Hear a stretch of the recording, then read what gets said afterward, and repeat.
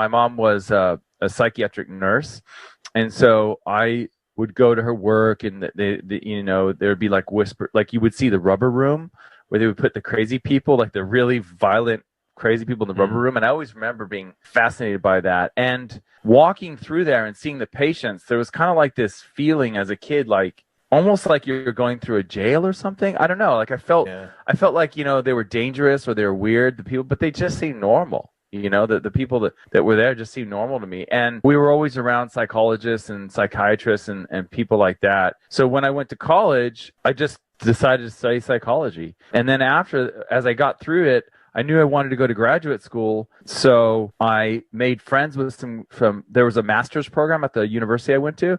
And I was talking to some of them, and I actually ended up taking some master's level courses right before I graduated with my bachelor's. And one of the guys there, he was working for a jury consultant. And I thought, that's interesting. And I thought, that's a really cool job, because it's the kind of, so I was thinking, what can I do? What kind of job can I have where I still have time for surfing? And that was my whole thing, right? And so I thought, if I was my own boss and I did this jury consulting thing, I could kind of work my own hours and stuff. And, I would have the mornings for surfing or whatever. And so he was telling me about it. And so I was really fascinated by the fact that this graduate student was doing like grunt work basically for a couple of jury consultants. And so I applied for psychology and law programs in the US and Canada. I applied it saved up my money and applied for 26 graduate schools. I think I got into 3, and so I did that. And then after I graduated, I went and did the jury consulting thing, and I hated it, because you're always working for the bad guys. You're always working for the defendants that should be sued.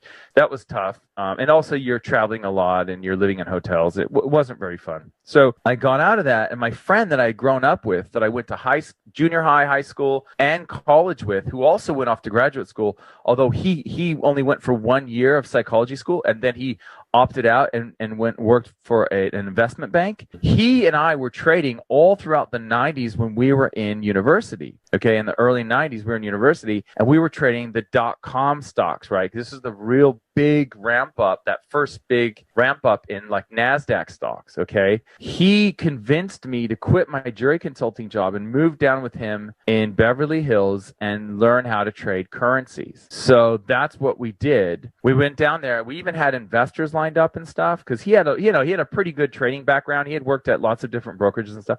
So he told me to go and take this class. I took the class. I think you've taken the same class, right? We talked about the guy. I took that class too, yeah. Yeah, the thing, which is funny. It was like a little ad in the LA Times. Yeah, it was like a weekend or something, right? Yeah. Well, I think mine was 5 days. It was a week. Oh yeah, 5 days. I'm sorry, it was a week. Yeah, that's right. Yeah. But whatever. Yeah, it's the same dude. I know. We talked about. Yeah. So I took that class, and then we were trading our own money and stuff. And he tripled. I didn't really have much to do with it. He tripled it in 2 nights. And then by the end of the week, the money was gone. Blah blah blah.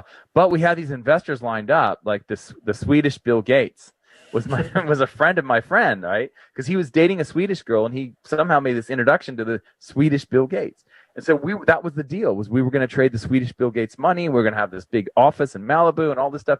And then September 11th happened, and the guy lost a bunch of businesses.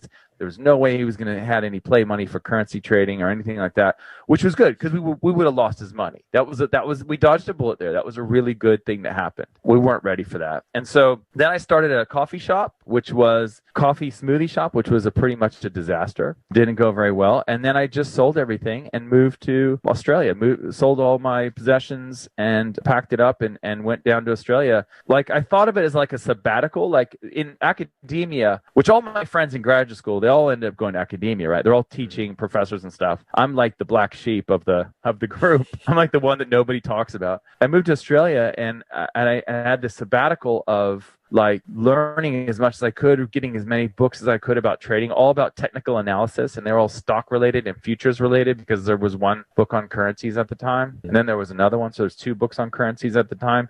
So I spent a good year and a half just learning it there. And then I had to get a job, because in Australia, visas and stuff, so I had to get a job for that. it wasn't anything more than just a job, When I finally could get out of that and still maintain my residency in Australia, that's when I got out of that job as soon as I could, because my trading was going really well at that stage. And so, and I think it does take the pressure off when you have another source of income for your trading. I talked to a lot of traders about that. So to put it, long story short, I was an absolute failure at business. My business I guess my first business where I didn't have any employees as a magician, I did all right.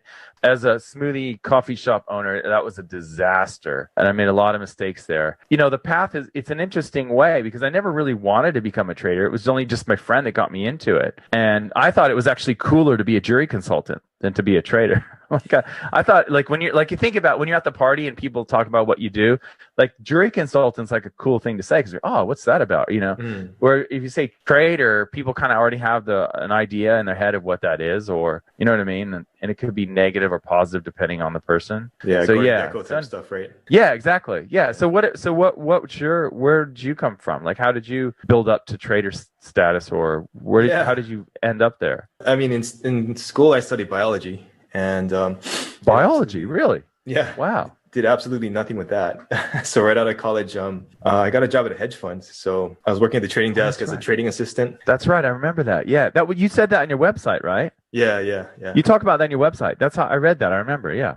Yeah, so it was a good introduction. I mean, it was a fixed income arbitrage hedge fund, so it wasn't too interesting to me because it was like all math and they were just like playing like regression to the mean basically. But I got a couple of years there. It was a cool experience. And then I went into IT consulting. So that was a little bit more stable. I understood it a little better and it wasn't like this, like an assistant job, right? So did that for a few years and then I tried to do real estate and that failed miserably. I found out that I don't like doing real estate because you have to talk to too many people and everybody's out to get their own little piece of the pie. We did a few deals, but after that, I was like, okay, got to go back to the job and figure this out. So then I've been on the side. Can you talk more about the real estate? I'm just curious. Yeah. So were you selling or were you putting deals together or what was your role? Oh, buying and selling. So like, late nights, no money down type stuff. Gotcha. Yeah. So so we did a few deals, like bought a house for $10 and then sold it and made like $30,000 profit or whatever, right? So I mean that was kind of cool in itself, but the whole process of it I just did not like.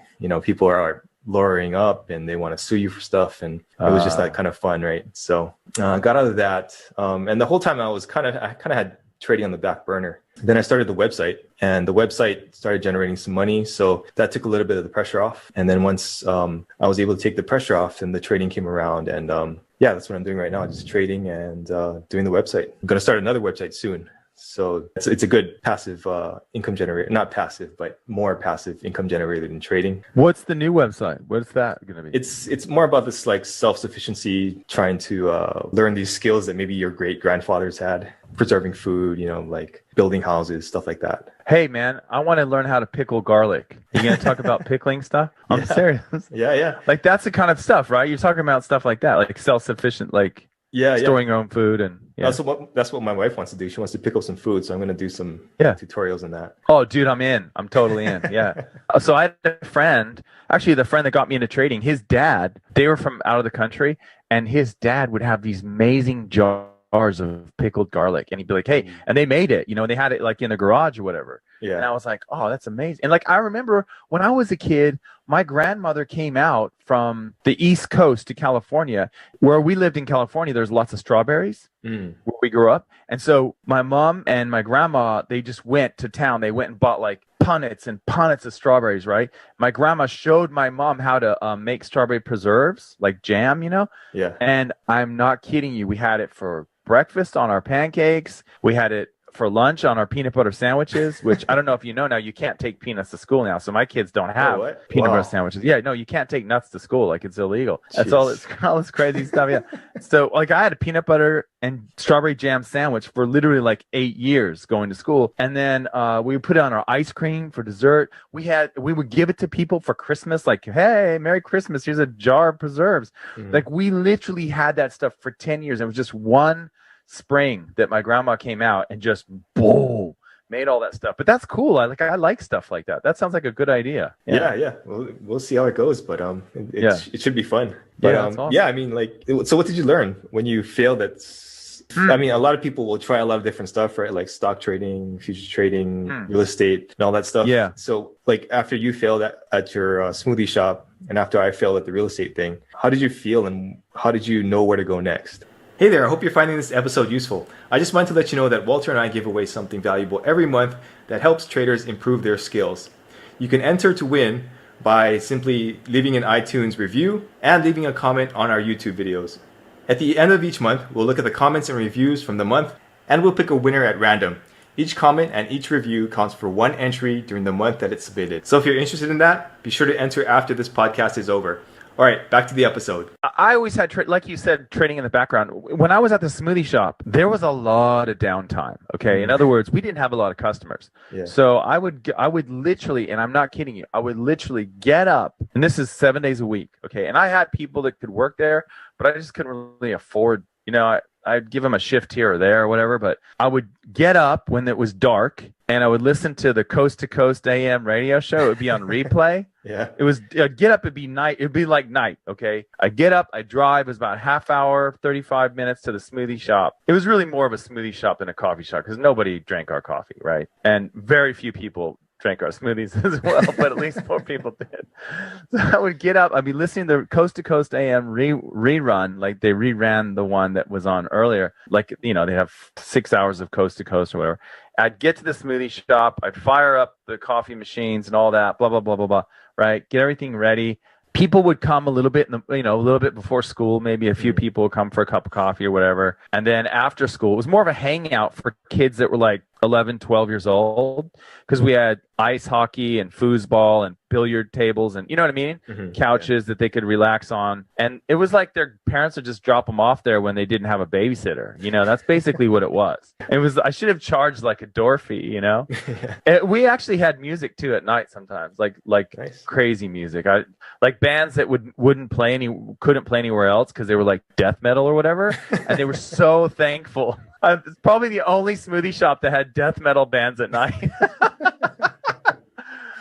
I can't see what could possibly go wrong. So why did this business take off? Yeah. So what I learned though is I was always looking at the charts. Yeah. During the day, because basically from about 9 a.m. to 1, 2 p.m., there was nobody coming in. We'd have a few people coming in at lunchtime. There was a company there that makes guitar preamps in that area. They make guitar preamps. I don't know much about guitars or anything, but apparently that's like a really well-known company. And the founder of the company, like the CEO or the president dude that the company's named after, he came in once, and then the whole, like all the secretaries started coming in and stuff and having smoothies. So they would come in at lunch, and then that was it. So I had all this time to look at the charts. I was following a signal service in South Africa. So whenever they gave their signals, I would take the trades and stuff. So, that's basically, and I was looking at charts and still trying to learn as much as I could about trading. There was a trader guy that actually came in there, like a broker dude, and we would talk and stuff, and I would, kind of learn things from him and bounce ideas off of him and stuff like that. But other than that, that was, all I really learned from it was, persistence and perseverance. Like what I've seen when I came to Australia and I convinced my one and only friend in Australia to come and live with me, he was like, dude, don't get down on yourself that you had a failed business. And I wasn't. I didn't really care about it. I was like, yeah, I tried it and whatever. But he was like trying to pump me up, even though I didn't need it to be pumped up. And he was like, I'll always bet on the guy with the failed business, man. He learned lessons and stuff like that. I'm like, okay, cool. Well, I'm not looking for any backing or anything, but thank you. Thanks for the vote of confidence and stuff. Like, it's so interesting that you asked this question because today I was listening to a talk by Malcolm Gladwell. You know who that guy is? Who wrote Blink and Tipping Point and Outliers. Yeah. He was talking more about outliers and how, like, they did this study where they got the 0.1% top IQ people, right? I think it was in California. And this guy in Stanford followed him around for like 50 years. And what he thought he was doing was identifying the movers and shakers of the generation by getting the genius level 0.1% over 140 IQ people. He thought that's who he was identifying, and he was going to follow this cohort every 10 years, right? And you know what he found? Go ahead. The IQ didn't predict anything.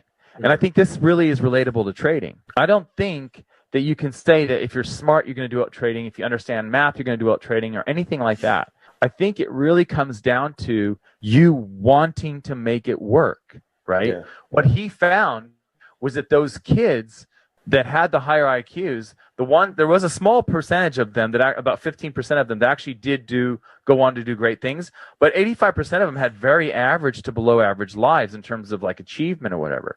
And he said that was because of where they grew up. So if they grew up in a household that was loving and encouraged learning and had books and stuff like that around, they did quite well. Basically like a higher class of opportunities. And the kids that didn't have that, they didn't. They just had like normal lives and stuff. And I thought that was kind of fascinating because a lot of people will assume it's ability, right? And and so I think for trading, it's not really ability. Like there are very incredibly simple trading systems that make money. But there are very few traders that will trade those systems through drawdowns, through the hard times, and learn enough about themselves so that they can kind of put things in place around them so that they continue to trade even when things get rough. And I think that's the same with business. Like I think today, if I wanted to go out and make a chain of smoothie shops, I could probably do a pretty good job of it because I learned a lot of things from, having, don't have death metal bands at your smoothie shop.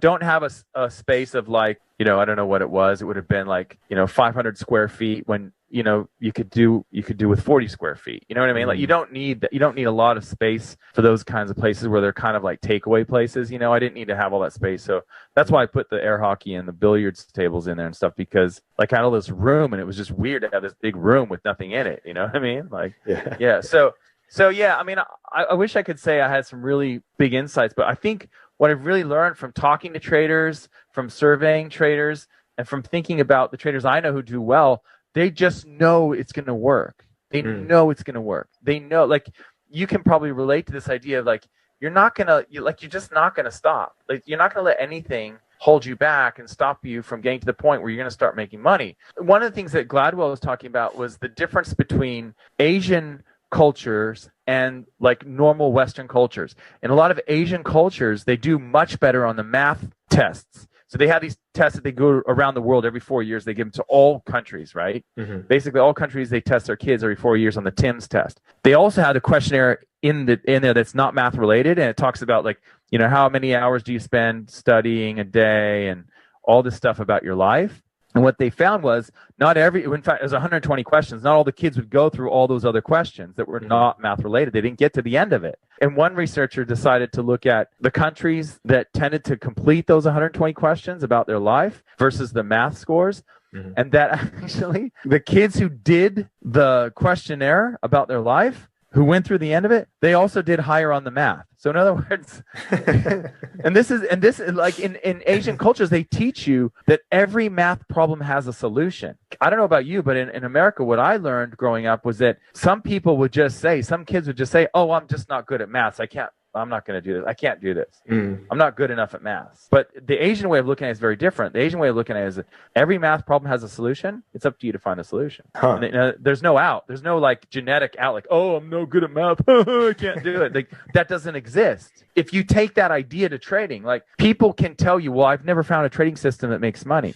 But there are traders that make money, right? Obviously. Okay. Yeah. So if traders make money, is it possible to make money trading? Yes. Okay. So can you find out what you can do to do more of what the traders who make money do versus following the traders who don't make money? What can you do to duplicate? If one person can do it, many can do it, right? And you can do it as well. What I've learned from trading is that. And I wish I could say that. I mean, it really comes down to persistence, I think. Persistence and the belief that you can do it. And I think also it sounds like, I mean, in my case, and it sounds like in your case also, that there's also a matter of interest, right? Like if you're really interested in it and you really want to figure out this puzzle, then I think you'll figure out how to do it. But if you're not interested, then you're just kind of, half-assed it and just try to get by and then make the quick buck or whatever, right? Yeah, absolutely. Yeah, absolutely. And you know what? What's interesting about what you just said is that the Turtles, when they did their screening, they were looking for people who were interested in games. Like that was the thing. And actually in the show notes, I will give you guys a link. There's this really cool guy. I don't know if you heard this guy named Naval. Do you know Naval? I've heard of him, yeah. He's an angel investor, right? And he had this thread that went viral on Twitter, right? About wealth. And, he was talking about I love listening to his interviews too. When he grew up, he was always doing like role-playing games. He was doing games, and he kind of looks at life and business as games and kind of figuring out what are the rules and how do you win this game. And I'm really big with that with my kids. I think like three things I think that are really important to teach kids from me as a father are the art of storytelling. So we make up a story every night, 2 stories every night before we go to bed. We make up stories. The other one is probabilities. So my kids know probabilities, and they're like 5 and 7. You know what I mean? Like they know probabilities. Yeah. And yeah. So probabilities, the art of storytelling, and then and then strategy games. So we play a lot of strategy games, like Naval was talking about, because I think that kind of, you can apply that to life. You know what I mean? Like I think back to the time when I was in academia as a graduate student, and there were certain academics that got a lot of attention, okay, and they kind of dominated their field, like even in a little tiny field of like child abuse and neglect, which I did some sort of ancillary research in at the time, right? And my mentor had a foothold in this area called child abuse and neglect. Okay, a very small sliver of psychology. But there were these people that had these like larger than life presences at these conferences. You know what I mean? And they dominated it.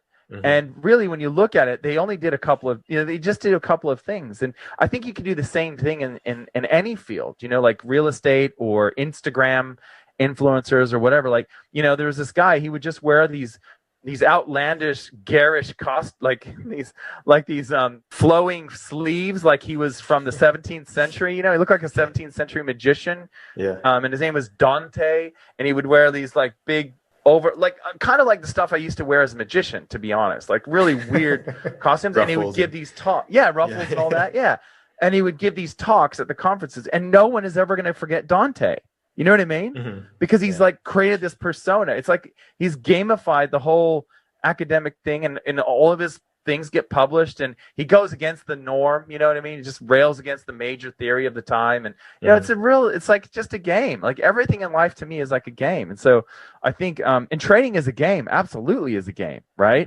And that's why the turtles were screened. That's why they knew to screen. They were looking for people who were interested in games of strategy when they got those turtles in there. They weren't just, they say that they could take anyone and teach them how to trade, but really they wanted people that understood games of strategy, because they knew that that's what trading was. It's about learning the rules and learning how to make it work and how to win. So No, I think that's a good point. I think also that brings up the idea that if you're doing something you really enjoy, then you're going to do it in your own way, right? You're going to make it yours. You're going to figure out how to have fun with it, like this guy dressing up or whatever. So I think it's the same thing in trading. You're going to, some guys like the big R trades, some people like the consistent returns, and you'll just figure out a way to do it for yourself. And what you just said, there's a neurochemical basis for that too.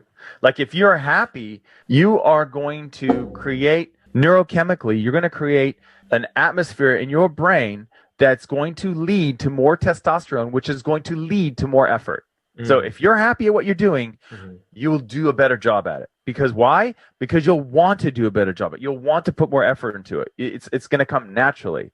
Whereas if you're slogging around at some job that you really hate, like you're not going to be a winner. Like you're just not. You got to do what makes you happy. I mean, I know it sounds all new agey and all that. Like, do what makes you happy and do what, but it's true. Like neurochemically, it's absolutely true that will make you try harder. Like in your brain, if you're happy at what you're doing, you will try harder and you'll get better at it. And then now it's going to snowball, right? Secret to life. Yeah. On that note. All right. Thanks, Walter. Thanks. All information in this podcast is for educational and informational purposes only and is not trading or investment advice.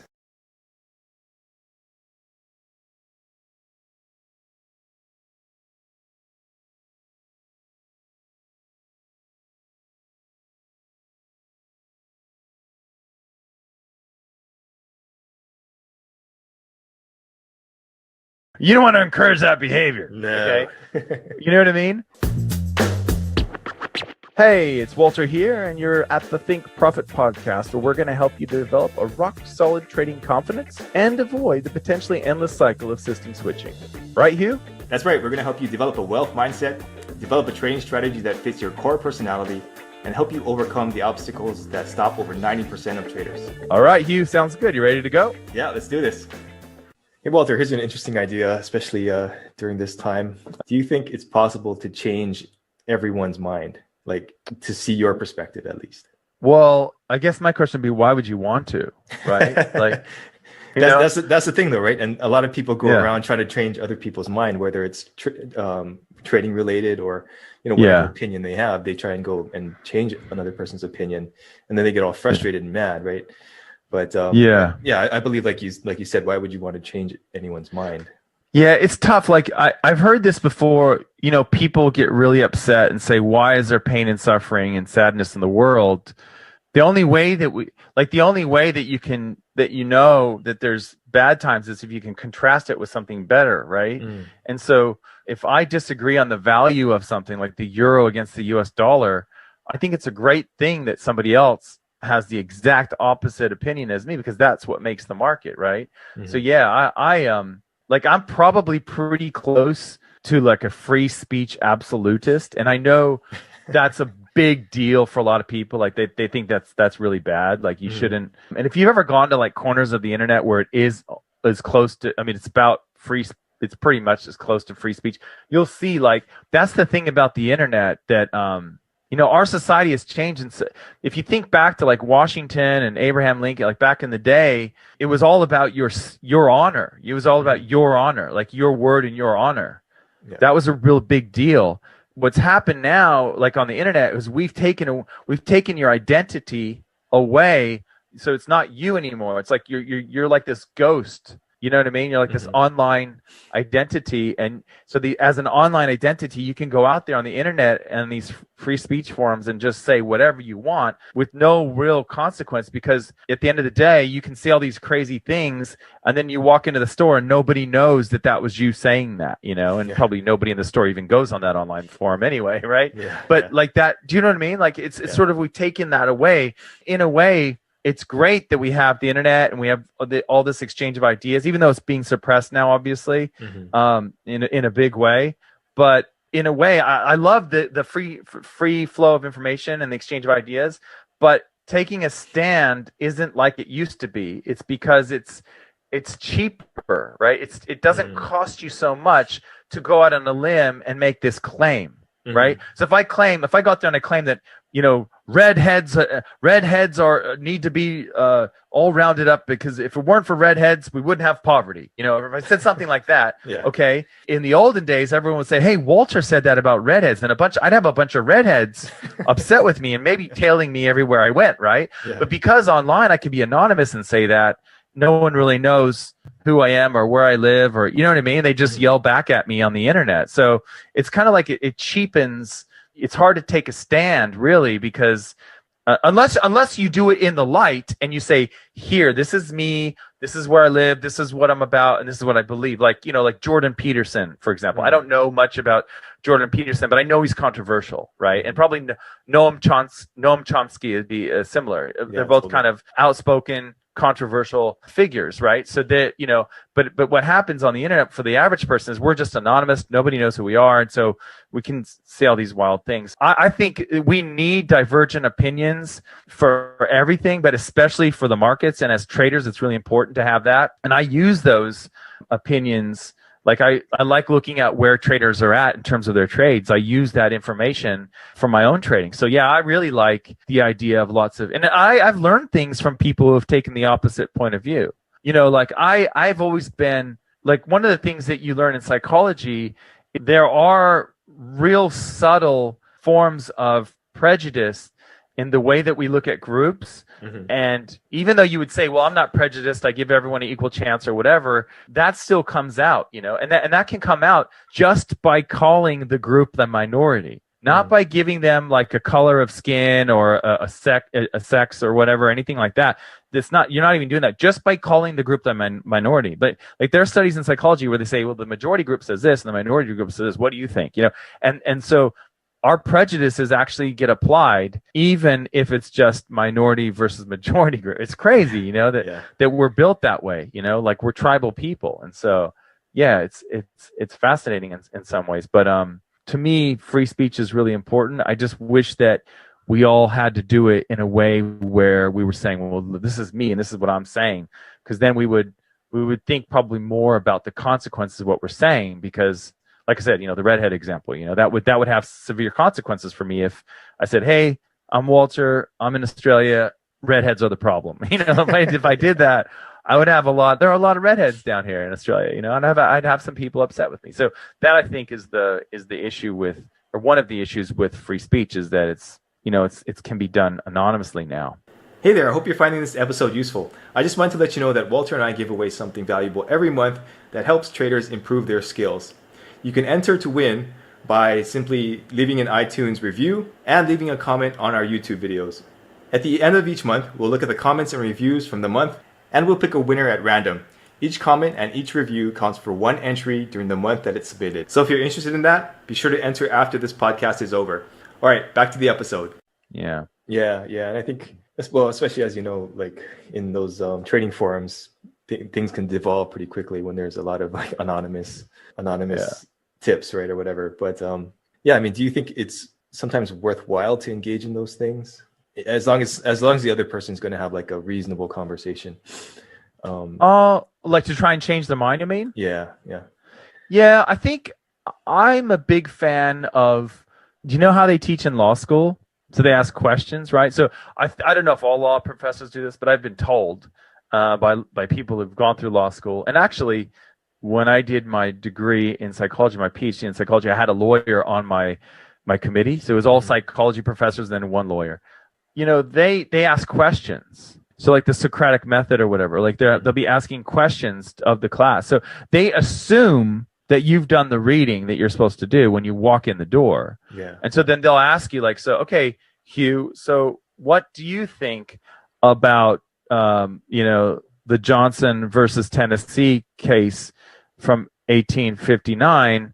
Do you think that would apply to today's, big tech questions or whatever? You know what I mean? Like so they're asking you to apply that. And so I think that can be really useful also in anything like with trading or whatever. You say, okay, like for example, one of the traders in my forum now, he's got the system and it looks pretty good to me. And he's like, well, I want to like improve the win rate or whatever, you know what I mean? Mm-hmm. And I want to apply this sort of money management system to it and this and that.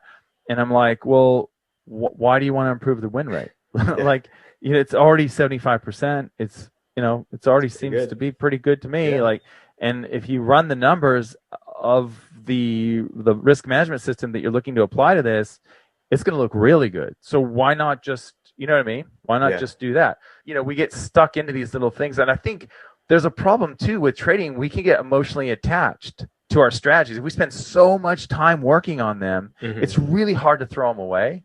Whereas if we have like 100 strategies and we see one that's just not working anymore, we can just see you later, goodbye. But if we've only got 2 and we're emotionally invested, that's tough. That's really tough to be able to put it aside, because what else are you going to do? You got to start from scratch again. So I think it's really important to always be testing and looking at new ideas. For me, anyway, that's important. So I think the best way to get someone to that point is to ask them questions. Like kind of lead them. And women are really good at this. Like, some women will say, "Yeah, you're wrong," but that's more of a guy thing to do, right? Like, "Oh, you're an idiot," you haven't even looked at it, have you? Whereas women will say they'll kind of this subtle way, like, "I see, that's interesting. So what do you think about this?" And they're trying to get you to get there on your own, sort of thing, And I think that's a more useful way than to say you're wrong. Just kind of gently get them to come to their own conclusions that perhaps, for example, focusing on win rate is not the be all and end all for your trading, right? Maybe you're already there. Maybe you're okay with a 75% win rate. Maybe that will work for you. And maybe instead you can just now start to look more at your risk rules. Yeah. Yeah, no, totally. Along the lines of like this whole censorship thing and, some posts getting taken down or whatever from the various platforms. Do you think that's going to lead to like more second guessing in the trading world? I think it will. Like if people aren't free to like fully express what they're thinking about in trading or in any other part of their life, like I think that might start to make them second guess their own opinions, their own beliefs, and maybe not, go forward with a trading system when it obviously works, but they're just second guessing themselves. Do you kind of foresee that happening with all this? Well, it could be, or they could just go off and break off in like their own little enclaves or whatever, right? Yeah, Like yeah. away from the mainstream. It could just fracture the groups. So, for example, there are videos on YouTube, and you can show this clearly, where the numbers have been they've been fudged. Yeah. Okay, so there's been videos on YouTube where they've reduced the down votes or the thumbs downs or whatever, you know what I mean, and stuff like that. In some ways, like doing stuff like that is just going to point out to the quote minority that they're, that it's obvious that they're in the majority. You know what I mean? Like that, just like at a certain point, like for example, I'll give you an example. Okay, let's say, okay, where I live, a lot of people have young families. Okay, in Australia, there's a bit of a population boom at the moment, right? Lots of kids everywhere. If you have a daycare, you have a license to print money. Believe me, you will never have, like, at least in the next 10 years, you're going to be full, and you're always going to be full, right? You just need more rooms, right? You need more teachers. Okay, so if you have a daycare center, you are loving it. If you were trying to, like, let's say you had a bookstore, okay, and in your bookstore, you decided that you weren't going to have any books, any children's books, or any books about parenting, okay, because you just think the world's overpopulated. Like, you don't want to encourage that behavior. No. Okay, you know what I mean? Yeah. What's going to happen to you if you do that? What's going to happen to you? Well, if you live where I live, where there's a lot of kids and a lot of families, like, they're not going to go to your bookstore. Like, if word gets out that you're anti-kids and anti-family and anti-population or whatever, they are going to boycott you, right? And I think the same thing could possibly happen with what you're talking about. If we're talking about the same thing, where you have these big spaces on the internet where they're obviously fudging the numbers, pushing people out that that have the wrong ideas or the wrong point of view, and they don't want them in there, and they want to keep people that are, so it's a little tight echo chamber where everyone kind of has the same thoughts and stuff. What's going to happen is that group, whether it's the majority or the minority, they're just going to break off, and they're going to start their own bookstore that's just for families. It's all kids books and all, you know what I mean? I think it's like drugs. What happens when you make drugs illegal? What happens? Well, the price just goes up, right? I mean, I think so. Making certain thoughts and statements illegal, in a sense, and suppressing them is just going to push them somewhere else. I think it's the prohibition of ideas. There's a big group of Christians in China, right? It's illegal. There are religions in China that are illegal, like Falun Gong. There are these groups that have been made illegal in certain places, and they still exist. There was the Underground Railroad in the United States, right? When slavery, they had the Underground Railroad. So I think that's how I see it. I don't know. Maybe I'm wrong. Maybe people will just second guess themselves and go, "Oh shucks, I was wrong," or whatever. Why was I thinking that? But I think especially in the United States, like, the people in the United States historically have been very independent thinking. It's so funny. I love living overseas because you get this other perspective of the States, and they say, it makes me laugh every time when people say things like people in the States are so simple-minded, or they never travel, they never go anywhere. Like in Australia, they used to. People used to travel everywhere, right? I'd see so many Australians in Europe and stuff. Yeah. Every Australian winter, they're up there in Europe. But yeah, so they would say things like that, and yet then they would, like, put on their blue jeans, invented in the United States. They'd be on their iPhone, invented in the United States. Watching The Simpsons on TV, laughing that night. The Simpsons. From the United States. You know what I mean? Like reading the New Yorker on the weekend because they're so educated. You know what I mean? Like it was just bizarre to me that there's that disconnect. But I think in the United States, they're very independent. People have this culture of independence, the cowboy, the Lone Ranger sort of thing. And I think that even though there is currently this free speech clamp down and there's a censorship culture going on right now and people are getting canceled all over the place, I think it's going to eventually, it'll kind of restabilize and get to homeostasis where it's, the First Amendment isn't under threat. As funny as that sounds, I think it's going to eventually get there. I think it will. I think it'll eventually get to the point where kind of balances back. But Yeah, we'll see. I hope so. I definitely hope so. I mean, Me too. Unless you're in California, then you're in law school. Yes, in California, that's right.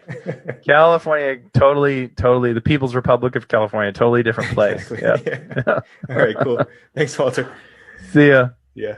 All information in this podcast is for educational and informational purposes only and is not trading or investment advice.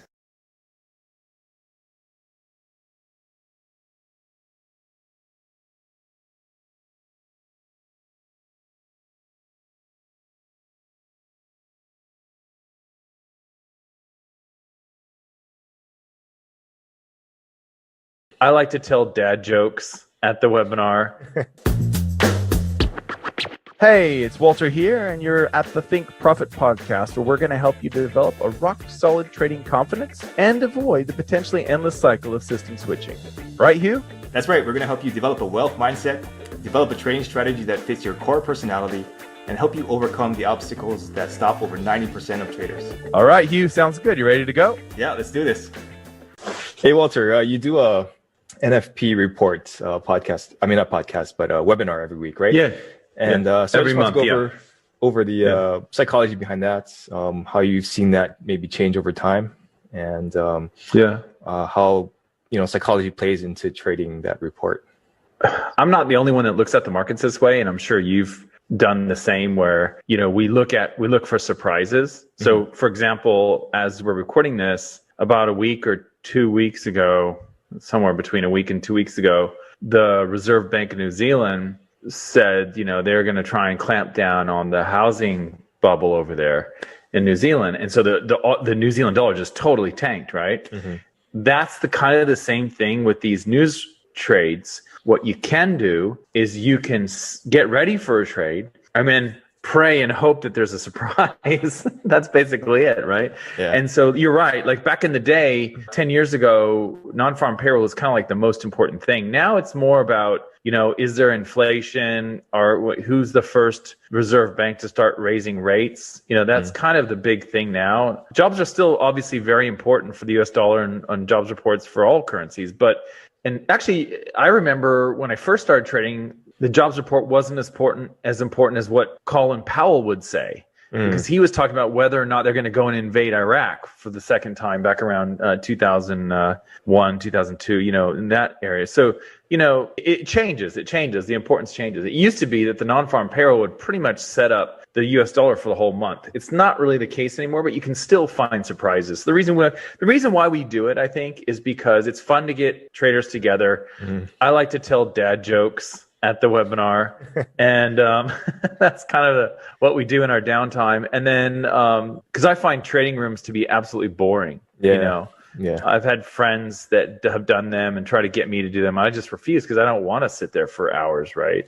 But we usually do sit there for about 45 minutes or an hour to see if it sets up. So yeah, you can do this with any sort of surprise. The Swiss National Bank had the surprise on January 15th, 2015 with Frankengeddon, right? When the Swiss franc totally appreciated so quickly. So they happen all the time. The flash crash, all these, if you had a tsunami or something, like these things will happen. They don't have to be economic news reports. But obviously with an economic news report, you have the advantage of actually knowing when it's going to happen. So you can kind of set it up. That's basically it. Hey there, I hope you're finding this episode useful. I just wanted to let you know that Walter and I give away something valuable every month that helps traders improve their skills. You can enter to win by simply leaving an iTunes review and leaving a comment on our YouTube videos. At the end of each month, we'll look at the comments and reviews from the month, and we'll pick a winner at random. Each comment and each review counts for one entry during the month that it's submitted. So if you're interested in that, be sure to enter after this podcast is over. All right, back to the episode. Yeah, for sure. And these things change over time, like you said. Like one report might not be as effective or at finding trades as another one. And then they could also do things like change how they calculate GDP, right? And that can... Oh, yeah. Really you're absolutely right. Yeah. So the consumer price index has been changed in the U.S. and they don't. I think they don't look at fuel and food now as part of your everyday costs. Because which I find interesting. nobody's like paying for that, right? So yeah, no one has to go anywhere or eat anything, right? Yeah. And right now, like if you talk to the people who are deep in the economics world, like the hedge funds and stuff, in the fundamentals, they're going to talk about bonds, which is fascinating, I think, because what we're seeing in a lot of emerging markets like Brazil, you can even look at China, and here in Australia, what's happening is there's signs of inflation. And so if it keeps going this way, the reserve banks are going to have to do something, and they're probably going to have to raise rates. In Australia, they decided to spend $4 billion in the bond market to try and push it down, and it's not working. A day. 4 billion a day. So it's really a kind of a tricky thing. I believe that we've seen the bottom of the interest rates, like as in December 2020, and I think that like they might be going up for the rest of our lives. So it's interesting times, actually. It'll be really interesting to see who blinks first, which central bank starts to ratchet up rates first, and I think that'll be make for some really good trends in currencies over the next 2 or 3 years. So if things go as I think they will, which I think is, we're going to start to see central banks have to reckon with inflation, which is showing up right now in the bond market. But I mean, that's all fundamental stuff. Doesn't really matter. I can still just look at the charts and trade it. I don't like going into fundamentals, but you kind of have to if you're trading the news, like you said, if you're doing these news reports. Yeah, sometimes you can get way too deep into it and like get into things that don't matter, right? But yeah, I mean, exactly. Same thing in the US. Like the rates can't go any lower, and if they raise rates, then they're going to be paying all this interest, right? So yeah, it's going to be tough. Let's see. It's a tricky thing. And like the turtles, they never looked at that. They just when they taught those guys how to trade, they didn't, like, that wasn't part of the deal. They were just supposed to wait for the 55-day breakout. You know what I mean? Like, yeah. It's so funny. It's so funny that like, and you can watch TV all day, and literally every single person that comes on that business channel, that the CNBC or the Bloombergs of the world, or the what's it called over here, Sky News. Like, they have Sky News in Europe, in England too. But it's just like every single person that comes on can have a different opinion about what's going to happen. That's the whole fundamental world. Whereas it's great as technical traders, we don't really have to.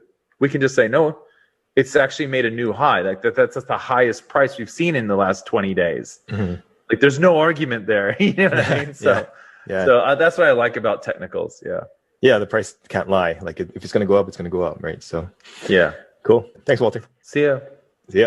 All information in this podcast is for educational and informational purposes only, and is not trading or investment advice.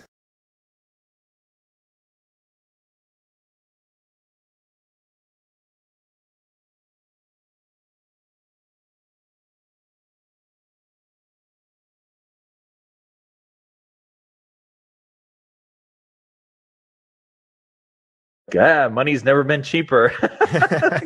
Let's get the bids rolling, Hey, it's Walter here, and you're at the Think Profit podcast, where we're going to help you develop a rock-solid trading confidence and avoid the potentially endless cycle of system switching. Right, Hugh? That's right. We're going to help you develop a wealth mindset, develop a trading strategy that fits your core personality, and help you overcome the obstacles that stop over 90% of traders. All right, Hugh, sounds good. You ready to go? Yeah, let's do this. Hey, Walter, I know we talk about psychology here a lot, but what do you think is going to be the big investments for the next 5, maybe 10 years? What do you see as things that are going to trend up or trend down or whatever? That's interesting. I'm going to be contrarian and say that I think the US dollar is going to appreciate from 2021 to 2023. Okay. So over the next 3 years, I think the US dollar is going to go up in value, believe it or not. I also think that gold is probably going to go down or stay about where it is, which is also probably contrarian. A lot of people are bullish on gold. Yeah. I think that XRP or Ripple will go up because I think that there will be a world financial system based on blockchain, and I think Ripple is the most likely candidate for that. So I think that'll go up in value because there'll be a lot of demand for it. Because right now, like if you send money, a lot of people may not know this from trading world today because it's so easy to fund your account. It used to be back in the day when you funded a trading account, you'd have to go into the bank, you'd fill out this long form, and you would have to wire the money from your account to the broker's bank account, right? And make sure that you had all your numbers correct, so they, accredited your account and all that, right? Because your money's like in a pooled account, right, at the brokerage. What I didn't know then, though, is that was basically like an SMS for banks. So they were sending text messages. That's why it never works the first time, right? Yeah, exactly. Exactly. It never worked. Yeah. So anyway, so with blockchain, it'll be a lot safer. It'll be instant and all that stuff. You don't have to wait for the text message and all that. So I think it's already headed that way. You can see it. The only real question is where. So I would say if there's three things I would say, oh, and I should mention the difference between gold in your hand, silver in your hand, and buying paper gold, paper silver. So I think that physical gold and physical silver may actually go up in value, but there's kind of divergent markets now. And I think the physical gold market is different from the, buying it on a chart sort of thing. So that's important too, to note. So I think that gold's going to be choppy. I think that Ripple will probably go up quite a bit in value in the next 5 years. And I think the US dollars is probably going to go up as well. And I know everyone's, called the death of the dollar now, but I think it's probably going to go up between now and 2023. But we'll see. We'll see what happens. Yeah. What about you? I think they're really printing right now, right? So in the next 1 or 2, 3 years, it's still going to go up along with the stock market, probably. Yeah, I don't know. Yeah. Yeah. Well, for me, I think crypto is a good one, especially Bitcoin. I think it's a network that's really it's almost impossible to hack at this point. So I think a lot of people are going to use that as a store of value. And then I think a really underrated crypto, not underrated, but an underrated asset or a category of crypto is going to be like the privacy coins. So people I think are going to get more into like how to transact privately. Yeah, I agree with you. I think gold and silver are still going to be controlled. So they're just going to go sideways, even though they should be worth more. And then I think commodities are going to be a big one, especially like food stuff. I think those are going to start increasing in price because there's going to be some sort of shortages around the world. So could be something to watch out for. Obviously not advice. We're not giving advice here, but just some opinions. Yeah. That's interesting. I think you're right about, I think specifically water is a big one. So in those countries like the US and Australia, where you can actually buy rights to water, I think that's big. In fact, I have a friend who trades that. Like that's his job. He trades in the water rights stuff and the water market. And it's very illiquid, in Australia. It's not a very big market, but yeah, I think water is the key. I think water is one of those commodities that's going to be a big deal. I think you're absolutely right about that. Hey there, I hope you're finding this episode useful. I just wanted to let you know that Walter and I give away something valuable every month that helps traders improve their skills. You can enter to win by simply leaving an iTunes review and leaving a comment on our YouTube videos. At the end of each month, we'll look at the comments and reviews from the month, and we'll pick a winner at random. Each comment and each review counts for one entry during the month that it's submitted. So if you're interested in that, be sure to enter after this podcast is over. All right, back to the episode. I know we mentioned the stock market earlier. I do think that the stock market, probably stock markets, many like UK, Germany, Australia, US, I think they're probably, by the end of this year, by the end of 2021, I think they're probably going to start to roll over. That's my belief. And that by 2023, the highs will have been obvious. Like, I think it's going to roll over. So I think there's a little bit of a, like I was saying, that the US dollar is going to go up in value. I think with that, the stocks will go down. So right now what we see is US dollar values, the purchasing power of US dollars is down. So the stocks have to go up to stay the same, right? Right. I mean, it's kind of like, so I think the opposite might happen where if the US dollar becomes more valuable, the stock prices might actually go down, even though like relative to the US dollar, you might argue that they're the same or maybe a little bit less in value. But so I don't know. I just think my sense is that it's starting to roll over. And so, yeah, we'll see what happens. But I think the inflation, like the interest rates, are going to be key. I think that's the important thing. And as currency traders, we should always be looking at those anyways. Like interest rates are really one of the most important things for the currencies that you're trading. But certainly, I think that may be kind of the first domino to fall. And then we start to see these sorts of things unravel. We'll see though. It's going to be kind of fun to see where are the cryptos, where are the stocks, where does the money flow when money starts to get more expensive? Because when you think about it, anyone who's alive today has never seen money this cheap. It is so cheap to get money. In fact, that's what they say here in Australia at the auctions for property. The auctioneer will get up there. It's really big. It's really like common for Australian properties to sell by auction. They don't all, but a lot of them do, much more so than in the US or in England, right? And so they'll say things like, money's never been cheaper. Let's get the bids rolling, And so I think so this money has been so cheap. And so where's it been flowing? It's been flowing into stocks and artwork and cryptos and, classic cars and all these places. And so then when it starts to get more expensive, what happens in property, of course, where does it move from there? Where's it going to start flowing? You remember years ago when we had the obvious carry trade where money was flowing from Japan, where it was cheap, to London, where it was relatively expensive.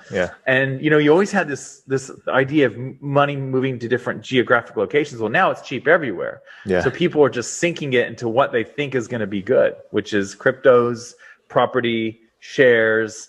I would argue even the artwork and even like trading cards have been inflated in value because of this. You know what I mean? And those things like NFTs, right? Yeah, exactly.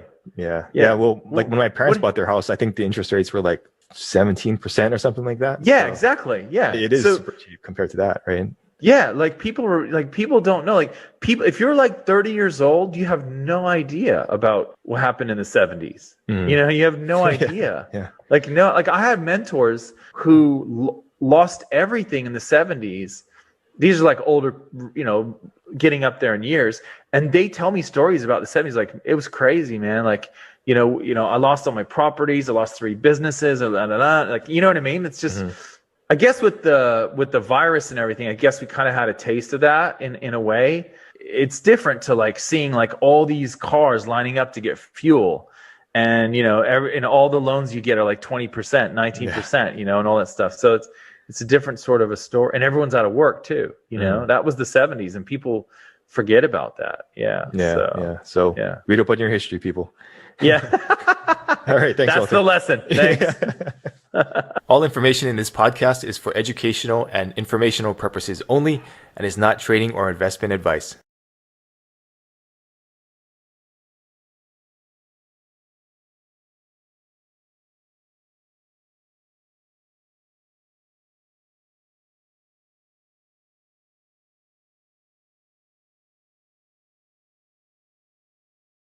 There's also a lot of value in reviewing what you're doing and finding joy in the process itself. Hey, it's Walter here, and you're at the Think Profit podcast, where we're going to help you develop a rock-solid trading confidence and avoid the potentially endless cycle of system switching. Right, Hugh? That's right. We're going to help you develop a wealth mindset, develop a trading strategy that fits your core personality, and help you overcome the obstacles that stop over 90% of traders. All right, Hugh, sounds good. You ready to go? Yeah, let's do this. Hey, Walter, everybody has some sort of addiction in some small or big way, I think. And how do we harness that and like turn it in a different direction or a more positive direction instead of like a negative direction? What do you think about that? Yeah, that's really good. That's a really good point. So you kind of see that with people who are like addicted to eating when they get depressed or sad, and then they end up getting addicted to exercise or something like that. I think what you want to do is think about break down the chemical thing that's happening at a basic level. And this is going to be super basic, right? And I'm not a neuroscientist, but I know just enough to be dangerous. And I'm married to someone who knows a lot about the brain. So let me tell you that. So let's talk about this. You do something that you're addicted to. Okay, what happens in the brain? It doesn't matter if it's like sex or food or danger. Like you like to do dangerous things like skydive or surf big waves or hunt crocodiles or whatever, something that's like really crazy, right? Rock climbing without a rope, whatever that's called, free climbing or something. Yeah, so stuff like that, right? So what happens in the brain is basically you get a flood, or drugs, you get a flood of the happy chemicals, right? That make you really happy. All right, so what happens over time is you kind of get used to that. So you build up a tolerance. So you have to do more drugs, you have to do scarier rock climbs, you have to surf bigger waves to kind of get to that same level. if you know that you want out of that, you could do a 12-step program, right? Those are pretty popular. And you know, they have a pretty good track record, right? Mm-hmm. But if you don't want to do that, you could shift your focus into something that you want to be really vigilant. So with trading, you could just shift over, let's say you really want to start following your rules of trading. You're like a random gambler, right? Mm-hmm. You see some tips, you read an article on FX Street or whatever, you see one of your videos and you say, oh, Hugh likes Bitcoin, so I'm going to go in on Bitcoin or whatever, right? Like you're all over the map. So what you can do now is just focus on this specific idea of rewarding yourself, of getting that flood of happy chemicals in your brain when you do the right thing. So what you do is you reward yourself for following your trading rules, right? That's a really good way to shift on, and it works with anything. So like you would reward yourself for sticking to your diet, right? So what do you like to do? Well, you like to eat. Okay, well, what do you want to do? Like, how do you want to reward yourself for sticking to your diet? Well, maybe you go out and buy yourself a new dress or a new set of golf clubs or whatever, right? So you're just you're trying to move the focus away from what you've sort of used as your crutch to what you want, right? To what you want to change to. So like procrastination is a big one. A lot of people procrastinate. What you can do then is you just set up this reward system and go, look, if I don't procrastinate, on this thing that I'm supposed to do every day, 5 days out of the next 7, then I'll buy myself a movie or whatever. Like, I don't even know if you can go to the movies anymore. We can't over here. I don't know if they're open over there or what. Like, I don't know what's going on. But yeah, something like that, or buy myself a book or a trading course, or take myself to frozen yogurt. If I follow my diet Monday through Saturday, then on Sunday I can go and get a frozen yogurt, right? Or something like that, right? Just treat myself. So you kind of want to make it into a game where you win the game by doing the right thing. And so, because we fall into those habits. The other thing is to have someone to be accountable to. And that's why the 12-step stuff works, because you get people who are like your sponsor or whatever, and they're like, okay, like, you have to fess up to your sponsor and say, no, man, I actually had a drink yesterday or whatever, right? So yeah, having someone that you're accountable to every week that you talk to and you say, okay, this is what I did, this is what I'm working on. So it went well 3 out of 4 days or whatever. So yeah, that's how I look at it. Do you have any ideas on that? Yeah, I think, that's obviously really important to have a little bit of that dopamine hit, I guess, right? When you do something right. But I think there's also a lot of value in reviewing what you're doing and finding joy in the process itself. So are you maybe trading in a way that's too stressful for you? I find this a lot. Like, people want to day trade. They want to they have this idea of like sexy day trading, right? Like making $2,000 a day or whatever. But in reality, most people would probably do better just swing trading. So I think just reviewing the process, do you find the process fun? Is your filling out your trading journal, could it be easier or could it be more fun? I think that's a really good way to entice yourself to keep on going, because you find the process enjoyable, or you maybe have a trading strategy that, has a small stop loss and a big winner. Some people like that. Some people find that fun, or some people like having consistent winners that are just maybe 1R, and some people enjoy that. So I think there's something to look at there also. Yeah, and I think you bring up a really good point about the process. And one of the things I learned at the last FX Street conference that they had in Barcelona, I don't remember, 2013 maybe or something. No, it was maybe 2011. It was a while ago. Anyway, one thing I was thinking about there, which really, there's a lot of great traders. There's a really cool conference. I wish they still had it, because it's, a lot of the presenters there, they would come back like in future years, because it's kind of small and it was really good. Anyway, one of the things I was thinking about there was this idea of embracing the unknown. And I was thinking about like how as traders, that's our whole job. And it's so different to everyone else who they go to work the same road, they walk in the same door, they say hi to the same people, they sit down at the same desk, like they do all this stuff every single day. It's so boring. The same meeting on Monday, whereas traders, it's so cool that we actually have this different thing. Like, I might not take a trade today. Maybe I will take a trade today. Maybe my other trades I took last week are going to be losers today, or maybe they're going to cash out, or, and so we get paid for uncertainty. So whereas some people know they're going to get that paycheck every month or every 2 weeks or whatever it is, we don't know that. Like you're saying, like part of the process, I believe, as traders, is that we get to embrace the uncertainty. We get to say, you know what? I don't know what's going to happen in this trade. I really don't. I know I have about a 46.5% chance that it'll work out, which means, of course, I have a 53% chance it's not going to work out. But it's kind of cool knowing that, you know, I've put it in. It's in the platform. We're going to see what happens now, you know, and I'm either going to get paid for this or I'm not. And a lot of people, they don't want to do that. And that's why, you know, your job is to be a trader. That's why you get this job, because a lot of people don't want to do it. So, yeah, so I think that idea of looking at uncertainty as a good thing, and we try so hard to make the uncertain certain, like we'll add a new indicator, or we'll do another back test, or we'll try something to make it so that we feel like we have more control. We won't take this trade, or we will take that signal, and yet it still is just a roll of the dice. You just don't know what's going to happen on any given trade. You really don't. And if anyone doubts that, you can do that in your journal. Write down how likely it is to work out and see if you're right.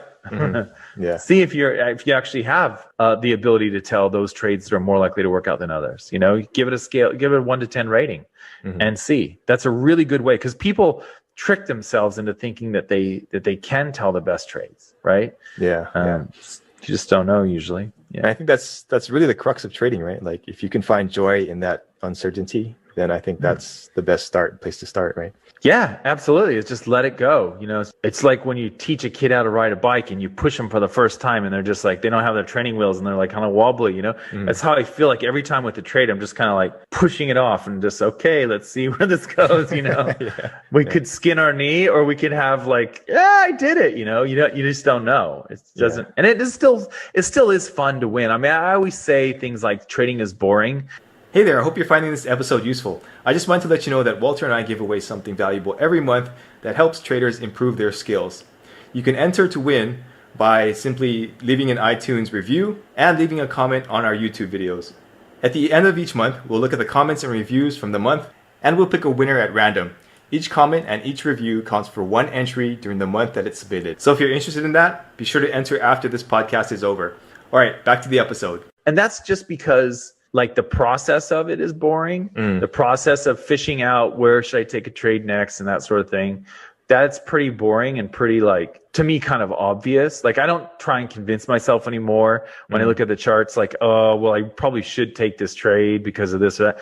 I usually know, like, straight away. I look at the chart and I go, yep, within seconds. Like 2 seconds, I can tell looking at a chart if it's usually really obvious. So in a way, it is boring, right? But it still is exciting, because you don't know the outcome, the uncertainty. That's what you get paid for. And people don't want that. People want certainty. People want a paycheck. And so that's what's cool about trading, is that we get to get paid for taking on risk where other people won't. And so, hey, enjoy it. It's fun. Yeah, I think it's also a skill that not too many people can master. So when you do have that successful trade, I think it's a confirmation that you're doing the right thing also, right? Yeah. It's very rewarding, isn't it? I mean, like putting all the time in that you've put in, Hugh, putting all those years, all those back tests, and getting to the point where you know you can make money is it's like someone can't take that away from you. You know, it's like having a degree or something, you know, it's like, yeah, you did the work, you got it.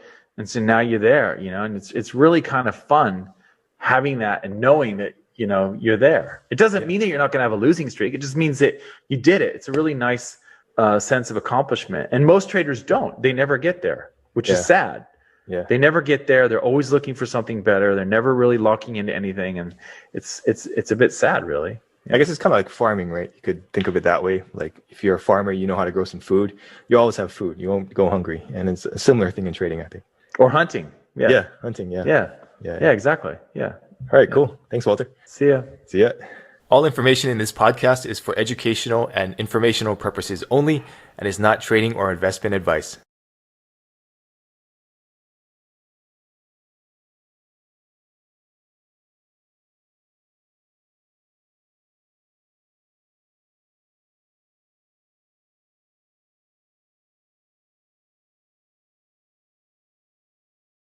And I think it's just a matter of what works best for you, right? Hey, it's Walter here, and you're at the Think Profit podcast, where we're going to help you develop a rock-solid trading confidence and avoid the potentially endless cycle of system switching. Right, Hugh? That's right. We're going to help you develop a wealth mindset, develop a trading strategy that fits your core personality, and help you overcome the obstacles that stop over 90% of traders. All right, Hugh, sounds good. You ready to go? Yeah, let's do this. Hey, Walter, I'd be interested to get your opinions on this. Default mode network. It has some implications in terms of our ego, our ingrained personality. And some people say that if you interrupt that default mode network, you can change your personality, or you can, do certain things with your psychology. What do you think about that? Well, I've never heard that term before. So you're saying like we operate from like the basis where we operate is that's kind of our homeostasis or something? Like we're Yeah, at that's, comfort I level mean, there? in my personal opinion, the science behind it is a little circumstantial, but the idea I think is sound. But yeah, it's like certain parts of the brain or certain networks are activated when we're not doing something like really cognitively strenuous, and we're just kind of relaxing. Oh, And yeah. apparently those parts of the brain light up. So they say that that's the parts of the brain that are our true selves or whatever. So have Right. you seen anything like that? No, what I'm aware of in terms of like personality, Mhm. because it sounded like you were touching on that. Like they do say, like we used to think in psychology that they say your personality is formed by the age of 5, Yeah. and then you're stuck.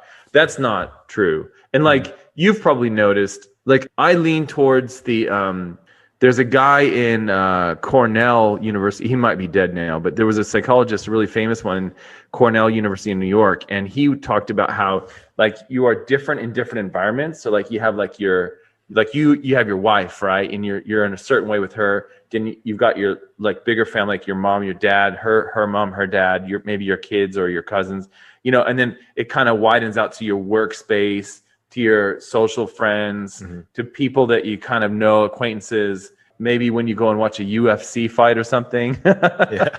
or whatever, or like go to a casino. You're different in different environments. Mhm. And so he talks about like these circles that get bigger and bigger.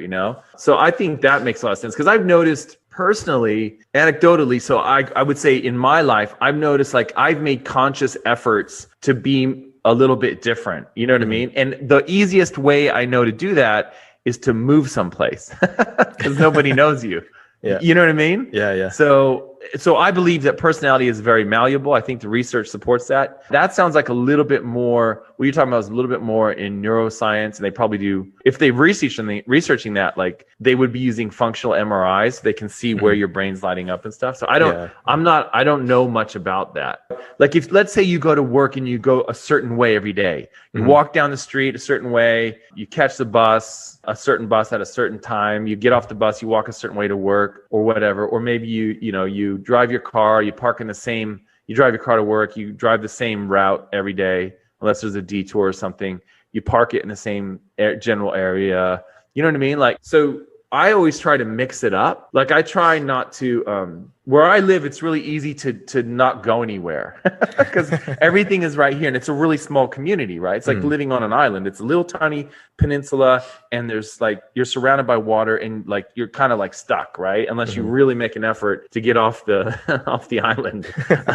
Which luckily there's several ways to go. You can go by car over a bridge, or you can go by boat or whatever. Like it's so easy for me to like walk to the store the same way, walk to my kids' school the same way. Like, you know what I mean? But Mhm. I think it's good to break it up and do different things so that your brain is somewhat uncomfortable. And that might be kind of what they're talking about. I don't know. Yeah, I think so. Um, yeah. Have you seen like Dr. Michael Parsinger's work on the God helmet? Well, No, he but I've heard about it. I've seen like a video or something. Tell me more. yeah. So he had a similar concept he called the binding factor, and he measured a 8 hertz signal. I think that went from back to front of your brain. It kind of just cycled, and he found that if you use magnets to interrupt that movement, you can kind of get certain effects. Like some people became a little bit more aware of things. Some people improved their psychic abilities. Some people saw God, right? And like 1% of them. So I think there is something to interrupting that signal or some signal that's in there, right? And that can be through doing your activities differently, or putting magnets in your brain or whatever it is. But I think Yeah. there is something to it for sure. Hey there, I hope you're finding this episode useful. I just wanted to let you know that Walter and I give away something valuable every month that helps traders improve their skills. You can enter to win by simply leaving an iTunes review and leaving a comment on our YouTube videos. At the end of each month, we'll look at the comments and reviews from the month, and we'll pick a winner at random. Each comment and each review counts for one entry during the month that it's submitted. So if you're interested in that, be sure to enter after this podcast is over. All right, back to the episode. Yeah, like to me, the general takeaway would be That's fascinating, by the way. Thanks for sharing that. Because I heard about the God helmet, and I just saw like a quick video or something about it, or somebody talking about it. You can actually get it. You can buy it. Yeah. Oh, right. Oh, cool. Yeah, I'm a sucker for those sorts of things. But I think the general takeaway would be like, break it out, like change your habits. Like, it's so easy as people to just fall in the same habits. You know what I mean? And it's thinking habits too. It's not just like physical things like walking to work or whatever, or, walking to the store or riding your bike to the store or whatever. Like, it's also thinking habits too. When you become a parent, it's like you see these patterns in your kids' thinking and you try and show them like there's another way. You don't have to always look at it this way. And I think we forget that we can do that for ourselves too. It's why it's so useful to have like a trading accountability partner, because they can often point out things from a different point of view, Yeah, totally. And so, or a mentor or whatever, like somebody that says, well, you don't always have to look at it this way. And just like you don't always have to act a certain way. You don't always have to have this sort of personality. You can have a different personality. Like when I was a kid, I was extremely shy. And the only reason why I was able to somewhat break out of that was because I started doing magic shows at a young age. So I had to learn to suck it up and get in front of a crowd, even though like when I'm 6 years old, it's only a crowd of like 5-year-olds, like 5 kids or whatever, but it's still like, I had to learn that, and we can do that with anything. We can do that with thinking habits. We can do that with physical habits. So yeah, I mean, that makes a lot of sense. It is tricky though. Like what the God helmet gets into, it sounds like, is that, these things are almost like hardwired. So it takes something drastic to kind of like break the connection and force it to go another way. Right. Yeah. So that's very interesting to me. I suppose that I would say that there might be other ways, like the nuns that had the brains of, what do you call it when they Alzheimer's. Yeah. So they had Alzheimer's brains when they scanned them, but because they did so much reading, meditating, and like just gardening, simple stuff, almost like they were in a Zen monastery, like these nuns, even though their brains look like normal Alzheimer patients, they were normal functioning. So, I think there's ways that your brain can, the whole plasticity of the brain thing where, the connections can go around, because Alzheimer's is basically like plaque in your brain, like black spots where it's like your brain, the connections have to go around, the neurons have to go around for you to function normally. And apparently, if you're very mentally active, that can happen. I think that's the case also with meditation. Like people that are lifelong meditators, I think it's the same sort of deal where, you start making these connections. Perhaps, I'm not read up on the research, but perhaps that's the sort of thing that would maybe give you a similar effect, to what you're talking about. So yeah, no, I totally agree. I think there's a lot of different ways to get there. Like you could do meditation, you could do whatever, the God helmet, you could do psychedelics, you could do all that kind of stuff. And I think it's just a matter of what works best for you, right? Yeah, exactly. Yeah. Like so many things. Yeah. Yeah. Okay, cool. Thanks, Walter. Thanks. All information in this podcast is for educational and informational purposes only and is not trading or investment advice. I think from my perspective, one of the really underrated things is lowering your expenses every month. Hey, it's Walter here, and you're at the Think Profit podcast, where we're going to help you develop a rock-solid trading confidence and avoid the potentially endless cycle of system switching. Right, Hugh? That's right. We're going to help you develop a wealth mindset, develop a trading strategy that fits your core personality, and help you overcome the obstacles that stop over 90% of traders. All right, Hugh, sounds good. You ready to go? Yeah, let's do this. Hey, Walter, what's like the most underrated thing that will get you to become a full-time trader that people really don't talk about? I know everybody talks about the trading system, they talk about the psychology, right? But is there something more basic or maybe more advanced that you would say is super important also? For me, I would say it's probably the way that you approach risk, because risk has been the thing that is probably, like, getting risk wrong has been the thing that probably has led to more traders quitting than anything else. It also has led to more traders getting frustrated more than anything else, I would say, because it takes so long to get a certain, to build your account to a certain size where your goals are, basically. So, for example, everyone always says risk 2% or risk 1%. Some strategies, if you risk 1%, you will go broke. Like, that's too much. Some strategies, if you can handle it, you can go more than that. Some traders might be comfortable doing something completely different. Like, you take let's say you have a $100 account, okay? And so in your $100 account, you risk $10 a trade or $15 a trade, something like that. So let's say on a $100 account, you risk $15 a trade. You might be able to build that up to $1,000 rather quickly. It also might blow up the account, right? And if it blows up the account, you say, well, it was just $100, I'll try again, sort of thing, right? And then when it gets to 1,000, maybe you decide that instead of risking 2%, which would be $20, right? You decide, well, I'm going to risk 5%. So you're risking $50 a trade. Again, this is a little bit more than what most people are used to, but it could build your account to 10,000 rather quickly. And then when you get to 10,000, maybe that's when you're looking at 2 or 3% or something like that, right? Where it's closer to sort of the normal accepted level that everyone talks about. So that's a way that you can kind of get some fast traction.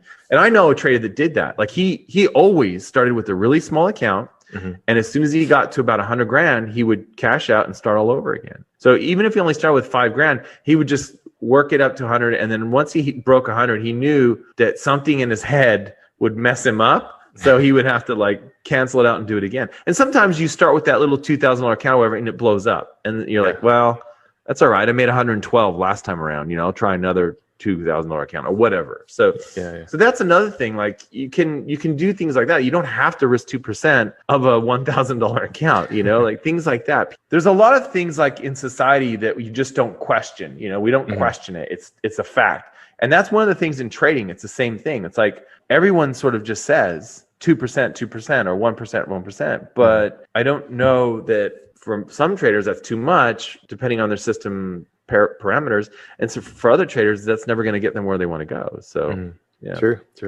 Hey there, I hope you're finding this episode useful. I just want to let you know that Walter and I give away something valuable every month that helps traders improve their skills. You can enter to win by simply leaving an iTunes review and leaving a comment on our YouTube videos. At the end of each month, we'll look at the comments and reviews from the month, and we'll pick a winner at random. Each comment and each review counts for 1 entry during the month that it's submitted. So if you're interested in that, be sure to enter after this podcast is over. All right, back to the episode. I think from my perspective, one of the really underrated things is lowering your expenses every month. So like, I think, the faster or the lower your expenses, the faster you can cover it with your trading. And, maybe you buy a used car and you pay it with cash instead of having a loan or whatever. And same thing with your housing situation. So I think that's a really underrated thing that most people don't look at. And even if you don't want to become a trader later on, or you just want to have a business or something like that, I think that really is beneficial for that also. So something to consider. Yeah, that's so true. Like that's why there are a lot of traders in places like Thailand and Indonesia and stuff, because well, one, you can live wherever you want. And two, it just naturally, cuts that. And actually, I think those are really good time zones to live in too. Like Bali, Thailand, like over in that part of the world, it's really cool because London session starts like in your afternoon, And so in the evening, you get New York. So it's kind of like the really heavy volume in Forex is for Forex traders, or even if you're trading like New York Stock Exchange, still that's like, you know what I mean? That's kind of like the early evening when that fires up for you. So well, it depends on the time of year, but so like you could easily catch the open of the New York Stock Exchange if you lived in Thailand. So absolutely. And for people in your part of the world, it would be Mexico or Costa Rica or places like that where there's a lot of expats living there, and it's easy to reduce your expenses. Colombia or whatever, depending on how. I think Thailand was $500-600 you could get away with a month or something and still live pretty well. Yeah, I think it depends on where you live. Yes, my wife lived there, and I think we went back maybe would have been 7 years ago. We went there, and she was amazed at how much more expensive it was. But we went to like the tourist island Koh Samui, which is really touristy. So I think at the time they were getting a lot of Russian and Chinese. They'd had kind of discovered the island, and so prices had gone way up since when she was there. But look, if you're in Bangkok or something, you could definitely find a cheap or just slightly off the beaten path. Like I met some Australians over there that were kind of doing that. They're like, we don't live in Koh Samui anymore; it's too expensive or whatever. But yeah, so what you're saying is definitely doable. Like there's beautiful places around. It's the same with Bali, or Indonesia. Like there's areas of Indonesia. You can spend a lot of money if you want to, or you can just go slightly off and find Yeah. Like I think Bali still has tons. There's tons of places there that are cheap. And if you go off Bali somewhere else, it's definitely cheap. Yeah. I've seen some guys with those villas, and I don't know what they're paying, but it was kind of ridiculous, like $2,000 a month or something. And yeah, it's like totally super cheap. Yeah. Yeah, totally. Like we rented a place there, and it was like you had a driver, a chef, a pool. Like it was my family with another family, and it was like, dude, we were in heaven, man. Like the girls, like the driver takes the girls to go shopping, the driver takes me to go surfing. Like it was amazing. Like it was so cool having. So I can see where, it could be tempting. It depends on where you're at in your life. If you're in a situation where it's easy for you to pull up stakes and go. But yeah, you're definitely right. That is an overlooked thing for a lot of traders, is thinking that you have to make a certain amount of money to go full-time trader. So obviously you want to have some money saved and set aside and all that. But the other part of that is you also want to look at, can I reduce my expenses so that it's easier for me to get to that full-time level. Yeah. Mm-hmm. I would always say have 6 months at least, though. Like if I was working a job and trying to work trading and trying to trade on the side, and I wanted the trading to take over my job income, I would definitely want to have 6 months, just in case I have expenses that come up or a nasty drawdown for a couple months or whatever, just so I don't, you need that little cushion, I think. Yeah. It never goes as well as you think, right? Yeah. It's never as good as Forex Tester. Yeah, exactly. Yeah. All right, cool. Thanks, Walter. See ya. All information in this podcast is for educational and informational purposes only and is not trading or investment advice.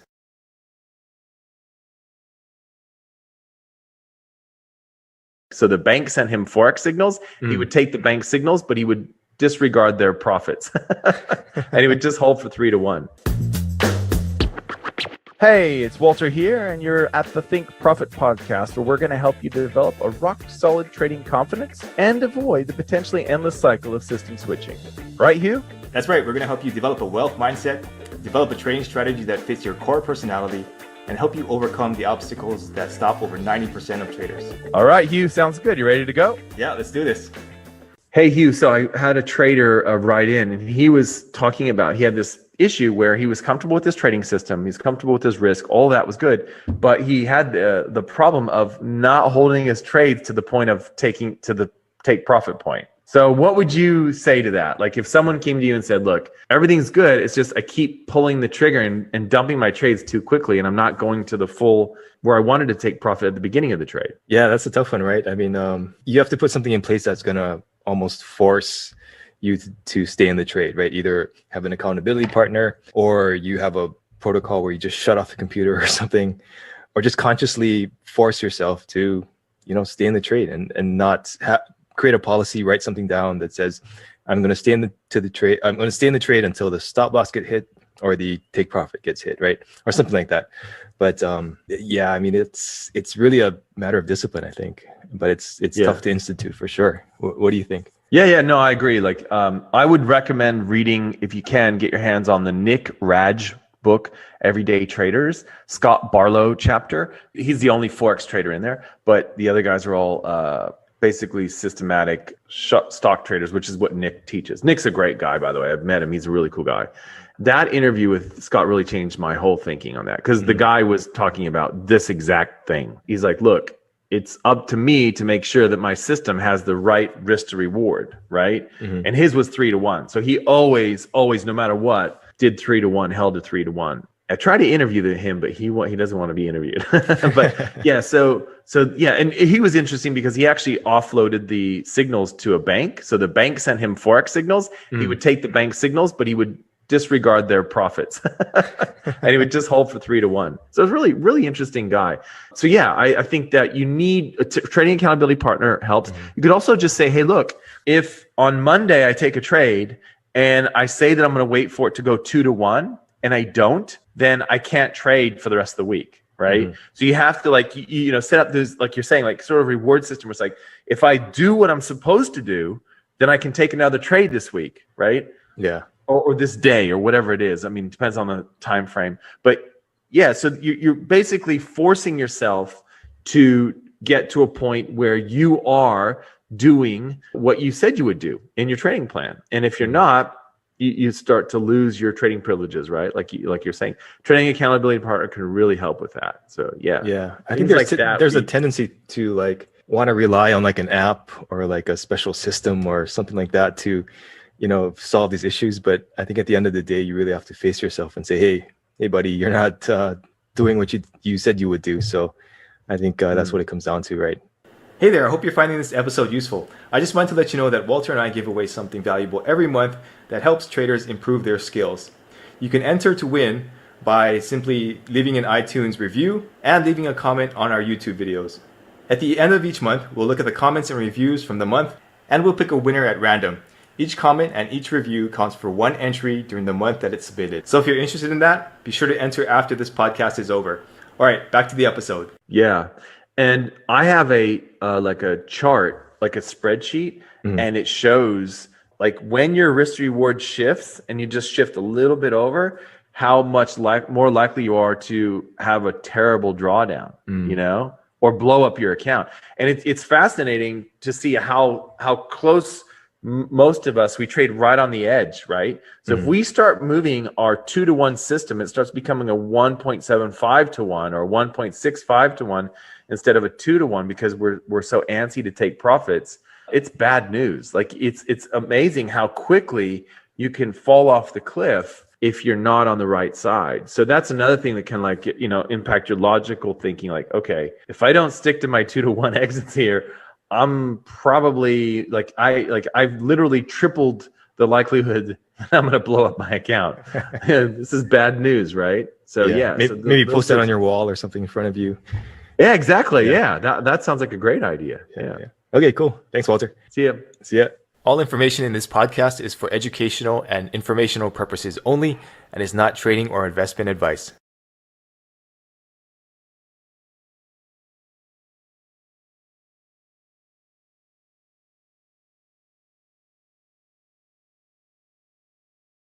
So Richard Dennis, the most famous trader in the world, who took whatever it was, $400 from his dad, and he went to the Chicago Mercantile Exchange, I believe, and took it up to whatever it was, 10 million or whatever.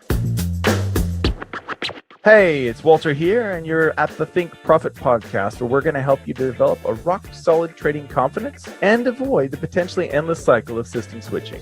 Right, Hugh? That's right. We're going to help you develop a wealth mindset, develop a trading strategy that fits your core personality, and help you overcome the obstacles that stop over 90% of traders. All right, Hugh, sounds good. You ready to go? Yeah, let's do this. Hey, Walter, what do you think about edges? How long do they last? Do you think they last forever? And maybe let's talk about the different types of edges also. Yeah, my thinking has actually changed on this. It'd be interesting to hear what you think. So I still do think that the simpler the edge, the more likely it is to maintain over into the future, to be robust. But I think there's kind of two things going on here. And as traders, we confuse the two. Thing number one is, did your system stop working because, it ran its course? The markets are now changing. There's high frequency computerized trading or whatever. And whatever people blame it on. It's usually the computers, though. they usually blame it. I mean, if you look back, they were blaming it on the computers in like the 80s, and they're still blaming it on the computers. I think it's funny. But so there's that. And I think that's real, especially if you have a lot of variables in your strategy, like, 5 indicators, and then you have all these multiple settings that you can choose for all the indicators and all that. Like that's probably true. That's why I try and go as simple as possible. However, the other side of it that I don't hear a lot of people talk about is whether or not you, as a trader, have you decided that the experience of this drawdown you're in is to such an extent that you've decided, no, it doesn't work anymore. That's a different question, right? Like, let's say someone hurts their leg. So my daughter, she sprained her ankle the other day, and she couldn't walk. She was on a trampoline. She sprained her ankle, and she couldn't walk, couldn't do this and that. And it's kind of like a pain threshold. If you think of it in trading, there's like we all have this internal pain threshold for drawdowns, and once it gets to a certain point, it's like, nah, I can't do this anymore. It's broken. I got to scrap it. I got to change it. I got to do something. I can't keep going down this path. And it's the same, I think. It's sort of like a pain threshold. At a certain point, someone will just say, I can't walk anymore. or, I can't move, I can't raise my arm or whatever, whatever the pain issue is, wherever that pain is. And so that's a separate question. So but that's under your control, right? Like you can map out your risk using Monte Carlo spreadsheets and all kinds of even formula to determine, the likelihood of certain drawdowns given your risk parameters. So that's totally under your control. It's the other side that you're talking about that we usually blame it on, which I think that's real. I think it does happen. I think the best thing you can do is make your strategy as simple as possible. And so in statistics, they talk about degrees of freedom. How many degrees of freedom do you have? That's basically how many different parts of your strategy do you have. So the simpler, the better. And one thing I think that humans have an advantage over systems and computers is generalized pattern recognition. I'm sure that it's possible to program it, and that with AI and all that stuff, neural nets and everything, you can do it. But I think that's not within the realm of most retail traders to have that ability to get some sort of program that even approximates what you can do as a human, just looking at the charts and going, okay, I see this is, basically a bullish trend, but it's a severe pullback or whatever, I think those things are kind of hard to program in. So I think you do have an advantage, I do believe, as a retail trader if you use that, which is sort of the big picture, That's what I think. I think that there's two things to think about. And I've seen strategies that I thought were good on across the board. I've seen them not work on certain pairs and things like that. Yeah. So I've come around to that. So like the classic is, if you're trading a reversion to a mean strategy, the CAD Swiss is a really good pair to use. Yeah. If you're trading a trend trading strategy, the Euro Yen is a very good pair to trade. And so there's certain, certain pairs have different sort of profiles. And so that's something that, and Aussie CAD is another one. Aussie CAD is really good with reversion to the mean strategies, not so good. I mean, it obviously trends, but it's not as good as, say, the pound yen, the Euro yen, the pound New Zealand, the Euro New Zealand, things like that. So I do believe there is something to it in terms of like systems that break or systems that like certain markets. That's, any programmer can tell you that. I've moved a little bit more toward that side, whereas before I used to say, no, they work on everything. But I've seen, like, my daily kangaroo tails don't seem to work very good on the US dollar yet Japanese yen. I mean, it's just not. The data, since I wrote my book, I think bears that out. Maybe it'll flip and start going good again, but from what I've seen, it's not there. So that's what I think. What are your thoughts on Yeah, quick question before I talk about it, though. Like, have you seen strategies that work for a very long time? Well, yes. The classic, it would be the turtle trading system, right? Yeah. And what happened, though, is that in the 90s, I think in the mid to late 90s, it just had a really bad stretch of like 6 years or whatever. And so, people stopped trading it, right? But it actually, number one, it worked on the lower time frames, but everyone was doing daily back then. And so, that's the classic. I've seen articles on that where people actually look at it and go, okay, wait a minute. So this was working 70s, 80s, early 90s, and it kind of really went bad. I don't know exactly when it was, around 93, 92, something like that, 94. And then it kind of kicked in again, like in the early 2000s. So it might've been like a 5 to 10 year, 8-year range where most traders would give up. And in fact, if you look back at Richard Dennis, so people forget Richard Dennis was he was like the Warren Buffett of the 80s. Okay. He was the most famous dude. Not that I was a kid, right? But he was a famous guy. He was being interviewed like Buffett is today and Charlie Munger, right? Now they're investors, whereas Richard Dennis was more of a trend trader. And so everyone kind of piled in on his style of trading and his students, of course, and then his students taught other people, it kind of spread. And so the argument was that just too many people were trend following, it wasn't going to work anymore, right? That was the argument. In reality, trend trading still works. And I think those rules still work as well. Maybe they have 5-6 years of downtime, and he quit his fund. So Richard Dennis, the most famous trader in the world, who took whatever it was, $400 from his dad, and he went to the Chicago Mercantile Exchange, I believe, and took it up to whatever it was, 10 million or whatever, from $400. He quit his fund. A lot of his clients withdrew their money, and he lost a big chunk, like 50-60% of his money that was in his fund. And then he was like left with like, what do I do now? And he started looking at different time frames and stuff like that. So even he had that point that he wasn't really aware of until he got to it, and then it kind of collapsed. And that's I guess my main point here is to think of that. What is your point? Mm-hmm. Is it 20%? Is it 25? Is it 30? Is it 10? Where is that level where you're going to go, oh, this isn't working anymore? Because then you can work around that and backwards engineer around that so that you don't hit it, or you're unlikely to hit it. Not that you don't hit it, but that you're very unlikely to hit it. Hey there, I hope you're finding this episode useful. I just wanted to let you know that Walter and I give away something valuable every month that helps traders improve their skills. You can enter to win by simply leaving an iTunes review and leaving a comment on our YouTube videos. At the end of each month, we'll look at the comments and reviews from the month, and we'll pick a winner at random. Each comment and each review counts for one entry during the month that it's submitted. So if you're interested in that, be sure to enter after this podcast is over. All right, back to the episode. Yeah, that's a good example because I think from my impression of the trend trading method that he used, it's a very long-term, you have to look long-term, and you have to be able to stomach those big losses, right? Like there was going to be those big losses. So yeah, I could see where that still works. And I know somebody who still trend trades and he has a fund and everything. So yeah, I think that's a really good example. But and you can, I'll put the rules. The rules used to be freely available online. If people are interested in the turtle trading rules, we'll link them up in the show notes for you guys. You can download the PDF. One of the turtles put it out there because another one of the turtles was like selling, not the exact rules, but similar rules. And so he thought that was ridiculous because apparently that was the one turtle that did make money. That's right. So he was like, I think that confidentiality agreement like expired or whatever. Yeah. So he put them out for free. And then somehow they disappeared again off the internet. So I'm sure you can find them, but I'll link them up in the show notes so you guys can download them if you're curious. Yeah, cool. Well, I agree with you totally. And I think maybe I'll refine your idea a little bit more. I think when I was thinking about it, there's probably 3 different types of edges, right? There's the system, which you talk a lot about. There's the conceptual edge. So maybe like you're the type of person who likes to trend trade, like we're talking about. And maybe this one trading thing isn't working, but you can tweak it a little bit because you know how the system works and how the market's changing. And then you can conceptually stay with trend trading, but you have a different system, maybe. And then the third thing is, like you talked about, the personality edge. Some people, they, no matter how hard you beat them down, they always come back.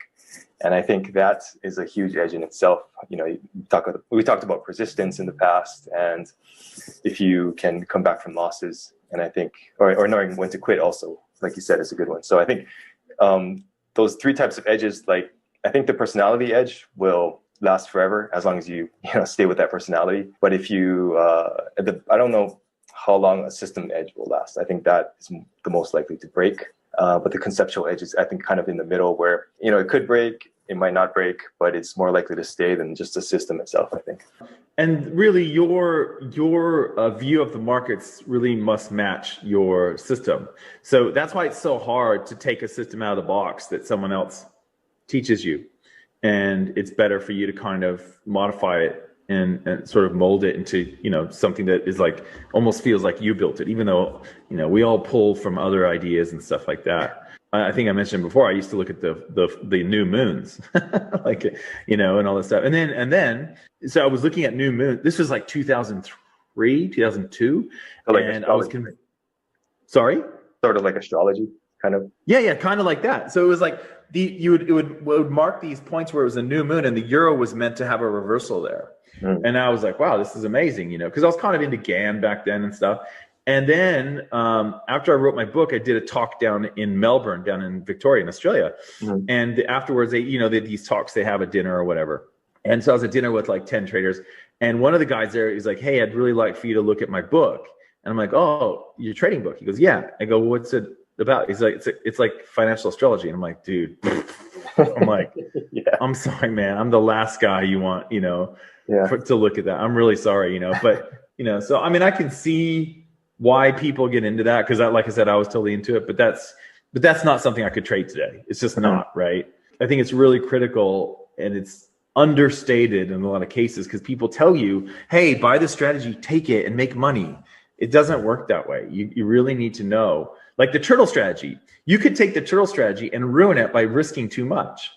And the turtles didn't risk a whole lot. Some of the best rules in that turtle strategy that you guys can download in the show notes are the rules around risk and how to avoid terrible drawdowns, and they talk about being fully loaded and have a maximum number of trades, which actually maps on pretty well to Forex traders now because of our reduced leverage. So before it wasn't really much of an issue because you were getting, hey, 1,000 to 1, 500 to 1.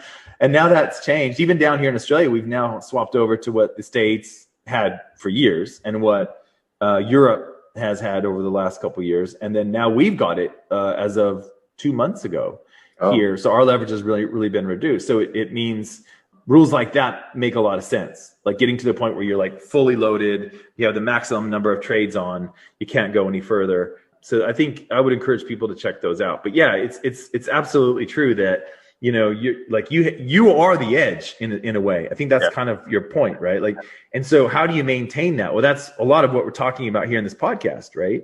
It's the psychology stuff. How do you maintain the edge? Like, how do you keep convincing yourself?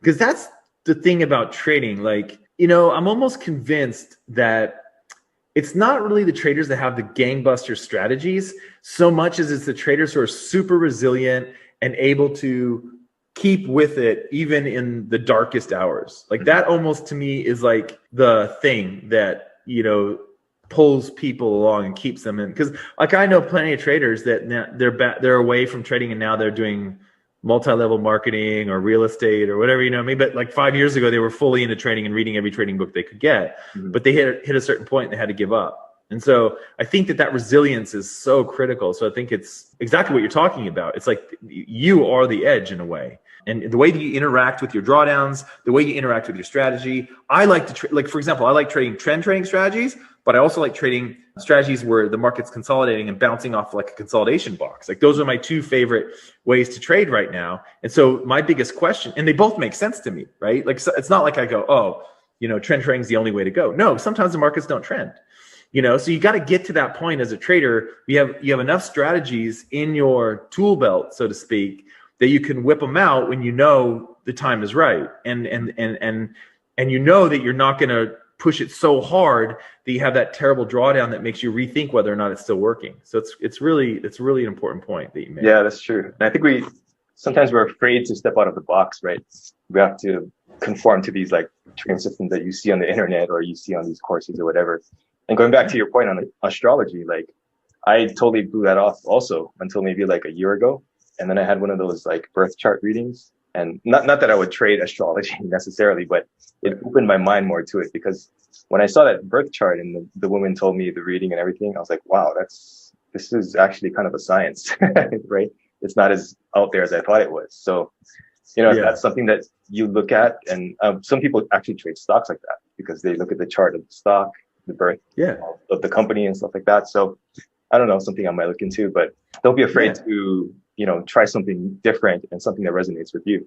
Yeah. And that openness that you have, that some psychologists call openness, the openness to new ideas and new inputs, that I think is something that plays into your ability to trade uncorrelated strategies. Like if you're not very open and you're just locked in the idea that you must trade the trend, right? Or that you must risk 2% or whatever it is, I think it's going to be a little bit more difficult for you as a trader to have a diversified suite of trading strategies, right? Because it's not enough to trade different markets. That's not going to work. It will not work. They're too correlated. They move in concert. It's not a good way to go.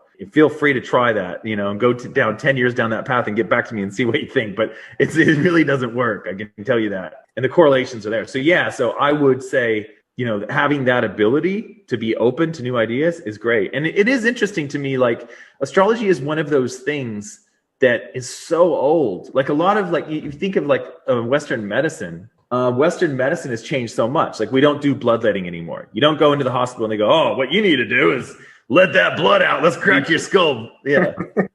Yeah. Whereas astrology, you know, it's kind of been the same thing for a long time, and it's kind of like covered up and poo-pooed in science and whatever. And so it is, I think it's something that you should definitely look into. If it's something that strikes you, you should definitely take a look at it, because there's a lot in the trading world related to it as well, you know. And we've had presidents. Apparently, Ronald Reagan, his wife was so into it and convinced him that he would only have certain meetings with the Russians when the stars were aligned and all this stuff. Like he had certain dates for his speeches and all that. Like it was all basically on Nancy Reagan's astrologer. So I don't know if people know that. So it's you know, Reagan's not that long ago, you know. Yeah. Yeah. And so yes, it's been around for what, centuries or thousands of years, maybe, right? So yeah. somebody has to use it and it has to work for somebody. Otherwise, it wouldn't stay around. So You would think so. Yeah. Yeah. Yeah. Exactly. Yeah. All right. Cool. Thanks, Walter. See ya. Yeah. All information in this podcast is for educational and informational purposes only and is not trading or investment advice.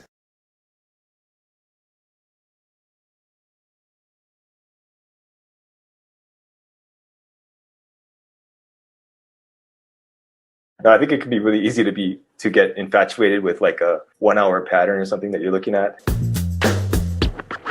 Hey, it's Walter here, and you're at the Think Profit podcast, where we're going to help you develop a rock-solid trading confidence and avoid the potentially endless cycle of system switching.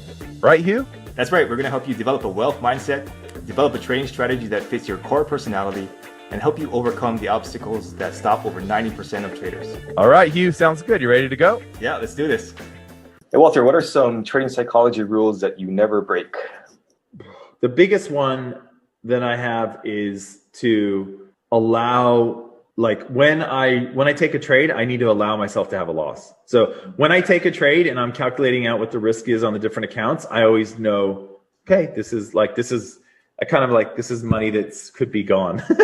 Like, you know what I mean? Like I didn't always do this because I used to like keep moving. One of my biggest things when I was early in my trading was I would move the stop over and over. So if my stop was at 121.00 and I saw it coming down, I would move it to like, okay, 120.80. Okay, 120.65. Like I keep moving it and I'd stay up all night watching it, you know, like hoping that it would reverse, you know, during the New York session or whatever. So when I go into a trade, my mindset, in fact, I'll calculate the risk as such. Like for example, if I have an open trade and then I have a new signal, I will calculate the risk of the open trade as a loss, so that the new trade is calculated on that balance, not on, you know what I mean, what the equity, where it is now or whatever, right?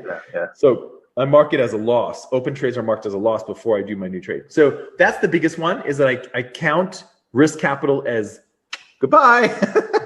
Now I hope for the best. I don't think the worst. I try to be as positive as possible. I try and envision scenarios where if I'm a drawdown, it'll go in my way and stuff like that. So that's definitely true. But I consider that like goodbye money, okay? And then it's a pleasant surprise if it goes the other way. The other one is that revenge trading was the other big one for me. So like I would like go, oh man, you know, that bloody Euro yen took me out again. So I'm gonna get back at the Euro yen and I'll double down or whatever, like martingale style trading or whatever. I used to do that sort of stuff. Not as bad as the moving the stop loss. It was there. It was definitely there. It was almost like I thought of each currency as like a person and I want to get back at it. I don't know if you've had that. So yeah, so those are the biggest ones. The other thing is really important for me is I don't want to trade drunk.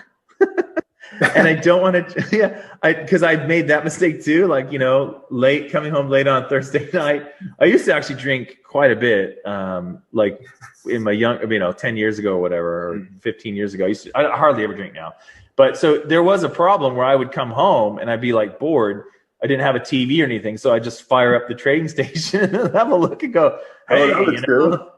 Yeah, that looks good. So that was terrible too. So don't trade under the influence.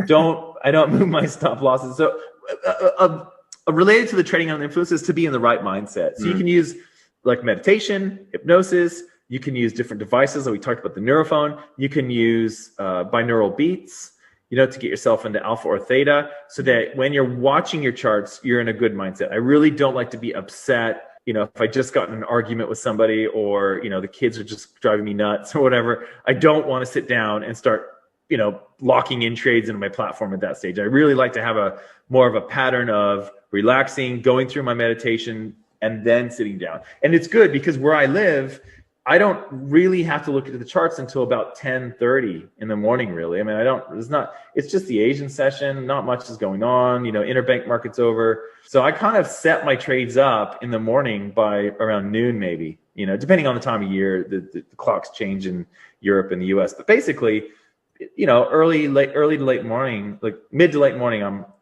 so I have time. You know, I know it's not the case. Like some traders, if you live, for example, in California or Washington State or whatever, you might wake up and go, like I got to go see where my trade is, because New York is raging, right? Even if you get up at like 5:30 in the morning, New York is on, you know, and you got to go and see. And so I understand, like you might not necessarily have that luxury. It's really hard. Some traders, what they'll do is they'll just have a quick look, and then they'll go through like their meditation or whatever. So that could possibly work as well. But so those are the big 3 rules. I'm curious to hear what yours are, though. Yeah, it's funny you bring up the trading drunk thing too. I had that a couple of times, and yeah, that's one of mine. And it's more about the mindset that you're in, right? Not necessarily drunk, but at least good mindsets, a little bit of meditation, using the Inner Balance app or whatever. Second one is like a 2 strikes rule. So I allow myself 2 strikes on one trading idea. If that blows up, then I stop doing that. And then the third one is... Can we dig into that real quick? Can I just ask, so when you say 2 strikes for trading idea, is that like as simple as I'm going long the Swiss yen, and so I went long yesterday and I got stopped out, so I can go long today again on another... Is it like the same signal, or is it, I guess what I'm asking, is it different signals or the same, you know what I mean? Like how does that work? Yeah, I guess it depends on the strategy, but it's more of like, the same direction on the same pair. Oh, okay. Yeah. Okay. Yeah. Got it. Yep. Yeah. And then the third one would be just taking a break when I feel burnt out. That's a big one. That's a big one, man. Like people were listening. That's a really big one. I don't have that problem like I used to, but I did have that problem. And the biggest thing that got me was when like the smartphones came out. And yeah, man, I had this little, like, it was almost like a square phone, and it had like early MetaTrader on it. And like I would be out to dinner with my wife and I would be looking at the phone, like checking my trades going, and then I would micromanage them, and it was a big one. And now it's even worse. Now you have even more abilities to take trades and manage trades than back then. Back then it was actually kind of a pain to do it. I'm talking about all that stuff. Right? Yeah, exactly. Yeah, like back in 2007. Yeah, like back in that area, 2006, 7, I think is when. So now it's even worse, obviously. But yeah, and you like, what happens when you lose your stylus and all that stuff? Yeah, like that's crazy. Yeah, totally. Yeah, that's a big one. Yeah, and sometimes I might take a break for like 2 weeks, a month, sometimes. But whatever it takes, right? I have a question. Do you find that like if you're away, let's say you take a long weekend, well, actually, where you live, the markets close Friday morning, right? Or Friday afternoon. Yeah. Friday afternoon, they're closed, right? Yeah. So 5 p.m. New York time, basically. So do you find, let's say that you had a long weekend and you're traveling and you don't see the charts. Let's say you leave Thursday, right? So you don't really see Friday, what London or New York did. And then you get back, say Tuesday. So you don't see Sunday or Monday. So you're kind of missing like 2.5 days. What do you find when you get back and look at the charts on that Tuesday? Like if you have like a break, if you've had a break that long, we just didn't get a chance to see the charts. What do you find? Either I'm in tune with it from last week, or I'm like totally out of tune. And then in that case, I might not trade for the whole week. Right. But it just depends. Yeah, I find that the fresh eyes is a good thing. I just feel like you kind of get in, it's like you get these theories in your head about certain pairs where they're going and stuff, and then when you watch it, you can almost make it fit. Like you go, like, oh, I think the euro's on a tear. It's going to keep going higher. And then like I wake up in the morning, oh, it's gone down. Well, that's just a pullback, right? Whereas like if I come back like 2 days, like a long weekend is the classic. Long weekend, come back, don't even check or anything.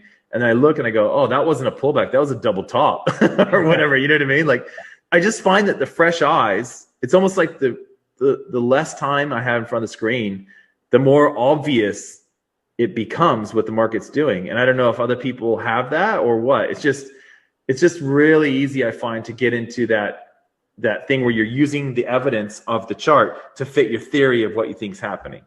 Hey there, I hope you're finding this episode useful. I just wanted to let you know that Walter and I give away something valuable every month that helps traders improve their skills.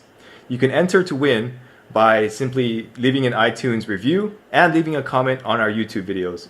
At the end of each month, we'll look at the comments and reviews from the month, and we'll pick a winner at random.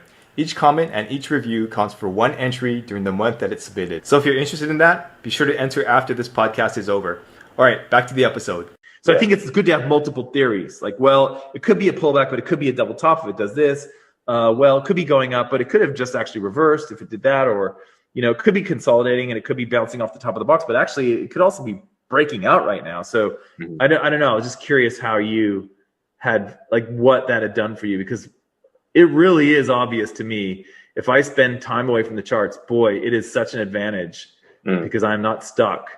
I'm no longer stuck in the, in those ideas that I was a slave to before. So yeah, no, I think it could be really easy to get infatuated with like a 1 hour pattern or something that you're looking at. And when you're really trading the daily chart, but you get stuck on that and you're like, oh, it has to go because this and this and this on the 1 hour.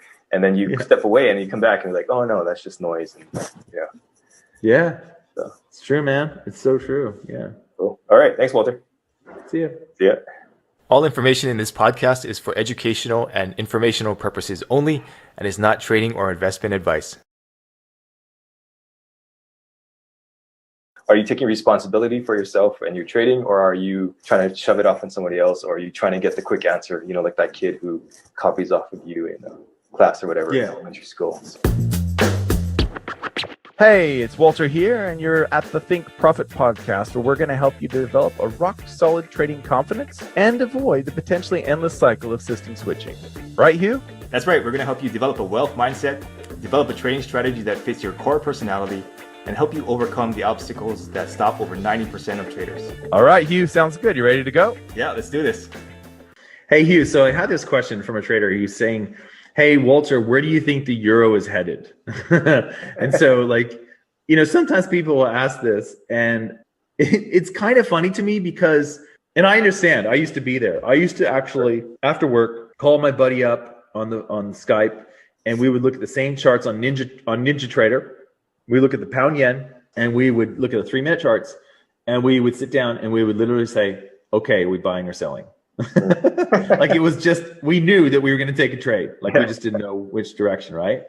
And like, I get it. And it's funny to you and it's funny to me because you can speak for yourself, but I'm pretty sure you don't look at trading like that anymore. It's more about sitting around waiting for the opportunity to present itself than it is to sit down and have to know, well, I'm a trader. Where's the market going? Like, that's not, you know what I mean? That's not your job. That's not necessarily your job. So it's one of the things I try to impress on traders is that you don't have to know where the market is going at any given time. In fact, I usually have no clue. It's only once in a while that I look at it and I say, I see what's going on here. This possibly could set up a really nice trade if it does A, or if it does B, but if it does C, then no, right? So it's almost like you're thinking of probabilities. Like, let's say, it's not like when you're driving. If you're driving and you see a car and he looked like he stopped and it looks like he's going to turn across your lane, but he doesn't have his blinker on, so he doesn't have a signal on, so you don't really know if he's going to turn or not. You gotta like kind of anticipate. Go, well, he looks like he's slowing down, like he's going to turn, right? And it seems like he thinks he has enough space because I'm farther back, so he's just going to turn in front of me. So I got to kind of like pull back a bit and make sure that I don't slam into this guy, right?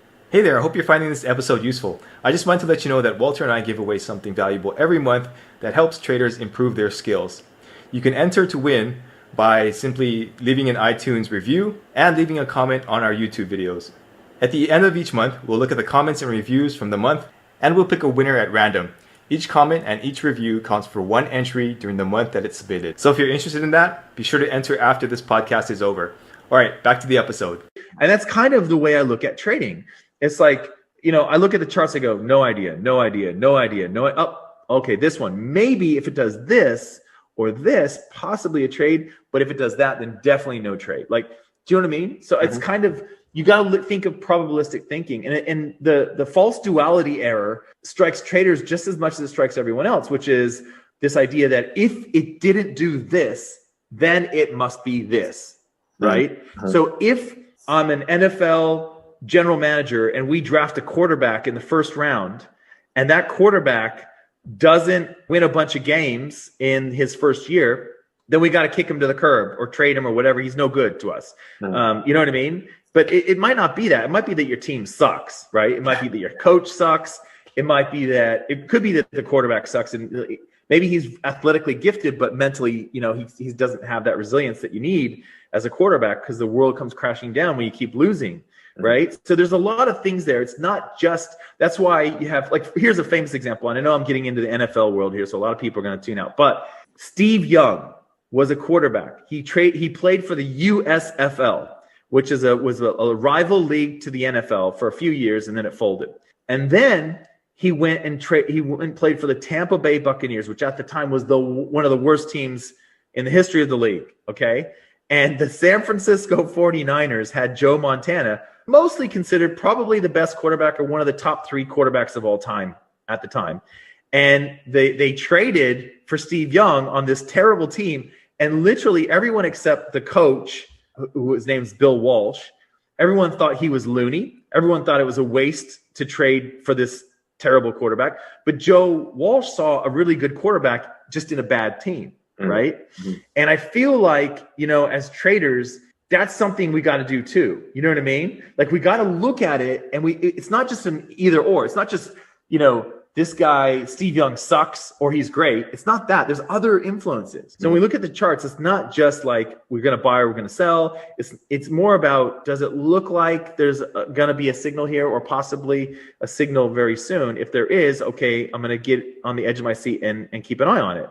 And that's all I am. So I'm just an opportunity seeker in the markets. I am not a person who will know whether the NASDAQ is going up, or the S&P 500, or the euro. I don't know. I only know if it fits a certain pattern. Yeah. So what are your thoughts? Yeah, no, totally. I mean, to unpack that a little bit more also, I think it shows that this person doesn't want to take responsibility sometimes. I mean, it's good to ask questions, obviously. You should do that if you're a beginner. And yeah, that's a beginner question. And this might not be the case for this guy or this person.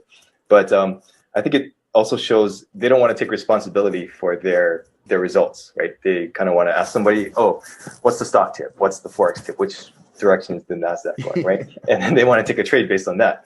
At least that's the way I read it when I get these emails. Yeah. So if that's the case, then I'll just hit delete, because they're just looking for a simple answer. But if they ask, hey, how can I, learn a certain pattern? How can I backtest something? Then I'll answer them and say, oh, this is how you do it. This is how you get started, or whatever.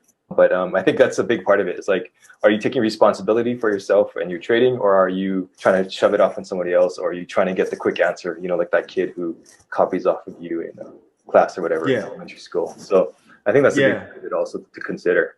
Yeah, and to your point, the way trading is set up now, you can just copy other. Like, if that's what you're doing, there's plenty of platforms out there like eToro or whatever, where you can just link up your account to the other traders, and when they take the trades, you will. So you don't have to worry about it. It's like signals on steroids, where you don't. So if that's your thing, you can go ahead and do that. That's fine.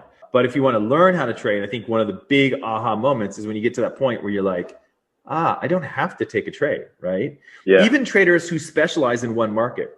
I'll tell you a quick story. So there was this guy in Africa, best trader I've ever seen in my life. Amazing, right? And every year he would sit down and go, which pair am I going to trade? And he traded the pound yen for the whole year. And that's all he would do, is either buy or sell the pound yen all year long. So he was a market specialist. He made so much money that his country didn't want to let him out. They wanted to take his money and tax him and all this stuff, because, he could have been a significant contributor to the economy, and he wanted to get out of Africa and go up to Europe and take his family. So they were playing games with him, not allowing visas for his family and stuff. It was a big mess. But yeah, so that's, and so even him, my point is, circle back around. My point is, even this dude who just traded the pound yen still had days where he sat down, fired up his computer, he looked at it, and he said, I don't know. I don't know. It's okay to say that. It's totally cool. You don't have to know. You don't have to know as a trader where it's going to go. It's totally cool to, in fact, that is my most common response when I look at the charts is, don't know. I just don't know. So that's cool. That's totally cool, man. So yeah. Quick question on that. How did he determine which pair he wanted to trade? I don't know. He would just I don't know if he was reading the news or he just had a feeling I think the pound yen's going to kind of, skyrocket this year. Yeah. He was a guy I met through Colin. Do you remember Colin Jessup? Yeah. Who sadly passed. Yeah. Awesome Canadian trader, really cool guy. Traded for 3 hedge funds, amazing dude. He was like, I met this dude in Africa through Colin. So it wasn't really, you know what I mean? And he was like totally legit, totally kind human, all that stuff. And they had worked out that they were trying to get, I think, from Africa, instead of going straight to Europe, they're going to go to Dubai or something to try and get out of town. But it was like I said, like the government was like holding back family members and stuff and making it really tough on him because they wanted a piece of the pie. They saw what was coming through his account, which is crazy when you think about it. But I mean, it just points out, like, you don't have to be a trader that trades, 35 markets like I do. You can just trade one. You can be a market specialist. It's totally cool, man. Mm-hmm. Totally cool to do that. If that's your thing. Yeah. Yeah. I mean, there's a wide range of ways to be successful. So find yours. All right. Thanks, Walter. See ya. Yeah. All information in this podcast is for educational and informational purposes only and is not trading or investment advice.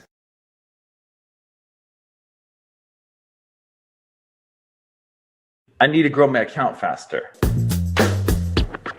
Hey, it's Walter here, and you're at the Think Profit podcast, where we're going to help you develop a rock-solid trading confidence and avoid the potentially endless cycle of system switching.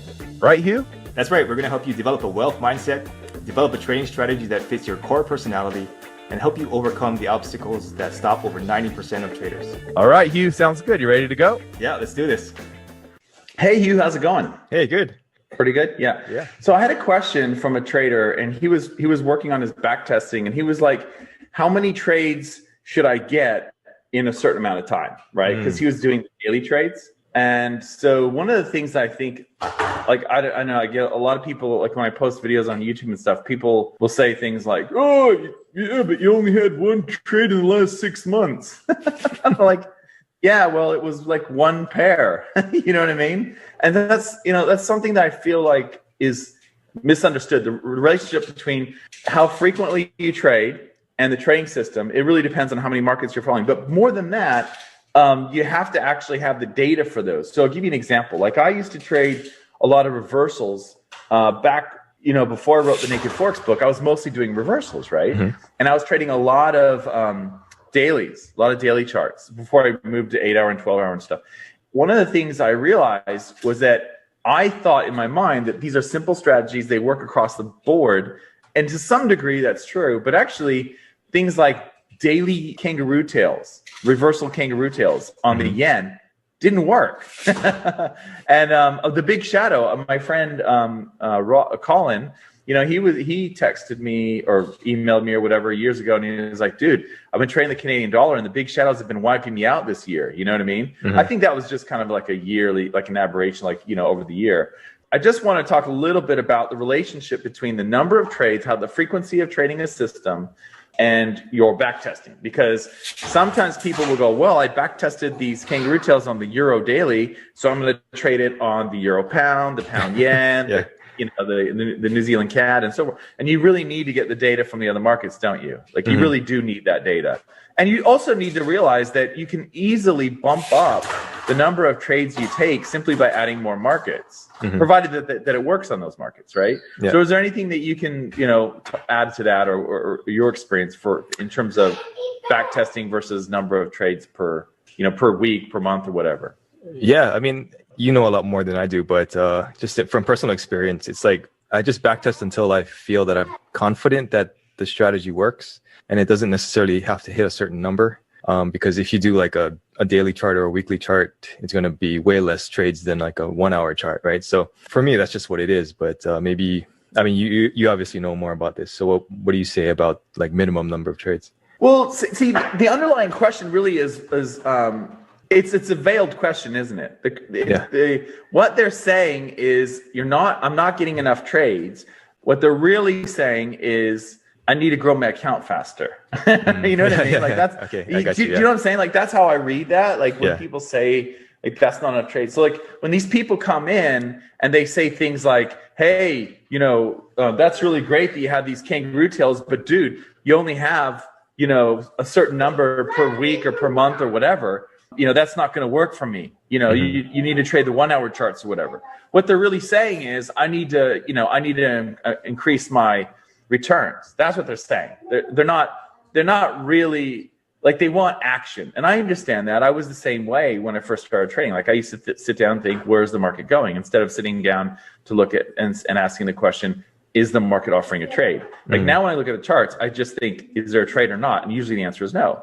But what I used to think was, well, I'm a trader. I have to sit down and I have to know where the market is going, right? So I think there's a mind shift there as you get more experience. But I also think that you might want to look at other ways of increasing your returns, if that's what you're really asking, which I think is mostly the case. Not always, but a lot of times that's what traders are saying. They're saying, I need to grow my account faster. This is going to take too long. What's going on here? I don't like this sort of thing. So money management is a way to do that. Changing your exits is a way to do that. So looking at risk and exits and how those interact with your equity curve is probably a much more fruitful area than trying to multiply the number of trades you take by, trading the 5-minute charts or whatever. Yeah. Like, to me, that's, you know what I mean? Like, it rarely works. To lower. Yeah, exactly. I mean, there's a lot of things working against you. We've talked about that in other podcasts, but yeah, so those are kind of my thoughts, Yeah, no, totally. I mean, some people could think also about like pyramiding, right? I used to trade this one thing where if it got close to the target, then I would have like 3 orders. And then I'd have the alert on my phone and I'd wake up in the middle of the night, which was not good. But, it did multiply the account. It's just that I couldn't handle the swings. But if you did that in a more measured way, then that's another way that you could make more money out of each trade, right?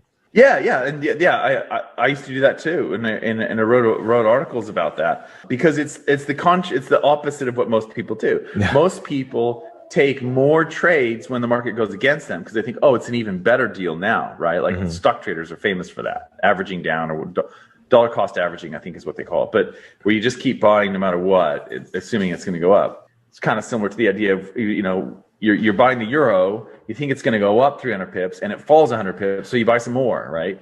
But most traders don't do the opposite, where you keep stacking orders as it gets closer to your target. That's a great way to do that. You can automate that too. I used to do the same thing, get up in the middle of the night and have to manage it, because it's scary when you have, let's say you have 3 lots on, and then once it gets halfway to your target, and then you've added 2 more, and then it gets a little bit more, you get 2 more, and then 2 more, and then before you know it, you got 9 lots on a trade where it was 3 lots, and then it's like, so it can get a bit scary like that. But it can work too, and you can automate it, and there's lots of tools out there for that sort of thing.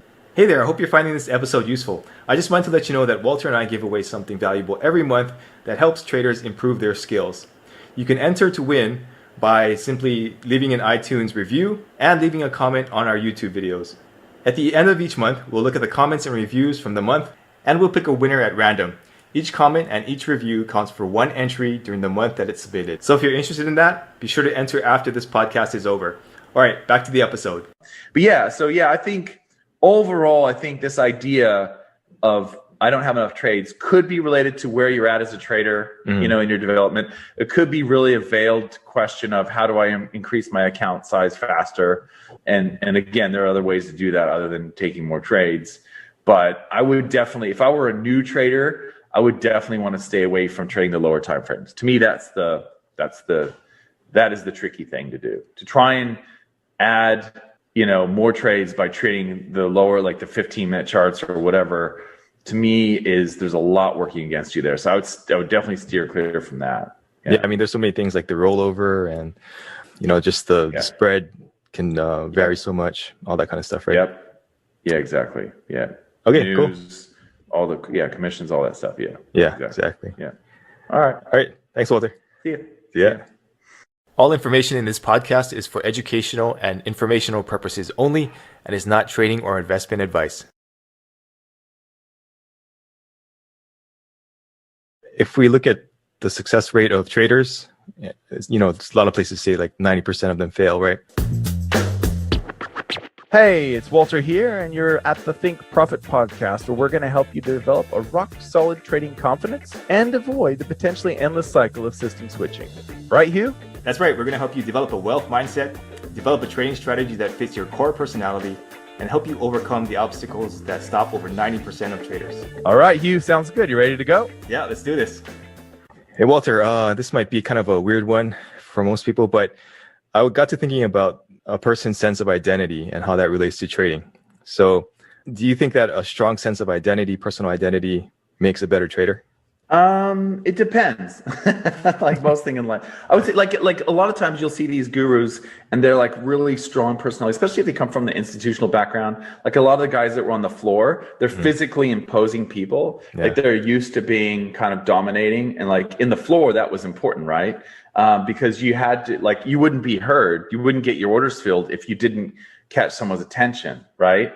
So some of those guys can be, and then also just when you trade a lot of money, there's a lot of ego involved. There's a guy actually right around the corner from me, and he had a big, huge fund. And I don't know if you heard about it, but there was somebody in January of 2020 that was putting in a lot of orders, a lot of short orders. He went he went short the CAD yen, like short the indices and stuff like that, like put on huge orders, a lot of options and stuff, assuming that the market was going to tank. This was in January 2020, where most of these orders, and people were like, who is it? Who is it? Like, there's a lot of noise, like, who's putting in this mystery trader or whatever. Well, it turns out it's like my neighbor, not my neighbor, but he's around the block. He's literally like a block away, right? Yeah.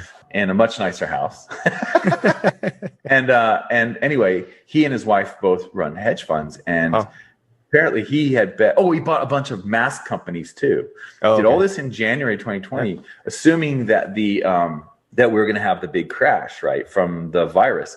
And so I found that fascinating, right? That he was like, he basically went all in, with his fund, and he was like, and it cashed out, and he made like 2,400% or something like that. It was extraordinary, right? Because obviously the market did fall in February and March in 2020. So after all the news came out and the markets finally kind of panicked. So that kind of thing, and George Soros is famous for that, taking these really strong positions against. So when you do that, that's an ego feed. You know what I mean? Like that can really mess with you.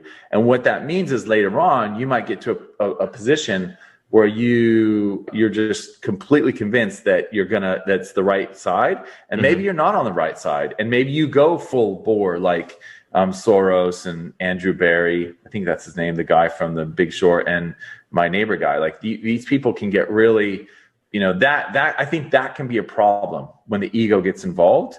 I'm not saying that those people have that. I'm just saying that's definitely potential, right? That's definitely a potential for that when you have these big, huge wins. It's like the old adage, they say the worst thing that ever happened to me when I was a trader is the first trade I took, or the first week, or the first month, or whatever, the first time period, I made a bunch of money. That was the worst thing that could have happened to me, right? Because then I think it's easy. I think I know what I'm doing, and blah, blah, blah, and it was all downhill from there. Like you hear stories about traders where that sort of thing happened. It kind of happened to me, where it wasn't really me. It was my friend who tripled our account the first night or the second night that we were trading. But then we lost it on by Fridays, by the end of the week. But that kind of thing is true. But what I think, the other thing that I think you might be getting at, I'm not sure. So there's that ego part of it, but there's also a sense of confidence that's needed, right?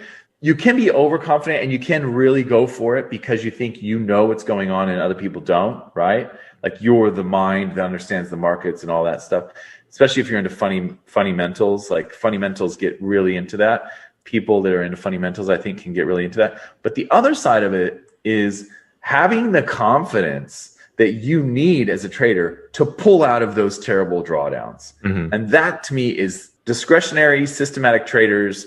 That's a real big deal, because that's when you're at your weakest. So you and I both know that when we're in drawdowns, that's when you're at your weakest. That's when you are most susceptible to making the big mistake. The big mistake could be doubling down, taking a big, huge position to make back those last 7 losers.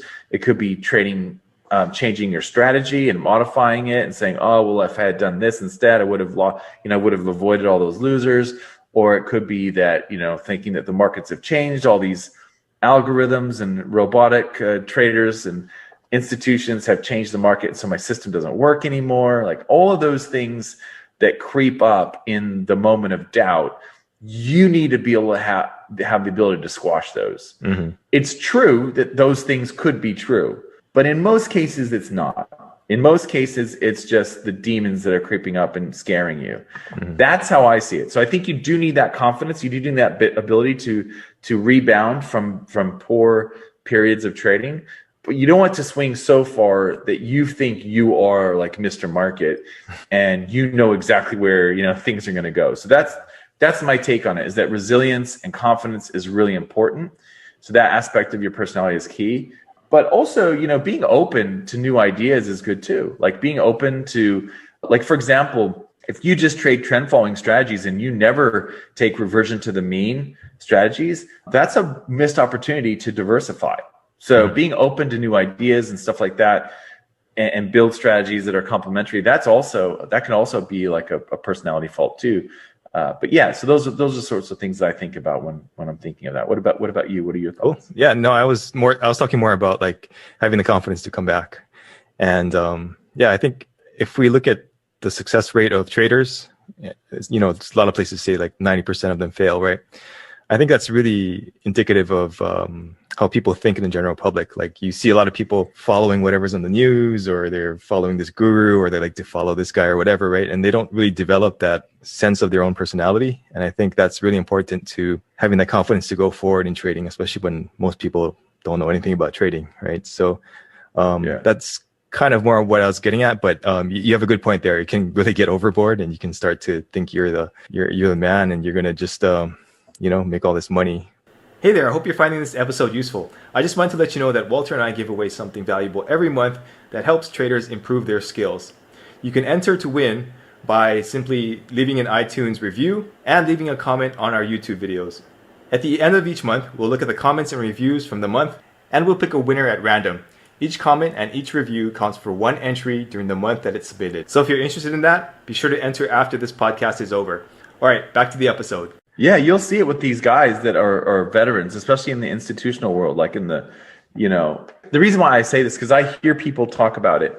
They go to like trader groups, because they have these trader groups in Australia. It's called the Australian Technical Analysis Association, ATAA.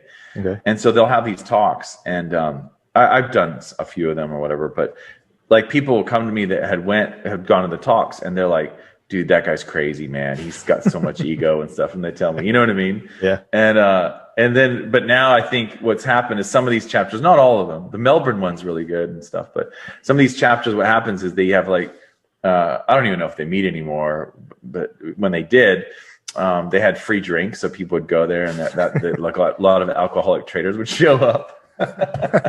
Because of the free drinks. It totally went downhill from there. But yeah, so you'll hear things about, oh yeah, so-and-so came, like a famous trader, and they'll be like, dude, that guy's so much ego, and stuff like that. So it's interesting. Yeah, it really is interesting. And I think what you were saying about the 85% or 90% of traders that fail, what's interesting about that is, like, I think of other markets. Like, people say that about like what you and I do, trading markets, but there are other markets that people just assume that like everyone makes money. For example, like real estate. Yeah. Everyone just assumes that if you get into real estate, like it's always going to go up. Like, to me, that's so funny, because I look back at my life and like what happened with my parents. Every time they sold the house, it was at the bottom, and every time they bought, it was when they were getting really expensive. Like it was like, it's like magic. Like it really is amazing to me.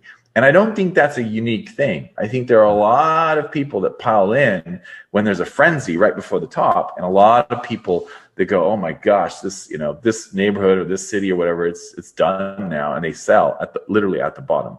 And I saw that close up. I mean, looking back now, I see what happened. I didn't kind of realize it at the time as a kid, when we were moving around, because I moved around quite a bit as a kid. But yeah, it is interesting to me that like everyone says that the markets are so hard to trade, but then some markets like real estate apparently is just like, everyone has the golden touch, whatever. I don't know. It's crazy to me. Yeah, no, I saw this story, this news story about houses in East Bay, San Francisco, Berkeley, Oakland, and all that. And some people are offering like $1 million over the asking price. And that just like blew my mind. Yeah. But that's a perfect example of like, you know, people think it's going to go up forever, and it probably won't. Yeah. It's so true, man. It's so true. Well, we have over here in Australia, we have interesting. They have off market, so you can buy a house that's off market. And so I always ask the agents, I'm like, how is it that they're selling it and it gets sold, but it's not on the market? Does that mean that it was on the market? And so I guess what it is, it's like people that are like, they're going to sell their house at a certain time. Because over here in Australia, everyone wants to sell their house in the spring. Because in the spring is when everything's nice, and apparently the prices go up every spring. I don't know. That's the theory, right? You don't want to sell in the winter, which as we're recording this, we're going right into winter right now. So everyone wants to wait until springtime to sell their house. So you have these off-market places that are not for sale. No one knows that they're for sale. But if you go to an agent, and the agent knows, someone, and they know the owner or whatever, then you could actually buy it. But the thing is, you have to pay the price, spring price, for the spring price, the October price, the September October price, which is spring over here in Australia. You can't pay the winter price. It's so funny. The whole thing is funny to me. I just think it's hilarious. But yeah, whatever. Yeah, it's the way things are, right? Yeah. All right, cool. Thanks, Walter. See ya. All information in this podcast is for educational and informational purposes only, and is not trading or investment advice.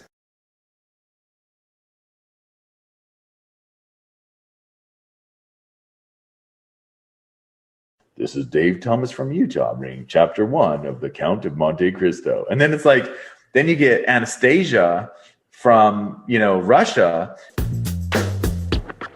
Hey, it's Walter here, and you're at the Think Profit podcast, where we're going to help you develop a rock-solid trading confidence and avoid the potentially endless cycle of system switching.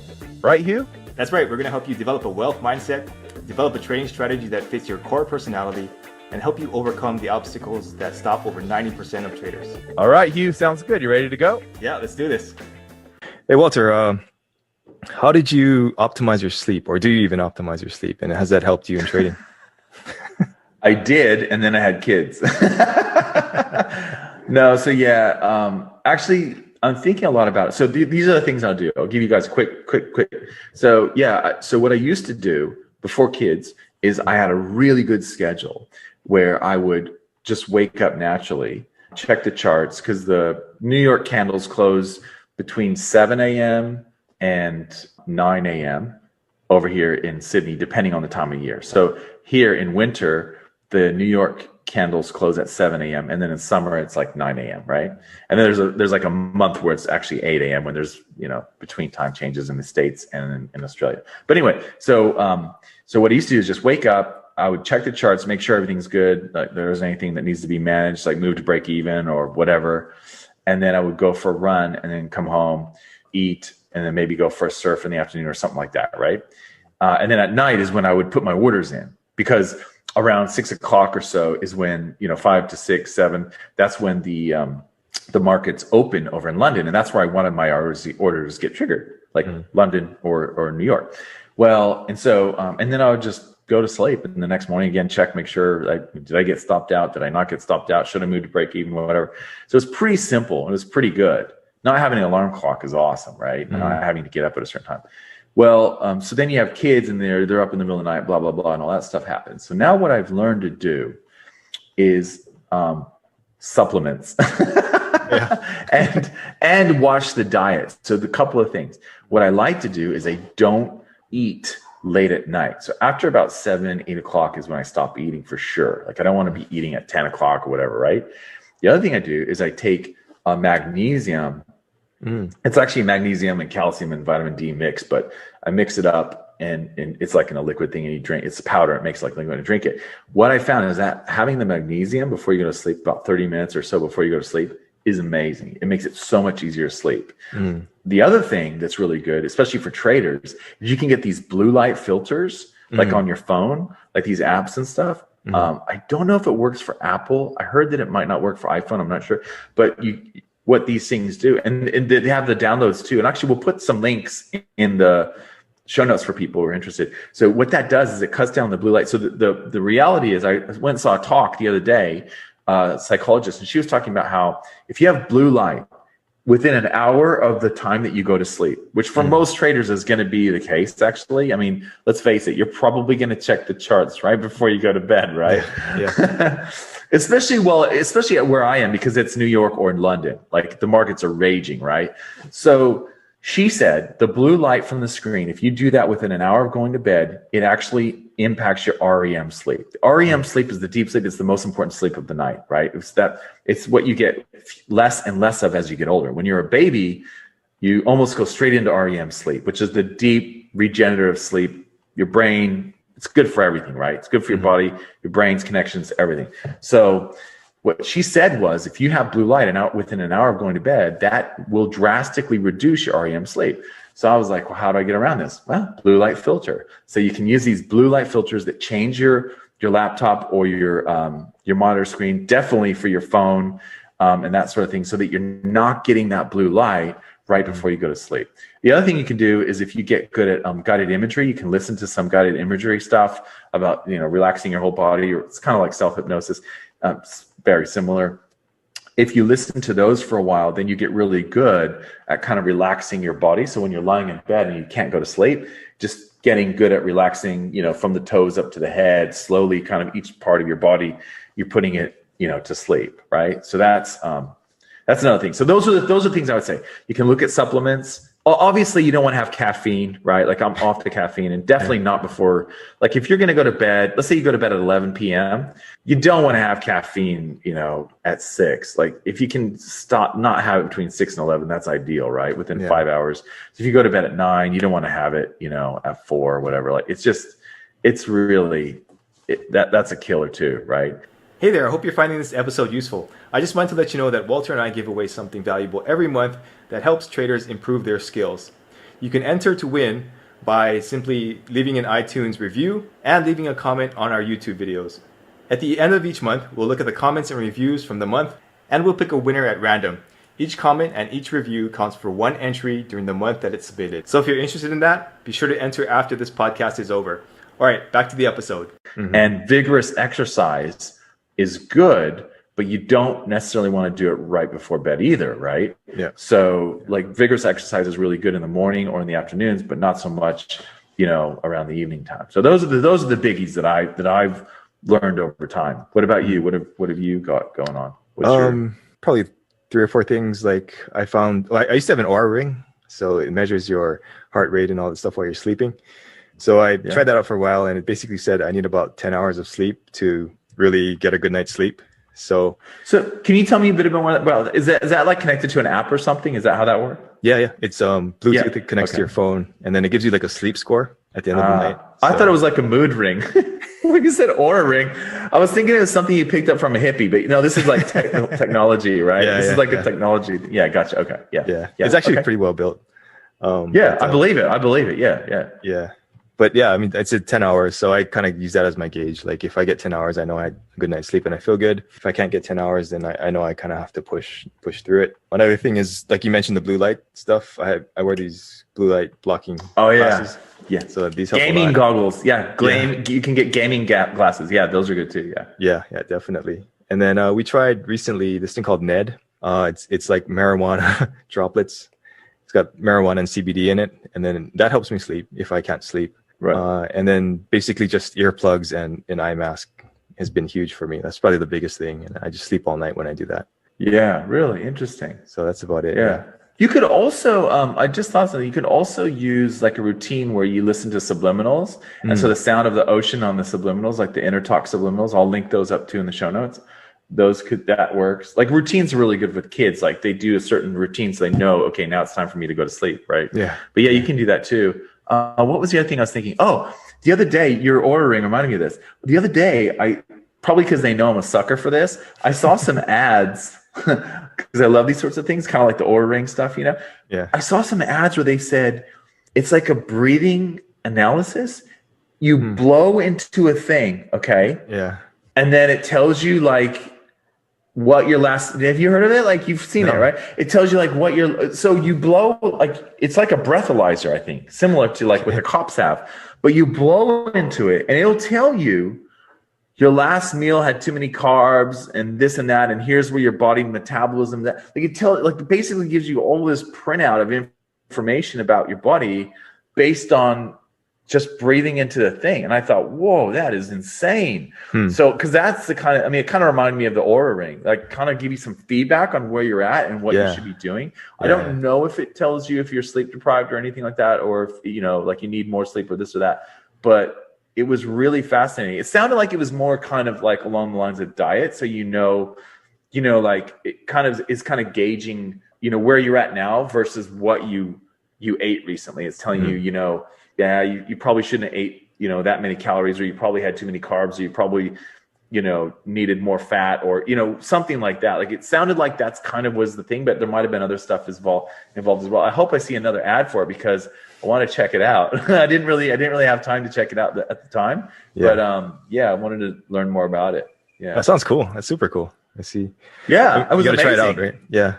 Yeah, I know. Yeah, I know. I was like, wow, I've never like, you know, like all these things like that you and I are both kind of into, like Muse and the Aura Ring and the what's the thing with the two neurophone and, yeah, all those things, you know, subliminals and stuff. Yeah, so I just thought it was pretty cool, and I wanted to mention that to you because I know, you know, you're like me, you know, you kind of like things like that. Cool. Yeah, it sounds really cool. I'll check it out. I'll look into it. Yeah. I'll see and one last thing on the when you're talking about music before going to sleep, I found that listening to audiobooks is probably one of the best ways to fall asleep. But then I always lose my place on the book, so it doesn't really work too well. Gets you to sleep. Yeah, it's so true. It is true too, especially if they're monotonous. Like, have you ever heard of? Just as an aside, have you ever heard of LibriVox? So there's this free. I'll put a link down there, but LibriVox basically is free Audible, like Audible, the Amazon one. It's like Audible, but you go there and you download these MP3s of books, and they're like a lot of classics and stuff. So like one time we were on this massive road trip, we listened to The Count of Monte Cristo, right? This long book. But here's the problem with LibriVox. Problem is you can volunteer, anyone can volunteer to read a chapter of a book. So what ends up happening, you're listening to The Count of Monte Cristo, right?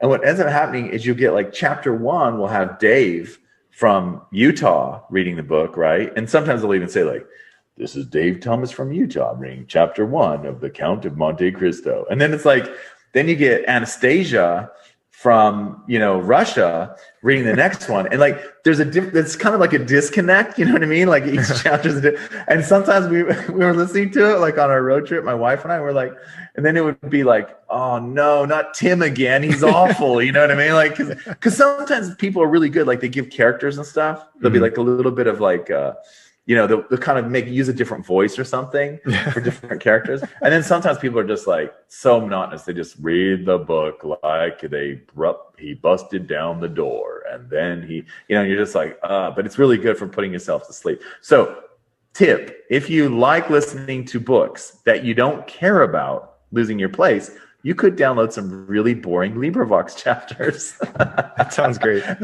That could work. Yeah, that could work. Just need to find a nice boring one. I'm just picturing the Russian accent versus the, you know, the Southern drawl, and then like all in the same book. yeah, it's terrible, man. It's so bad. It's like literally, it's like Russian roulette when you're listening to it, because it's like every chapter you don't know what you're gonna get. You're like, oh, chapter 13 is Dave again. No, you know, it's just crazy, and you just keep wishing that. If you have a good reader on a chapter, you keep wishing, please do the next one. Please do the next chapter. It is kind of funny. Yeah. But that's LibriVox. Yeah, LibriVox. Yeah. All right. Thanks, Walter. See ya. Yeah. All information in this podcast is for educational and informational purposes only and is not trading or investment advice.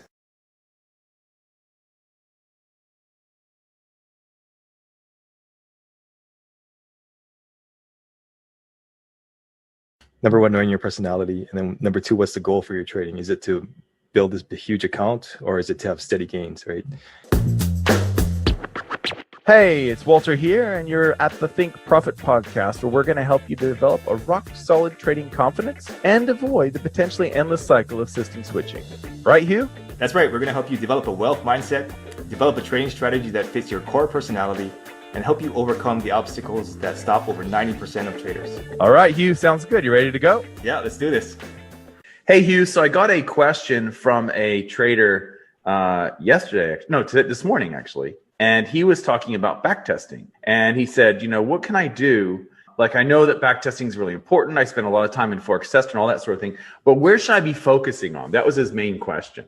And so we were just chatting a minute ago, right before this call. And I recommended that he spend a lot of time. And I'm curious to see how you do this.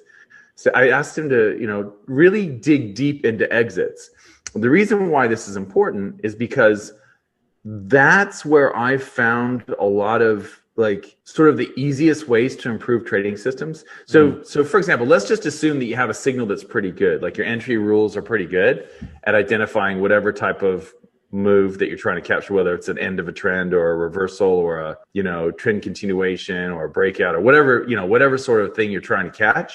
But you're not happy with it for whatever reason, like the bottom line is it's not making enough or whatever. Typically what I've found is that by tweaking the exit, it makes a drastic difference. So for example, there are some exits that kind of follow price along and are really tight. Those exits are really good at allowing you to, well, first of all, this is a psychology podcast, right?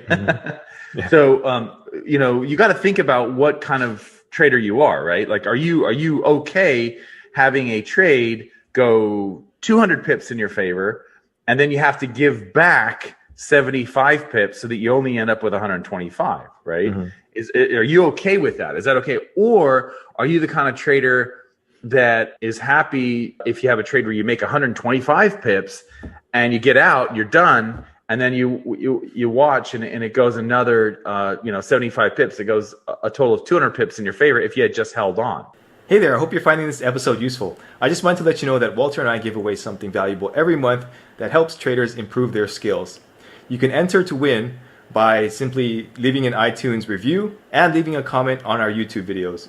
At the end of each month, we'll look at the comments and reviews from the month, and we'll pick a winner at random. Each comment and each review counts for one entry during the month that it's submitted. So if you're interested in that, be sure to enter after this podcast is over. All right, back to the episode. Right? Those are two different kinds of scenarios. It's the same result, but of course, there's two different kinds of scenarios for different types of people. One of those is going to be more stressful, more difficult to deal with. And so, you got to kind of have to know that. So what I was talking about with exits, you have different types where you have some that are really tight. Those are really good at increasing your win rate. Those are really good at getting you out of bad trades. Those are really good at making you feel like a winner because it's so easy for you to capture a little bit of profit if it would have been otherwise like a loss, for example, right? Like those really tight exits that hug price as it moves are good at that. However, they're typically terrible at capturing the large move. Yeah. And the reason why is every little sort of retracement move against your expected direction, whether it be up or down, those little jigs are more likely to pop you out of the trade with those really tight trailing exits. Now the looser, the wider exits, those are bad in terms of keeping your win rate up because they will reduce your win rate.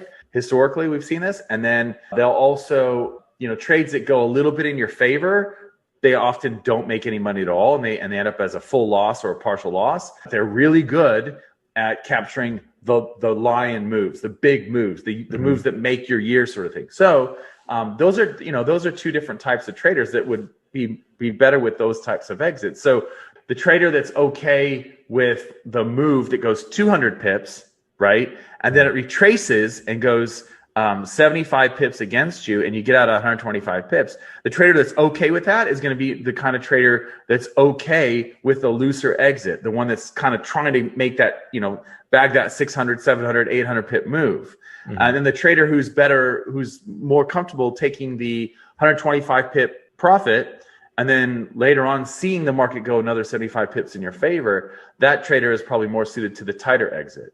So that's kind of the thing I was explaining to this guy. And he's a really good trader. He just kind of, he's at that stage now where he's getting comfortable with his strategies. He just wants to improve his, his bottom line. And so exits is a really good spot for that. But again, you gotta kind of map what you believe, what you're comfortable with, what you like to deal with in trading versus those things that are going to be really stressful for you. Yeah, no, totally. I agree. And I think you really have to go in with a goal in mind, right? Like, number one, knowing your personality. And then number two, what's the goal for your trading? Is it to build this huge account, or is it to have steady gains, right?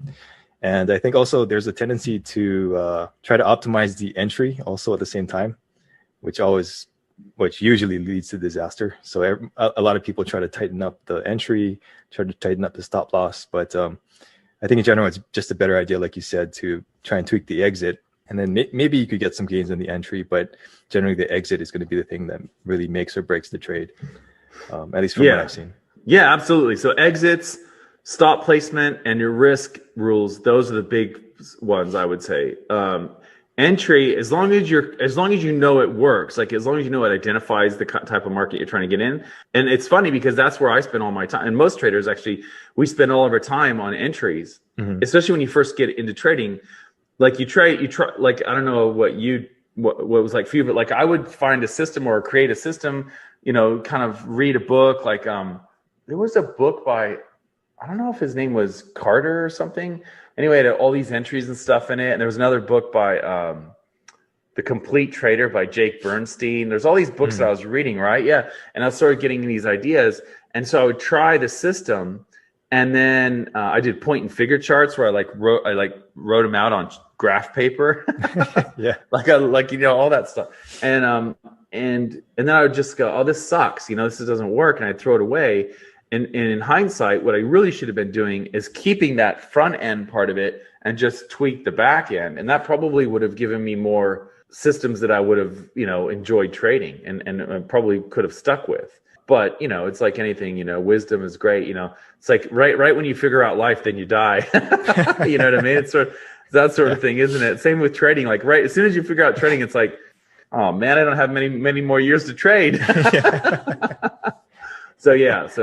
I can't even imagine how many great systems have been thrown away just because, you didn't tweak the exit for your personality, right?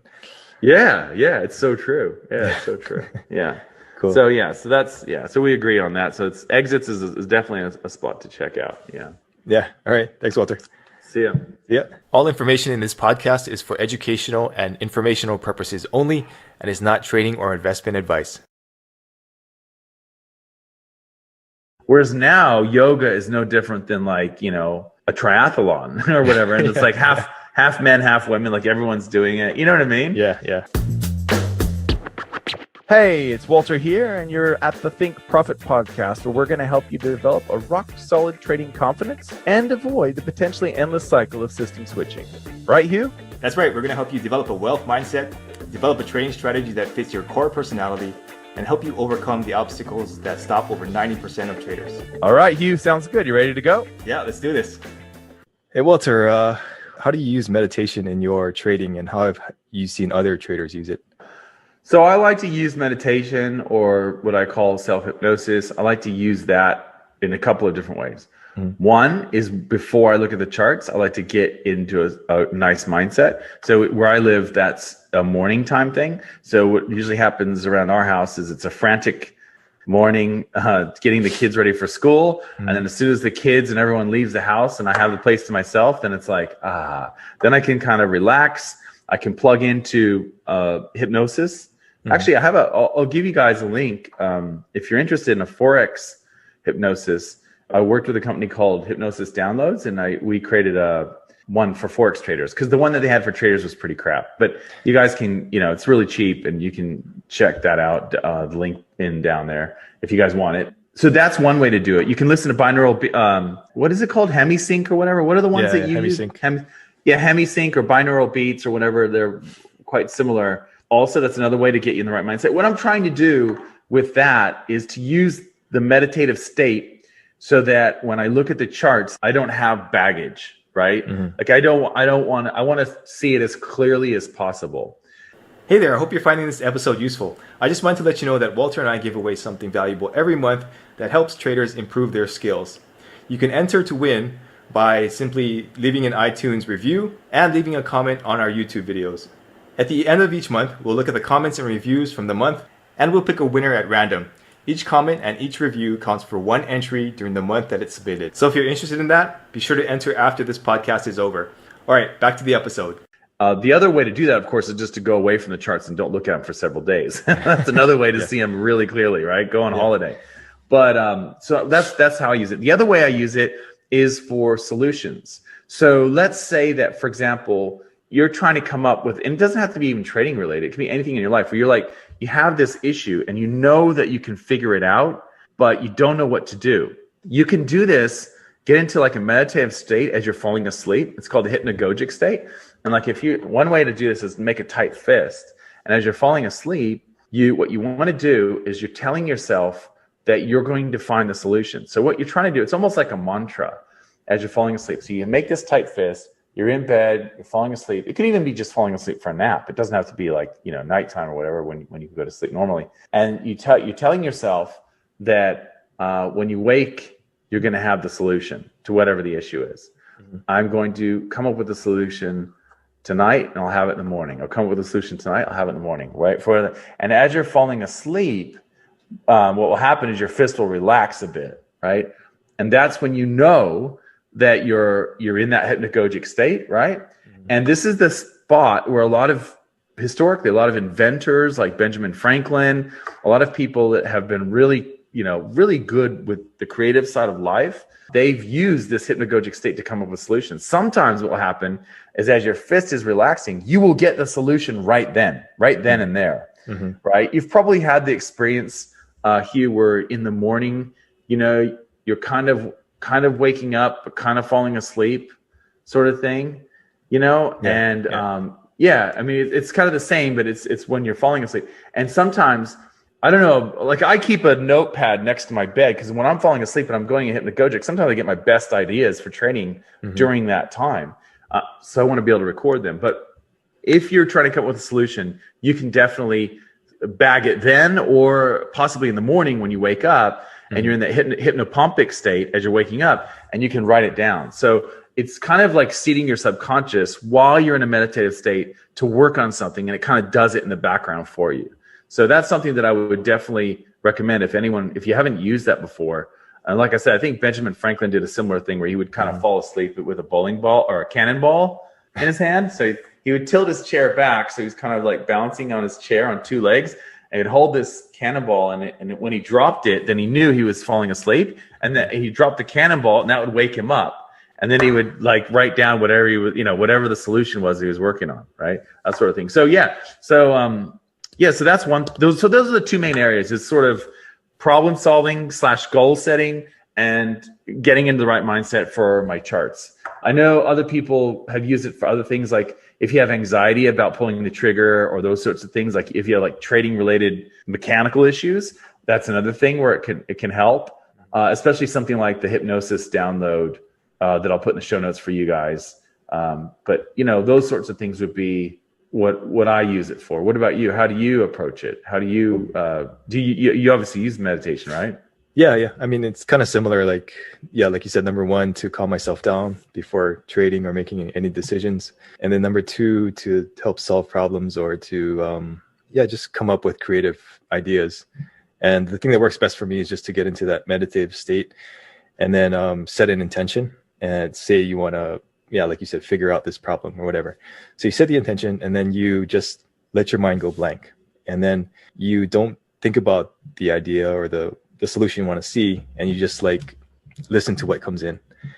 And many times you can start to get ideas. You'll get like situations in the past that will help you figure out what's going on now. If you have a problem that you're trying to fix, a lot of times you'll find this little like cord that goes back to the source, and you can kind of trace it there, and then you can figure out what the solution is based on where it came from. So I think that's another way to figure these things out and to get some creative ideas. So how do you do that? How do you do that? Like, how do you pull the cord or whatever, as you say? Like, how does that work? Like for you or? Yeah, that's kind of, it's hard to explain if you don't do it. But like one thing I've done is like this thing called CAP. It's like a Kundalini awakening process or something, right? So you basically lie on the ground and they play this really loud music, and it's all different types of music, and that's just to distract your conscious mind. So that allows you to let go and let everything else come in that wants to come in, right? So it's kind of the same thing. You just want to like put your conscious mind aside And then all these ideas and things will start coming in based on the intention that you set in the beginning. So it's not really like pulling at it, but it'll just kind of start to float into your consciousness, and then you can kind of process it there. Interesting. Wow, that's fascinating. And where did you learn? Where did you hear about this or whatever? I never heard of it. It's kind of just like trial and error. Like, yeah. You know, I realized that all these things like meditation and breath work and these, you know, plant medicines like mushrooms and ayahuasca, they're all kind of the same thing. They just get you to that state. And then from there, you can start to do some work and you get these ideas and things coming in. Right. As long as you set that intention in the beginning. Yeah. It's interesting because I can imagine some people listening to this or watching it on YouTube, or whatever, they might be thinking that like some of the things you like when you start talking about like mushrooms or yoga or whatever, some of these things are like emotionally, they can be charged. You know what I mean? Like we're bringing like our experience into the equation, right? Yeah. There are certain words or things. Like I remember, you know, when I was a kid, I was a magician and I did magic tricks and magic shows and stuff. That's what I did every weekend. I was always working at some kid's birthday, even when I was a kid. You know, I was like 7-year-old magician going around doing, you know, 6-year-old birthdays or whatever. Like it was crazy, man. It was wild. But all the way until I was like 19, I did that. So anyway, there was a kid that came over, right? When I was, you know, probably 12. Mm-hmm. And he was like, you know, I wanted to show him some magic tricks. He was asking about it. And then he said his parent, I think he was a Seventh-day Adventist, right? And his parents said that he came over one day and he's like, I can't play with you anymore. I'm like, what do you mean? He goes, my parents said I can't play with you anymore. I go, why? He said, because you do magic. I said, dude, these are like tricks. They're illusions, bro. I'm not doing like black magic or anything. You know what I mean? But it was like in their sort of culture that they grew up, magic meant something. You know what I mean? Mm-hmm. And really, it was better to be call it sleight of hand or you know what I mean, or whatever. Yeah, illusions. Like it wasn't really magic. You know, that was all just like the stuff that you talk about to make it look cool. You know. So it blew me away really, but it's the same thing with like yoga. Mm-hmm. Like I remember when I first took yoga class in like the 90s, early 90s or whatever, it was like all women, right? And it was almost like for some people it was like there's like this spiritual attachment to it.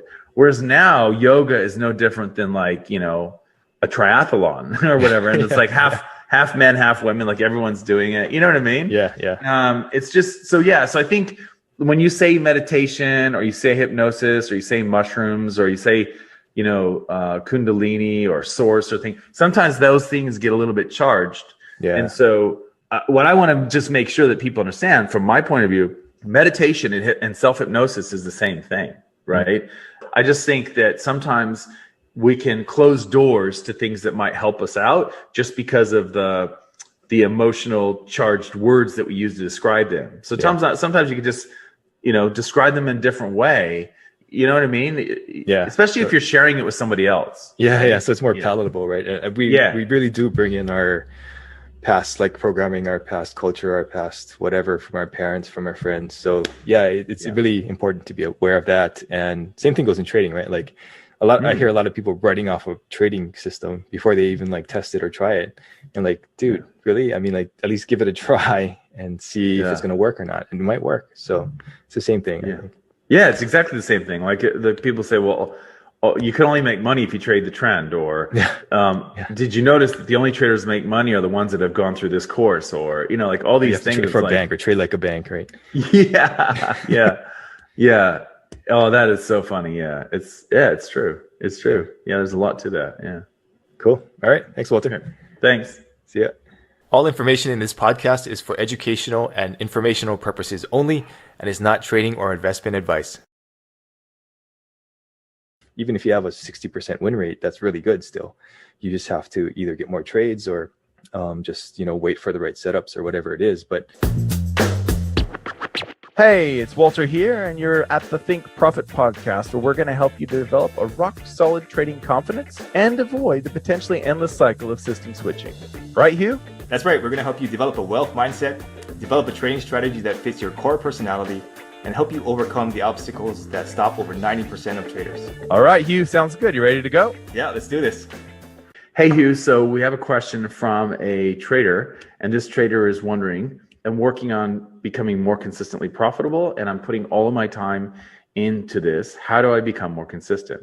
And so my thoughts are, if this is what you're looking at, I'm going to read between the lines here and say that this could be, well, it's hard to say. This could be a break-even trader, or it could be a trader that's actually making money. So one thing that I would say is you probably need to widen your scope. So when people say I want to be more consistent, that usually, it could mean that like Monday I make money, Tuesday I lose money, Wednesday and Thursday I make money, and then Friday I lose a lot. Like that sort of thing where it's kind of in and out.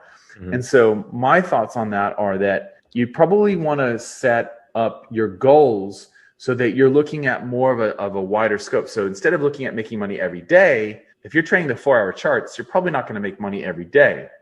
If you're trading the 5-minute charts, you're still probably not going to make money every day, but maybe it's possible to have more, many more profitable days than not. So the idea here is that you want to put a measuring stick at the spot where it's easily achieved, but also you can probably improve on it a little bit. So for example, the goal of making money every single day with a 60% win rate strategy isn't going to work, right? Mm-hmm. It's just not going to work. Yeah.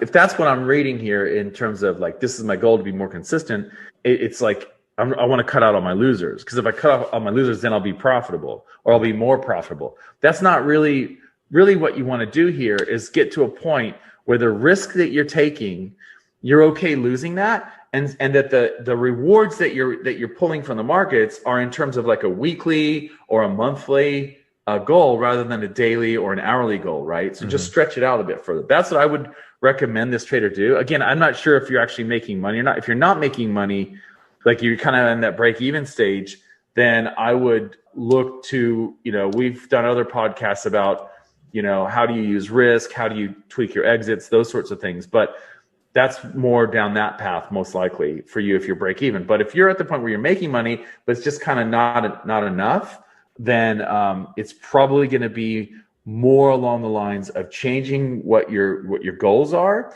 And once you change those goals and you go, okay, I want to make a certain percentage every week or every month, that makes it easier for you to then adjust your risk to a point where those losing periods don't hurt as much, right? Mm-hmm. So you kind of need to know where you want to go.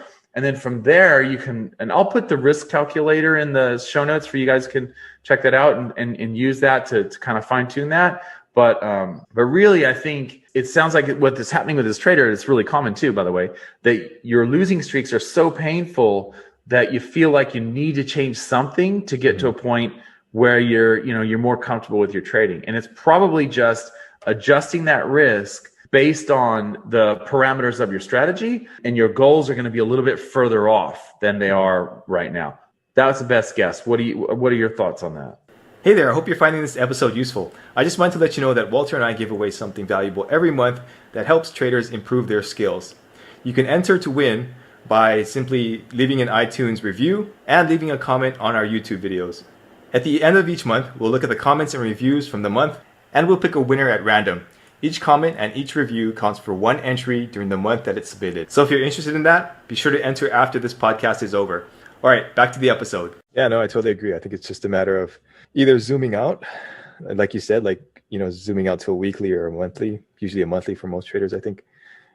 Or just, having this expectation. I think there's a lot of marketing in the Forex education world about scalping or whatever, and you're going to make money every day just by doing this one thing at 5 o'clock or whatever. And I think that leads to people thinking that they need to be perfect, like they need to have like a 99% win rate or something like that, or a 90% win rate, when in reality you don't, obviously, right? So I think there's that like perfection bias with a lot of people. And I think if you can overcome that and just understand, okay, even if you have a 60% win rate, that's really good still.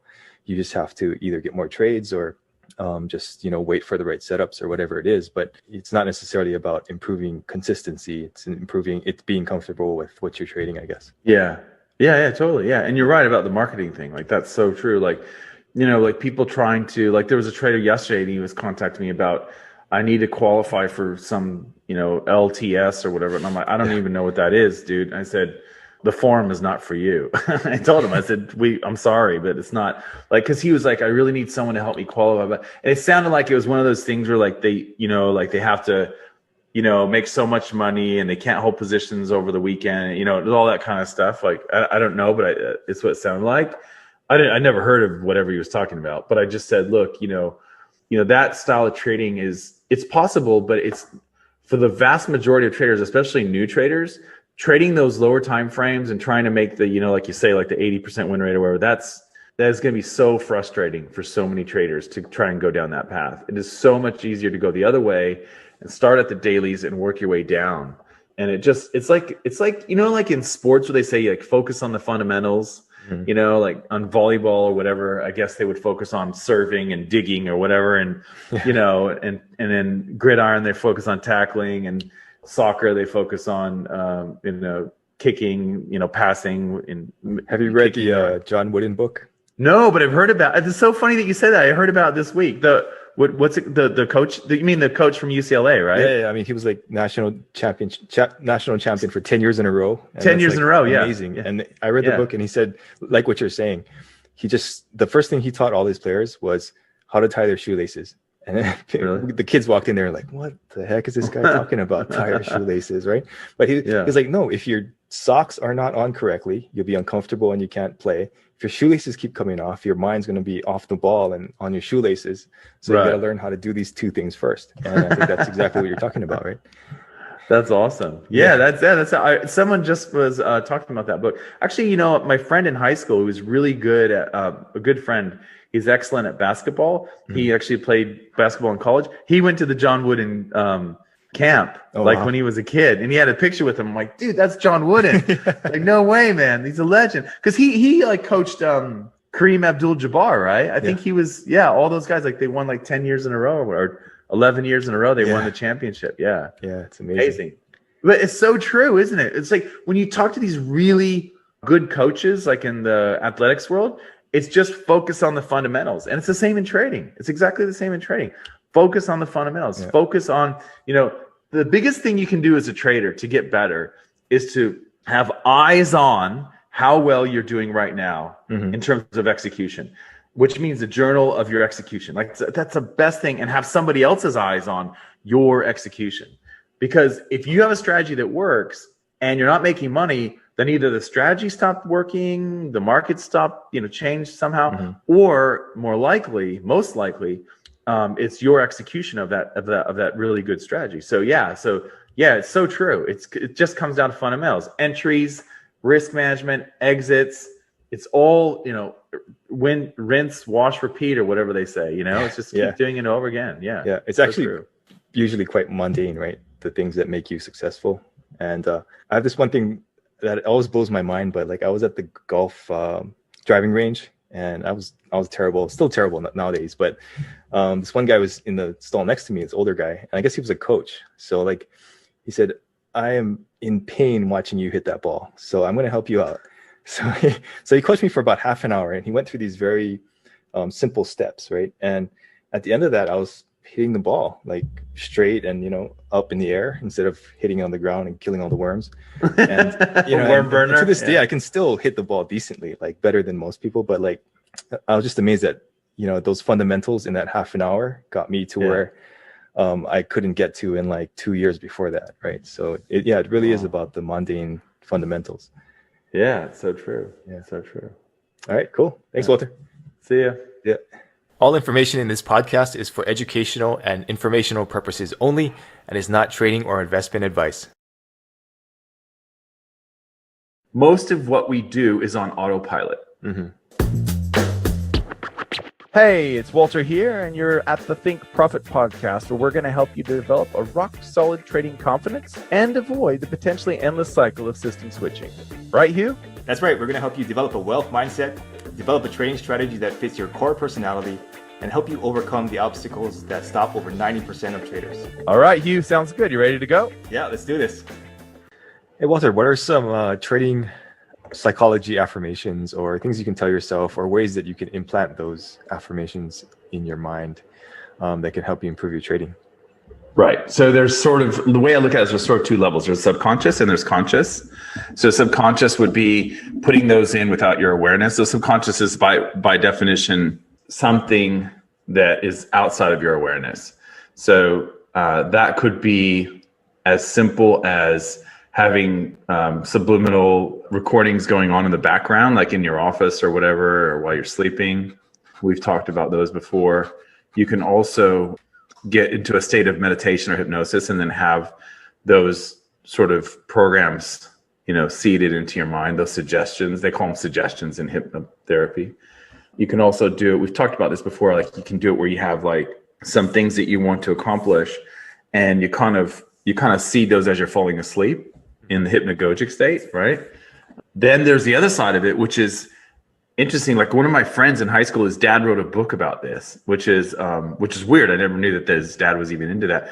But I did find one time I went to his house and they had these little sticky notes everywhere, and it had all these positive messages like everywhere in the kitchen and everything. And I was like, dude, what's going on with this? He goes, oh, my dad wrote a book about, positive affirmations. So that's a different thing. Like there's a book, actually, we'll put the link in the show notes.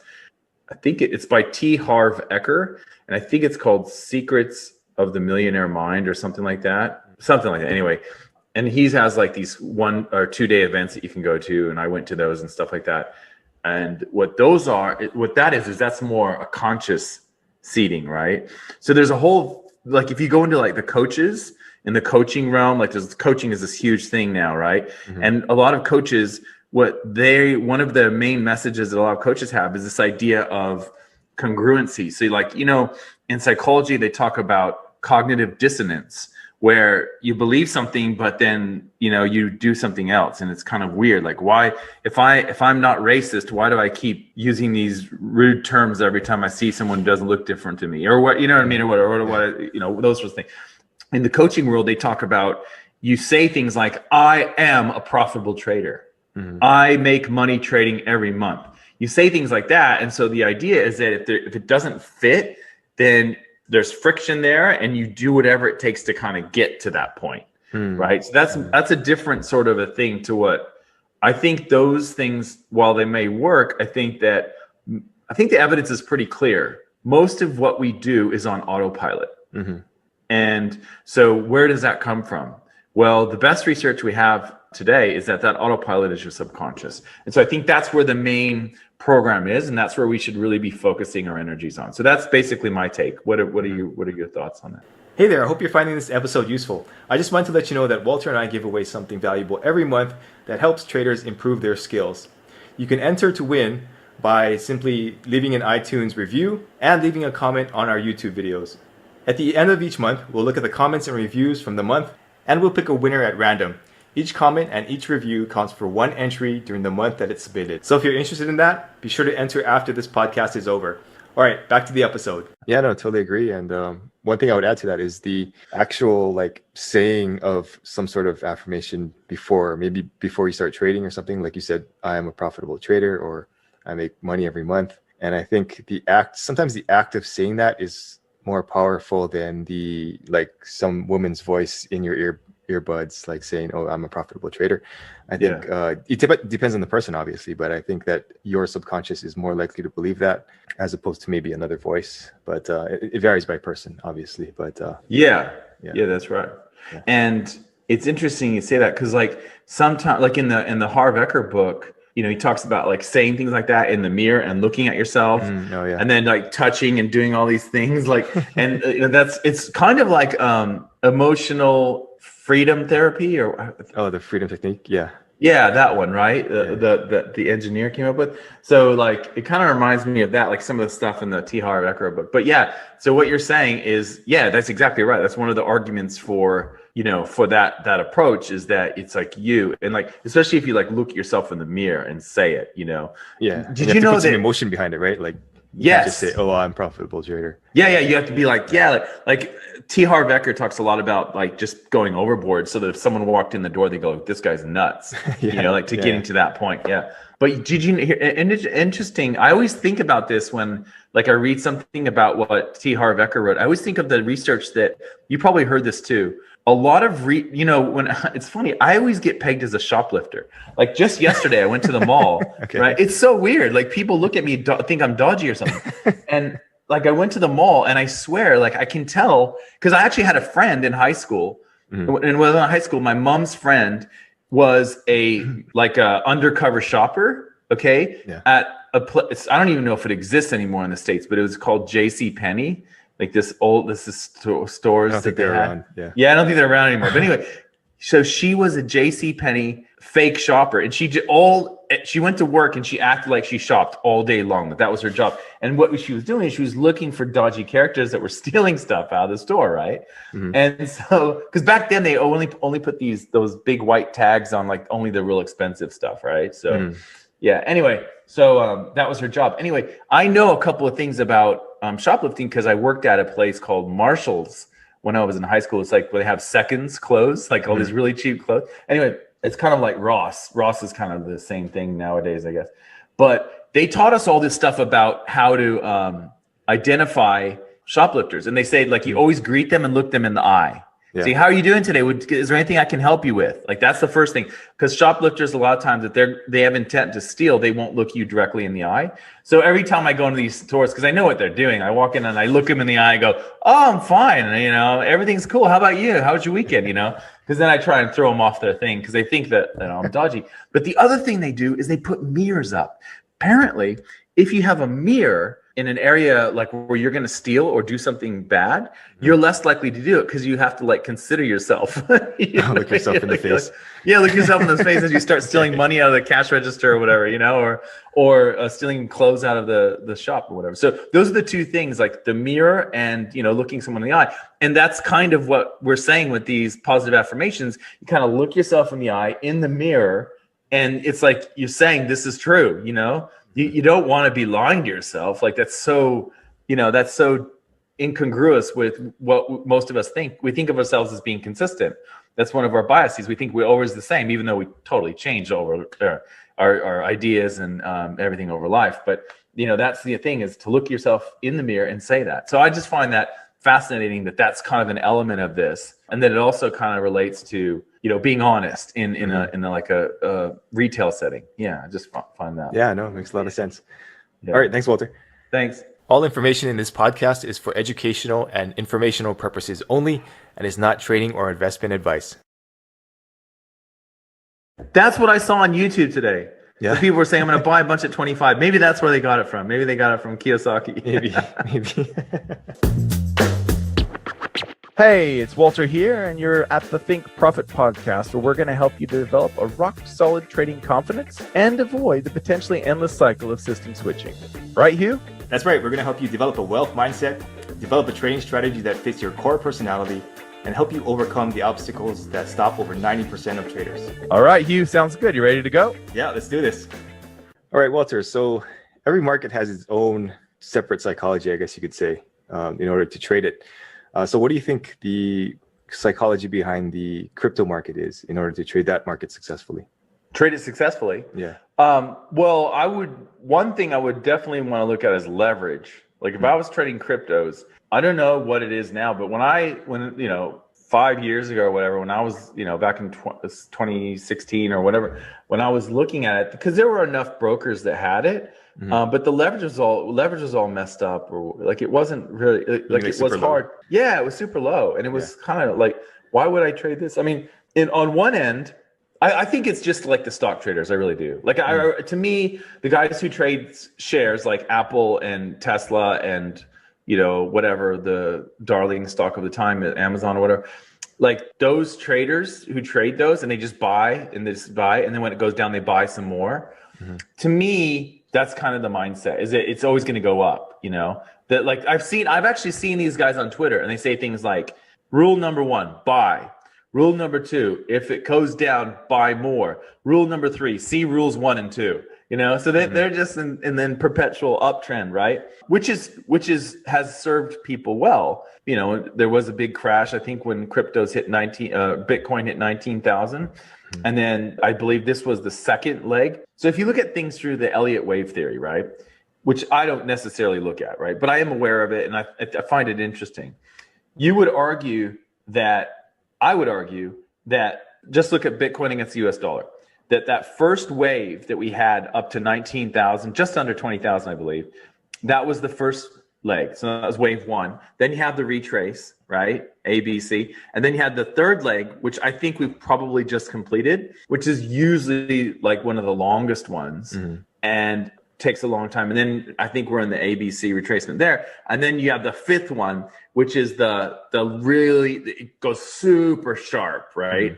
And then it collapses from there, and then has to, you know, eventually restart another trend, right? Like another move. That's what I think we're at. I think we just went off of wave 3. That's like long term. That's what I think. And I think that the people that trade cryptos are kind of like stock traders in that you just assume it's always going to go up, and that usually works, you know, in a bull market. But in a market like this, like I just saw today some people posting on YouTube like, I'm going to buy some more Bitcoin when it hits 25 grand and stuff like that.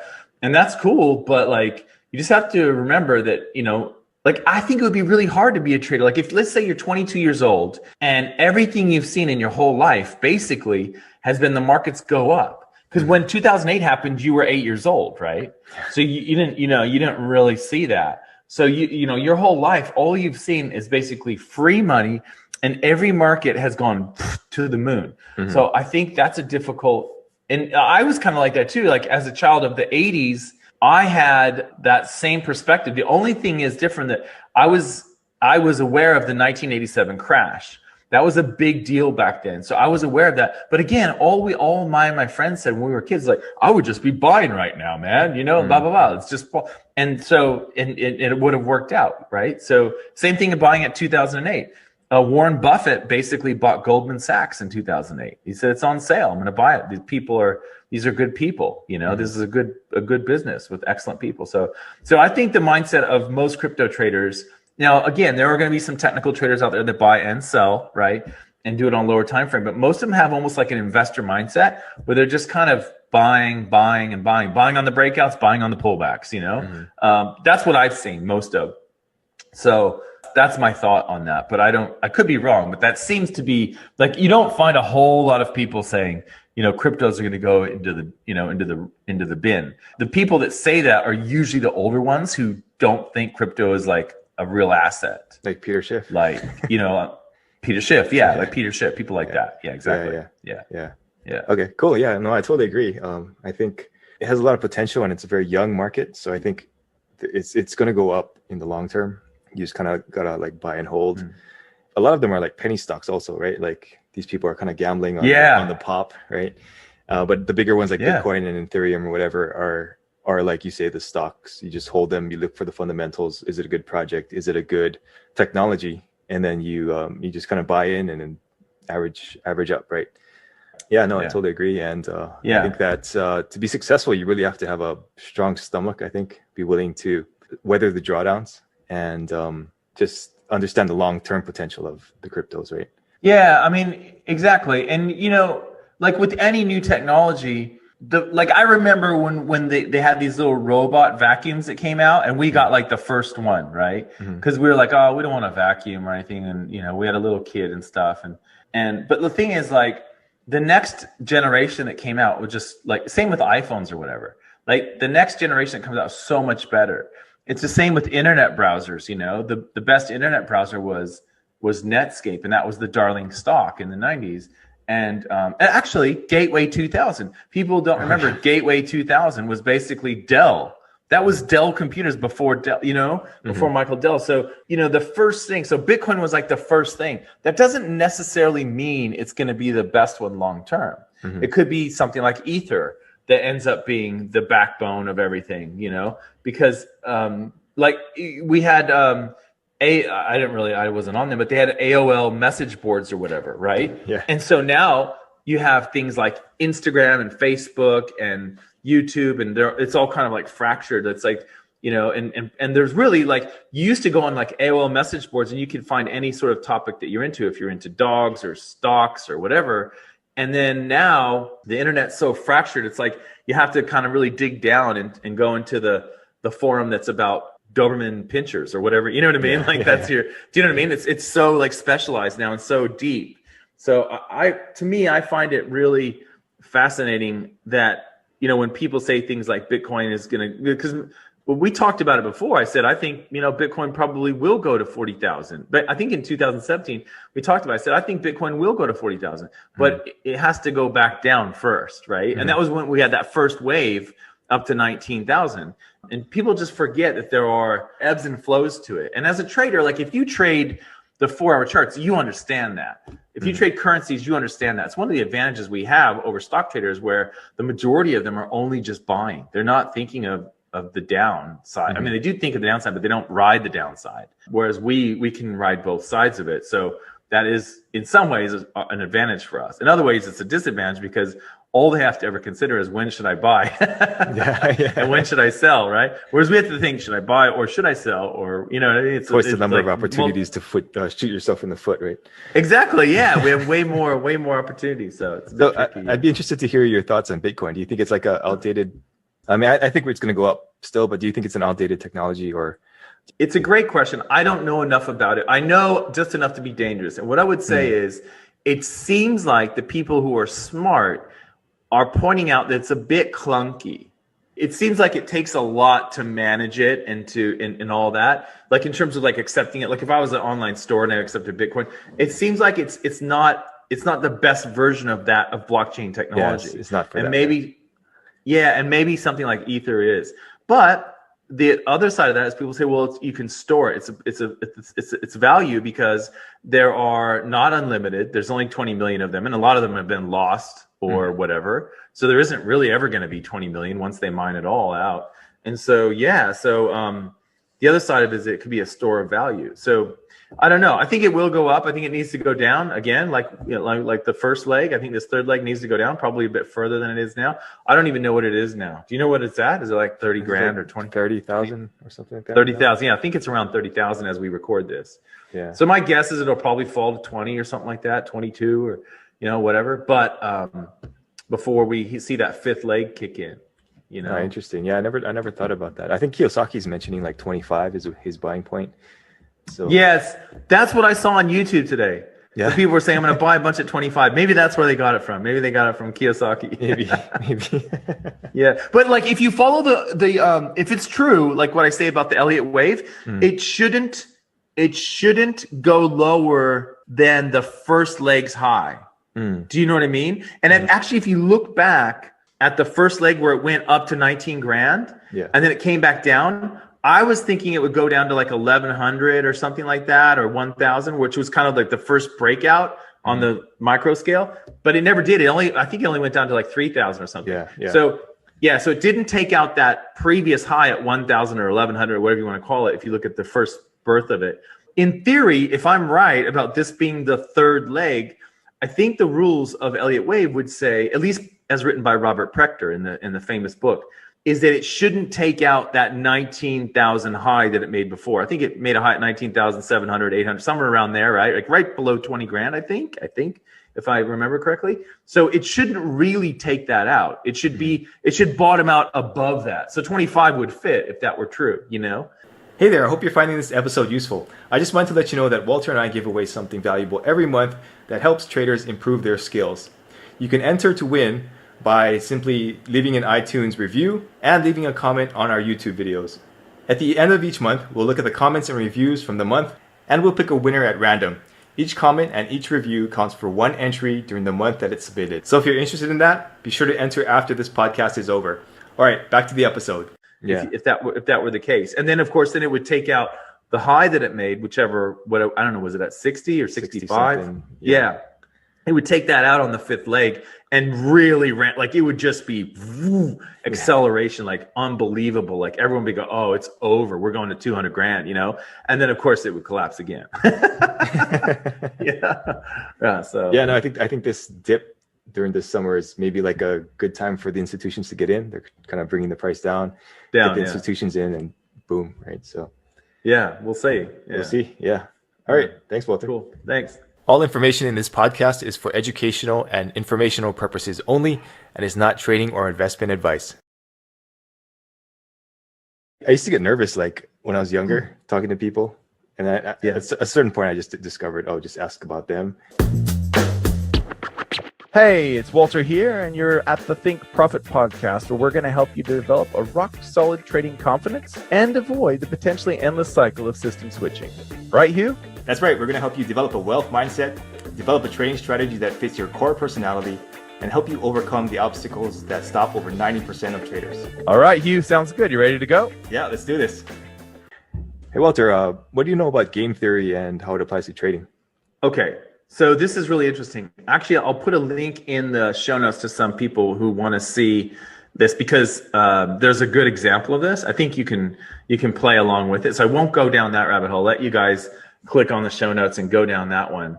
But the way I think of it is, because I've read some books on it that are really complex, and I kind of think of game theory maybe differently to most in two ways. I think of it as in probabilities, so in terms of probabilistic thinking, which is really good for traders, obviously. And then the other side of it is like perception, right? And awareness of what other people are thinking. So kind of like if you're in a situation, Hugh, where you're at a party and you're talking to some people, and you'll notice some people aren't very perceptive of what other people are thinking, and that maybe they just go on and keep talking about themselves, and everyone else is just sitting there going, oh my God, like, you know what I mean? But the person doesn't realize that they're like turning everyone off by sitting there and just rabbiting on about themselves. That's a person that has like low interpersonal intelligence, we would say, right? And so with game theory, I think part of it is being aware of what the other participants in the game are doing. So poker is a great example of this, where like if you bluff, or you think someone else might be bluffing, you're trying to figure out what's going on, right? That's one element of game theory, which is sort of almost like psychology and interpersonal relations and understanding that. In trading, it could be looking at where all the orders are. So you can look on websites, and brokers will show you where all the buy orders, where all the sell orders are, right? Same thing with open position ratio. You can see, what is the crowd doing? Are most traders buying or selling, or what's going on? So that's one element, as I see it, of game theory. And I really love the open position ratios. If you guys are interested in that, I've got plenty of videos on YouTube all about that stuff, and I can put those in the link down there if you guys want to go down that rabbit hole. I don't want to get into that right now, but that's part of it. Understanding what are the other participants doing. So orders, where the order placements are, and where the open positions ratios are at is really important in that sense. But the other side of it is probabilities. And it's really fascinating to me that a lot of traders don't understand it, right? So probabilities come into a lot of places. Like probabilities come in when you're trying to decide, is my trading system in a drawdown that is normal or not normal? And another one is my reward to risk ratio sufficient to make profit given my win rate?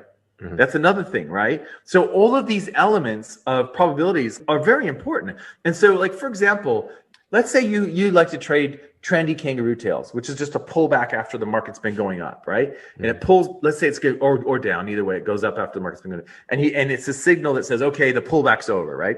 Now, let's say you like trading those, you've back tested them, you get a certain win percentage, it's 58% or whatever. But you find that if you add another element to that, which is understanding where the orders are placed on the charts to your kangaroo tails, trendy kangaroo tails, you actually really improve that strategy. And that probably would be the case.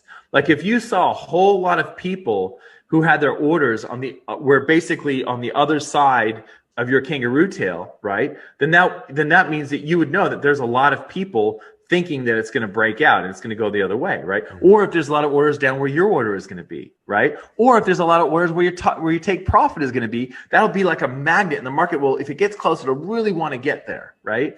So all of those things I think are really important in terms of game theory. So to me, game theory is thinking about what are the probabilities, right? That this is going to go this way or that way. And so what should I do for, my overall, I'm trying to make profit here. And the other thing is, what are the other people doing?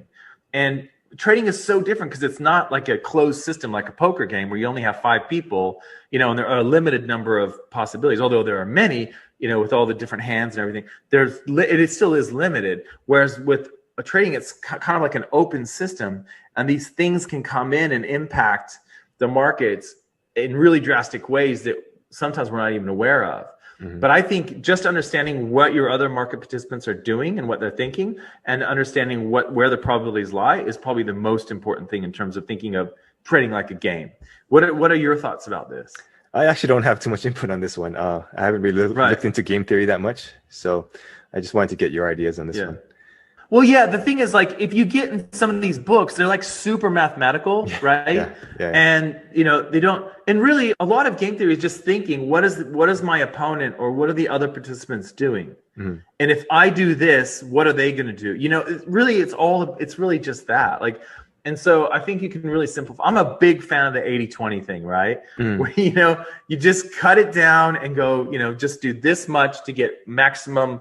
You know what I mean? And that's sort of. I like that approach, and some people won't. They'll want to get deep into it and whatever, and that's fine. But I think just thinking in terms of what are the other people doing, that's a big part of game theory. Hey there, I hope you're finding this episode useful. I just wanted to let you know that Walter and I give away something valuable every month that helps traders improve their skills. You can enter to win by simply leaving an iTunes review and leaving a comment on our YouTube videos. At the end of each month, we'll look at the comments and reviews from the month, and we'll pick a winner at random. Each comment and each review counts for one entry during the month that it's submitted. So if you're interested in that, be sure to enter after this podcast is over. All right, back to the episode. You can map it out and make charts and everything and choice charts and all that stuff, but it really comes down to thinking about, where do the best probabilities lie, what is likely to happen versus unlikely. Which is not always the way we think. Like a lot of times we think that what's likely to happen is what happened last time, And that's not true. That's not necessarily true at all. So so we're not really set up to think mathematically. We're more emotional creatures in general, and reactionary. So I think if people just start, just a real simple task would be if you have a trade and you go, okay, I'm going to buy here. What are the people thinking that are going to sell? In the exact same situation, what do they see? Just trying to break out of your filter and the way you see the market. That's a really big part of it, I think. Just a lot of crowd psychology, you think? Yeah. And just going, okay, like I look at, sometimes what will happen is a kangaroo tail will print and I don't take it. And I explain in my videos, the reason I'm not taking it, because let's say there's a resistance level right here, right? And the kangaroo tail goes through it like this. Okay, so you have a big kangaroo tail.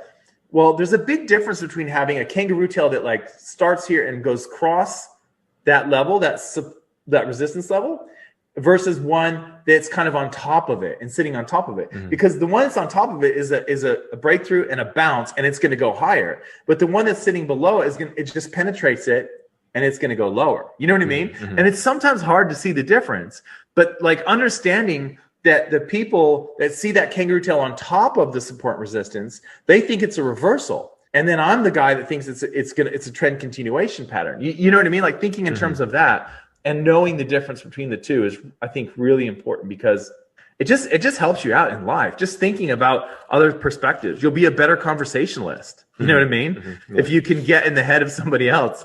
People like it when you ask questions about themselves, like as you've noticed, like they do, they really do. It's a great way for people to go, oh, I really like that Hugh, he's a good guy. Oh, really? What'd you like about him? Well, he just seems like a real friendly guy, Well, what does Hugh do? Oh, we didn't really talk about that. Yeah, because the whole time Hugh was letting you talk about yourself, and that sort of thing. You know what I mean? That's I used to get nervous when I was younger talking to people. And at a certain point, I just discovered, just ask about them, and then they'll do all the talking, and it's all good. Yeah. So I was the same. I was the same. I would always deflect off into, they would say something. Oh, yeah, blah blah. What about you? I would always do that. And now I'm so old. I'm just like, whatever. I don't even I can see. When people start doing that to me, I can see it a mile away, and I'm like, yeah, okay, man. Yeah, all right. I'm just whatever. Yeah, I don't even care. But when I was younger, I was really aware of it, like you say, and I would always just kind of shift it back because I didn't want the spotlight on me, Yeah. All right, cool. Thanks, Walter. Thanks. See you. See ya. All information in this podcast is for educational and informational purposes only and is not trading or investment advice. Experiment with different things and figure out what works for you. Hey, it's Walter here, and you're at the Think Profit podcast, where we're going to help you develop a rock-solid trading confidence and avoid the potentially endless cycle of system switching. Right, Hugh? That's right. We're going to help you develop a wealth mindset, develop a trading strategy that fits your core personality, and help you overcome the obstacles that stop over 90% of traders. All right, Hugh, sounds good. You ready to go? Yeah, let's do this. Hey, Walter, people talk a lot about like the flow state and how that contributes to success in a lot of different areas, especially trading. How do you get into the flow state? What do you think about how people should get into the flow state? And I just wanted to hear your experience with that. For traders, I think it's probably that analogous situation like with like an athlete getting ready to run the 100 meters. So I used to do that in high school, and I always did a lot of work on getting in the right state of mind, to get the right start, and stuff like that. So like basketball players, anyone who's done athletics like that, even at like the high school or college level, you would have some thoughts definitely around there, probably, or at least a routine to do. And so you can certainly do that when you're looking at the charts. If you're like a longer term chart trader like me, you would just want to be in that state of mind when you look at the charts. However, I think it more applies to like the lower time frame sort of in and out scalping type traders, where they really need to be on point in terms of what they would say is a flow state, I think. However, having said that, I think that when it comes to trading, there are some things that come up that you probably don't think about when you first get into trading. I'll give you an example.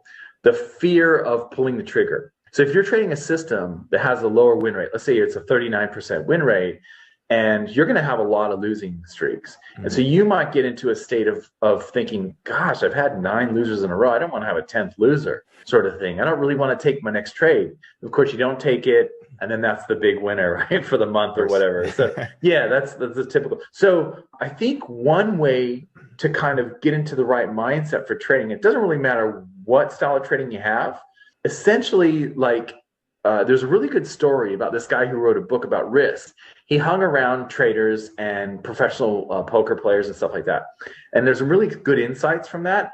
And what he was saying was that the traders, or actually the gamblers, it's funny that I would mix that up, but the gamblers were saying they kind of look at themselves as having like an infinite lifespan. If you think about it, what happens when you do that is you would see the world differently. If you knew that you were going to live, 1,000, 2,000 years, you would make different decisions in your life. And that's what he said about these people. The way they saw risk is they'd have these little tiny edges, but of course they saw that and that they were so valuable over the long term. And so any one individual trade, you can just kind of throw it out. Who cares, right? In fact, 10, 20, 30 trades, who cares? Because it's the long-term gains. And as Einstein said, right, I don't know if he actually said it, but people say that he said it. It's attributed to him. It says that compounding is the 8th wonder of the world. Well, that's really true when you look at risk from like a long-term point of view. So I think probably one of the easiest ways to get into a pro trading mindset is for any trader to think of yourself as living a long, long time. And what would that mean for you and your trading system if that were the case? What would you do?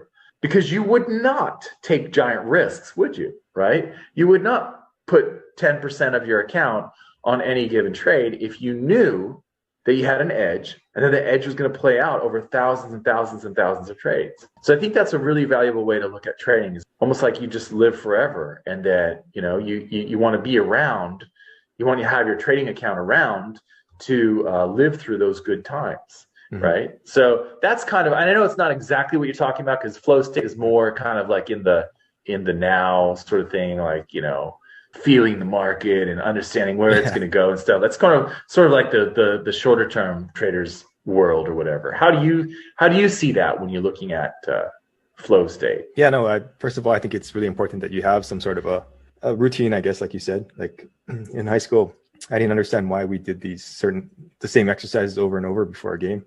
And that's all it is, getting you in the right mindset, right? And so I think if you could do some sort of meditation, or you have an app that can calm you down, I think that's a good start. But yeah, what you're saying makes a lot of sense. And I guess I never really thought of it that way. Hey there, I hope you're finding this episode useful. I just wanted to let you know that Walter and I give away something valuable every month that helps traders improve their skills. You can enter to win by simply leaving an iTunes review and leaving a comment on our YouTube videos. At the end of each month, we'll look at the comments and reviews from the month, and we'll pick a winner at random. Each comment and each review counts for 1 entry during the month that it's submitted. So if you're interested in that, be sure to enter after this podcast is over. All right, back to the episode. In that, if you know that you have this edge, even if you aren't in the flow state in that one session, like it really won't matter, right? Because you're like, okay, I'm factoring in a bad day into my system, into my numbers, and I'll just learn from this and go on to the next one. So yeah, that makes a lot of sense to me.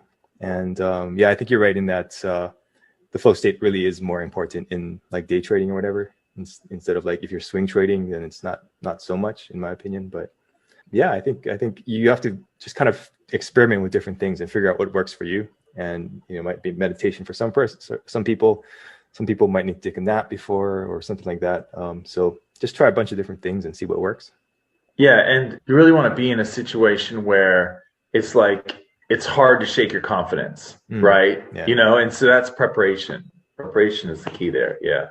I talked about that before, but yeah, that's critical. So what's the app that you use? Because you were saying, I know you use Muse, right? That device that links up to like the app. Is there anything else that you use in terms of that meditation stuff? Because I know you're big into the meditation.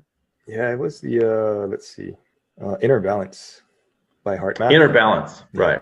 So they have a little thing where you stick it on your ear and then you do the breathing, and then if you're in a certain zone in terms of heart rate variability, once you're in that zone for a little bit, then I consider that calm and collected, and then I'll take it off and then go into trading or whatever.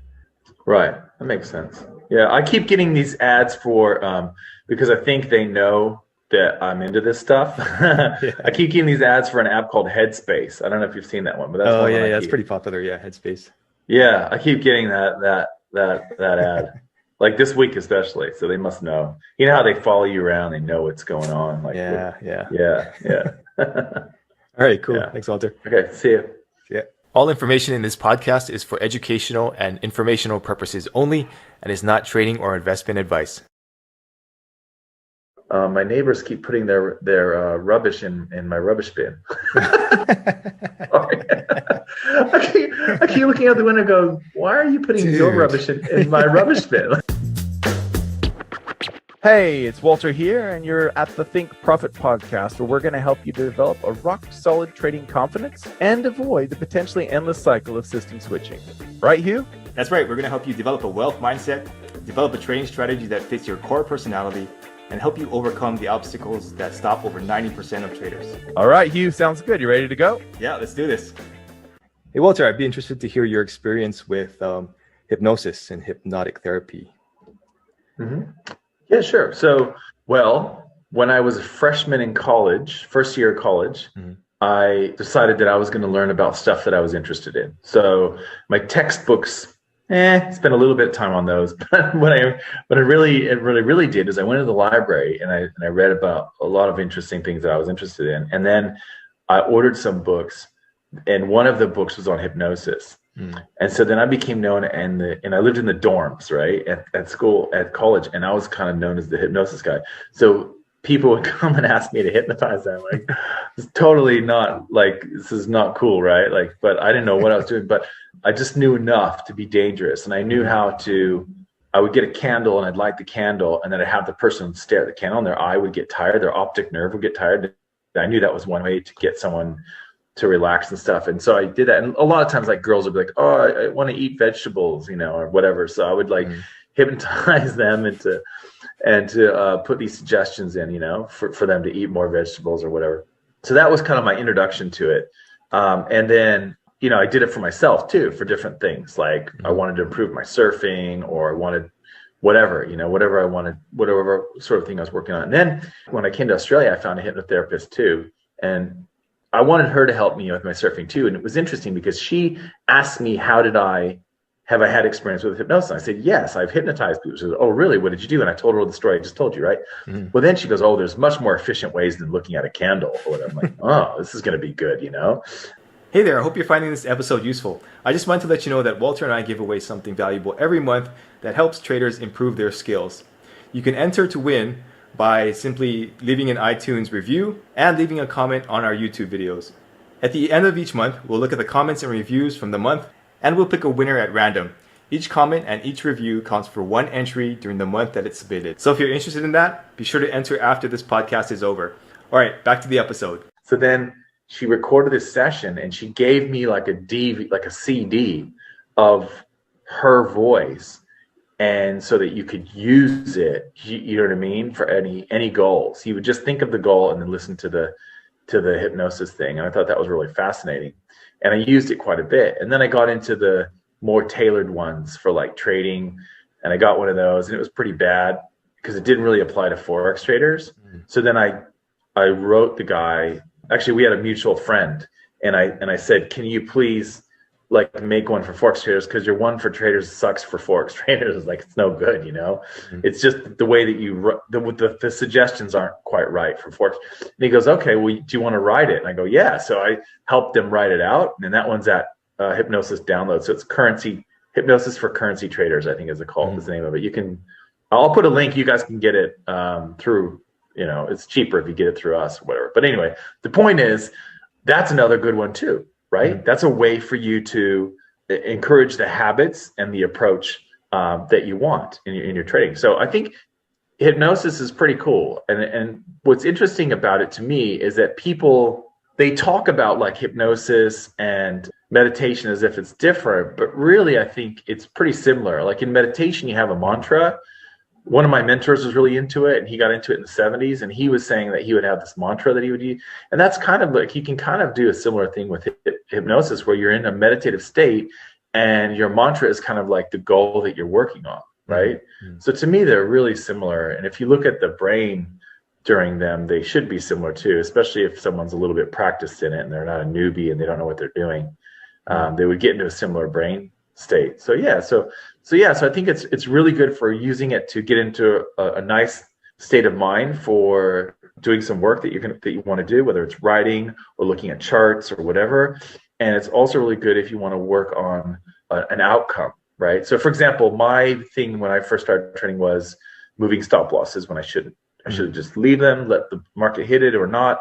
And so that would have been a good candidate for hypnosis, is for me to consider that and think about that. If you have problems pulling the trigger, that's a really good candidate for hypnosis. If you're trading like a lower win rate strategy, or you trade too often, like you're really compulsive, that's another good one. You know, that's a good candidate for hypnosis. All those sorts of things would work really well. I mean, hypnosis works really well with things like overeating and smoking and, you know, breaking habits and things like that. So it certainly does work well with trading habits as well. So that's kind of how I see it. I put it kind of in the category of like fixing your issues, you know. Sorry, the reason why I keep getting distracted looking outside is because my neighbors keep putting their rubbish in my rubbish bin. Sorry. I keep looking out the window and go, why are you putting your rubbish in my rubbish bin? Like, you know what I mean? It's like today was rubbish day, you know what I mean? In the morning the trucks come and everything. And so we've got a nice empty rubbish bin out there, and I just watched 3 people walk by, and I think sometimes they're just like walking random by people. Yeah, but one of them's the neighbor for sure. I was like, what's going on? Yeah, sorry. So if I keep looking over, it's because I'm thinking, what are you doing? Yeah. Anyway, no for people who are new to hypnosis, like some people think it's like an office space thing, right? Like you do one session and then now you're totally different. So maybe you can walk people through like how gradual that is, and you know how it's not like a one-shot deal, right? Yeah, in fact, you know, when I was in the dorms as a kid, as this 18-year-old kid or whatever in college, they had one of those hypnosis shows come, you know, where they do the shows, you're a chicken, and I was one of the guys. Like, he got me up there, and I remember him saying, he said it will last 30 days or whatever, like, or you know what I mean? Like, you kind of have to, it kind of wears off or whatever. But and one of the first hypnosis CDs that I bought, they would say you got to listen to it every day for like 30 to 60 days. It's kind of like it's sort of like you know, when you're a kid and you keep hearing money doesn't grow on trees, money doesn't grow on trees, money doesn't grow. Your parents say that's repeated over and over again, and then you get that in your head. It's kind of the same thing with hypnosis, where you get these suggestions. You can't just say to someone, oh, it's rare that you would meet someone one time, they would say something to you, Hugh, and you would remember it for your life. It does happen, but it's pretty rare, right? The things that you usually remember are the things that are kind of repeated over and over, and those become like, you know, committed to memory, and you rely on it. It's your programming. It's your programming, basically. So it'd actually be a little scary, right? If somebody told you to do something once and then you start doing it. Imagine that. Imagine if that were the case. We would be a mess, right? We would be a mess. Literally every time we went to like the DMV or to like a restaurant or whatever, you know, someone says, go sit in the corner, you know, and you're like, oh, then every time you go into, you go sit in the corner or whatever, you know what I mean? Like, imagine if that kind of thing happened, it would be a mess. So yeah, so it's good that we don't take direction well. Yeah. Okay, cool. Thanks, Walter. Thank you. All right. All information in this podcast is for educational and informational purposes only and is not trading or investment advice. You're not going to get shot. You're not going to be attacked by a lion or whatever it is, right? You're just going to lose some money. So, hey, it's Walter here, and you're at the Think Profit podcast, where we're going to help you develop a rock-solid trading confidence and avoid the potentially endless cycle of system switching. Right, Hugh? That's right. We're going to help you develop a wealth mindset, develop a trading strategy that fits your core personality, and help you overcome the obstacles that stop over 90% of traders. All right, Hugh, sounds good. You ready to go? Yeah, let's do this. Hey, Hugh. So I was talking to a trader today, just before we got on. He was asking about fear and how do you deal with fear? If you've got a lot of fear in your trading, what do you do about it? And I guess kind of the question was, where does it come from? So I kind of equated it to one thing, but I'd like to hear about what you think about fear. Like, what does fear mean in trading? How do you deal with it? What are some techniques to wrap yourself around the fear of taking trades and trading in general? So I'm interested. Yeah, sure. Well, in reality, there's nothing to be afraid of in trading, right? You're just going to lose some money. You're not going to get shot. You're not going to be attacked by a lion or whatever it is, right? You're just going to lose some money. So any type of fear is irrational. So you have to ask yourself, okay, where does that come from? Is it fear of losing all your money? Or is it fear of being wrong? Or is it fear of your ego being bruised? Those are kind of the biggest ones that I think a lot of traders run into.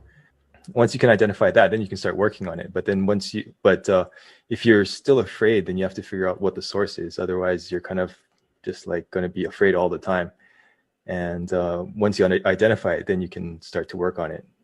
That's what I think, at least. What do you think? Yeah, I agree. Yeah, so I think about like these coaches in the NFL, right? These gridiron coaches, right?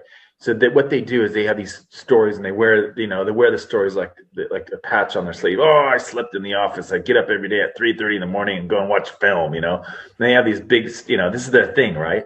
Well, thinking about it, why do they do that? Why do they spend so much time watching film of their opponent? The reason why is preparation. Because when come game day, if they feel like they've prepared their team to the point of where they can kind of expect anything and they know what to do in any situation, they've prepared the other coaches so they know what to deal with it, and they have a plan for what's likely to unfold, all that preparation reduces the anxiety. The more prepared you are, and it's the same with trading, right? The more prepared you are, the more you've seen your system through different types of markets, through your back testing or demo trading or whatever, or live trading, if you've been trading for decades, then the more likely you are to be able to sit through it and be able to feel like, yeah, I can do this. Like, I've got it. Now, here's the thing. So fear comes from uncertainty. So I had this experience where I was surfing back home in California in December. I think it was the day before Christmas. Might have been Christmas Eve, right? And it was, rainy. The water was brown from all the dirt rushed, in the rivers rushing into and I was surfing this reef, and it was pretty big. The waves were pretty big. Got held down, held down onto the reef, kelp everywhere, right? This thick Northern California nasty kelp. Oh, yeah. Held down onto the reef. It's black down there, and I couldn't get up, and the next wave came and held me down. Okay, so it's the dreaded 2-wave hold down, right? Mm-hmm. You don't want to have like multiple wave hold down because you start running out of air, you start panicking. And so finally I came up, and then I let the waves wash me in, and I was kind of shaken. And I was sitting on the beach, and I was thinking, I really should go back out there, because if I let this fear kind of fester for a while, then I'm going to have that in the back of my head when I go surfing, especially if I go surfing at this place again, right? Mm-hmm. So I forced myself to go back out there and paddle back out there and at least get one wave and then come in, you know what I mean? So I could say that that I did it. And really, I think that's where it comes from. I think the fear of the uncertainty, not knowing what's going to happen. But as you said, you're absolutely right. What's going to happen in trading? You're going to lose some money, you're going to make some money, or it ain't nothing going to happen, and you ain't going to lose money or make money. That's it. That's it. Now, might you get gapped? Might the market move fast and get you out beyond where your stop loss was and you lose a little bit more than you're expecting? Absolutely. But the same thing, if you use like a trailing exit or something, the same thing can happen. You get more than you expected if you allow that for yourself at the other end. So to me, I think this idea of being fearful, it can come from a lack of preparation or a misunderstanding of the unknown. I mean, in a lot of ways, the unknown is what makes life so exciting. Imagine, Hugh, if you got up and every single day you knew what was going to happen. It was Groundhog Day, right? Like that Groundhog Day movie with Bill Murray.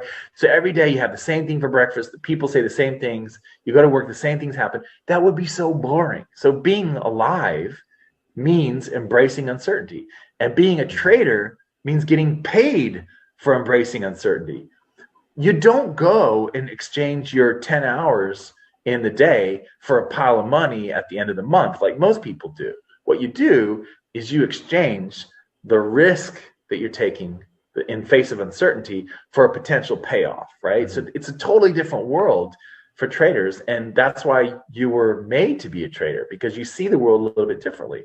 And so that's what I would say to everyone listening. That's really part of what makes trading so great, is that we get paid for uncertainty. We get paid for doing that. And I think it's great.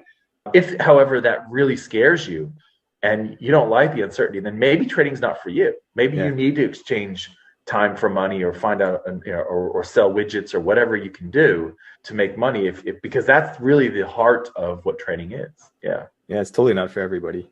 And I think you bring up a good point about facing your fear again, because I actually have the opposite experience that you had. So I went to the North Shore after being on the mainland for a while, and you have to get used to those waves, right? And I got drilled like right in the middle of my back, came out like throwing up, all this kind of stuff. So I never went back there.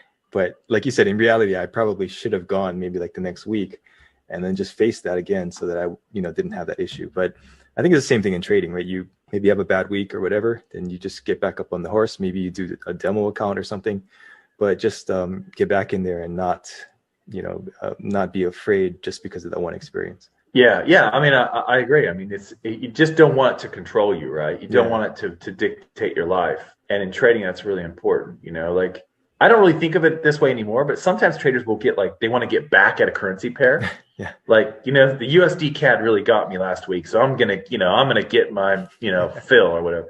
I guess I used to actually think that way. I don't even remember where the last loss was from anymore. I don't even care. I just think of it as a roll of the dice, right? But I used to think that way, and I used to be, all right, Looney, I'm going to get you, let's see what we can do to the Looney today, because the Looney stole a bunch of money from me last week. So it's revenge trading, isn't it? I mean, that's not very productive. Yeah, or the bigger issue is like, I won't not trade the US yen just because I lost a bunch of money. And I think that's going to hurt you like in the long run. Hey there, I hope you're finding this episode useful. I just wanted to let you know that Walter and I give away something valuable every month that helps traders improve their skills. You can enter to win by simply leaving an iTunes review and leaving a comment on our YouTube videos.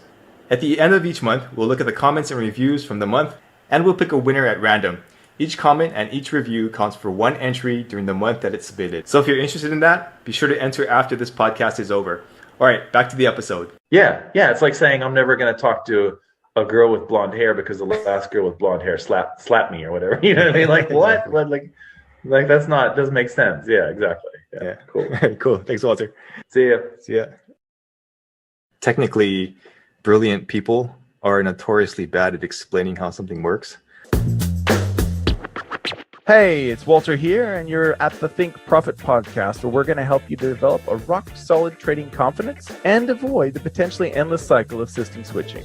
Right, Hugh? That's right. We're going to help you develop a wealth mindset, develop a trading strategy that fits your core personality, and help you overcome the obstacles that stop over 90% of traders. All right, Hugh, sounds good. You ready to go? Yeah, let's do this.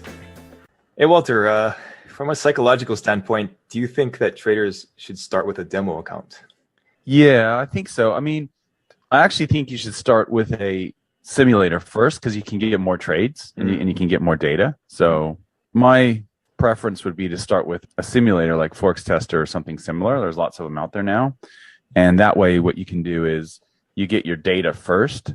The demo helps. Demo, I think, is a good next stage, like because then you see the trades kind of unfold in like real time as they would in a real account. I don't think you can get the experience as fast in a demo account, right? So the advantage of a demo account is that it teaches you the patience that you need in real life, right? Waiting for the setup to unfold and all that, and then waiting for it to come to a resolution, good or bad. And then also it feels more real, I guess, when you have, even when you have a demo account, it feels like it's, so I always say, like, you do a simulator, then you do the demo, then you do a small money account, and then you can graduate to a larger account and stuff like that. But yeah, I mean, there are the disadvantages of a simulator is that sometimes you're just not trading as you would with a demo or a real account.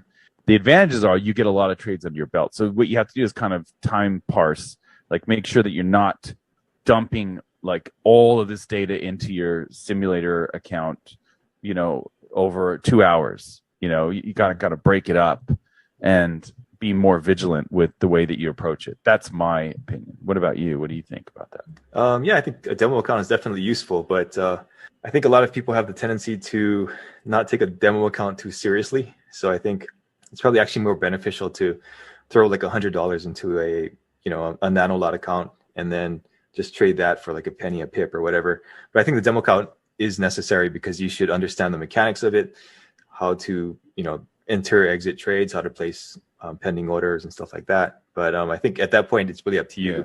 Is your personality such where you can take the demo account seriously, or do you need at least a little bit of money on the line? Yeah, no, it's true. It makes a big difference, doesn't it? When you even if it's like $5, on the trade or whatever. I feel like a lot of traders just don't see the value in the bulk trade data that you get from a simulator. You know what I mean? Like it's kind of like they think demo or they think demo or live. They think that's the question. And I don't think that's the starting place. You know what I mean? The other thing that happens, I think, is that you get really excited about a system when you first demo it or first run it through Forex Tester, and you kind of need a cooling off period, I think. To sort of put it aside and then come back to it. There's lots of issues when you get into that. So for example, like if I said to Hugh, here's a system, what do you think? And you go, wow, I really like that one. And you started demoing it. If you're trading on the 4 hours, I don't know how long it would take you to get 300 trades or 400 trades. I don't know. I mean, it depends on how many markets you're trading and all that. But, if you're trading a system like that on the 4 hour charts, it might take you 9 months to get the same amount of data that you could get in 2 or 3 weeks if you were using a simulator. So, but again, like we said, it's a very different experience, live versus demo versus simulator. So, yeah. Oh, another thing to consider is also if you're doing like automated EAs or whatever, then I think a demo account is absolutely necessary. Like, because there's a little bit of psychology, like we talked about before, where you have to turn the thing on and off. But I think that the demo account really gives you like a live, real-time assessment of how well that EA works. Whereas if you just jump straight into live trading, there could be issues with like the spread and certain things with the broker. And I have a buddy who blew out like a big portion of his retirement account because he just jumped in with the EAs and he didn't realize that there are all these things that you had to check out. So I think that's one case where a demo account is absolutely necessary for sure. And back testing also, right? You want to run that through the simulator and see what kind of numbers you get. Yeah, definitely. Yeah. And there's a reason why when you connect to a server, like in MetaTrader, for example, it will say like you're connecting to the live server versus the demo server. That's a very different experience. If anyone's ever seen that, like my friends and I, we were running a strategy where it was like a grid system where you were taking profit every 3 pips. Like on demo, that was great. That was awesome. And then it was only about 3.5, 4 weeks into it on live account when everything fell apart and we started getting slipped like crazy. And if you're taking 3 pips profit and you get slipped a pip, then you're losing a third of your profit, right? So it's unsustainable. Yeah. But anyway, it was just really interesting, seeing that. And a lot of traders have seen that, right? You see the different experience on live versus demo. So it's tricky. But yeah, for EAs, you need to know exactly how it works. And a lot of times I think people they'll get an EA and they think they know how it works, and then they don't actually test it on like they think they know the settings or whatever. Like if you have someone code it for you and they explain it to you, you go, yeah. But or if someone gives it to you or whatever, and then you just don't know. Like I always say, why not just put it on a 1 minute chart and test it out and see if you know what it does? You know what I mean? Like it's ridiculous. On a demo, 1 minute, that's all you have to do. Like it doesn't matter if you're going to trade it on the daily. Put it on a 1 minute demo account and see what it does, and if it does what you think it's going to do. So no, that's totally. a big Like one, I think for sure. Technically, brilliant people are notoriously bad at explaining how something works. So I think you really have to not take their instructions for granted and just like you said, test it out and see if it really works the way you think it does. Yeah, that's right. That's right. It's very rare to find someone who knows a lot and can explain it very well. And that there's actually a thing and it's not their fault really. It's more, it's not like their verbal skills are lacking. It's that their unconscious competence is so high. And that's something that for you as a trader, you can talk it out. You can literally talk it out. Like when you can record, now it's so easy. I used to print it out and scroll and write on my charts that I printed out when I took trades. But you can actually talk it out now. You can just record it on your computer or whatever and talk about why you're taking a trade, and then why later on why you get out or why you manage move to break even or whatever you do. That can really help because that brings out what's happening in the background in your head.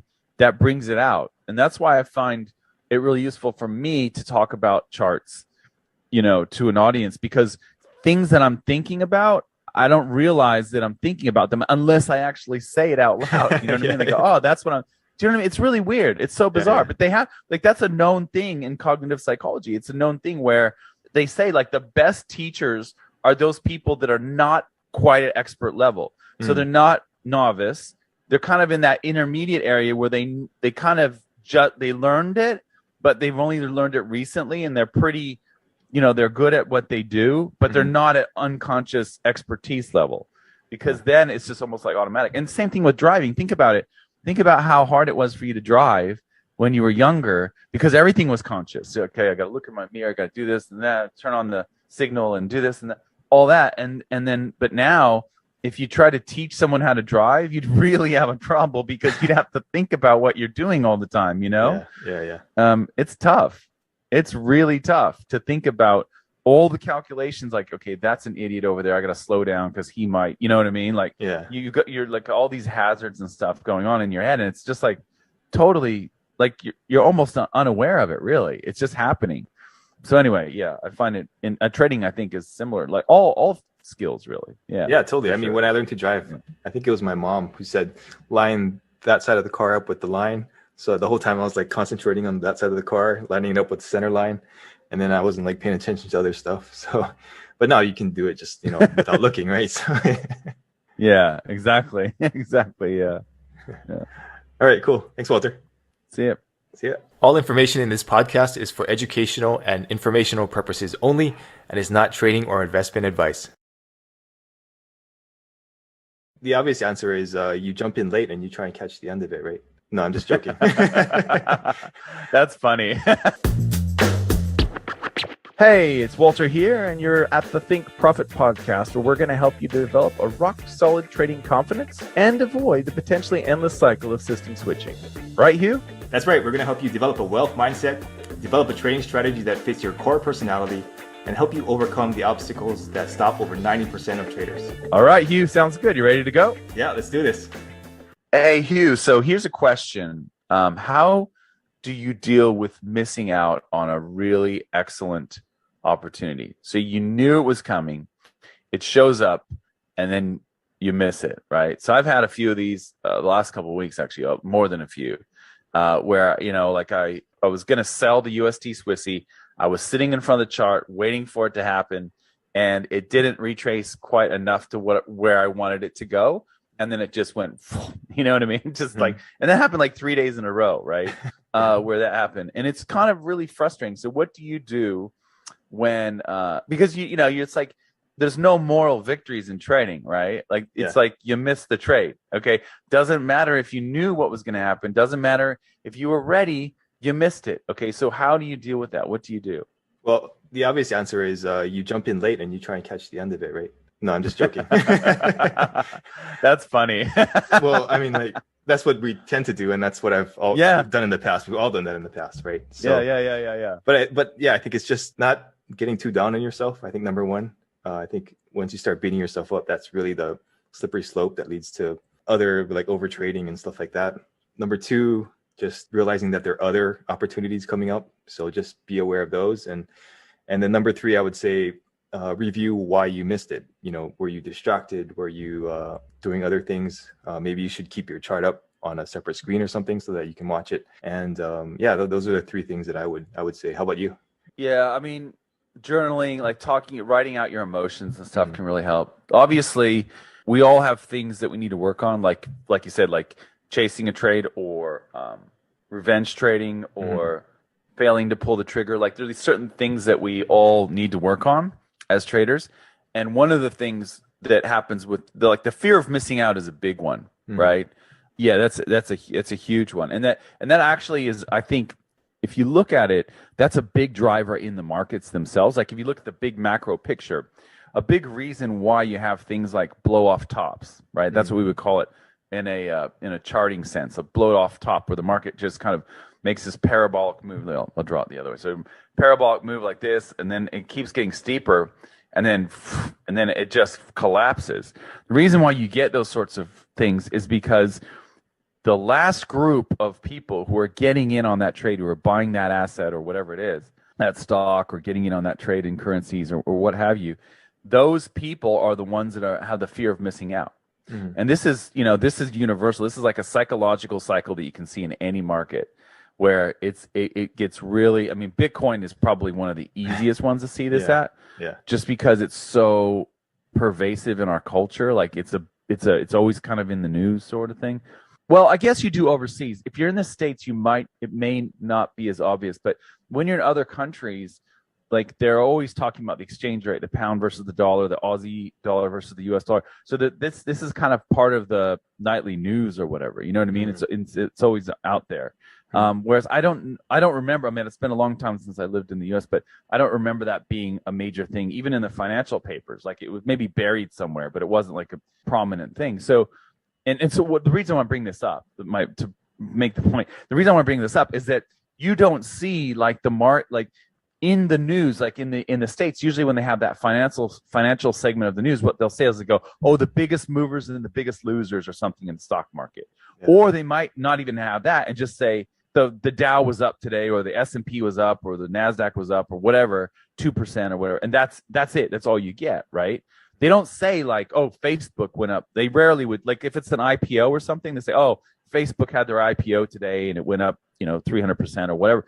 But they don't usually talk about individual stock. Whereas Bitcoin is kind of one of those things that's always kind of, seems to me anyway, it's always kind of in the news. And I think I think that's reflective of everyone's kind of interested in it. Even if they don't buy it or sell it or trade it, they're aware of it. You know what I mean? It's like this kind of like this new thing or whatever. Yeah, it's a new thing. And that, cool. And those, yeah. And that's exactly right. And that's like, those are the type of markets that are most susceptible to the crowd and the fear of missing out, right? You don't have a whole lot of traders, a whole lot of people have this fear of missing out of some, stock in Hungary, right? Or whatever, or like, like some like IPO in New Zealand or whatever. Like that's not a thing, right? This is like a global thing. And, I hear people tell me things like, oh, well, Elon Musk said that, 6 months ago, or whatever, that Tesla Motors is going to start taking Bitcoin payments. So Bitcoin's, spiked up or whatever. It's just like always in the,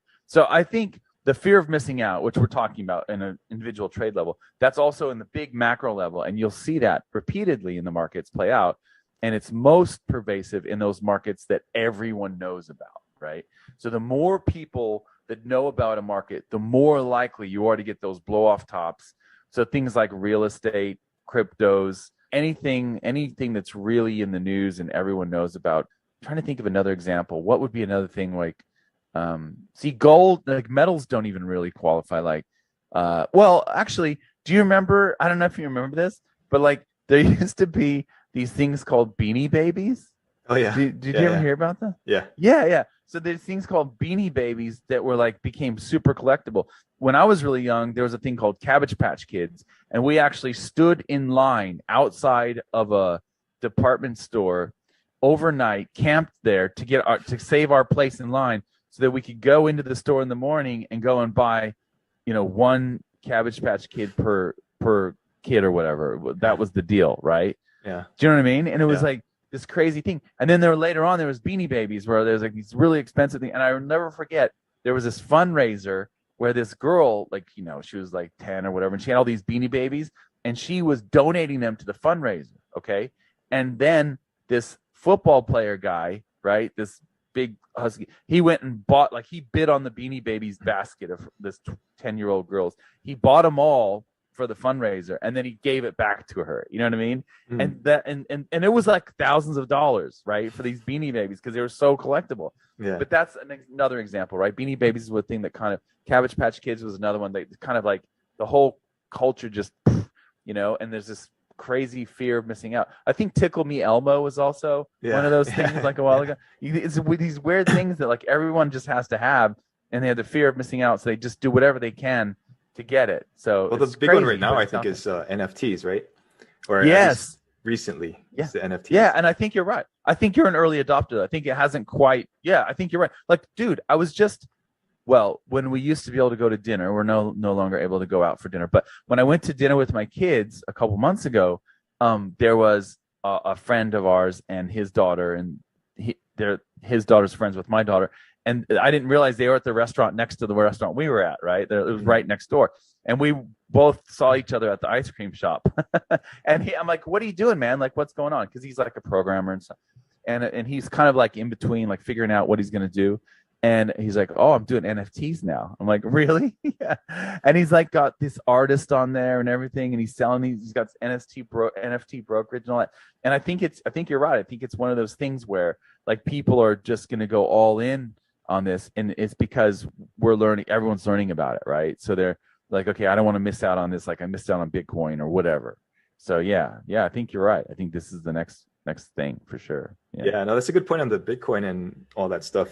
Also, because like in cryptocurrencies, even if you miss that big run, like you can always get in a better price, right? And I try to scale in, scale out, and I always don't get the best price because it just keeps going down and down and down, and then you're like, oh, okay, that's a base, and it's going to go back up. But yeah, I mean, that's one thing to think about when you're suffering from FOMO. Also, is like there's probably going to be a better price at some point, so just hang on. And you don't have to worry about like getting in right now, right? Yeah, and that's one of my big things. One of my big rules is exactly what you said. If you feel like you're going to miss out, remember, you can always wait one more candle, one more day, one more hour, one more. Do you know what I mean? Like you get a little bit of extra information with that extra candle, and it's often the case. And because of the cycles, like in the markets, we kind of have these cycles where certain times of the day, there's a lot of volume and then it kind of tails off and that. So you can kind of like, if you like, let's say, for example, you were trading the pound and you saw the pound ramp up during the London Open and you felt like, darn, I really wanted to get in on this reversal, but now it's blasted up again and I missed it. You can always wait for the next cycle. You know what I mean? Like if it's a bullish trend, if it's really strong, you're going to see it eventually do those pullbacks, like you say. And so that's, and you're always better off, I think, waiting for those pullbacks. I mean, you could trade the breakouts, like if it's basing up or whatever, you can trade the breakouts and stuff like that. A lot of trend followers will do that, and there's nothing wrong with that. But if you're trying to, have a tight stop and all that sort of thing, you got to wait for the pullback. And if it's already gone, like that happened to me last night. Last night for 24 hours, I had been waiting for these trades to happen. Right? Yeah. On the pound Swissy, the Aussie Swissy, all these trades totally wait. I'm like, okay, tomorrow, London session. Early, going to go in. I'm going to find these are going to peak up after they're going to retrace during Asia, and then they're going to go. And all of them did that. However, all of them did that an hour before Frankfurt. so Frankfurt opens an hour before London, and they actually did it like at the open of Frankfurt. They made their highs, and so I was a little bit late. Basically, I was 2 hours too late. So I came in, and all the charts had gone. I'm like, well, there's nothing I can do. Yeah. Like I'm not going to get in now, because it's going to retrace now. And it did. It did retrace. It retraced all during the New York session, all of those. So yeah, you just have to wait. So it's like, okay, well, I'll just wait for the next. There's always another opportunity. That's the great thing about the markets. There's always going to be another opportunity. And that's something I think we should tell ourselves when we're worried about missing out, for sure. Yeah, no, totally. Well, on that note, that's a great place to end. So thanks, Walter. See you next time. All right. Thanks. All information in this podcast is for educational and informational purposes only and is not trading or investment advice. That's not necessarily the best way to make money. Hey, it's Walter here, and you're at the Think Profit podcast, where we're going to help you develop a rock-solid trading confidence and avoid the potentially endless cycle of system switching. Right, Hugh? That's right. We're going to help you develop a wealth mindset, develop a trading strategy that fits your core personality, and help you overcome the obstacles that stop over 90% of traders. All right, Hugh, sounds good. You ready to go? Yeah, let's do this. Hey, Walter, this is the classic question, but how do you know when to take profits? Well, it's probably not when you think you want to take them, right? Exactly. Yeah. Definitely not. There's a guy in the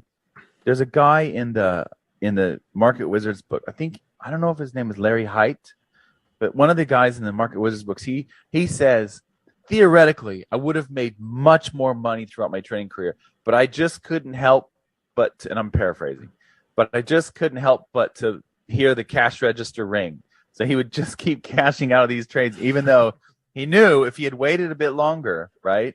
And in the Reminiscences of a Stock Operator, which is the biography of Jesse Livermore says there's plenty of, and again I'm paraphrasing, there's plenty of traders out there who have been, bullish at the exact perfect time and been bearish at the exact perfect time. They've timed the market perfectly, but it's very rare to find the trader who has the patience to hold on to those positions. And that is so true. Mm-hmm. It is so true. The thing that we beat ourselves up with as traders is either like we have the fear of missing out on a big profit by taking profit too early, right? So we made $1,000 on a trade, but we could have made $6,000 if we had waited. Or it's that thing where you had $6,000 on your trade, right? But you waited so long to get out that it kept going against you, and you kept waiting for it to go back, and it never went, and then you ended up with $1,000. And so as traders, I think you need to decide which of those is more painful. Having $6,000 literally in your equity as just as an example, right? Just pulling a number out of there, and then watching that go all the way down to say, let's say 3,000. Okay, so you had 6,000 in the bag, you never got out, it went down to 3, or you have 3,000, you cash out because that's where your profit target was, and then you watch it go another 3,000 in your favor without you, and you're like, in both cases it's the same thing, right? In both cases you've lost 3,000, you've quote lost $3,000, but which one is more painful for you? Because that will determine how you should exit. If you are okay taking 3,000 and saying that, more okay with losing out on that extra 3,000 after you've cashed out at 3, then that's fine. Then you use targets. You're a target trader. If, however, you think that it's more painful for you to, or it's better for you to, you're okay with having 6,000 and then watching the market retrace against you and finally getting out at 3,000, then you can use trailing exits, right? And loose trailing exits at that. But yeah, so it's really, you can do both too. You can do both. I like to do both. You can have a target and you can have a trailing exit. That way you kind of feel like you're always right. But that's not necessarily the best way to make money. It's not necessarily going to make, and that's where we get tripped up. We think, we need to figure out the best way, the most profitable way. No, you need to figure out the way that you're going to stick with. You need to figure out the thing that you can do, right? Mm-hmm. Not the thing that's going to make you the most money, because the thing that's going to make you the most money may not jive with your psychology. So yeah, so that's my take on that, is that you can do both. This is really simplified, right? There are lots of ways to go. You can use timed exits, right? You can use exits based on the time, like lunchtime. They're all going to lunch in New York, so we're going to get out now because the volume's going to, or get out at the end of the day, or get out after X number of days, or get out if the market hasn't gone after X number of days. So there's lots of timed exit you can use too, which I think is a really cool thing. But at a basic sense, it usually comes down to letting the market go as far as it wants to, some sort of trailing exit, or letting the market cash you out at a predetermined level, which is your targets. So how do you see that? Yeah, no, I totally agree. I think it's you have to specialize, right? You have to understand what your edge is, and it's kind of like trying to be a doctor and a lawyer at the same time. That's not going to work. So you got to pick one. So you're going to be the short target guy, you're going to be the long target guy, or you're going to have something in between. But I think one of the biggest issues with traders is that they try to do all of the things at the same time, and they lose out on one trade because they missed a bunch of profit, and they say, oh, I'm going to switch back to the other thing, and then the other thing doesn't work, and then they take a small profit again, and then they say, oh, I missed out on this profit again, so I'm going to switch back to that. And that's where you get into that, that cycle of losing and switching and losing and switching. And also, I think they fix the last trade. So you have a trade that you take, and then something happens. You watch the market go, and you're like, oh, wow, I only took 2R on that trade, and it went 6R. So next time I'm going to use a trailing exit. Of course, what happens next time? Well, the trailing exit loses you 0.2R, 0.2R, whatever. You know what I mean? Yeah. So that's the problem I think we have as traders is we're always trying to fix the last thing, and that's not the way to do it. We need to take groups of data, and if you're going to make changes based on chunks of data, not just 1 or 2 or 3 trades. You need a big chunk of trades that show you something and then you go, okay, well, maybe I should do this based on the last 50 trades or the last 100 trades or what have you. Yeah. And I think that's just hardwired into us, right? Like, it's like you put your hand on a fire and you get burned and you're like, oh crap, I'm not going to do that again. So it's the recency bias, I guess, right? The last thing that happened is kind of what we emphasize the most. Absolutely. Yeah, totally. Exactly. And that serves us well. Like that serves you well in the jungle, but not so well in the markets. Yeah. True. All right. Yep. Thanks, Walter. Thanks. All information in this podcast is for educational and informational purposes only and is not trading or investment advice. No, totally. I think people beat themselves up too much, or they think it's an insult on their intelligence if they lose a trade or they have a losing streak, right? Hey, it's Walter here, and you're at the Think Profit podcast, where we're going to help you develop a rock-solid trading confidence and avoid the potentially endless cycle of system switching. Right, Hugh? That's right. We're going to help you develop a wealth mindset, develop a trading strategy that fits your core personality, and help you overcome the obstacles that stop over 90% of traders. All right, Hugh, sounds good. You ready to go? Yeah, let's do this. Hey, Hugh. So in this episode, we want to talk about greed. And as traders, sometimes we have this problem of trying to overcome the need to win and this feeling of greed and trying to really take as much as we can out of the market. So how do we overcome that? I think it comes down to practice. Like, what did your backtesting tell you? What has your demo trading told you? You trading your small account. There's a certain line, obviously, right, that you have to tightrope walk across. Like, there's being aggressive and making profits when they're available, and then there's being safe and not taking undue risk. So I think it just comes down to, what does your testing tell you? What does a certain extent, what does your gut tell you? And being able to discern which is which. And I think a lot of people get too greedy in the beginning because they think they know how trading works, and they don't really. But once you've been through a few boom and bust cycles or whatever, and you can kind of tell when it's a good time to be greedy and when it's a good time to lay back and just kind of play it safe. What do you think? Yeah, I think, I think that I feel like we don't have, this might be kind of weird, but I feel like we kind of don't have a say in it as traders. I feel like we kind of have to just let the market decide when, the big winners are going to come. Mm-hmm. And it's almost like a letting go thing, sort of like you're sailing.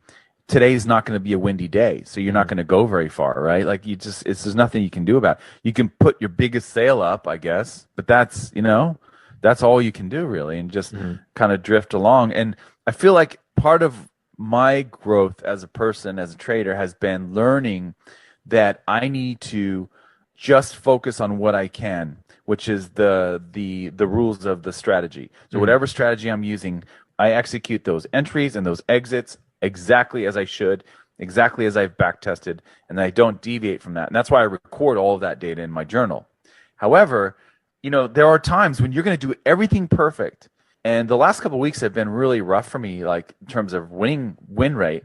And I have to examine that and go, well, what, it's not that I want to change what I'm doing. No. I just want to make sure that my exits and my entries have been where they should be, right? Is that what's going on? I mean, you've probably seen this, like when you're at your best, when everything's rolling and everything's clicking and you're making lots of great trades and all that, the markets are really, you're really locked in with the markets and you're doing well. Those periods are often when you're really ripe for making mistakes, right? It kind of sows the seeds for greed or mistakes or whatever in the near future. So to me, that has to be part of the awareness too, is like how am I feeling today in terms of my trading prowess? Where am I at on a scale of 1 to 10? You can go back and look at that too in your journal. You can see, do you tend to make mistakes when you've had a winning streak and you're feeling really confident and your number's really high? Or do you tend to not take trades when your confidence is really low? Do you tend to like just let trades go that you should have taken, but you didn't because you were a 3 instead of an 8 or whatever, because you've had 6 losers in a row? So that's the kind of thing that I think we can see, like the data is there. And I do believe part of it is just letting go and just going, look, because you just never know. If you're a trend follower, you just don't know. You do not know when that trade is going to come. That 20R or 15R trade is going to come and make all the difference for your year. You just don't know when it's going to be. Like for me, those trades happened back in February, March, like the best months of the year so far. They were February, March. That's when the markets were trending and I was all in, right? And so that was great. But now it's kind of, there's a lot of drifting around and reversals and stuff, and Asia goes one way, then London goes one way, then New York goes the other. It's just kind of whipping around, and it's kind of difficult unless you're trading the perfect time frames for those setups. So yeah. So I guess in essence, I would just say record your emotions because they can impact your execution, right? And also maybe think about trying to figure out ways that you can relax and just let go and know that it's not really entirely under your control. It's part of trading is just learning to be that person that says, okay, well, this is what the market's going to give me now, right? Yeah. And my system, I'm doing it. I'm executing. So, I know the system works. It's just the system needs certain market conditions to work well, right? So yeah. So there you go. Yeah. No, totally. I think people beat themselves up too much, or they think it's an insult on their intelligence if they lose a trade or they have a losing streak, right? And like you said, it's just they take it personally. Whatever's going to happen is going to happen. Yeah. Yeah, that's right. Yeah, that's right. Yeah, that's totally. And it's funny. Like I used to do that. I used to get mad at currency pairs. That Swissy, that loony. I want to get revenge or whatever. Like what? Like that. I don't even think about. I honestly don't even think about that. I really don't. I really do not think of them as adversaries or whatever. I think of it more as myself as the one that I need to deal with. It's not the loony or whatever, or the Swissy or the pound or whatever. Yeah, it's crazy.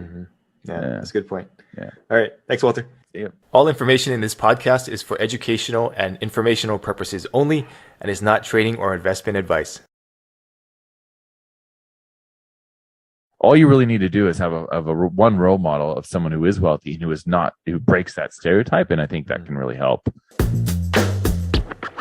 Hey, it's Walter here, and you're at the Think Profit podcast, where we're going to help you develop a rock-solid trading confidence and avoid the potentially endless cycle of system switching.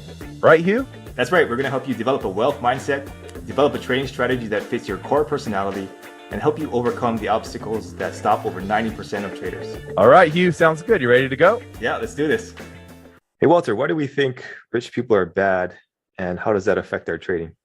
Well, for me, I don't know about you, but for me, a lot of times, and a lot of traders I know, their ideas, their stereotypes, it comes at a young age, So like I remember when I was a kid, I went to a birthday party of a friend of mine, and she was in my class, and her dad owned all the McDonald's, like all the McDonald's restaurants in the area, which is kind of is a rural. I grew up in a rural area, so it's spread out, over maybe like say 50 miles. This guy had all the McDonald's restaurants. And so it was really funny. Like when I came back from the party, my mom and dad would be like, "Oh, what was it like there?" And you know what I mean? Like it was kind of like I went to like the North Pole or something. Everyone's asking about with Santa Claus, Like so you pick up these things, I think, over time from growing up about like these stereotypes about, I wonder how many people he had to screw over to get that money. You know what I mean? And like these sorts of things. And So there's two things to untangle here. One is that your relationship with money and your attachment to money, and two would be what you think about people who have a lot of money, and that usually comes pretty early. And you can even see it in movies. Like there are these movies about the rich old miser, or like like A Christmas Carol. They have and there's another one where like there was a movie had Richard Pryor in it, and this kid, and the kid was really wealthy, and then Richard Pryor somehow like got connected into the family, and he was like hired to be the kid's friend or something. And there's all these movies where they have this stereotype of the rich person and how they're kind of not doing exactly everything right, whereas the people that don't have the money are doing everything the right way and sort of thing.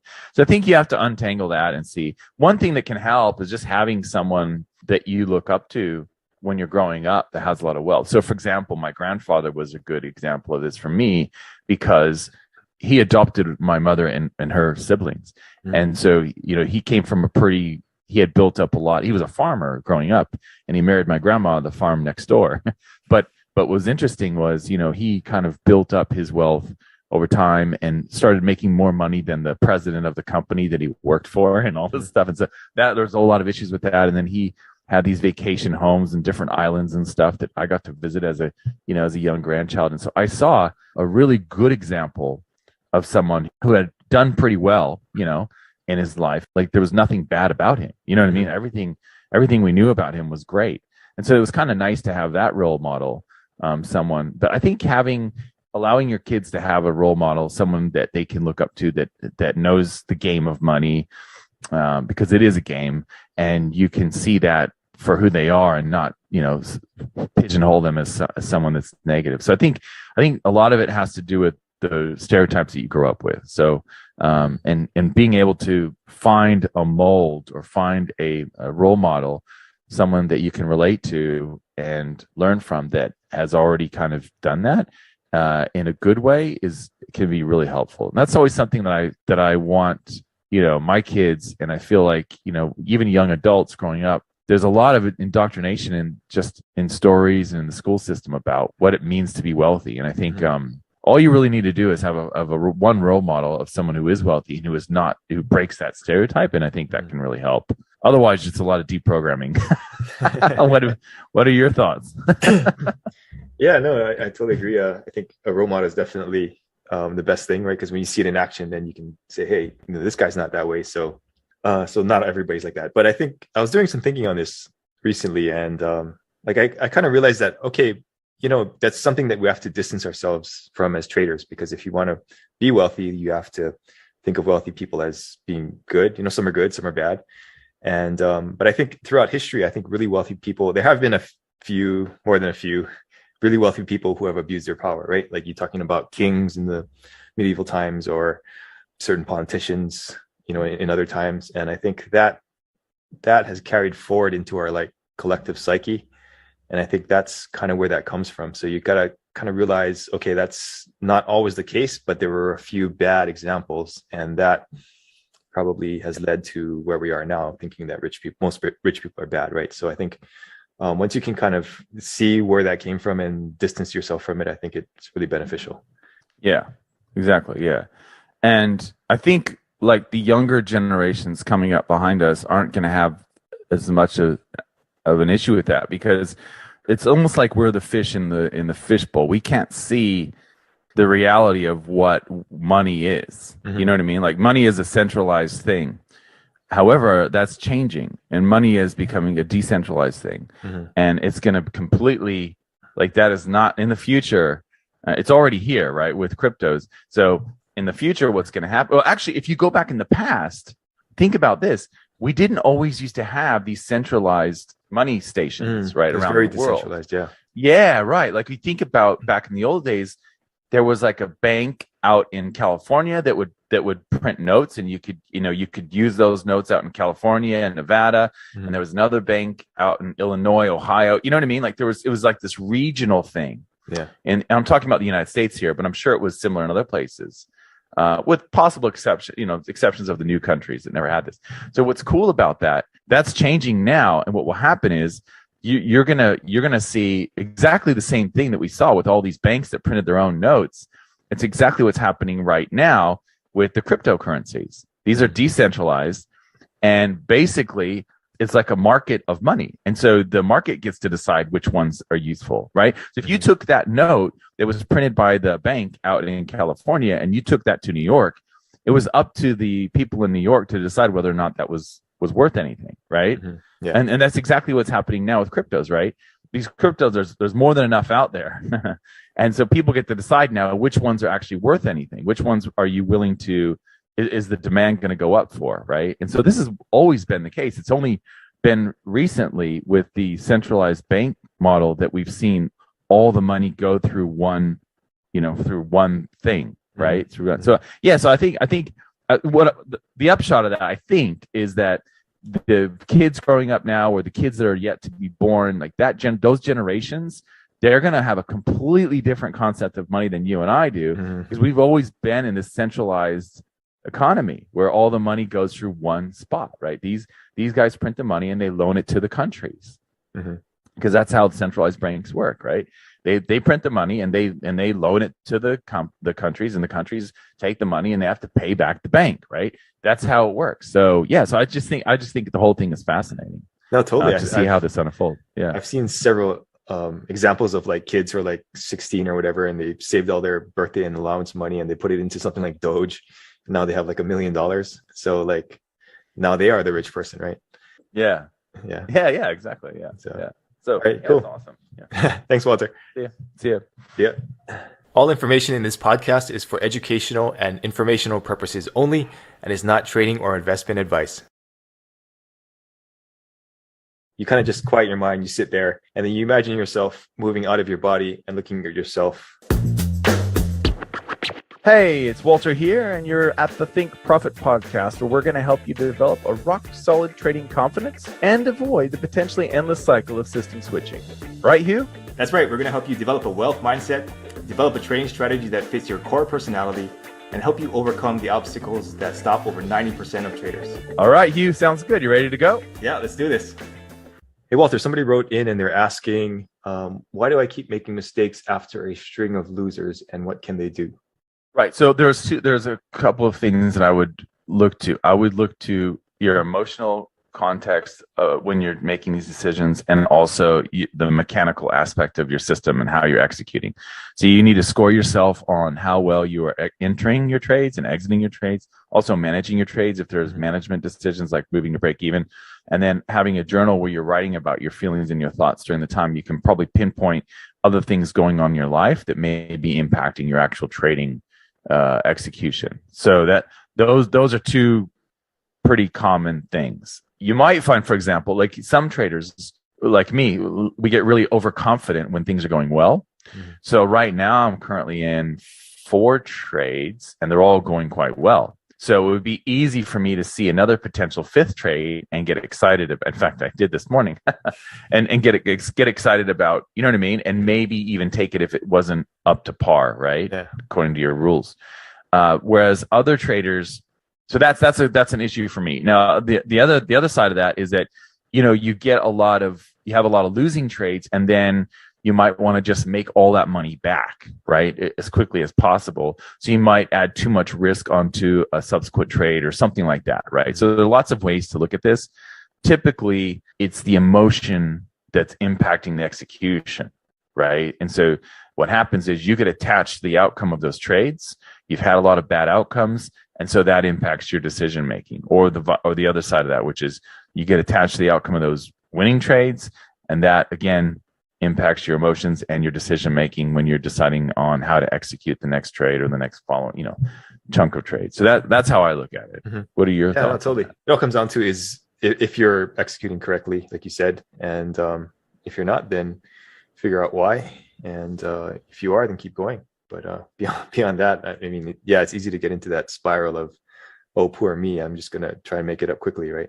Yeah, the catastrophic thinking, right? Where Yeah. you just say, "Oh, I'm never going to make it. It's never going to work for me." Blah blah blah blah, and exactly right. So that, and you can stop that with logical thinking. You can have a trading accountability partner to talk to about that, and they can help pull you out of that. But there are lots of techniques. Actually, I've been thinking about making a course on this, just on this issue of, building up your resilience and stuff, because I think it's a really important thing. I think it actually, in some ways, like fortitude and the desire to make it work, trading work for you is important. And also with that would be like resilience, and they're kind of related in a way.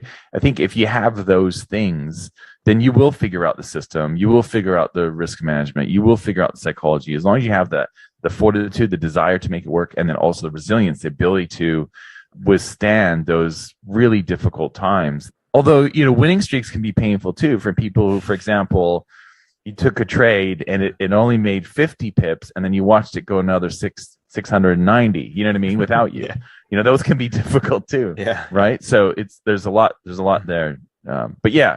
So yeah, I think you're absolutely right with that idea of, feeling like it's a downward spiral, catastrophic thinking. That's a big one for sure. Yeah. Yeah. And one exercise that I found useful, I think I read it in a book a long time ago, but you kind of just quiet your mind, you sit there, and then you imagine yourself moving out of your body and looking at yourself sitting at your desk or whatever you're doing, and kind of evaluate yourself from like that third party perspective and say, hey, it's easier to evaluate somebody else than yourself, right? So when you kind of change your perspective, I think that helps also. Yeah. That reminds me, what you just said, it reminds me of like an NLP thing I read about like in 2003 or whatever. And I started using the exact thing, which is, so it's kind of what you said, right? So you imagine, like let's say you're sitting there trading at your trading station, right? So you imagine that you're like a fly on the wall looking at you. So from that perspective, like what would the angle be from the height? And then what you do, so the way that you do it is you view yourself from another's perspective. It could be like from the top, like as if you're looking down, like from a drone or whatever, looking down on your head, doing the right thing, like doing everything right, executing as you should, right? And that's in full color, the sound, everything is as realistic as possible. And then if you want to kill a habit, what they said was you would look at it, you would see yourself making a mistake. Okay, so making doing the thing that you want to get rid of from another perspective, right? But it's in black and white, okay? And it's really kind of grainy and almost not like an old movie or something, right? So it's in black and white. It's not as vivid as the one that when you envision what you want to happen. And then you watch that film, and then you actually take that film, right? That black and white film of the recording of you doing the wrong mistake, and you like throw it into the fire, or blow it up with dynamite, or you know what I mean, like put it in front of the train tracks and let the train run over, or whatever, flush it down the toilet. And so that's a way of kind of like purging yourself of that. So anyway, that's a technique if people want to try it out. Let me know how it goes. Yeah, no, that works really well. I think I heard that from Anthony Robbins somewhere, and he probably got it from NLP. But NLP probably, yeah. Awesome. Okay, thanks, Walter. Okay, cool. All right. All information in this podcast is for educational and informational purposes only, and is not trading or investment advice. You just need to set up the routine of when you check your charts. Hey, it's Walter here, and you're at the Think Profit podcast, where we're going to help you develop a rock-solid trading confidence and avoid the potentially endless cycle of system switching. Right, Hugh? That's right. We're going to help you develop a wealth mindset, develop a trading strategy that fits your core personality, and help you overcome the obstacles that stop over 90% of traders. All right, Hugh, sounds good. You ready to go? Yeah, let's do this. Hey, Walter, somebody wrote in and they asked, can you guys speak about how being in front of the computer intraday as a swing trader can be sabotaging? How being in front of the computer intraday? Yeah, like I guess they're in front of the computer for quite a while during the day, but they're a swing trader. Oh, so like I guess it sounds like they're kind of getting into the trade. So basically they shouldn't be fiddling with the trade, but they are, sort of thing. Yeah. Is that how you interpret that? Yeah. Yeah, I had that too when I first had the when smartphones came out before iPhones. I had like a smartphone, and it was the same thing. I put MT4 on it, and I was always looking at it. Stuff was stupid. So yeah, I mean that's definitely a case. I mean, it really comes down to discipline with that sort of thing. So if I don't know if it could also be a similar question would be like I'm spending too much time in front of the screen.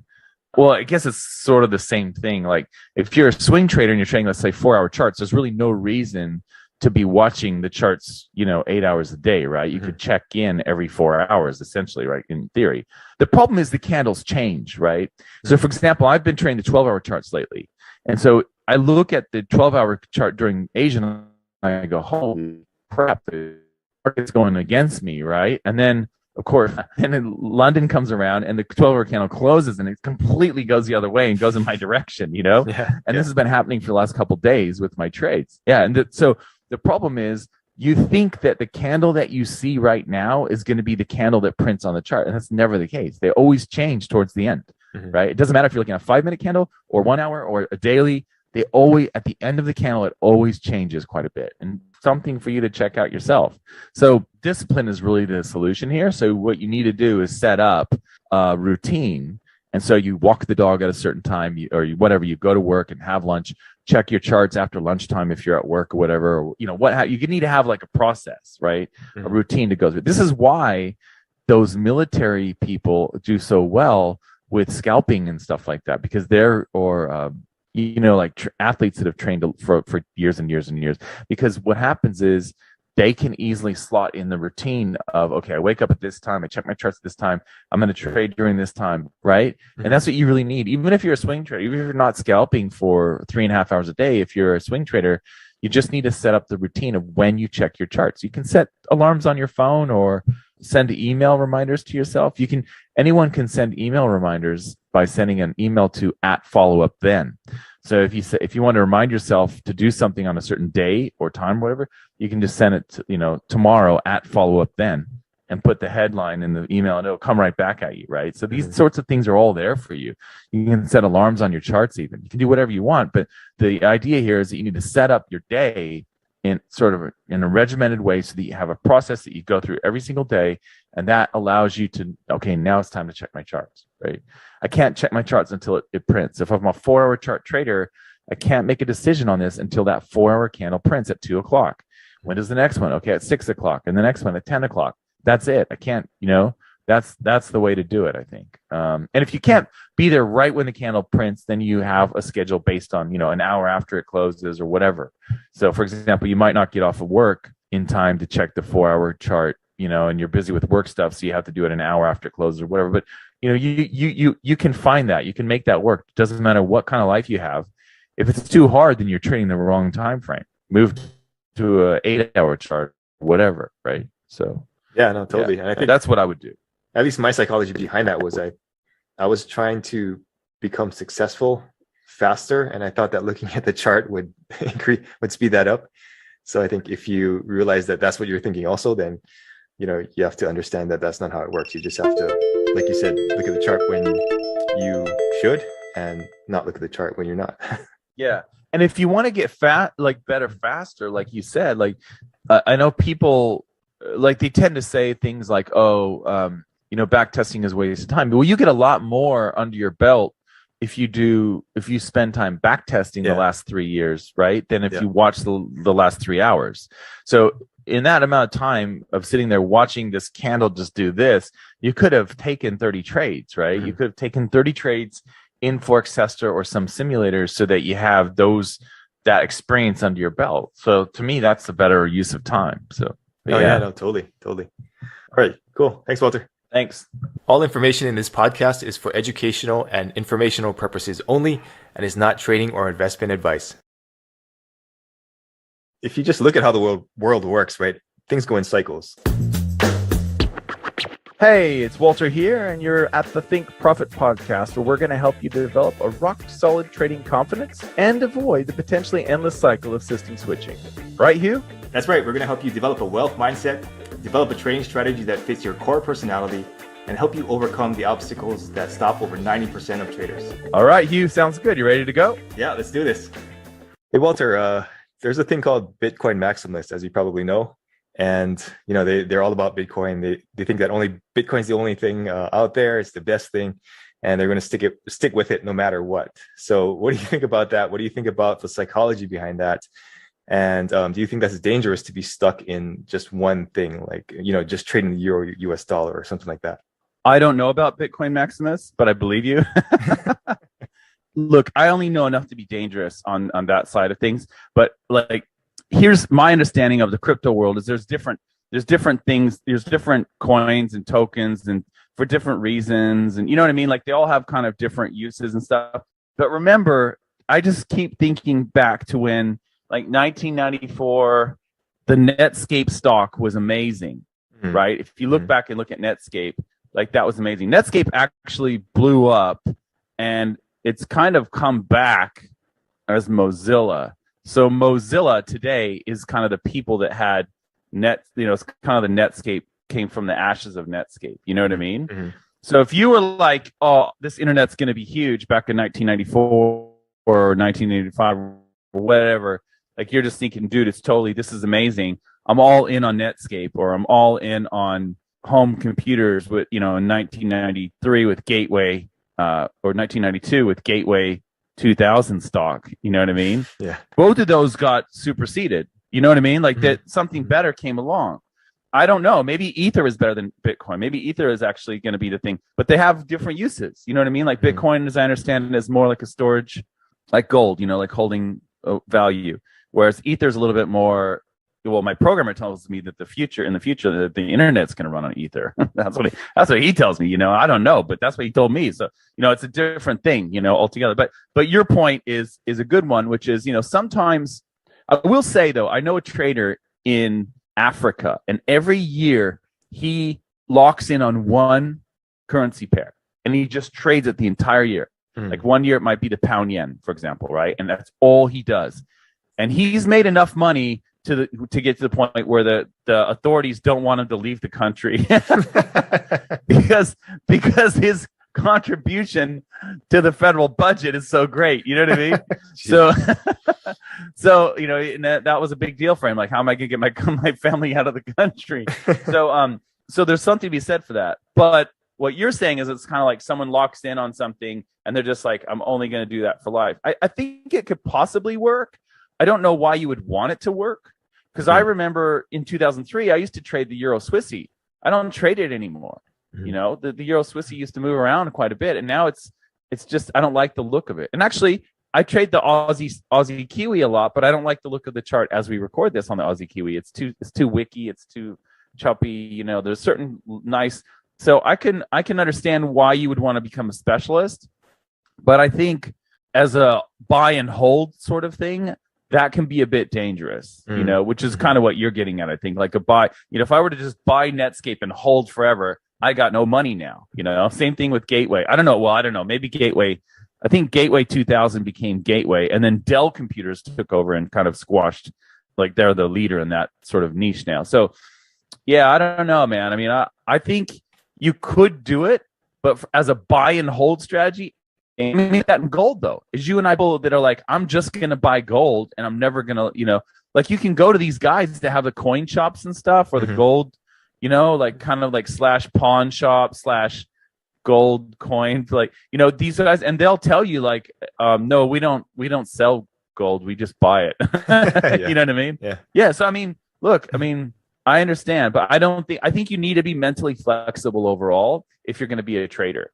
If you're going to be an investor, even, you need to be, because you got to have, even as an investor, you got to have a point where you go, okay, yeah, this isn't working. I need to get out of this. So you always have to have your limits. It's just like, as traders, we know when we get in, where do I get out? If it goes good or if it goes bad, like what's my rules in terms of that? Even if it's a trailing exit, there's got to be something that happens that kicks me out of this trade.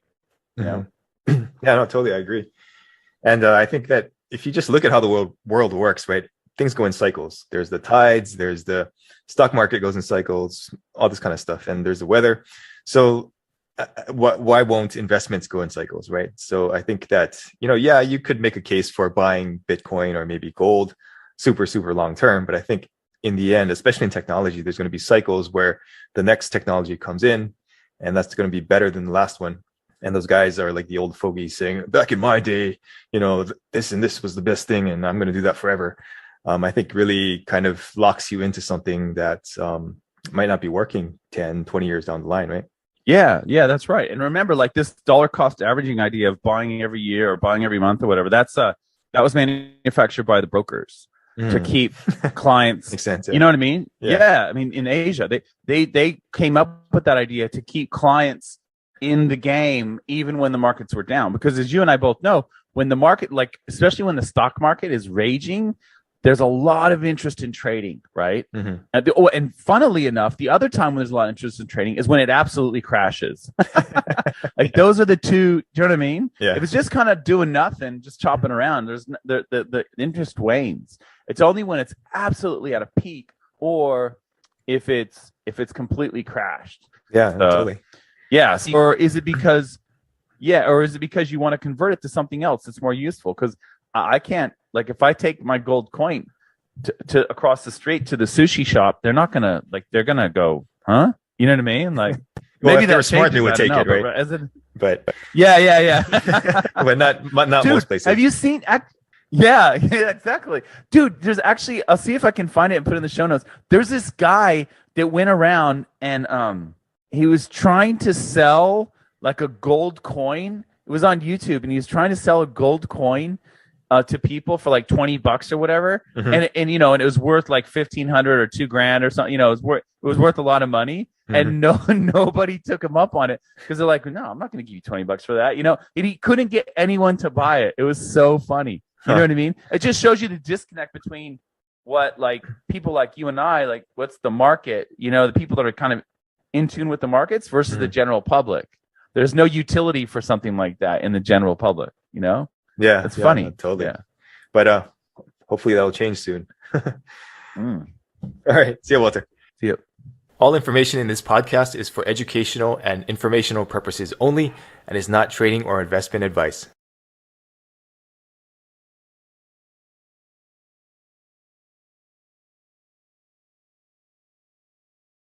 Some people don't like to talk to people, you know? Hey, it's Walter here, and you're at the Think Profit podcast, where we're going to help you develop a rock-solid trading confidence and avoid the potentially endless cycle of system switching. Right, Hugh? That's right. We're going to help you develop a wealth mindset, develop a trading strategy that fits your core personality, and help you overcome the obstacles that stop over 90% of traders. All right, Hugh, sounds good. You ready to go? Yeah, let's do this. Hey, Walter, I'm interested to hear your thoughts on talk therapy and how that helps people through, you know, certain psychological roadblocks or whatever. When you say talk therapy, you mean like talking to someone? Yeah, like so you go to your therapist and then you just sit down on the couch and, you know, all that. Yeah. Well, I'll tell you one thing that I found really fascinating, like when I was learning about psychology and stuff in university. Do you know that, so one of the biggest things that you go and talk to someone about is depression, right? When I was going through university, they had drugs for this sort of thing, but I don't think it was at the acceptance level. I don't think it took a big portion of the treatment. You know what I mean? Like, I don't think that as a large percentage of the population, maybe I'm wrong, but I think maybe it's just the world that I was in, but a lot of people would go and talk to a therapist, right? If they were depressed. Whereas today, I think even in psychology, I think that, I don't know if it's true, but they were pushing for some psychologists to be able to prescribe drugs, just as psychiatrists could for years. The psychologists could never do that, right? And I don't know if that ever got anywhere, but I remember, 20 years ago, where that was what they're trying to do. They're trying to get it to a point where certain psychologists could prescribe drugs. Now, depression is one of the big ones that depression and anxiety are the two big ones that people go to see a therapist for.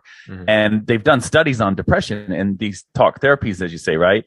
And what's interesting is it actually didn't matter the theoretical orientation of the psychologist or the therapist. So there's all these different theories, right? Like, people have heard of Freud, but there's other ones like cognitive behavioral, which is a lot, like in pop psychology, you'll get a lot of cognitive behavior where they're like trying to get you to quickly change your thinking, and that will therefore change your behavior. So that's a lot. Talk radio or like TV, you'll see that a lot. There's also humanistic, where it's almost like when you go to humanistic therapy, it's almost like they're just trying to get you talk as much as you can. And they're just trying to reassure you and like get you to open up. It's almost like a lot of the tell me more, and that's interesting. How does that make you feel? They just keep like you know what I mean? And so it's fascinating. I find that it doesn't really matter if your therapist is Freudian or humanistic or cognitive behavioral or whatever. It seems like they're all about the same in terms of effectiveness. If you look at studies where they had people go through really traumatic life events, it's usually the ones that go and talk to someone and the family or the community that talks about what happened rather than just kind of brushing it aside. Those are usually the ones that do the best.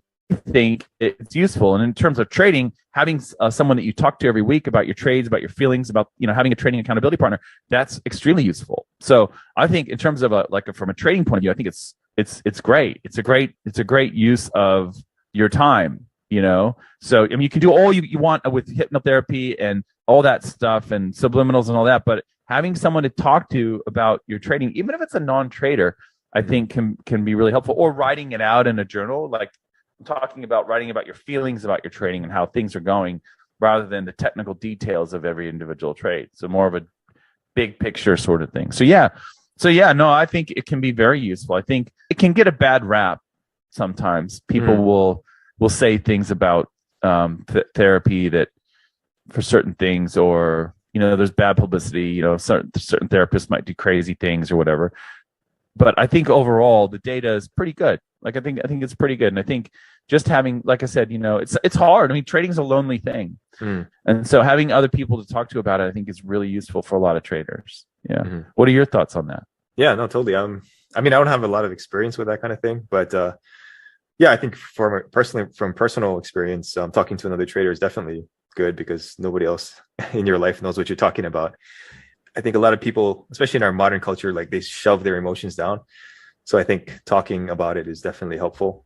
At a certain point, you have to kind of say, okay, is this working as well as it did in the beginning? And if not, maybe I should try something else. Because I know some people who have gone to therapists for 10 years, and they're kind of at the similar spot they were in the first 6 months. So that's something to consider too. But yeah, I think it's helpful overall to talk about things. Yeah, some therapists, that's their design, right? Yeah, so the Freudians, they kind of want you to go through this huge process that takes years, and they'll tell you, it's just like you go to some chiropractors and they'll be like, well, it's going to take 15 sessions. You know what I mean? So they're like, okay, it's good marketing for them, okay, you can't just come in once and I'm going to crack your back and you're all good. We gotta really work on this, sort of. Yeah. And sometimes it's true, but. Oh, absolutely. Yeah. No. If you believe the Freudian thing, or if you believe in what the chiropractor's telling you, yeah, exactly. I mean, there's reasons for what they say.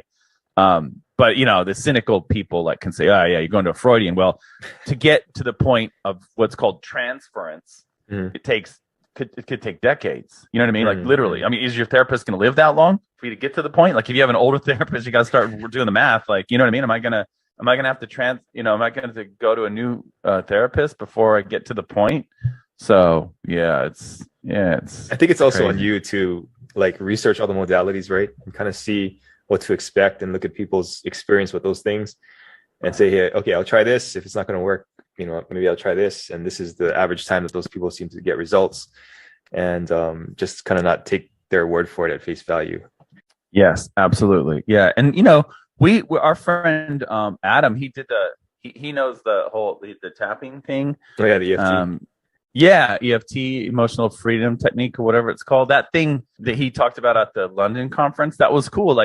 Some people can try that, that's kind of one of the quick fix sort of things like that. But I would never say to someone that you need to talk to someone because that's the best thing to do. It's more about what works for you. You might find that EFT or subliminals or whatever, but I think just in general, it can be useful, Yeah. Some people don't like to talk to people, That's true. So, that's true. They're out there. Some people they're not, they could take it or leave it. So, Yeah. But yeah. I think overall, it's definitely something to consider. If you're considering it, it's probably a sign that you should definitely do that. And it doesn't have to be a professional. It could just be a trading buddy or someone that knows that you trade or whatever. Yeah. Cool. Awesome. Thanks, Walter. Thanks. All information in this podcast is for educational and informational purposes only and is not trading or investment advice.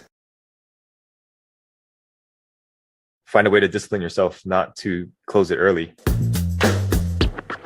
Hey, it's Walter here, and you're at the Think Profit podcast, where we're going to help you develop a rock-solid trading confidence and avoid the potentially endless cycle of system switching. Right, Hugh? That's right. We're going to help you develop a wealth mindset, develop a trading strategy that fits your core personality, and help you overcome the obstacles that stop over 90% of traders. All right, Hugh, sounds good. You ready to go? Yeah, let's do this. Hey, Hugh, so we got a question here from a trader, and he says that he's been a break-even trader, although profitable as a long-term investor, and he's been developing some new strategies, and he wants to get out of the cycle where he makes really good progress and then he gives it all back. And so he says, look, it's good that I'm not overall losing money, but I'm not making that much too.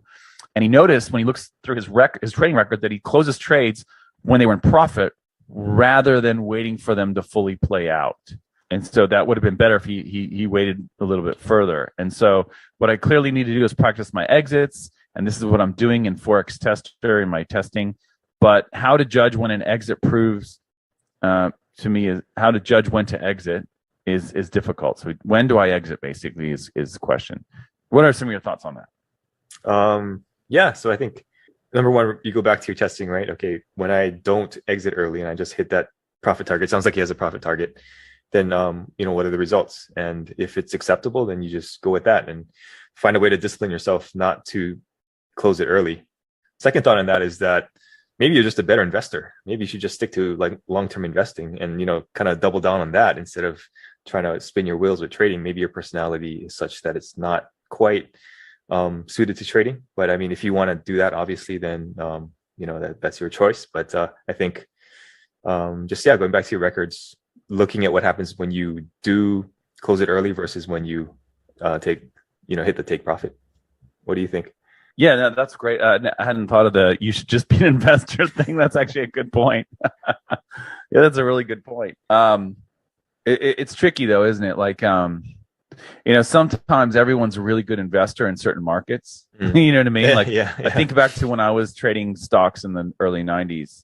Like, I was a really good investor. So is most people, right? Yeah, until 99. Yeah. So, So anyway, but yeah, and I'm sure it was the same in the 80s. Like, if you got into investing in 81, it was great until 87 and all that.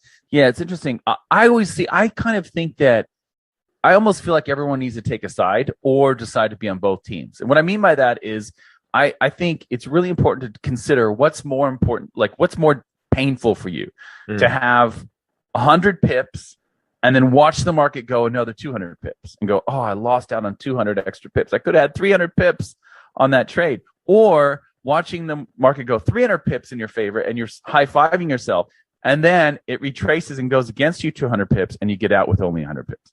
One of those is probably going to be more difficult. And depending on your answer to that, that means that you should probably focus on profit targets if you find it okay or relatively okay to hit a 100 pip target and then watch it go another 200 pips versus, the idea of having 300 pips and giving back 200 of those. So you only get 100. That's so painful for you, which is obviously the trailing exit scenario. Then you should probably, go with just targets, but you can do both. And that's what I do. So you can have a trailing exit on half your position or a third or a fourth or whatever. And then you can have targets on the other bit. So I usually have a target and then trailing exit, or I have 2 targets and a trailing exit, depending on sometimes I'll have just a target, but that's kind of rare. Although my yen trade yesterday was just a target, and that was just because it was kind of in a range, and I had no reason to suspect it would get out of the range, So I just will use a target in that instance. But so that's what I would suggest. Just figure out which one is more painful. Is it the trailing exit scenario where you give back 200 pips after having it, or is it the target scenario where you got out and then you watched it go another 200 in your favor? Because one of those is probably going to be something or if you just want to have both a trailing exit and a target, that way, no matter what, you kind of feel like you're right. Yeah, it's tricky though. I think you might be right. Like, it might be something to look at. Am I even cut out? Is this something I should do? Do I still want to do this? Make sure that you have good records and that you're knowing it. If you're taking the trades as you should, like you're getting in as you should, you're getting out as you should, you're following all your rules, because that's really important. So so that's basically, that's it for me. Yeah, that's my thoughts. Yeah. Yeah, no, great points. Thanks, Walter. Thank you. All information in this podcast is for educational and informational purposes only and is not trading or investment advice. The idea that your personality is formed when you're 5 is ridiculous, and that's we know now in psychology from studies that's not true. You can completely change. Hey, it's Walter here, and you're at the Think Profit podcast, where we're going to help you develop a rock-solid trading confidence and avoid the potentially endless cycle of system switching. Right, Hugh? That's right. We're going to help you develop a wealth mindset, develop a trading strategy that fits your core personality, and help you overcome the obstacles that stop over 90% of traders. All right, Hugh, sounds good. You ready to go? Yeah, let's do this. Hey, Walter, I thought we could talk about personality tests. I know you've given people quite a few. I've taken a few. And how can they help traders? And is it better to take multiple tests or just rely on one test? And what have you tried before? Right. Well, it kind of depends on what you're trying to do, I guess. If you take your car into the to get serviced, or like something's wrong with your car, they're going to ask you a few questions, like does it shimmy when you go up a hill? Or does it squeak? Does it make a noise when you stop? You know what I mean? Like they're going to ask you some questions, right? It's the same thing in psychology, I guess, is what are you trying to do? So like if you're trying to find out what you do really well, or your default mode is, or whatever, right? You know what I mean? Or are you trying to find out like if you have some challenges that you might not be aware of right now? You know what I mean? Mm-hmm. If that's what you're doing. Because psychology is such a screwy science, and some people would say it's not a science. There's a lot of it's so new. And it's so complex. There's a lot of, because people are different, right, and complex. There's a lot of different theories about what personality even is, right? So because of that, you have all these different tests that are all meant to test the same thing, right? Yeah. And I guess in some ways you would have that in other sciences. Like even in medicine, there are different approaches to health, and some that are not the traditional allopathic medicine way of trying to deduce what's going on. So there's a lot of different, it's throughout life, it's like that. But I guess from my point of view, my question has always been with a trader, where are the things that are going to be difficult for you in terms of your personality and your trading, and what are the things that are going to be that you can leverage, right? What are your strengths and what are your weaknesses, sort of thing. And so in trading, the things that I know that we got to look out for are impulsiveness. So that's like the tendency to just kind of like, quickly take a risk or something. Those sorts of people that will like get on a plane right now and go to another country, sort of thing, right? I guess, back in the days when you used to be able to do that. Yeah. So, someone so-and-so says that the euro is going to go up, so I'm just going to take a trade on the euro. Has nothing to do with anything I've backtested or anything. It's just a tip, right, or something. So if you're impulsive and you're willing to just kind of do it on with little reflection or consideration of the risks, that can be a difficult thing for traders. On the other side of that, if you're conscientious and you're very deliberate and you're very measured, you kind of follow the steps whenever you do something. If that's your mode of operation, very conscientious, that's really good. I mean, it can run into problems with having difficulty pulling the trigger and so forth. But so when I designed the trading test that you're talking about that I've given to thousands of traders around the world, what I was trying to figure out was what kind of market are you most comfortable with trading? Like what's your style, right? Because we know that most traders, and I know this now after surveying people, but we know that most traders like to take reversal trades. Most traders are more comfortable finding the high or the low and trading off of that, because it's such a, visually, I mean, I was like that when I first started trading. It's so visual to see that high or that low on the chart and go, wow, if I had just gotten in there, sort of thing. Right. Yeah. So that's a really common thing. So I guess I would say it depends on what you're looking for. If you want the Big Five test, I can link people up to a free Big Five test. Big Five is has a lot of followers in psychology in terms of the Big Five personality. So you could take that test. There are other ones like the 16 PF or whatever, or the Myers-Briggs, and there's a guy named, I think his name's Howard Gardner. So his intelligence is defined as like there's all these different domains. So you might be really good kinesthetic intelligence, like an athlete or a ballet dancer, whereas other people are really good with interpersonal. So they're really good at like interpersonal relationships and really kind of connecting with people.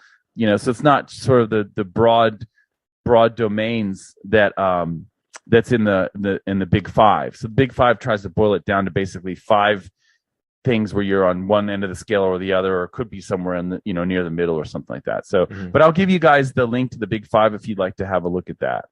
So I guess my question would be, if someone wants to do a personality test, what are you trying to figure out? That's the, you know what I mean? That's the overarching kind of point. Yeah, no, totally. I think Colby's another big one too, right? Oh yeah, Colby. Yeah, so Colby's really interesting. That's a new one that I came up on the last 6 years. That's basically, exactly what you're saying. About 7 years ago, I found that one. So that one is, what do you do well, right? So it's kind of like, this is the interesting thing about Kobe, because the psychologists have been talking about things about personality in terms of how you think and how you think about the world. So an introvert sees the world very differently to an extrovert.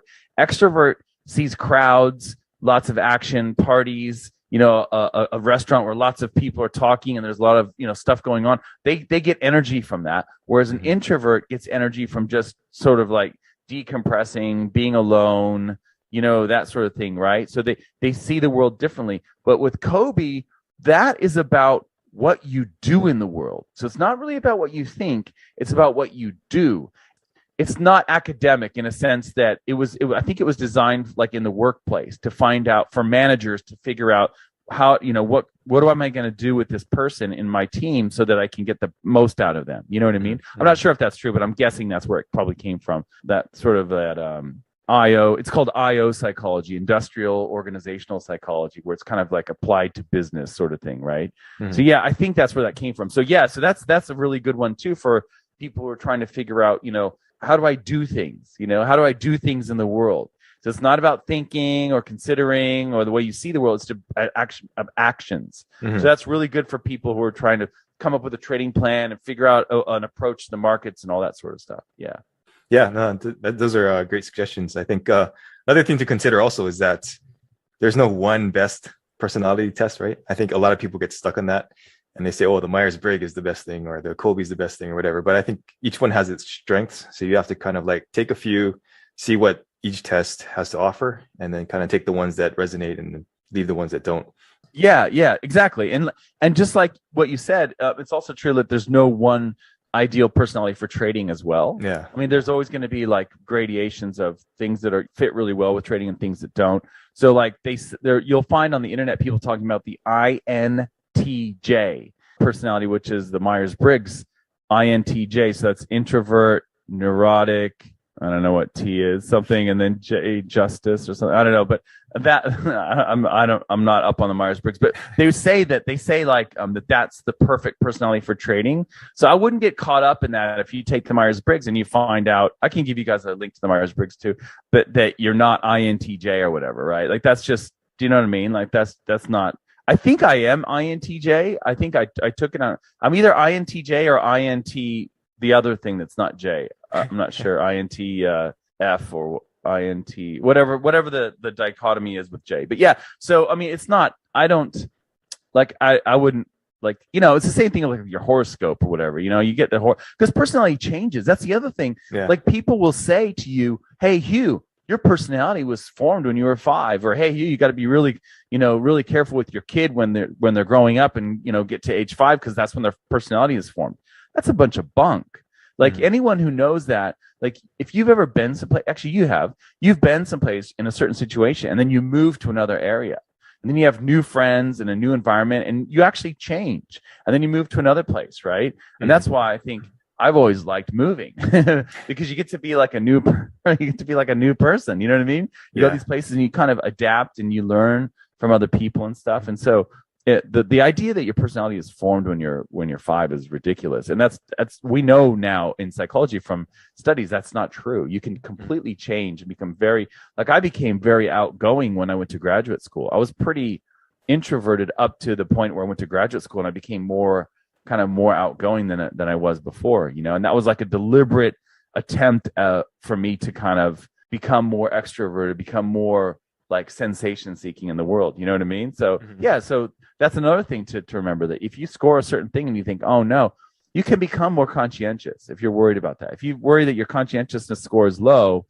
on the Big Five, you can totally change that. It's not something that's set in stone. So that's no, totally.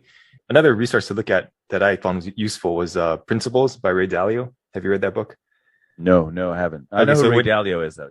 Yeah, he basically profiles all of his employees or whatever, and he gives them baseball cards, what he calls baseball cards, and they have their, personality traits on there. And obviously that can change, like you said, but I think it was a really useful thing to keep in mind, because if you know what your traits are, at least for now, you can kind of like, either change them or play to your strengths or whatever. And I think that's a really cool concept that he explained in that book. Yeah, that's awesome. That's great. Yeah, that's totally cool. Yeah. Yeah. So, I mean, I think, I don't know, I've never found Myers-Briggs that useful. Like, I look at it, I'm like, that doesn't make any sense. But, that's just me. Maybe somebody else thinks it's useful. But I think some other things to look at also are like these books that give personality types. And like I mentioned before, Trading, Sex, and Dying, I think is a good one. And it not necessarily to fit yourself into a box, but to kind of like see, okay, where do I stand relative to other people? And I think that could be something useful. You talked about horoscopes. I'm going to get on my horse and ride off the ranch right now. But I think that if you go with like a qualified Vedic astrologer who reads your birth chart, I think nothing is set in stone, like you said, but I think there are tendencies. So like if, I had a reading and I sat down with her for like 90 minutes, right? And she got everything right. Like it blew my mind, everything right. And so I kind of, at that point, I was like, okay, this is probably a science somehow, right? And I think that is another thing that can also help you understand who you are, what your core maybe personality type is like. And obviously that can change, but there are those tendencies that everybody has, I think, right? And I think those are a couple other things that you can use to go beyond the basic personality test.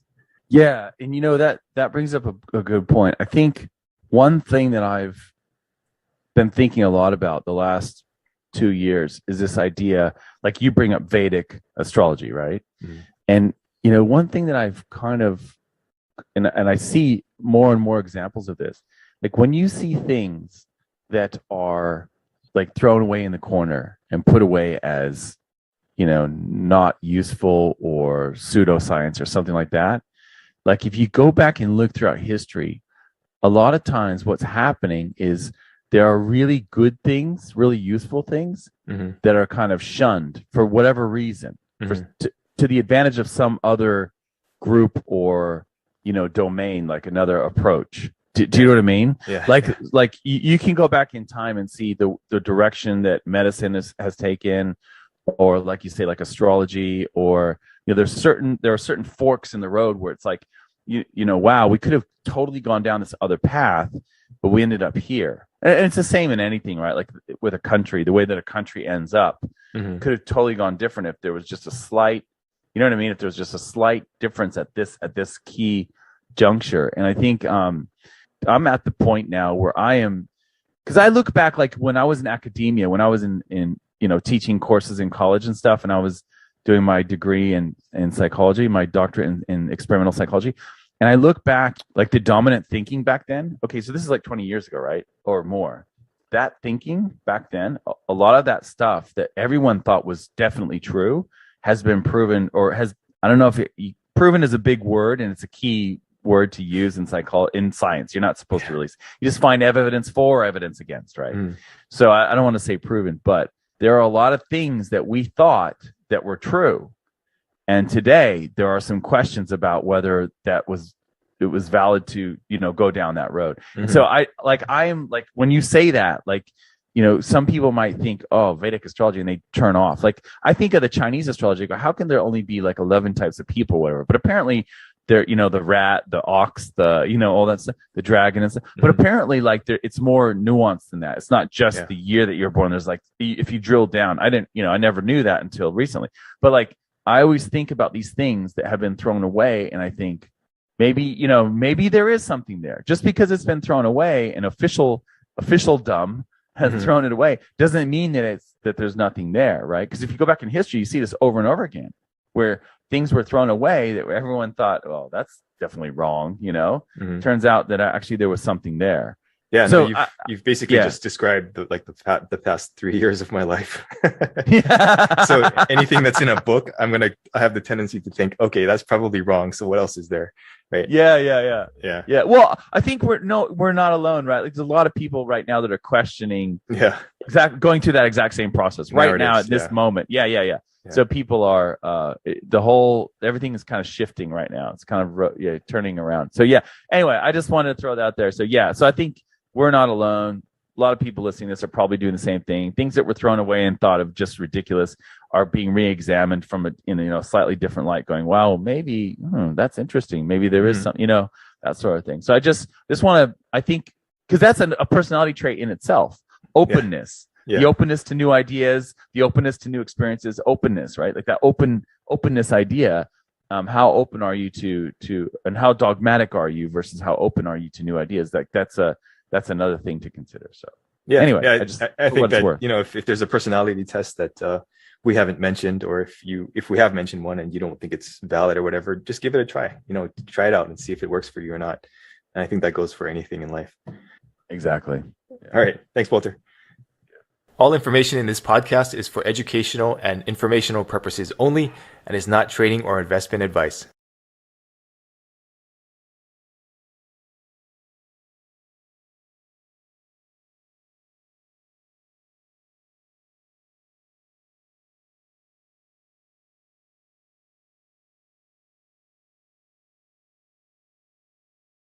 It was amazing to me how often those systems didn't make money, even though when you look back, you see all these big winners and you think, wow, that's amazing, right? Hey, it's Walter here, and you're at the Think Profit podcast, where we're going to help you develop a rock-solid trading confidence and avoid the potentially endless cycle of system switching. Right, Hugh? That's right. We're going to help you develop a wealth mindset, develop a trading strategy that fits your core personality, and help you overcome the obstacles that stop over 90% of traders. All right, Hugh, sounds good. You ready to go? Yeah, let's do this. Hey, Walter, let's talk about this concept of prospect theory in trading and investing. And if people don't know what that is, it's the idea that a trader or investor is going to focus more on the profits as opposed to the potential losses when taking a trade or investment. So how have you seen that playing out? That's really good.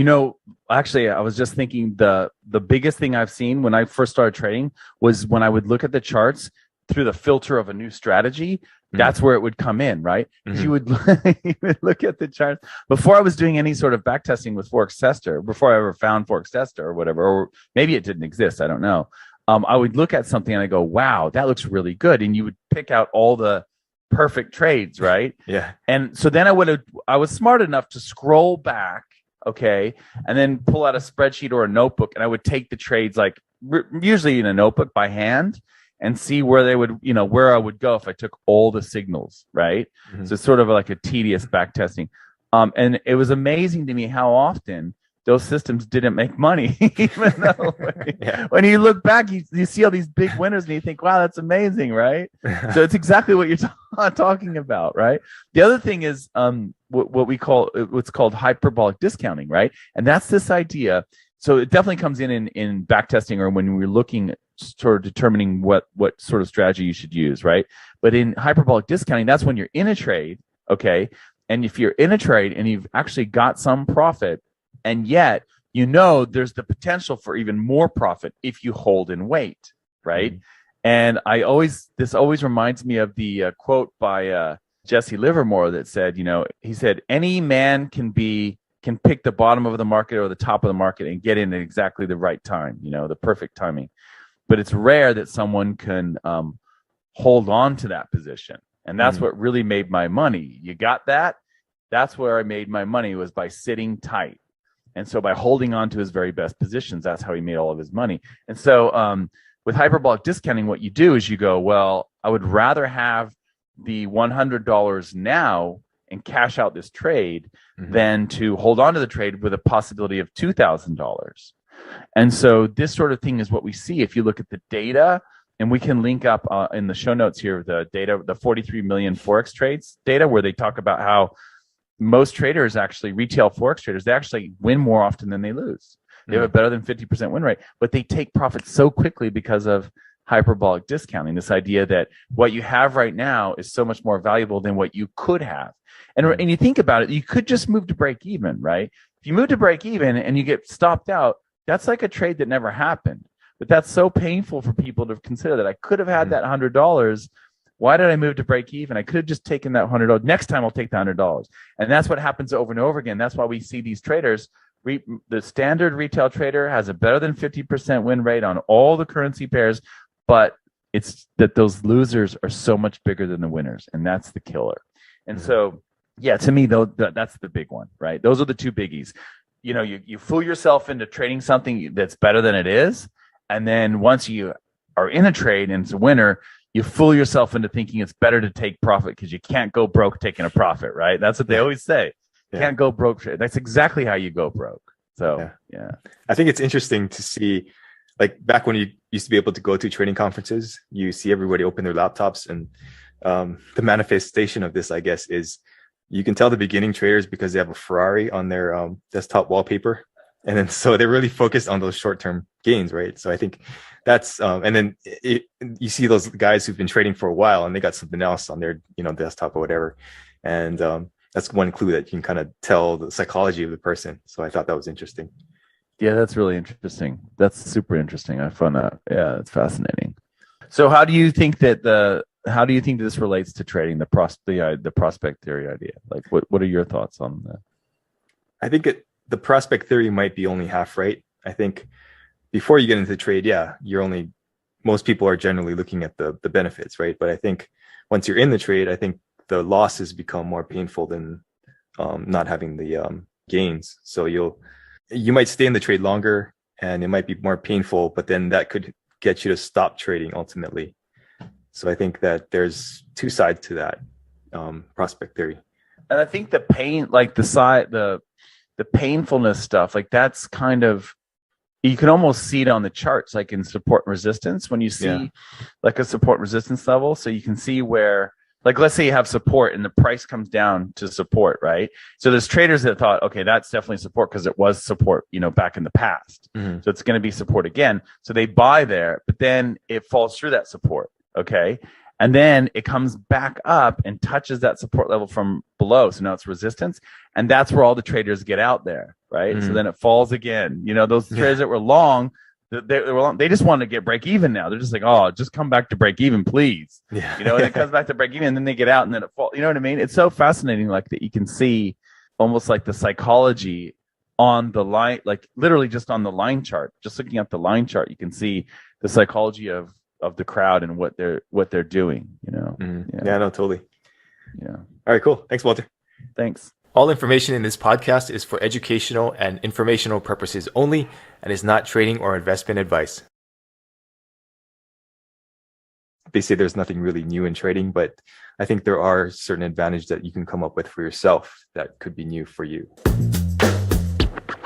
Hey, it's Walter here, and you're at the Think Profit podcast, where we're going to help you develop a rock-solid trading confidence and avoid the potentially endless cycle of system switching.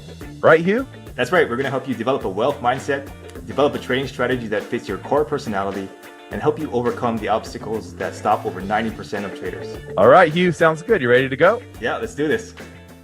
All right, Hugh, so I have a question here. This question from a trader was, hey, Walter, what is it that I can do to ensure that I'm going to be successful as a trader? What are the things that I should do?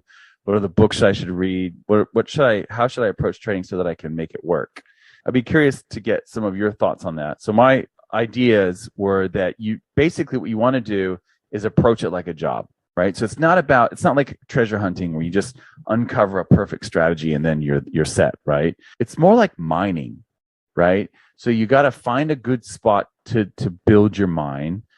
And then once you find where you want to build your mine, then you've got to get the right tools, right, to dig in there. And then you just got to be persistent. You got to keep digging because you're going to pull a lot of rock out. It's useless, right? Before you find the gold or the silver or the, unobtainium or whatever you're trying to get. So that to me was the key thing, was that you approach it like a job. You approach it really in a consistent manner where it's like, okay, this is what I'm going to do. This is how I'm going to approach my trading. So that's, where I find my mind. And then these are the tools I'm going to use. So that's the, the systems or whatever. So it's almost like you're defining your life. How am I going to trade? What are the systems I'm going to use? How do I determine that the systems are valid? How do I know if they're invalid, like they're not working anymore? What's my risk? Like, how long am I going to dig in that mine before I come out and have a break? You know what I mean? Like, are you going to trade 12 hours a day, 2 hours a day, 20 minutes in the morning, 20 minutes in the evening? Like, how are you going to, all that stuff you have to come up with. So it's basically about determining what you want to do, how you're going to do it, and how you know if you're doing it well. That's basically it, the three. So what are some of your thoughts on that? Yeah, no, I totally agree. I would add maybe two things to that. One is follow what interests you, follow what you think is fun and interesting and you enjoy doing in trading. I think that'll get you a lot further than just trying to be like this other guy or be like Trader X or whatever. And, figure out something that works for you and you find some enjoyment in. The second thing I would recommend is to just commit to being the best you can be. And that entails finding these little advantages that other people may not have thought of before. And it might not come in a course, it might not come in a book, but it's something that you figure out that could make you one of the best in the world. And that you're perfectly capable of doing that. Everybody is. But you just have to kind of, like you said, persist, kind of like commit to that excellence, that level of excellence, and just look for those little things that other people may have missed. Yeah, definitely, and adapt it to your approach. And yeah, exactly. Yeah, because you could probably think of something that nobody else has come up with. I mean, they say there's nothing really new in trading, but I think there are certain advantages that you can come up with for yourself that could be new for you, right? Yeah. There's a lot of creativity in the development phase of it, for sure. Yeah. Like I'll tell you a story. I met some guys that were, when I first came to Australia, that they wanted me to come work for them and I didn't want to, but they met in Costa Rica and they're biologists, right? Mm-hmm. And they basically came up with like a marketing idea for a marketing company based on the biology of how genes are shared. You know what I mean? Okay. You know what I mean? And that's really cool. Like, because I was reminded of that on how you were talking about how, there are new ideas. You just take a lot of new ideas is just taking something from another area and applying it in a different way. Mm-hmm. Like moving averages, like using moving averages in a different way. I'll never forget the time that I saw moving averages applied as multiple moving averages where they spread out. The Daryl Guppy idea of the trend is stronger when the moving averages are spread out and further apart, that sort of thing. Because I'd always seen 1, 2, and maybe 3 moving averages in a strategy. I never really saw this idea of like having, whatever it is, like 10 moving averages, on there and using that. So, you can use tools in a different way. Or another one was when Jake Bernstein's book, The Complete Trader, I learned about the stochastic pop. So stochastics were always about oversold, overbought, oversold, right? So when it's oversold, you buy. When it's overbought, you sell, and you're waiting for it to get back, return to the mean sort of thing, right?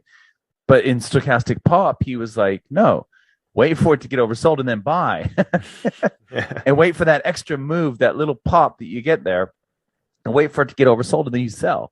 And I was thinking, wow, that's amazing. You know what I mean? And I really like that idea because I'm contrarian by nature. But so like you're saying, I would agree with you totally. There are a lot of things that you can do that are different, that are creative, that are new approaches, even if it's using an old indicator, used in a new way. So yeah, definitely think some of the coolest stuff in trading is that where you take something and you apply it in a slightly different way. You take something that's old. Yeah. Talking about that Daryl Guppy thing, I think Raggy Horner uses something similar, and she has this like rainbow like moving averages all over the place, and like I understand what she's doing, but it's not for me. And she doesn't use stop losses, right?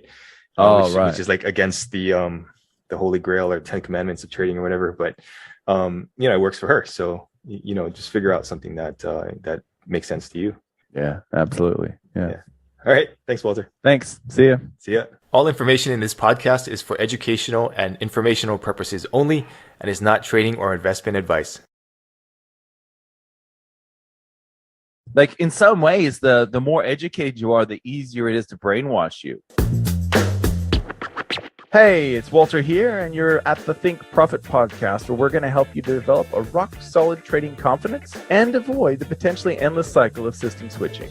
Right, Hugh? That's right. We're going to help you develop a wealth mindset, develop a trading strategy that fits your core personality, and help you overcome the obstacles that stop over 90% of traders. All right, Hugh, sounds good. You ready to go? Yeah, let's do this. Hey, Walter, what do you think about this idea of genius versus work? Do you think some people are just born with this genius, especially around trading, or do you think everybody has to work for it? Yeah, I would say like in psychology, a lot of intelligence researchers have kind of even early on they kind of fractured up what intelligence. Well, actually, think about when you take like an exam. Like if you're in the U.S. and you take the SAT, then you have like a math, like basically a mathematical score, language or English, or like a language score, and then you have an analytical score.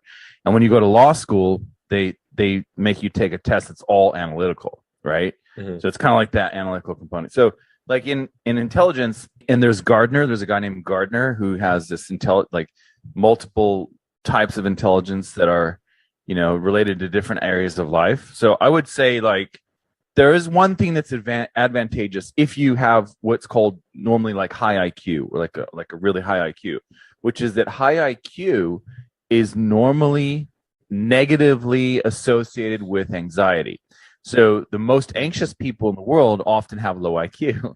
The highly anxious people usually tend to have a lower IQ, and the people that tend to have a higher IQ usually aren't as anxious. So that's one thing that you have going for you. And I think that could possibly help because of like meddling with trades, as we all know. You probably know as well as I do that can happen, like going in and worrying about a trade, waking up in the middle of the night, things like that. So that possibly could be related. But other than that, I would say probably more likely personality characteristics. So outside of intelligence, things like how conscientious are you? How deliberate are you? How likely are you to be, make spontaneous decisions? So impulsiveness, like you want to be low in impulsiveness, pretty high on conscientiousness, that sort of thing. So I would say most of intelligence wouldn't be related to trading success. And I probably told the story, like when I took the trading class, I think it was the same one that we've worked out later that we both took the same class, right? Yeah. The one in LA. Kind of fly-by-night one. Yeah, fly-by-night guy, yeah. That's how I was introduced to currency trading. There was a guy in my class, and he was not very smart, and that was very obvious, but he was also a really good trader. Because he just did he was the best trader of our group. Like, it wasn't even, like, we knew a month out, like, because I kind of kept in contact with some of the people in that class, actually. He was the best guy. Like, he was literally the best guy. And you know why? Because he just did what the teacher said. Like, our instructor said to get in on the retracement, and that's like what he did. Like, it was kind of amazing, actually. And that was a real eye-opener for me, because I think when you're new to trading, you tend to think that you have to crack the code, or you have to like be really smart, or have some really good computers that can be smart for you, or you know what I mean? Mm-hmm. Those sorts of things. And I don't think that that's necessarily true, obviously. And that was my first kind of clue along that line. So I would say my belief is that general intelligence, what we call IQ, possibly has a loose association with trading success, but overall it's not that. The only thing would be anxiety. So through anxiety, it might have some association with trading success, but that would be the only thing that I can think of. Yeah. Do you know if that guy went to college or anything like that, or was he just? I don't know. He seemed, and I'll be completely honest, I don't know, but he seemed like the kind of guy that might have gone to junior college. Okay. Yeah. Maybe like that kind of, you know what I mean? Like he didn't get into 4 years. And I'm just stereotyping here. I don't know. I haven't kept in contact with the guy or anything like that. But we were all amazed at how good he was. Like we were like, wow, this guy's amazing. He didn't analyze things. He just kind of traded. Like, I guess in a way, how trend followers, they just take the signals, right? And they don't think like, oh, there isn't any news to make a reason why gold's going to go up now. They just take the gold buy signal.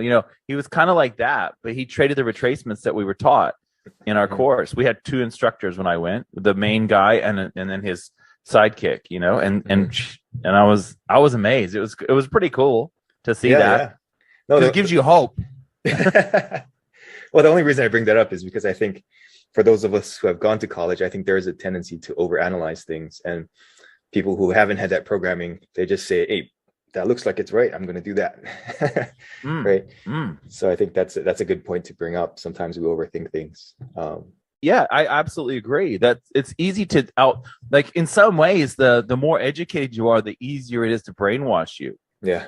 You know, because if you think about it, like someone like me, I just went to school forever and I was a professional student into my 20s. And like, I got into that mode of learning from someone who's quote smarter than me. In a way, that's really easy to be brainwashed if you just naturally assume that your instructor, the person who's like has higher authority than you, is going to tell you the right thing or show you the right way to think. And so in some ways, I think that the quote uneducated, they can be more free thinkers. They don't have to be, because they could also do the same thing. Like imagine like somebody, you know, who's a roofer and he never went to college or whatever, and he's just working with his roofing buddies and stuff. And then so-and-so, this happened to so-and-so and he got gout. All right, well, I'm never going to eat yogurt because he ate yogurt and he got gout. You know what I mean? Like you could always fall into these thinking traps just because of one example, you know, the anecdote and things like that. So it's not, but I do think that as a student, you become, like you say, indoctrinated, and you get into this zone of like learning that, okay, this is where I go for this is where I go for that. And you always know where to go for your information, but that assumes that they know what they're talking about. You know what I mean? Like, yeah. And like anyone will tell you when you go into PhD or like when you go into graduate school, it's always about theories. So like, you know, like if I have a theory about personality, there's a lot of other people who are getting grants for their research, and you know they have students that they're pumping out and giving PhDs that have a different theory, right? And that's the way it is everywhere. It's only been recently, in the name of science, we've deleted some of the theories. Like, you know what I mean? Like historically, the science has always been a battle of ideas, you know, and it's only in recent times that we've got to the point where it just seems like some theories are not allowed to be discussed, and they are, you know, verboten. Yeah, no, totally. I mean, like, during a certain situation that will go unnamed, my PhD sister wrote us an email about the situation, and it was pretty much verbatim what they're saying on the news. And I was like, stop following news. But you can't snap them out of that, right? It's just so built in that it's all about the news, trust authorities and all that. Yeah. Like I always say to people, what do you trust more? You know, the 30-year-old on the news who's reading the cards, like reading the monitor, or like if you open up a journal article, like a medical journal or a scientific journal, and read, you know, the study. Like, what would you rather get your information from? The person reading the cards, reading the monitor, or the scientist doing the work? Well, you know, and some people say, well, I don't know how to read that. Or, you don't, anyone can read a journal article. All you got to do is read the abstract, which tells you the whole thing, read the introduction, and read the discussion. Skip the middle, skip the guts of it, skip the statistics. Don't matter methods and results. Methods and results doesn't matter. Introduction and discussion.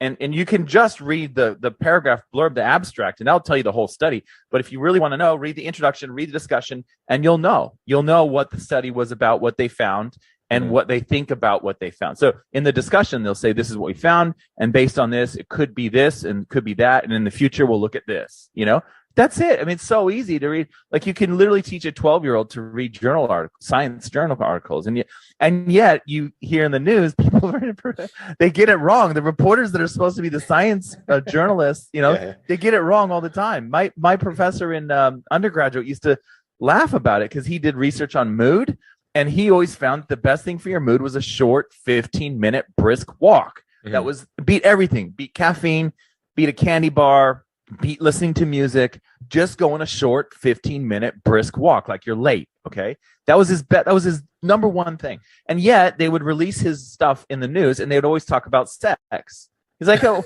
what? Sex didn't even make the top 5. Like, what are you talking about? You know what I mean? It's so funny. So anyway, it's just funny how, you know, you have the power to see what is actually going on in science, and yet, as you say, we get it filtered through many, many filters before we actually see it. Yeah, you actually bring up a good point there, and I'll take it one step further. A lot of people don't trust what they see for themselves, right? Their own personal experience. and they look at these journals, which, you know, are probably very scientific, but may or may not be correct, right, in certain situations. And then the news is obviously not correct most of the time. So I think trusting yourself is a big thing too. I don't think enough people do that. It blows my mind, but they observe something and then they won't act on it because they say, oh no, the news said this, so I'm not going to do that. Yeah, that's right. That's right. Yeah. And you know what? A really good doctor or scientist will acknowledge that. Like, I will remember we took our kid into the hospital once, and it was really just, you know, kid was really young and stuff, we were stressed out, you know, and the doctor that we had was like asking a bunch of questions. And then in the end said, and I'll never forget this, said, but you know your child better than anyone. You know, what's going on here? You know what I mean? So they were going through the list of symptoms and blah, blah, blah. But then they're like, but like we know that, you know, you've been around this kid for the last 2 years or whatever, year and a half, however old. And, you know, and it was our kid was pretty young when they went in, probably a year or less than a year, maybe. And, you know, it was really hard to see your child sick and all this, but it wasn't like the doctor was just going to go through the checklist and let us give the data and then decide. It was like, you really, okay, you tell me, you know what I mean? Because I know you've been around your kid every day. You understand what your kid is normal and not normal and all that. And that, I thought that was really smart because it's exactly what you're saying. It's forgotten, isn't it? We forget that you know your body, you know your family, you know what's going on better than anyone else, and so you know when something's off, right? So yeah, I think that's becoming more and more rare nowadays, right? Yeah, people saying, "Hey, what do you think?" Right? And they want to be the expert or whatever. Yeah, exactly. Exactly. All right, cool. Thanks, Walter. See ya. See ya. All information in this podcast is for educational and informational purposes only and is not trading or investment advice. A lot of people try to throw in too many variables in the exit, but if you just do like 1 hour exit and test that and see how that works out, and if that's profitable, then you know that the entry is at least pretty decent, right?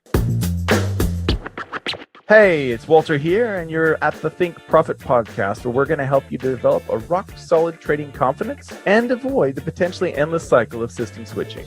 Right, Hugh? That's right. We're going to help you develop a wealth mindset, develop a trading strategy that fits your core personality, and help you overcome the obstacles that stop over 90% of traders. All right, Hugh, sounds good. You ready to go? Yeah, let's do this. Hey, Hugh. So I got a question here from a trader. He says, hey, I'm not making profits. I have losing trades and winning trades, but I always end up at break even. For months and months now, my account doesn't seem to surpass the amount I've deposited. I feel like I'm stuck in the same place.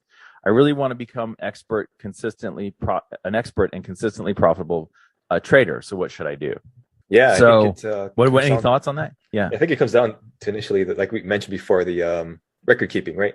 Keeping good records on what you're doing, on your intuitions before you enter the trade, any thoughts after you exit the trade, screenshots, making sure you're following your system, seeing if your results are in line with your back testing.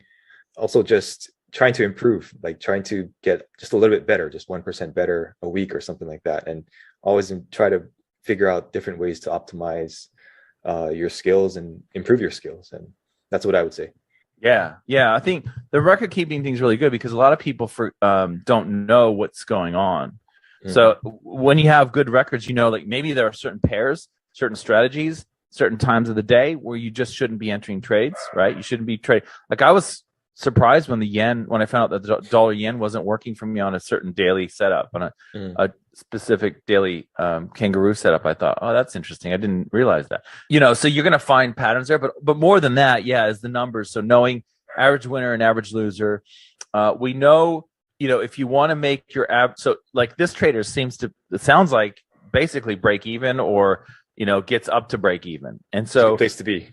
Yeah, it's a good place to be. It's a great feeling to know that you can at least get back to your original balance. And then now all you really need to do is to fatten up your average profit. Now there's a couple ways to do that. You can cut your losers faster. So instead of letting them hit the stop loss, you could time them out. Like I take a trade on the 12-hour charts, and after 36 hours, my trade isn't really going in my direction, 3 12-hour candles, 36 hours, boom, I just pull out, right? You could do that.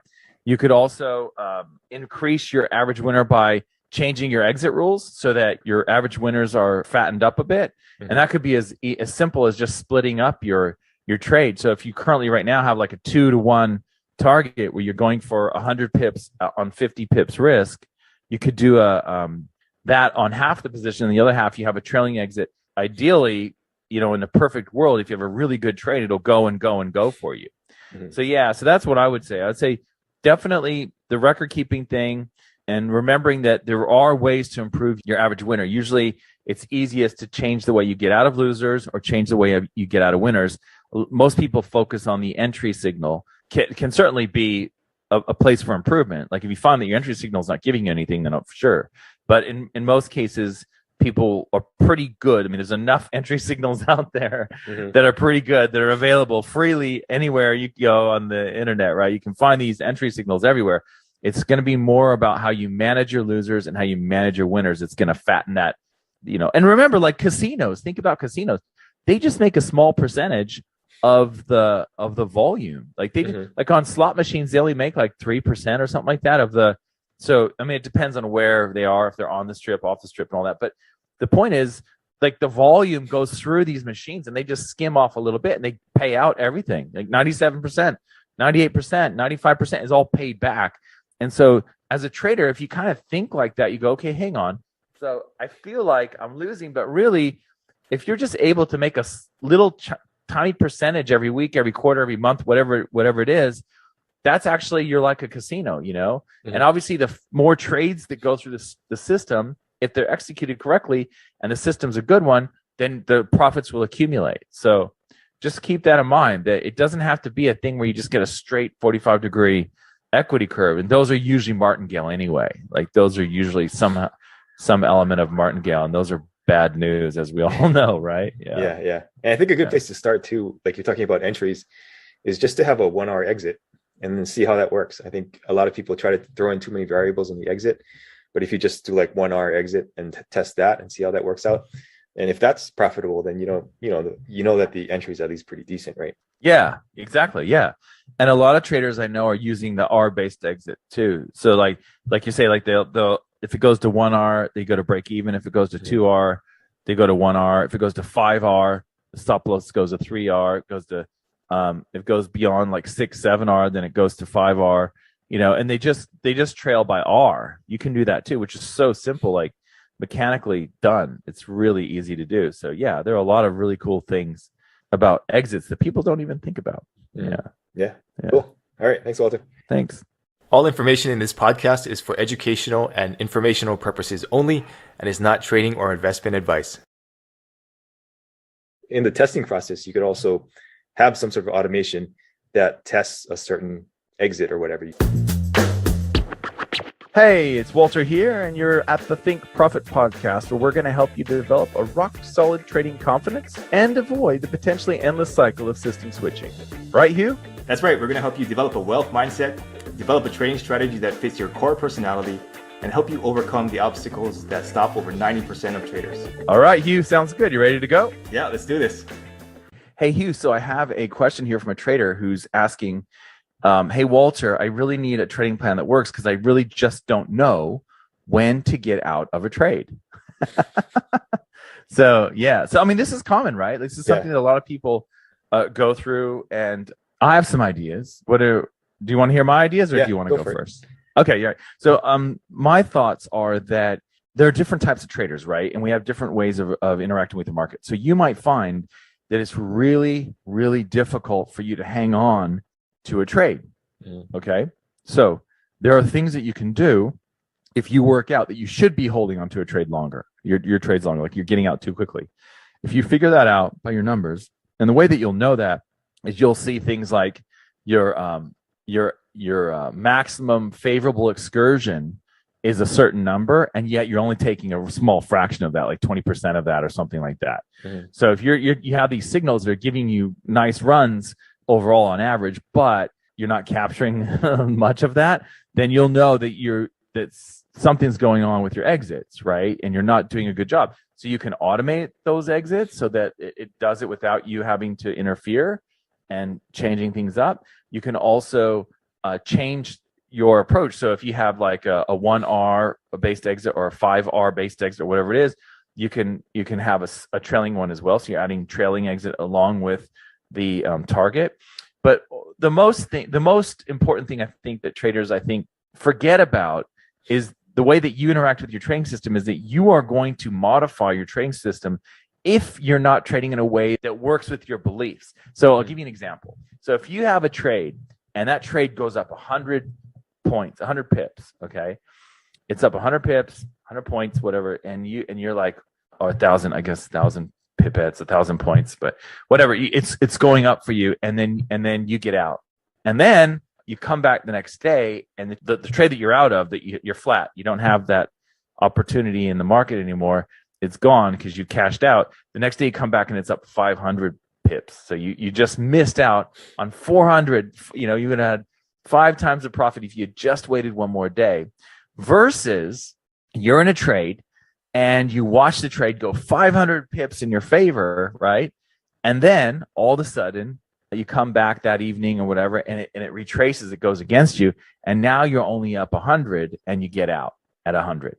Now, in both cases, you basically missed out on 400 pips, but you did it in a different way. And so one of these scenarios is more difficult for traders to deal with, and that sort of tells you whether or not you should be using targets or whether or not you should be using trailing exits. You can certainly use both, and I like to use both because I like to kind of always be right, you know, and it feels good, but it's not necessarily the most profitable way. It's just more for psychological, you know, keeping my psychology in check, basically, so that I can keep trading. So those are my thoughts. So obviously in the example I gave, if you have a situation where it's really hard for you to see that 500 pips that you had disintegrate into 100, if that's more difficult for you than having 100 pips and getting out and then seeing it go another 400 pips up to 500 pips, if that's that situation, then you would not, trailing exits are tough for you. But if it's more difficult for you to have 100 pips and then come back and see that it would have been 500 had you waited, then trailing exits, are more likely something that you should look at. Or you can do both. I mean, it certainly is possible. So, people say things like, I need to know when to get out of trade, as if there's a perfect way to know. It's really more about you. That's the real question, right? Yeah, it's more about how are you going to deal with this? That's the question. Yeah, exactly. When people say that, they're acting like there's a secret. There's no secret. Perfect one way to do it. Yeah, exactly. Yeah, there's exactly right. So what are your thoughts on that? Yeah, no, that's a tough one, right? I think there's so many variables that you could put into an entry and an exit, and I think people get really wrapped up into that. And that's what I'm reading into the question, that she's confused that, there could be all these inputs for each thing. So I would suggest separate out the entry, separate out the exit, and then, just learn from different people, learn different strategies, write it down on a piece of paper, your trading plan, and then just have the entry. And then with that one entry, test a bunch of exits, like this one exit, this exit, and see, like you said, we'll see what resonates with you, what you like the best. If you need a place to start, like I mentioned on the last podcast, just go with 1R. Like you talked about that, right? An R-based exit, and just kind of go from there. But otherwise, there are just too many variables, and everything gets shoved on you, and you feel like you have to test every single thing, and it just gets to be too much. And if you can automate it and slap an automated exit, so that you as a discretionary trader, if you can just put all your focus on when do I get into a trade, and then the last half of it, the exiting part, you're just babysitting, making sure that the script does the right thing for you. That can be really helpful too for a lot of traders, that you're at that point where you're no longer in charge of taking profits, that the system is. And so it just removes that element, because I've always found that to be the most difficult thing for me is, when I was just trying to figure out, is the market still going to go or not, right? It's just easier to have some rules that you use, and that when everything is lined up and it says get out, you get out, and if you can automate that, I think it makes it a lot easier. It can be super overwhelming, I agree. It's one of those things where we can get to the point where we're just like, wow, this is crazy. How do I know? And you beat yourself up because you have hindsight bias. So you beat yourself up for those situations where you should have held on. You beat yourself up for those situations where you shouldn't have held on. You should have pulled the plug.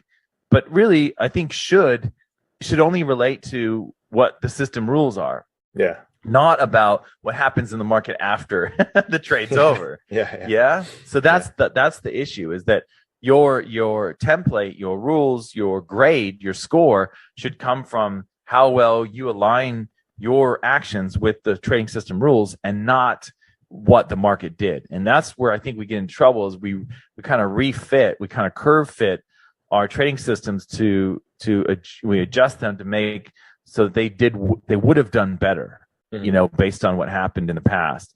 And that's obviously, if you do that too much in automated trading, systematic trading, that's called curve fitting, and it's the road to ruin. They're really aware of that as system traders, but sometimes discretionary traders, we're not aware of it so much. We're not aware of the fact that we're curve fitting. We're not aware of the fact that we're doing slight adjustments to our strategy based on the recent market moves, and so in that instance, we're actually, it's even more dangerous what we do, because we're not as aware of the fact that we're making our system work really, really well on the trades that just happened. It has nothing to do about the future, right? Yeah. So yeah. No, that's a really good point, and it brings up another thought also, that in the testing process, you could also have some sort of automation that tests a certain exit or whatever. You can partially automate that testing process, and you can have all these testing scripts, and you just enter maybe manually, but then that script takes you out, and that can be an easier way to test the exit also. Yeah, absolutely. That's a great idea. Yeah. All right, cool. Thanks, Walter. Thanks. See ya. All information in this podcast is for educational and informational purposes only, and is not trading or investment advice. What is your goal here? Is your goal to make money, or is your goal to be right? Hey, it's Walter here, and you're at the Think Profit podcast, where we're going to help you develop a rock-solid trading confidence and avoid the potentially endless cycle of system switching. Right, Hugh? That's right. We're going to help you develop a wealth mindset, develop a trading strategy that fits your core personality, and help you overcome the obstacles that stop over 90% of traders. All right, Hugh, sounds good. You ready to go? Yeah, let's do this. Hey, Hugh, so I got a question from a trader the other day, and his question was basically, how do I trade my system if the win rate isn't high enough? And so he was telling me that he had a system that it worked, but he didn't think that he could trade it because the win rate was like 37% or whatever it was. And so my question for you is, what would you tell him?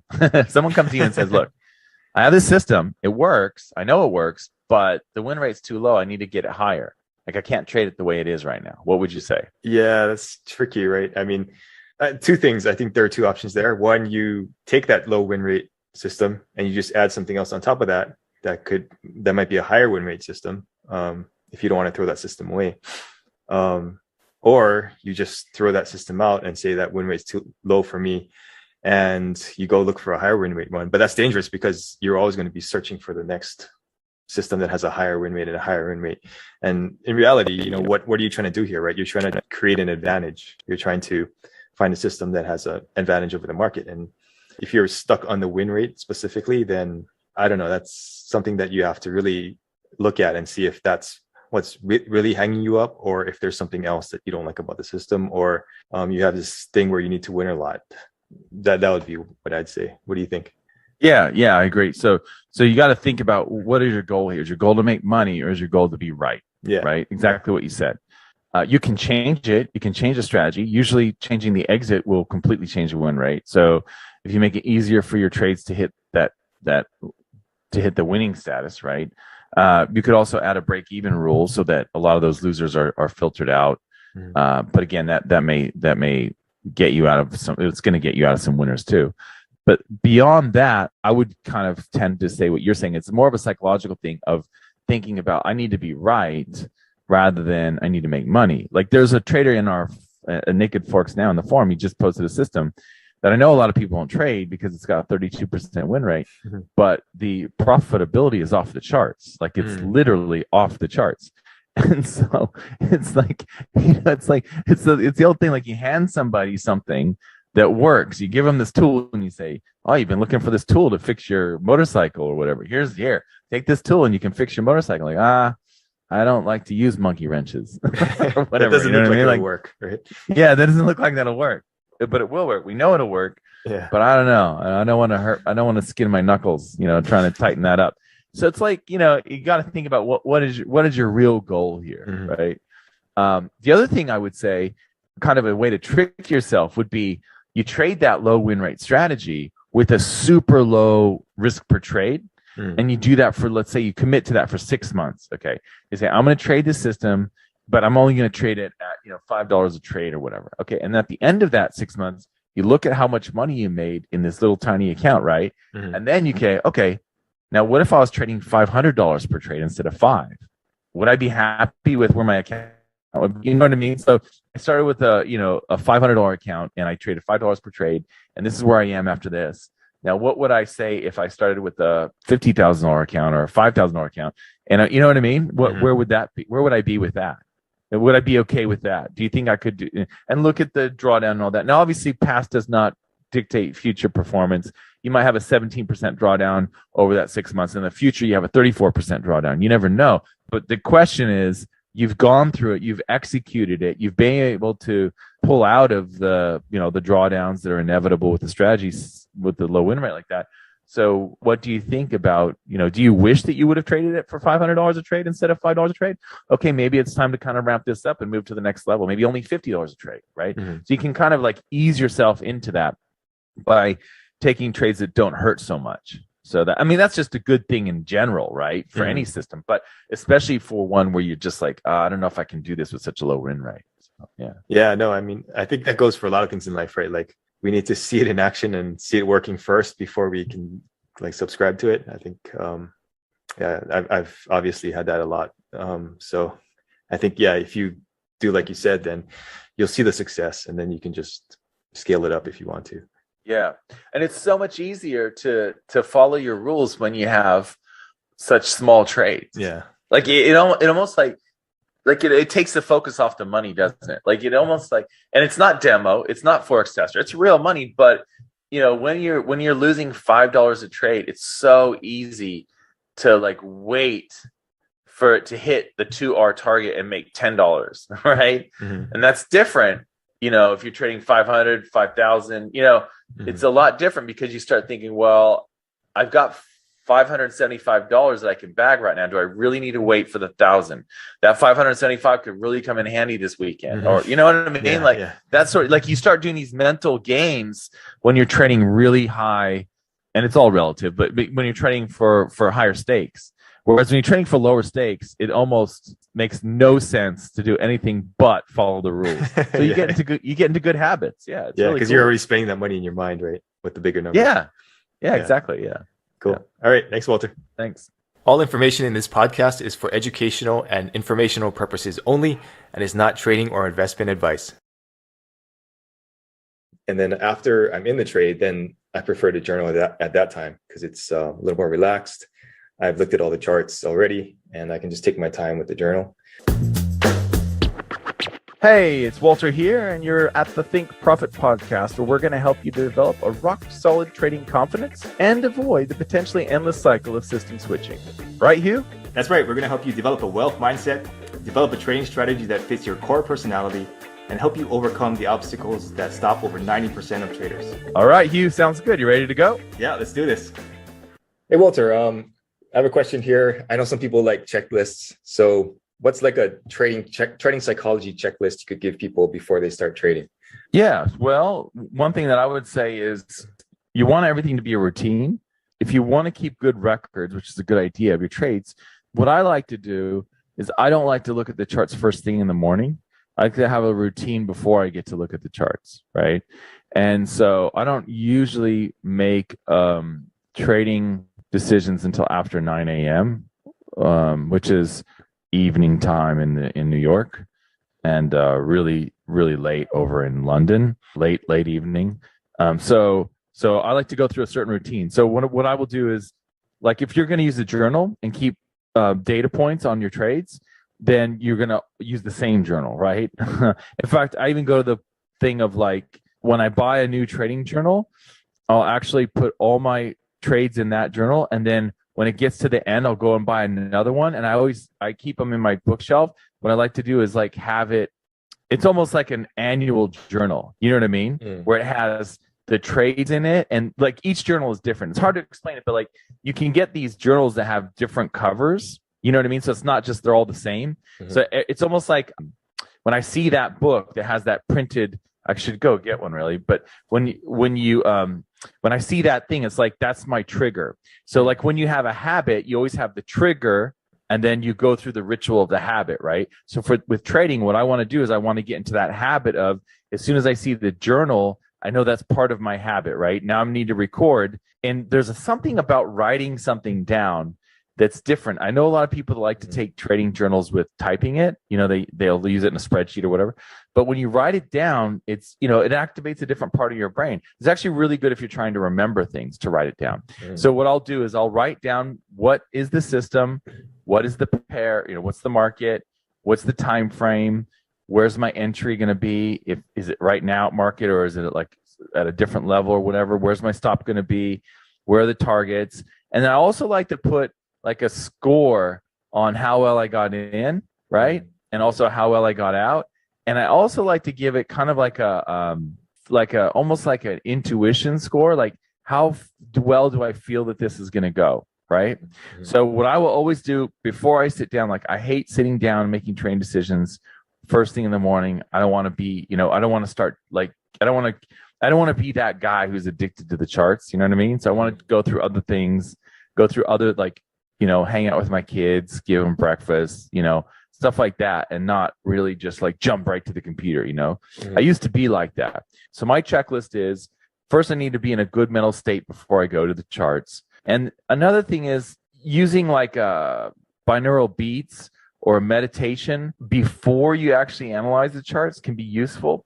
There are other things that you can use that are along those lines.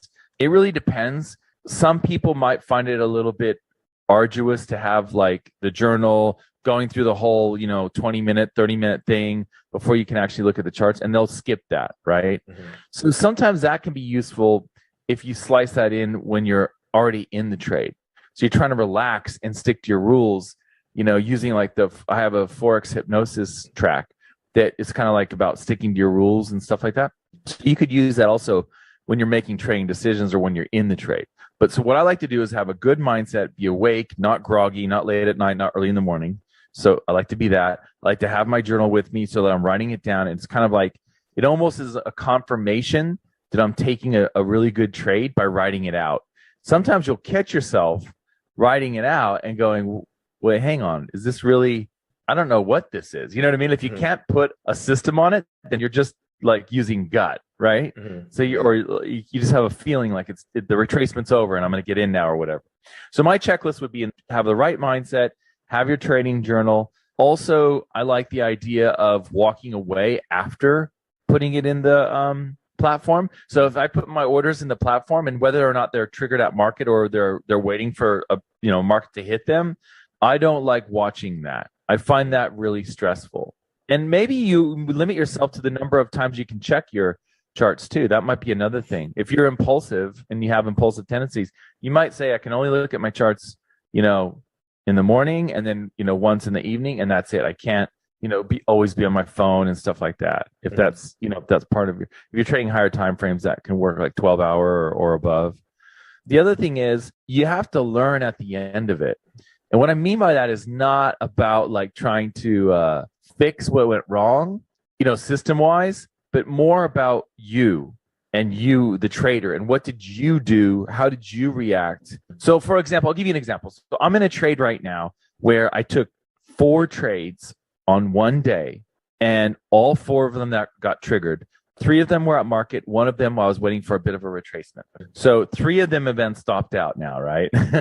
But 1 of them did not get stopped out and is actually just rocketed in my favor and is really close to the first target. Okay. And hopefully the trailing exit, if it keeps going, the trailing exit that trailing position will pay for a lot of the other 3 losses, right?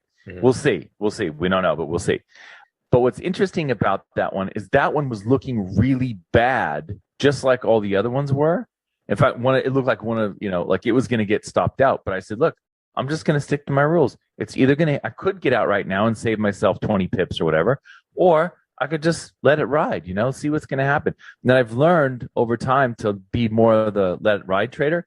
And so when I look back and I write in my journal, when this trade is all over, I don't know what's going to happen to it, right? It's probably going to hit the first target though. at least that. When I look back at my journal, I will give myself a very good score, provided that I follow with the trailing exit and all the rules, for the way that I manage that trade and the way that I exit that trade. Because I didn't exit when it looked like it was going to, pop me out and come down low enough to pop me out. Everything about the chart said this is a loser trade. Mm-hmm. But today I wake up, I look at it. Actually, I only looked at it 20 minutes ago. I didn't even, see it until then. Boom, it just took off. So that's what I would say is that, for your trading, I like the idea, for your checklist, as you say, I like the idea of having a routine of looking at you and trying to be introspective. And how are you relating with your strategy? How do you interact with your trading strategy? And I also have to guard against being in a bad mental state. So a lot of people, like when you work at home, it can get really old. I mean, trading can get really boring, and it can get really, you know what I mean? So you have to guard against that. And so I have to make sure that I'm not super tired, that it's not super late when I'm making these these decisions, or too early in the morning or whatever. So it's really important that I have a clear mind, and that could be just as simple as doing some stretches or going for a walk or whatever before you actually sit down and look at the charts. I know it's kind of a long-winded thing, but that's my checklist, and I'm curious to hear what yours is. Yeah, cool. I think I agree. The routine is really important. Like when we used to play soccer, they would have the same routine before every game, right? And I never realized the importance of that until later. And I guess those rugby guys or whatever, they do the haka or whatever that is, right? And it just gets you in the mood. Yeah, it's a similar thing, like get in a good mental state. So either a meditation or using like the Inner Balance app or one of those recordings, whatever I feel is the best that day. Yeah, when I get into trade, I make sure I have the journal open. And then I'm actually better at journaling after I enter the trade. So I just be sure that I get the screenshots in the beginning and then write down a few notes about why I took the trade and, what I expect out of it. And then the system. Yeah, the system's a big one. That's why I kind of prefer more of a computerized system, because then you have a system that you have to fill out in that little field, right? And then that helps you double check, okay, I'm actually using a system, or am I just, taking random impulsive trades? And then after I'm in the trade, then I prefer to journal at that time, because it's a little more relaxed. I've looked at all the charts already, and I can just take my time with the journal. Yeah, and maybe like once a week or once every 2 weeks, I go back in there and take a look at the journal. I do the similar thing as you do, like I give it a score from 1 to 4. So I believe in 1 to 4 because you can't have like an average, just an okay trade. It was either overall good or overall bad. So I just do 1 to 4 to keep it simple. Yeah, then that's about it. Just maybe monthly review the results and the statistics, but that's about it. Keep it simple. Yeah, that's interesting, the scaling thing that you're talking about, because that's like a really big survey design and stuff in psychology. There's the debate about that. You know what I mean? Yeah. No, I understand why you're doing it. It makes perfect sense. Like they found that using a 1 to 100 scale or using a 1 to 10 scale, you get the same, like there's no added advantage when dealing with humans. When you're asking humans to decide on a 1 to 10 or a 1 to 100, there's no. And what you were saying is like there's no middle, so it's like a forced choice to either you're basically forcing yourself to say it's either mostly good or mostly bad, right? By giving it a 2 or a 3. Yeah, that's really interesting. And the theory, like the theory behind that would be like overall, like let's say you have thousands of trades in your journal. Okay, you get to that point, you have thousands of trades in your journal. If there's a true average, then you'll have like an equal number of 2s and an equal number of 3s, right? That the average is in between that. You know what I mean? 2.5, right? So that a 2.5 is actually the middle of a 1 to 4 scale, right? Yeah, it is. Yeah. Yes. Yeah. It's weird. It's weird when you don't have 0, you know what I mean? Yeah. Do you find it hard to choose sometimes if it's a 2 or a 3? No, it's pretty easy. I think it's a lot harder to choose between like on a 10 scale or like a 20 scale, right? I think that gradation is like really harder to define, as opposed to, okay, that, I really messed up. I kind of messed up. I did pretty well. It was a perfect trade, right? That's what it comes down to. Yeah. I think of it like A, B, C, D, and F, like in the old, like in the American grading system. I think of it as that. Like I kind of think of the trades as that, like a 4 or 5, and then a 3 is like C, and then a 2, and then a D and an F. But like if you're really trying to force yourself to learn new habits or to improve in a certain area, I could see where you would want to have to make that choice, whether it's on the good side or the bad side. It makes sense. I mean, they had studies where they would ask someone to write a line. So they would have a line on your piece of paper, like this is like total good, this is like total bad. And you were just supposed to put a slash like with your pencil, like, and then they would measure it. They would measure it in like, centimeters from the beginning to the end, like that. And that's how they would do it. And it's like all that stuff is just with humans, that's just ridiculous. Like we're not, you know what I mean? Like we're so imprecise in that way. Most of us anyway. Yeah. And that's actually a really good point for traders to think about, I guess, is like when you were measuring your trades in your journal, we also, with our systems, we kind of measure the market, right? And measure the movements and all that. There's a lot of measuring things to think about in trading, not only measuring your performance, but measuring the way that your system sort of measures where the market's headed and that sort of stuff. I think there's a tendency to like say, oh, I have like 4 entry, criteria, and did I follow three out of 4, and then try and create a score out of that? And I think it gets way too technical. So I think that the simpler you can make it, the better. And I think it really depends on your personality too. If you prefer the bigger, scale, whatever, use that. But for me, I'm more of a, minimalist. So I use the 4, whatever. 4, yeah. Yeah, I used to have a spreadsheet like you're saying, where we had 13 or 15, I can't remember, it was 13 or 15 different characteristics had to be achieved. Yeah, I did that we would too. say, before I would take a trade. And then, but it had to be like 10 out of 13 or whatever, or 9 out of 15 or something like that. But what I found was that actually some of those characters, and it gets to your point of minimalism, right? What I found, I didn't realize this till much later, some of those characteristics, like in my checklist to take a trade, some of those characteristics would clump together, so they would all be like off, like they wouldn't be triggered, right? Yeah. And so basically what was happening was, by throwing away most of the 3/4 of the checklist and just using a few, I had a much better strategy. You know what I mean? Yeah. Like in other words, you cut the fat away of the 15 different on the checklist, right?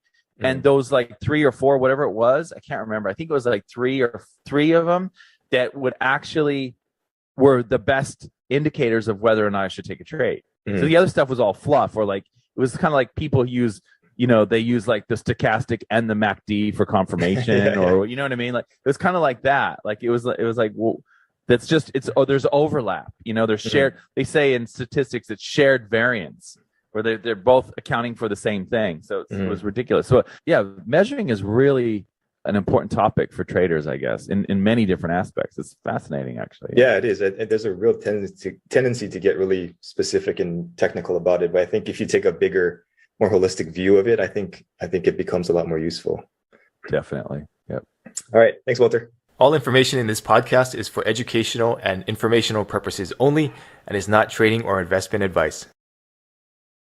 That it's not always going to be there. It's just not always going to be there. It's always transient. Hey, it's Walter here, and you're at the Think Profit podcast, where we're going to help you develop a rock-solid trading confidence and avoid the potentially endless cycle of system switching.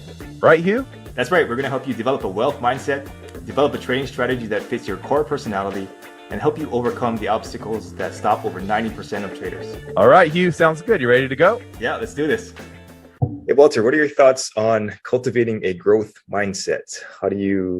What kind of things can you do so that you are willing to take in, new information and try to do things differently and see things from a different point of view?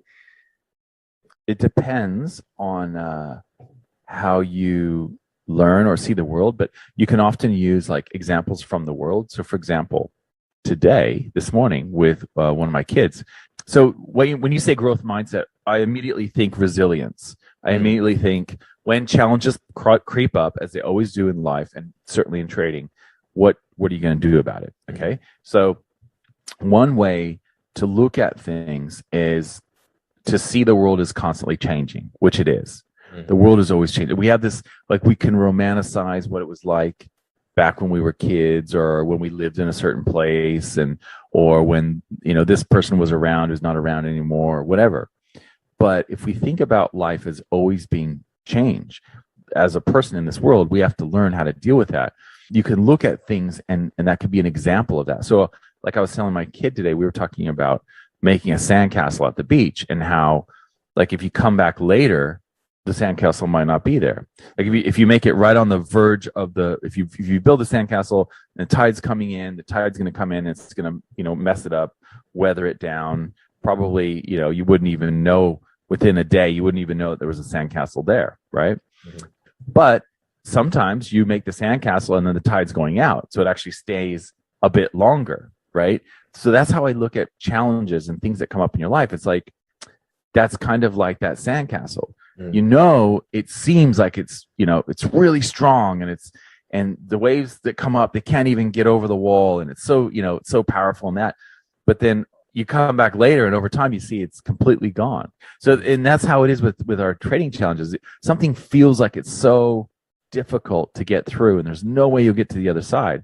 But yeah, if you think of the fact that the world's always changing and that you just have to deal with that change, it's a much more easier approach to see your ability to be resilient when you know that it's not always going to be there. It's just not always going to be there. It's always transient. Everything that you're dealing with right now is transient. Whether even life, whether you believe it or not, it's transient. It's going to be gone soon. Sometimes it takes a little bit longer. Sometimes it happens fairly quickly. So I think just seeing that there's a lot of change and thinking about the fact that you have something that's bothering you in your trading or whatever, and then knowing that it's not going to be there. And so it's up to you to decide, what do I do with this? Is this an opportunity for me to get better? Because it is, of course, right? When we get into the victim mindset, we see the challenge and we think, oh, that's it. It's over. It's never going to get better. This is just going to get worse. I can see it snowballing, blah, blah, blah, blah, blah. But instead, if you look at it as, okay, this is a challenge. What is this going to enable me to learn? What is the new skill or the new approach or the new way of thinking that I can gather that it becomes part of me because of this? If you're trying to help someone through it, I think sometimes that's a good way to look at it, is that change is constant. The only thing that's constant is change. And so, there's really no reason for you to throw your arms up and think that all is lost, because it's just where you're at right now. That's all it is. Yeah, no, totally. And I would add to that, I think one useful thing to do is to commit to, if you think you are kind of stuck in something, maybe commit to taking on or challenging one of your beliefs, maybe once a day, once a week, once a month, whatever makes sense for you.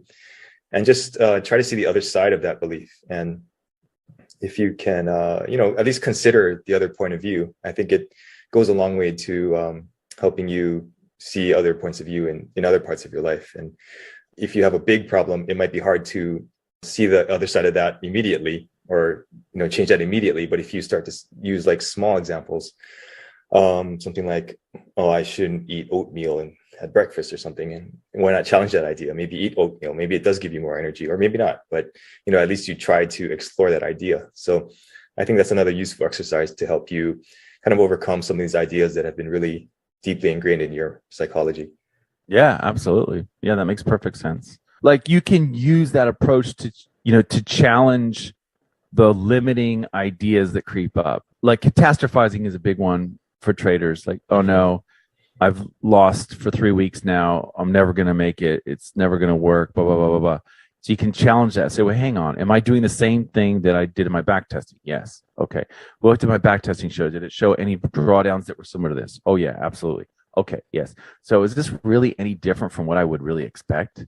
I'm getting a drawdown that's the same as I had in my back testing. I'm doing everything exactly like I did in my back testing. It's not that the market's changed, most likely. It's not that I've changed, most likely. It's just that I am in the midst of a pretty bad drawdown, but that was kind of to be expected. So, like challenging those thinking patterns that lead to the feeling of desperation and almost like, it's just not worth it anymore, giving up. Challenging those thoughts can be really useful. Yeah, and I think just like challenging our habits, I guess. Yeah. And I think when you go back to your journal, sometimes you realize, oh, I was only maybe like 1 or 2 mistakes away from a profitable month, and that can give you a lot of hope. Also, it was just like, you're not that bad. Absolutely, that's a really good point. Actually, that's a really good point. Yeah, I heard an interview the other day with the Tom Brady, the quarterback, right? The really well-known quarterback in the National Football League.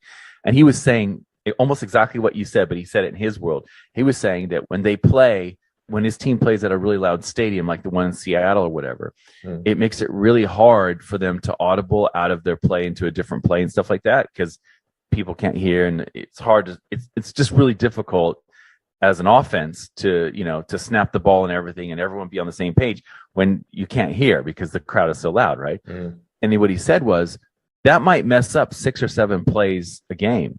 If the crowd noise screws up 6 to 7 plays a game, that's 10% of your plays, because you have maybe 60 plays in a game.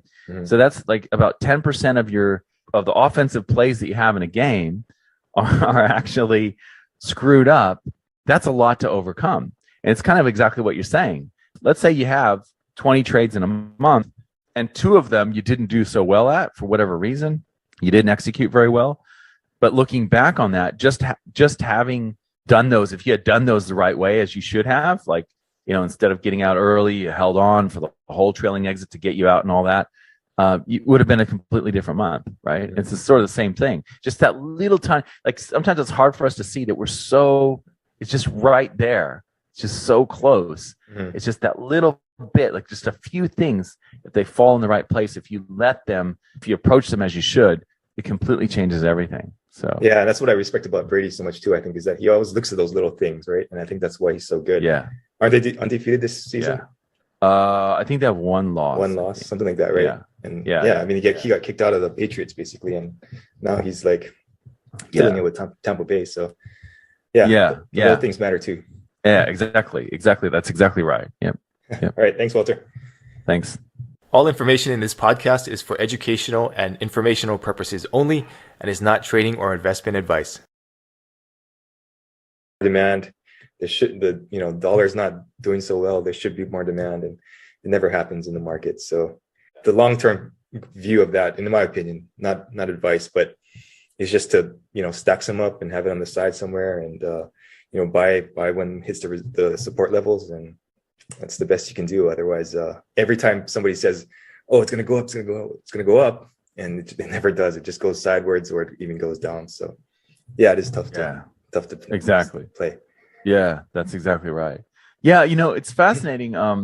Like in the metals, it's like people forget, because like we're at the point now in our generations, like that we're at a point now where a lot of people that are alive today, they never knew money that was actually backed by something, by metals. Like in the old days, you used to like be able to take your money in to the bank, and you give them the money, and then they give you the silver, right? Like that's how it worked, right? Like that, because the money was worth, kind of like these cryptos are like reinventing, like redoing this. It's the same idea. You have this many coins that's worth so many ounces in silver. You want to cash them in, you can. That's how it used to be. Like money was actually backed by something, and it's weird. It's kind of like what I said about before the GFC. There was a whole generation of people that never had lived through any sort of economic turmoil, and then the GFC happened, right? Yeah. Like it was at that point where it was like that generation. It was only after 2008 that they actually knew anything that was terrible. Like there was a bad economic, like it was always just straight up. I mean, think about it. If you're born in the 80s and then you have the .com boom in the 90s, and then it's just like a straight line. The stock market was pretty much on a tear in the 80s, except for the crash in 87, right? So if you're born in 87, you could have been like 20 years old, essentially, before you saw any kind of a real, market impact. It's just kind of interesting. And the same thing with this, we're talking about metals. You could be alive today and never have known money that was worth anything, like it was actually backed by anything. Yeah. And we're at that stage now, which is fascinating to me. Yeah, it is. Do you think the manipulation is mostly because of the paper markets? I don't know. The paper markets?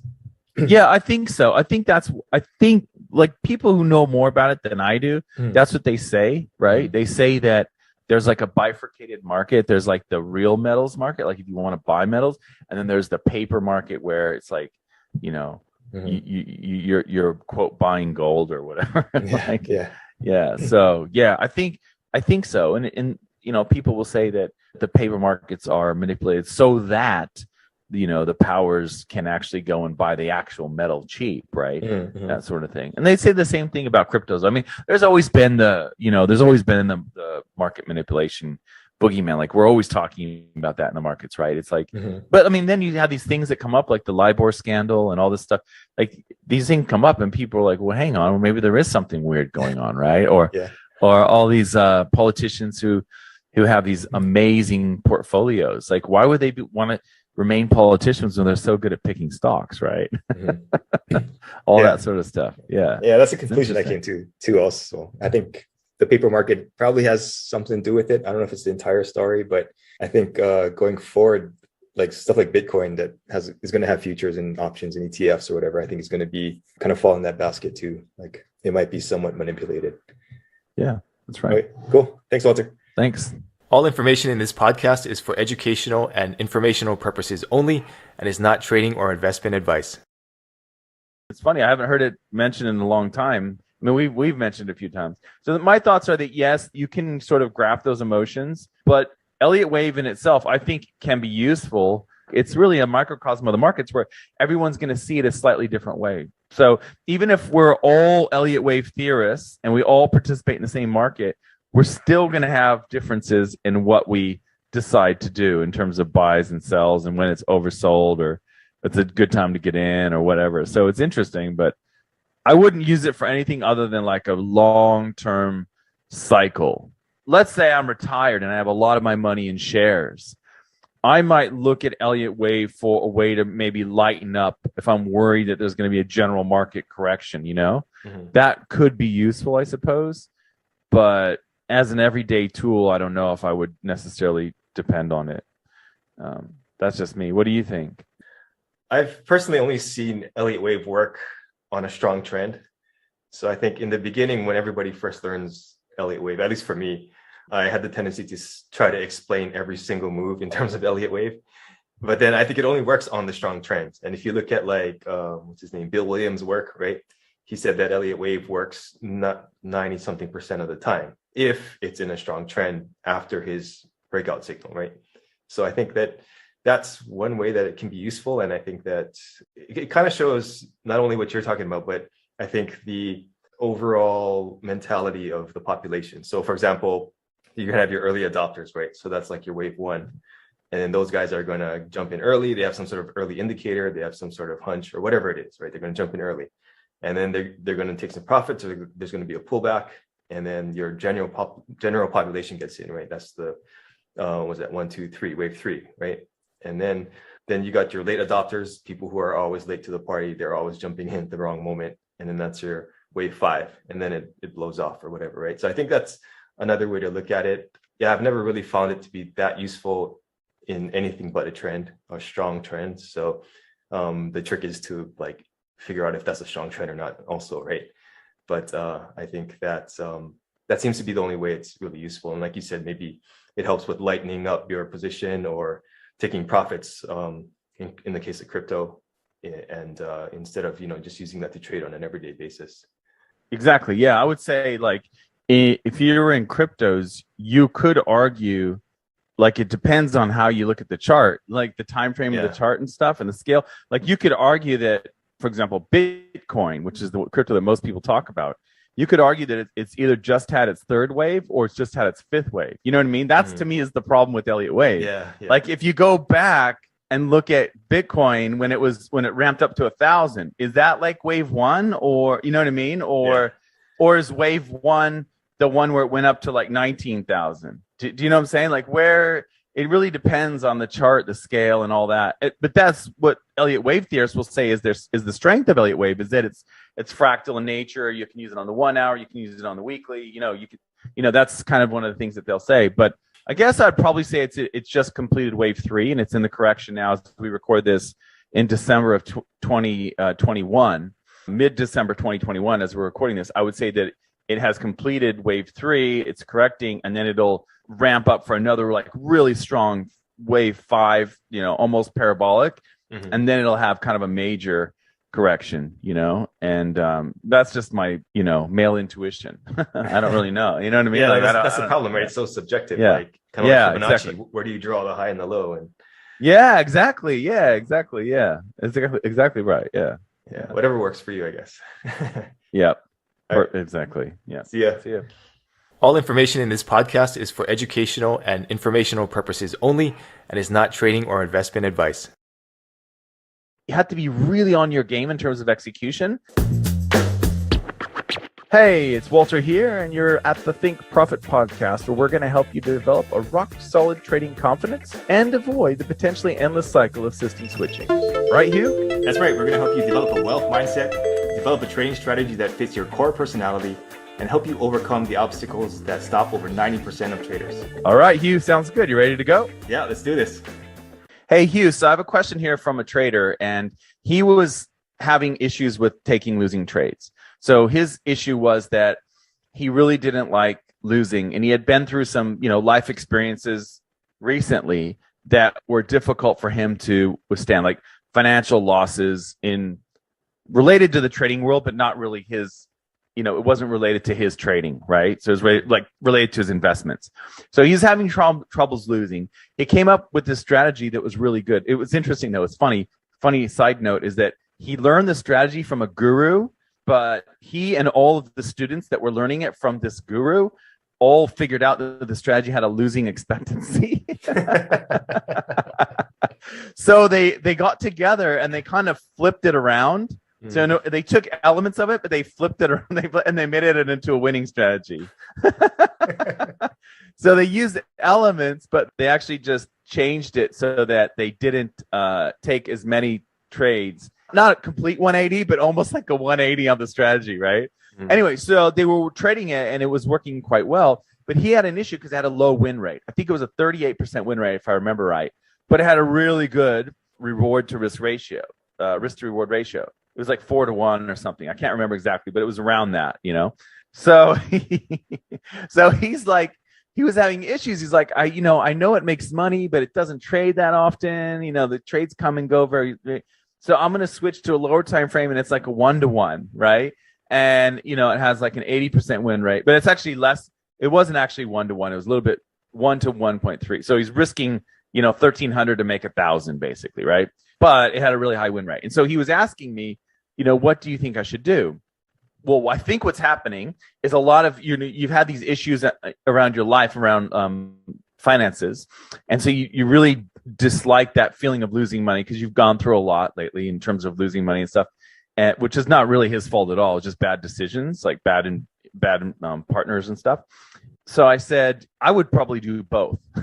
You know what I mean? Like I would probably trade that higher time frame one that doesn't trade that often, but has a really good, because that might save your butt if you're trading the lower reward risk ratio strategy one that's a scalping one. And he likes the idea, and everyone does, right? Of sitting down, trading for 2 or 3 hours in the morning, and then being done for your day, being flat, not having any open positions. And that's kind of the draw of that. The issue I said with that is that you have to be really on your game in terms of execution to make that work. You have to have a really good broker or brokers that you're dealing with for those tight, really quick in and out profits, right? Like on the 1 minute chart or whatever. Your broker choice is really important.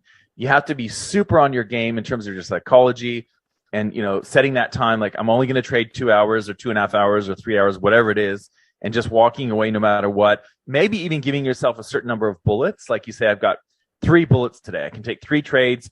The first one's a winner. I can take a second.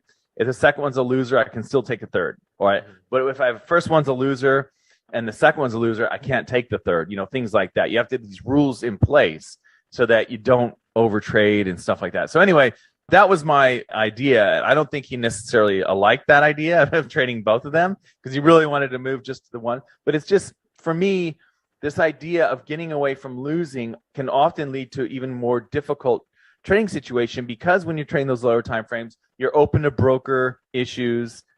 Let's just call it that. You're open to more larger losses, really. Like if the market really moves unexpectedly while you're in a 1 minute trade, you can lose your account and then some. So there's no guaranteed stops that I'm aware of anymore in Forex. There used to be, but there are no now that I'm aware of. So there's a lot of reasons why you would want to split up your money, I think, and at least do like personally, that's what I would do. What are your thoughts?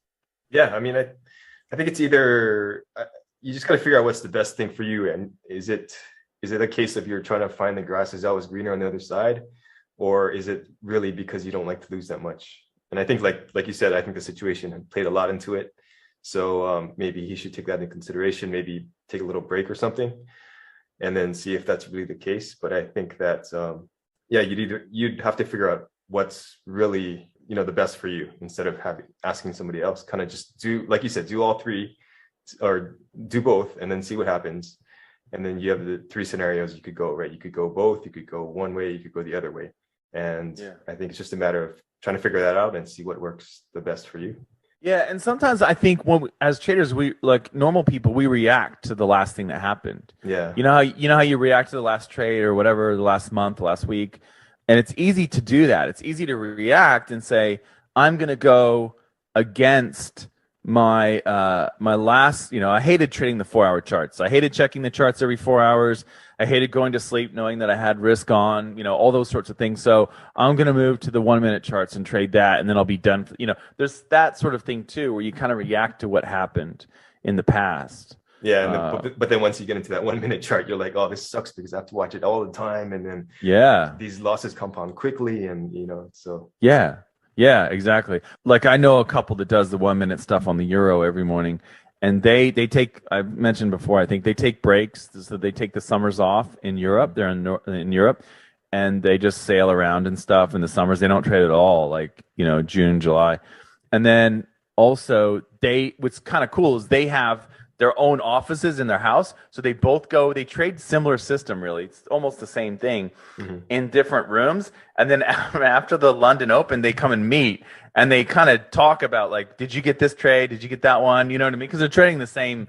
They're just trading the euro on the 1 minute. And so it's interesting because it's almost like they have like an accountability partner, inbuilt in like the husband-wife team. It's kind of cool that way that they every day can have someone that say, well, hang on, we said that we were only going to take 5 trades. Why did you take 6? That sort of thing. So, the reason I mention this is I think for the guy that I'm talking about, that element is really important if you're trading lower time frames. And if anyone's trading lower time frames, you kind of need that accountability to someone, even if it's a non-trader.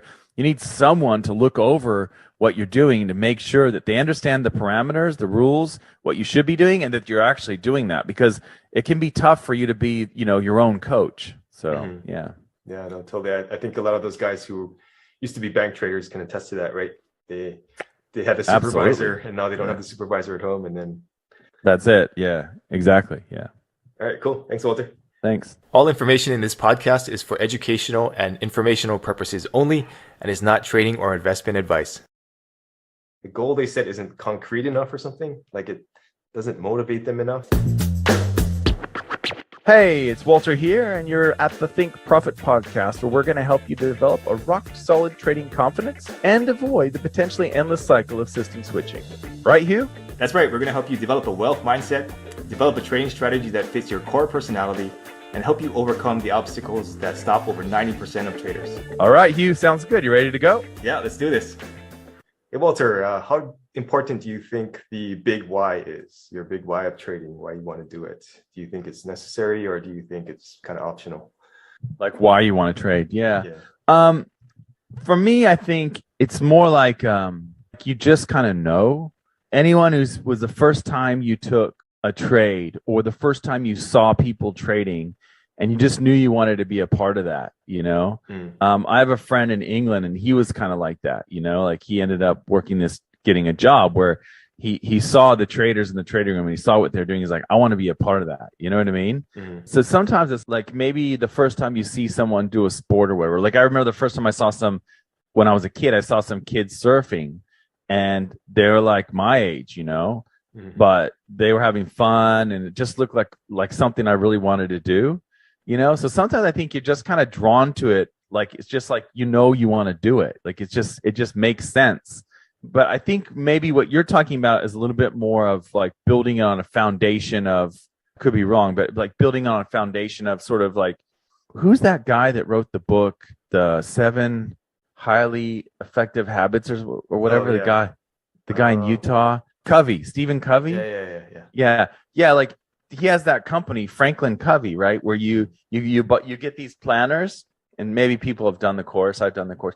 You get these Franklin Covey planners. It's just a planner, right? It's just like a diary. And I'm sure they're all electronic now. So I did this back in the 90s, right? So this is a while ago. Like you take the course and they tell you how to use the planners, right, to be efficient and have your life. But they start with like the foundation. Okay, this is who I am. This is why I'm doing what I'm doing. This is what I'm trying to do. And I understand that. Like that is a real thing. Like if you look at team sports, the teams that don't have the leadership, like the coaches, the managers, or whoever's the boss in that situation, if they don't have like a real consistent, almost like theme or reason what we're trying to do here as a team, if they don't have that, you can tell those teams right away because they suck. You know what I mean? They don't win. The ones that win, there's a leader somewhere in there, whether it's the coach or the manager, whoever, you know, I think in baseball they have a manager, right? I don't want to get this wrong, but yeah. Whereas in a lot of sports, it's the head coach, and he or she defines what the culture is. This is why we do what we do. This is how we look at, you know, this is what it means to be on our team. This is what it means to do what we do, you know, sort of thing. And so that can be a very powerful thing. So for traders, you might just say, look, I'm just trying to build up my trading account so that my family can live comfortably and I can retire and take care of my kids and my grandkids. Or it could be, I'm doing this because I want to have more freedom in my life. I want to get away from the job that I have to have right now. Like that job that I have right now, I want to get out of that. I need something more. I know that, you know, in my life, I'm meant to do more than just, you know, sit at this desk and look at Excel spreadsheets all day or whatever, you know, whatever your job, or like make salads at, you know, the local salad restaurant, or, you know what I mean? Like, or sushi or whatever it is. So that can be a thing too, where it's like a motivating factor, you know, but I do think that sometimes people are you just know. It's like that first time when you meet someone and you know, okay, that's going to be my wife, or, you know what I mean? That's going to be my job. You just know that's what I want to do. So it could be as sort of simple as that, or as sort of, what's the word I'm looking for? Like it's a wild instinct. You know what I mean? Like you just associate with it, or you can build it out very deliberately. Like what I think you're saying, you know, is that what you're saying? Like you're kind of like building out your goals and sort of like, this is where I want to be. And this is who I am. This is why I do this. This is why I'm spending time doing this. Is that what you mean? I don't. Yeah, I was thinking of it more in that sense. But yeah, this is an interesting point. From what you've seen, if you could put a percentage on it, like what percentage are those people who say, oh, this is what I was meant to do? And what are the percentage who say, like, this is just an ends to a mean, or a means to an end that I'm trying to do? Yeah, it's really interesting. You know, I used to overestimate the percentage of traders that like felt like this is what I was born to do. I think it's actually quite small. And I'll tell you why I say that, because when we had our London conference, there was a speaker and he was amazing. He's a really cool guy. He was a bank trader. And I thought that people would be really wanted to know, you know what I mean, what it was like, and the you know what I mean, to be behind the trenches as a bank forex trader and stuff. And you know what? It wasn't as into it. I mean, there were a few people that were super into it and really wanted to know what it was like. But a lot of people, I could tell, they were just traders just as a means to an end, you know? That's when it really drove home for me, actually, was at our conference when we did that. And I'm not knocking him at all. He's a great guy. He did an awesome talk. It was really interesting to hear about the LIBOR scandal and all that stuff. But it was interesting to me to see the reactions and like the feedback we got from people. You know what I mean? Is they thought it was a really good talk, but they never wanted to be a bank trader. You know what I mean? That's what they said. They said it was really cool, and I loved hearing about it, but that's not me. You know what I mean? And so you could tell that their motivation was really freedom, wasn't it? It wasn't that it was the motivation to be a trader, right? Because if you think about it, almost like the pinnacle of being a trader would be either a trader at a bank or like a hedge fund, I guess. I guess it would be hedge fund. Like a massive hedge fund where you're like the star trader, that would be like the pinnacle, I guess, you know? But for a lot of traders, that's not what they want. They just want a means to an end. It's like freedom. It means more time. It means more opportunities, you know, in life. So that was an eye opener for me. Yeah. Interesting. Yeah. Most of the people I come across are more about the freedom, but it also seems like the goal they set isn't concrete enough or something. Like it doesn't motivate them enough. I don't know. It's kind of tough to put your finger on. So I was wondering if you saw anything like that. Yeah, I think you're right. I think you're absolutely right. I think it's kind of, and that's why they give up so easily. So what you're saying is like they're kind of like, well, let's see, what can I do? I could do trading.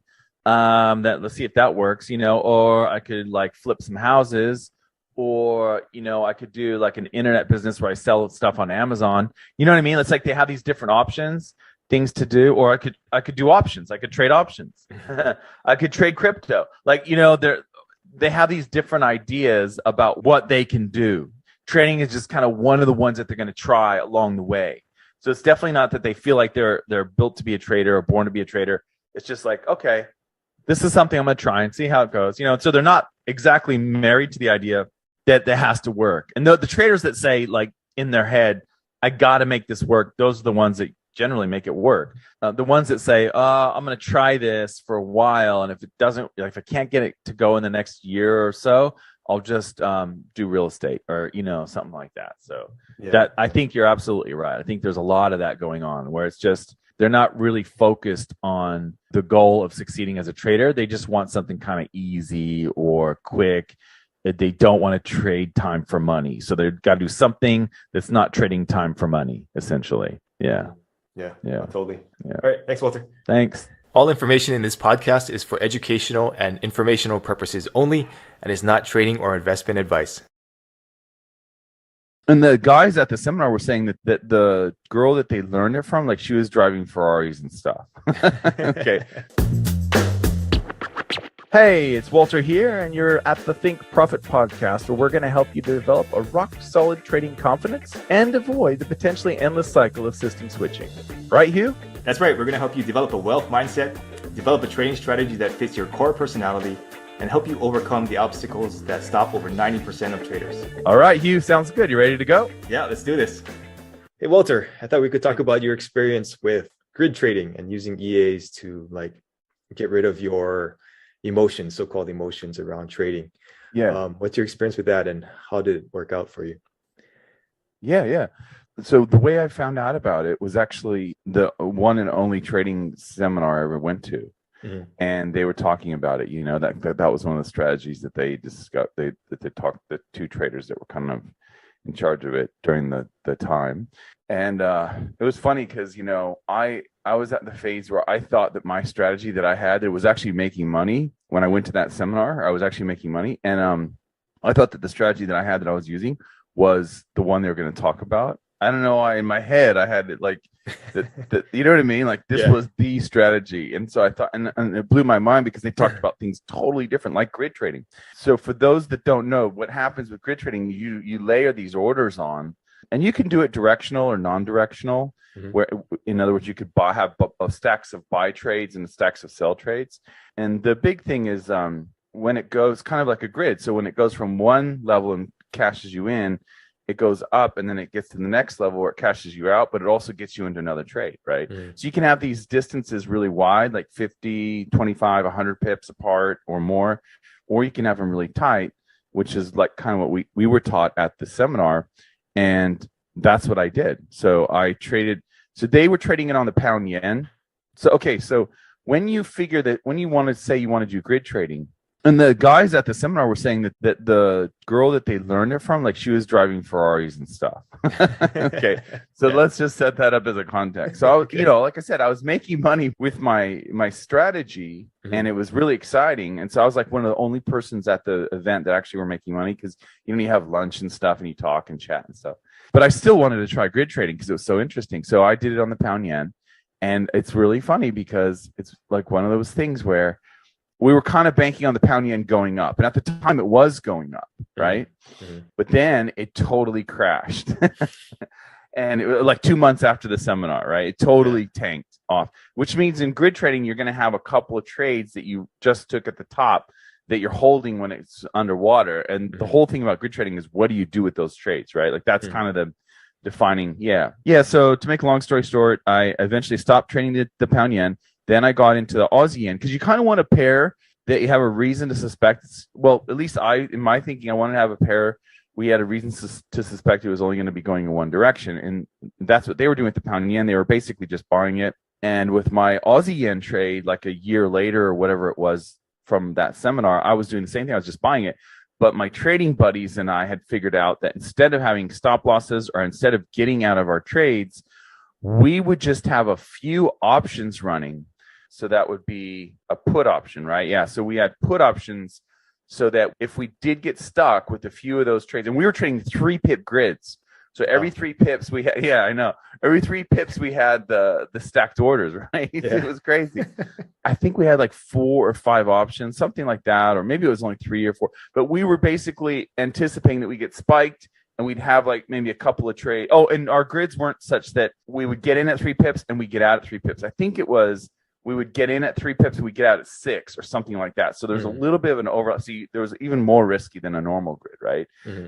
So anyway, and it was working for about 3 weeks. And then by the 4th week, into the 4th week, it was actually less than a month. What happened was my broker, who I totally adored and believed in at the time, started slipping us. So instead of making, where it was 6 pips on the grids, the grid trades, like from 3, you get in 3 pips here and you get out, the second, 2 more grid touches later, we weren't getting 6 pips on our winners. We were getting like 4 or something like that. And what ended up happening is it would just ruin the profitability of it. Basically, they were slipping us on entry. So that's kind of how they did it. The broker did it. But it was fortunate because this is, again, the hilarious, like Forex is crazy, man. What happened was I stopped trading the grid because I'm like, guys, this isn't working. Because I was like the main man that was running the operation, and the other guys were just, I don't know, like the money behind it. And so I was like, dude, this is not working. Our profitability's gone way down because we're getting slipped on entries. And I'm worried that if it spikes and then falls, we're going to get caught with a lot of trades. Like it might slip us on exits too. And, our options might not cover it and this and that. You're always going to take a loss, even like the way we calculated it. We were going to take a loss even if we did have to execute the options, right? But anyway, so the point is, I decided to pull the plug on it because of the slippage. And guess what happened? You're never going to believe. The broker that I had the options from, it was one of those brokers. It was a different broker from where the trades were. So it was two different accounts. He took off, like he was one of those brokers where like the broker folded. The brokerage folded, and the head dude took off with the money. So we got out of that broker before that happened, and we actually had significant money in the account, like client money and stuff like that, or whatever. It wasn't my money, but the point is, we were really lucky, super lucky. So long story short, I think that grids can work. Your choice of broker is really important.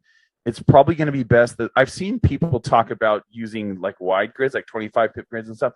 I almost think that would work better, but you could do really well with a directionless market, like say the Euro Swiss or something, or the Aussie Kiwi. If it's kind of just stuck going up and down, you could just have a directionless grid, and grids love that stuff. They eat that stuff up when it goes up and down and up and down. I mean, it just cashes in all day long. So I think it's definitely a potentially viable strategy, but that's my experience, and I'm really lucky that I got out of it alive, because like I said, we could have had big problems with that, just losing the one account on the options side. That would have been a big hit. So that's what about you? Have you done it before? Yeah, I've been experimenting with it, but just to go back real quick. So just to clarify, you're saying that you were trading Forex in the retail market, right? And then you were trading options in the futures market. Is that right? No, they were Forex spot options or whatever. Yeah. Oh, okay, so, okay, cool. Yeah, I would name the name of the company, but I've kind of slagged them, and they don't exist anymore. Yeah. And we could have done both with that broker. Like we could have done spot and we could have had options there. But they were just, I know, because we wanted the EA, so we needed a MetaTrader. We needed a broker with MetaTrader. Yeah, that's right. Yeah. So I think that's why we did it. But it also just kind of felt safer to me to have like them separate, Yeah. Kind of like when you run the carry trade, the free money trade, where you have like 2 accounts and stuff. I don't know. It just kind of felt like that. Like you were trying to balance it out, like make sure that, you had these options going. So think about it, as price goes up, and it was going up on the Aussie yen for us, your options are an expense, right? Because you have to keep getting these options as it stair steps up. So, that eats into your profits. And while we had slippage and we had these options eating into our profits, it just wasn't, you know what I mean? Like it wasn't viable. Yeah. So that's kind of how it ended up for me. So you're buying puts with like a way out of the money. Yeah, exactly. So you're kind of into like just a few. I think I calculated that, we'd have like 4 at most. We'd be hung with 4 open positions. You know what I mean? And it's funny, that I wasn't comfortable actually taking the losses. Hindsight, if you had some really good rules around it, might be a better option. I don't know, to just take the losses, But I do think they are viable for sure, potentially. It's just the whole thing is, what do you do with those, those few big losers that you're going to have? Because you are going to have them. Like, how long do you let them, fester before you dump them? And, all that stuff. That's, to me, is the meat of grid trading, is the rules around that, Yeah. You ever think about getting back into it? Like you said, with the wider grid spread? It's funny that you said it. Yeah, I have Okay. like this year or the last 6 months, I have kind of dabbled with it. But again, yeah, I mean, it'd be something for a small account or something, maybe, Yeah.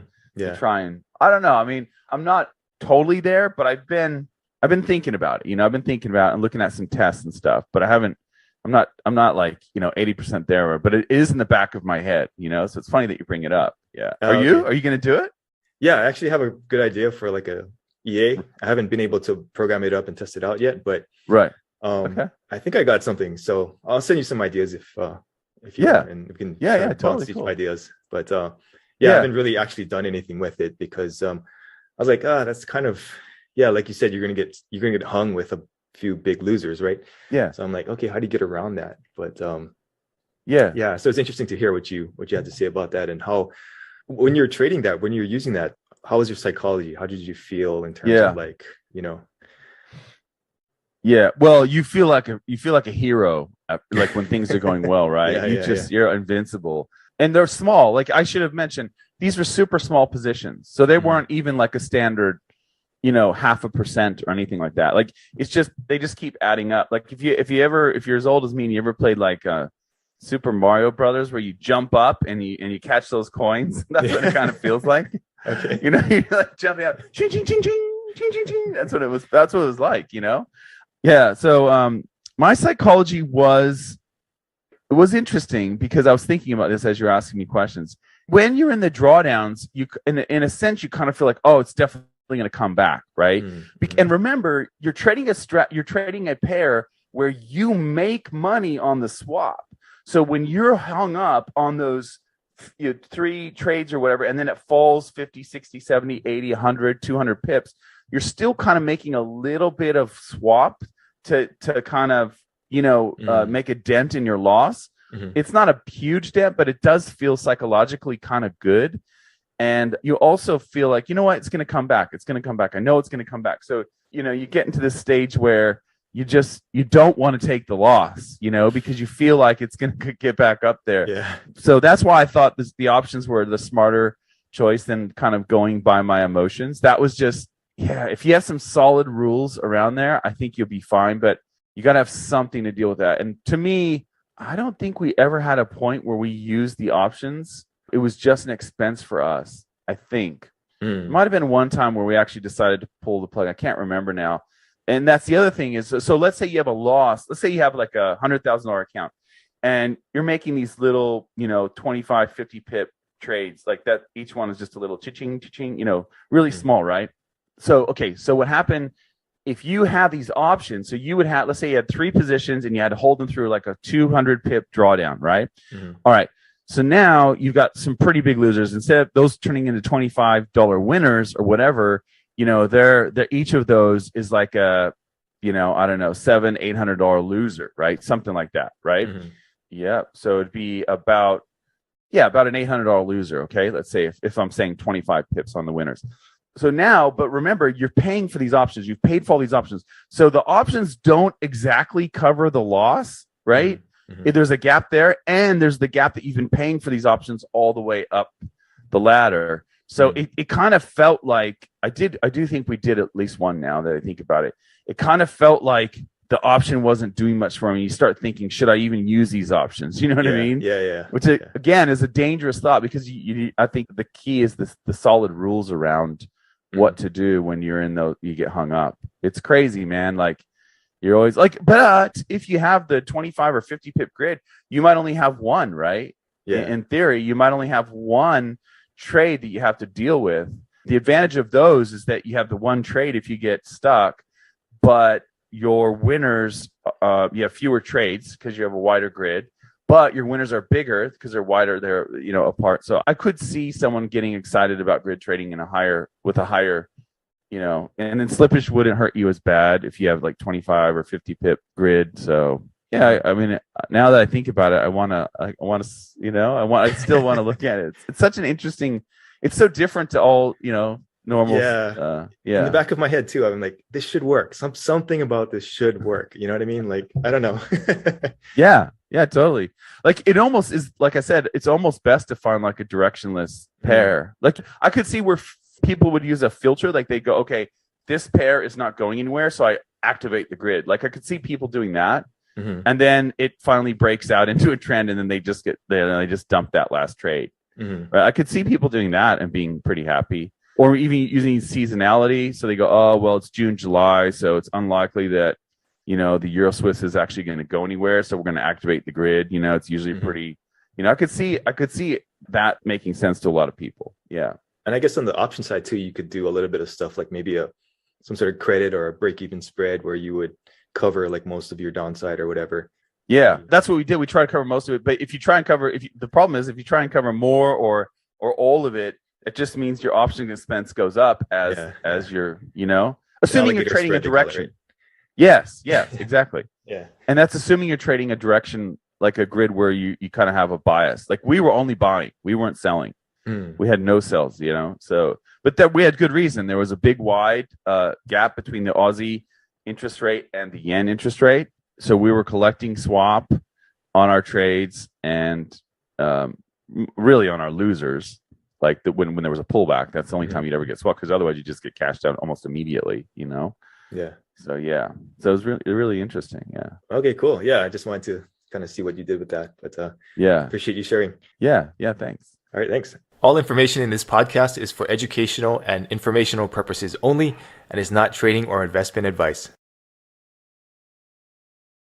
The only time that I've been overconfident was before I took my first trade.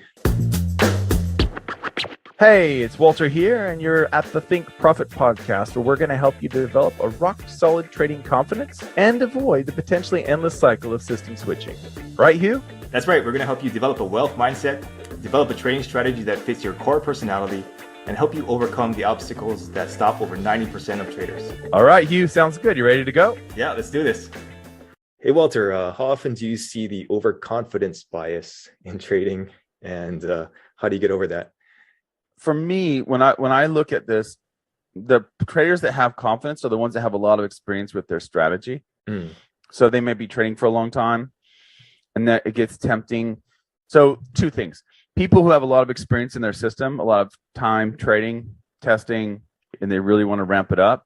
Or the other side of it is when you have people who are like on a win streak, right? And so then they want to ramp it up. They want to bump up they've had a really good month, and they decide, you know what? I'm only making on these trades, I'm only making 4.5% with 2% risk. I should really ramp it up and go 5%. Look how much more I would have made, Like to me, that's where it usually creeps up, because it's so rare. Like it's so rare to be overconfident. Most traders are typically, that's the big issue, is confidence.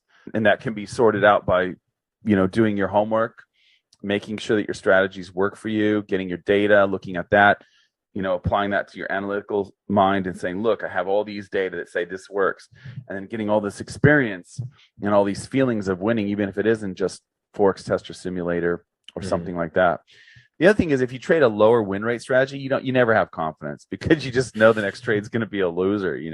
The people that I can think of that are like high win rate, very experienced sort of scalpers, and they by nature get sucked into really high risk, because can you blame them? If you have an 86% win rate, why wouldn't wouldn't you just ramp it up?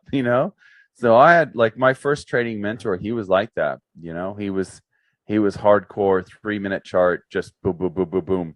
He would trade the New York Open. He would trade in like, an hour and a half, 2 hours, right? So he'd get up really early California time to trade the New York Open, and he would be like, oh, there it is.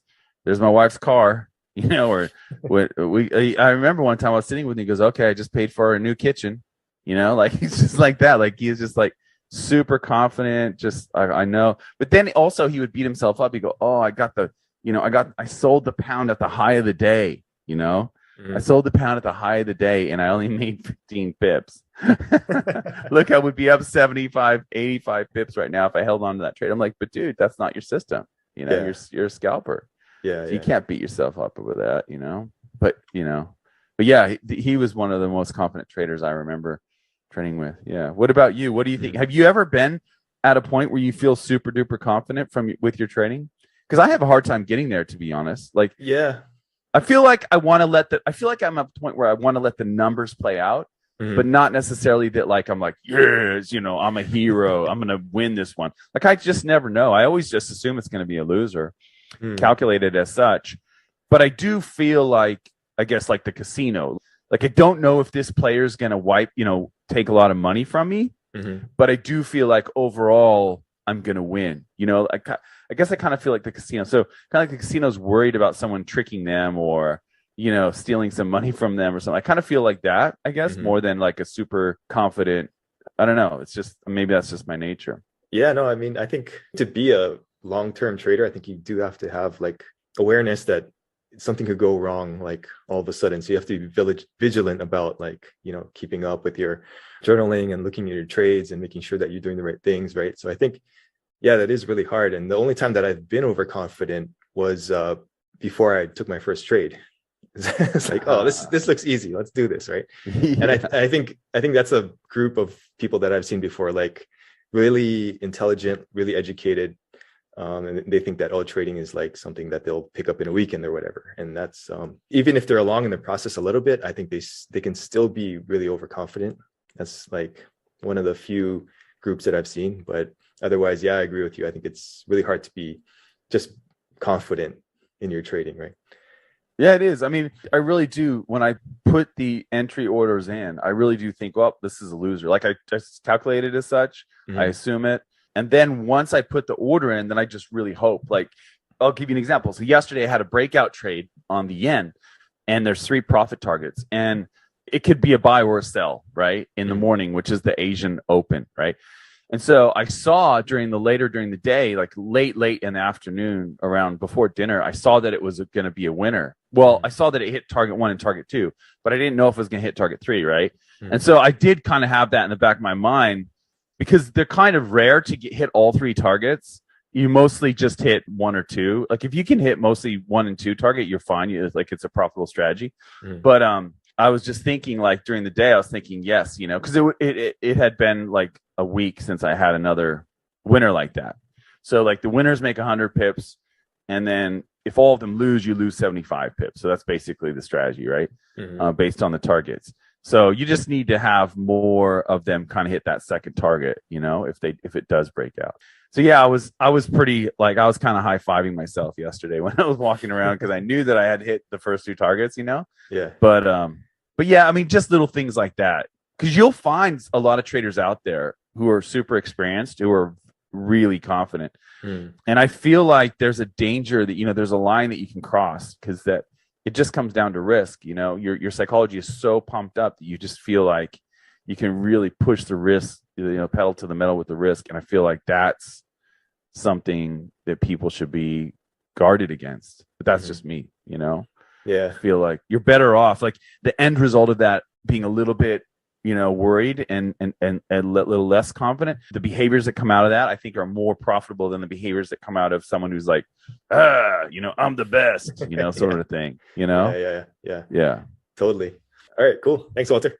Thank you. All information in this podcast is for educational and informational purposes only and is not trading or investment advice.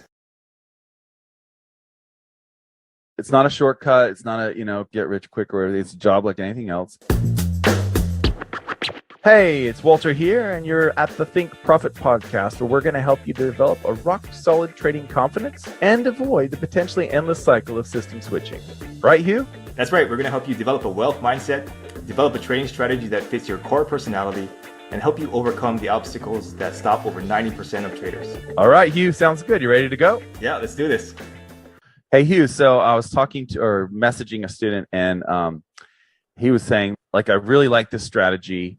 I know it's going to work, but why do I have to spend all this time backtesting it in the simulator? Like, why is that important? And what I was trying to explain is That's the key. Like the only way that you can lean back. So the thing that's going to give you fuel when you're in the midst of your worst drawdown of the year or the decade, whatever, the thing that's going to allow you to get yourself out of that, pull out of that hole, is all of those accumulated experiences during your simulator, during your back testing. That's it. That is the confidence. That is the well of confidence that you build during that time, so that you can use it later when you're actually trading live and you're actually in a terrible losing streak. So I was trying to explain that to him, and it made sense in that way. Like, it's kind of like drugs, right? So drugs, you take these drugs and it gives you like all of this future happiness right now, right? Yeah. So then what happens later is, you have these you have the issues, like could be a brain chemical imbalance or something. You know what I mean? Yeah. It's like you're just kind of like, right. Yeah, it comes back down. So you took your happiness. So you could have just been this happy your whole life, right? Instead, you said, okay, I'm going to take drugs. So now I'm going to get really happy now, right? But now, 20, 10, 15 years later, I lose that happiness that I would have had today because I used it back when I was 22, right? So that's the kind of, and it's kind of the same with trading. You get all of that experience in the simulator. I like Forex Tester. I know there are other ones out there. Our friend Denis, he created a really cool one too. There's lots of them out there. But the idea is that I get all this confidence now in my strategy so that I can spend it later when I am in a drawdown. That's kind of the way I look at it. It's like the opposite of drugs. So I don't know. It's weird, I know, but hopefully that makes sense to people.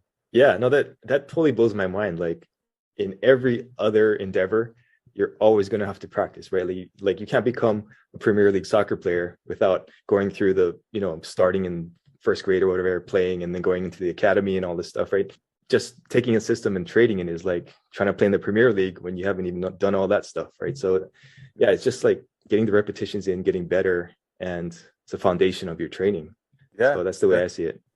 That's a perfect example. Yeah, that's exactly it. So it's not a shortcut. It's not a, get rich quick, or it's a job like anything else. And doing your apprenticeship, building your confidence, it all happens then. Yeah. So it's a good way to look at it, I think. Yeah. Yeah, totally. All right. Cool. Thanks, Walter. See ya. All information in this podcast is for educational and informational purposes only and is not trading or investment advice.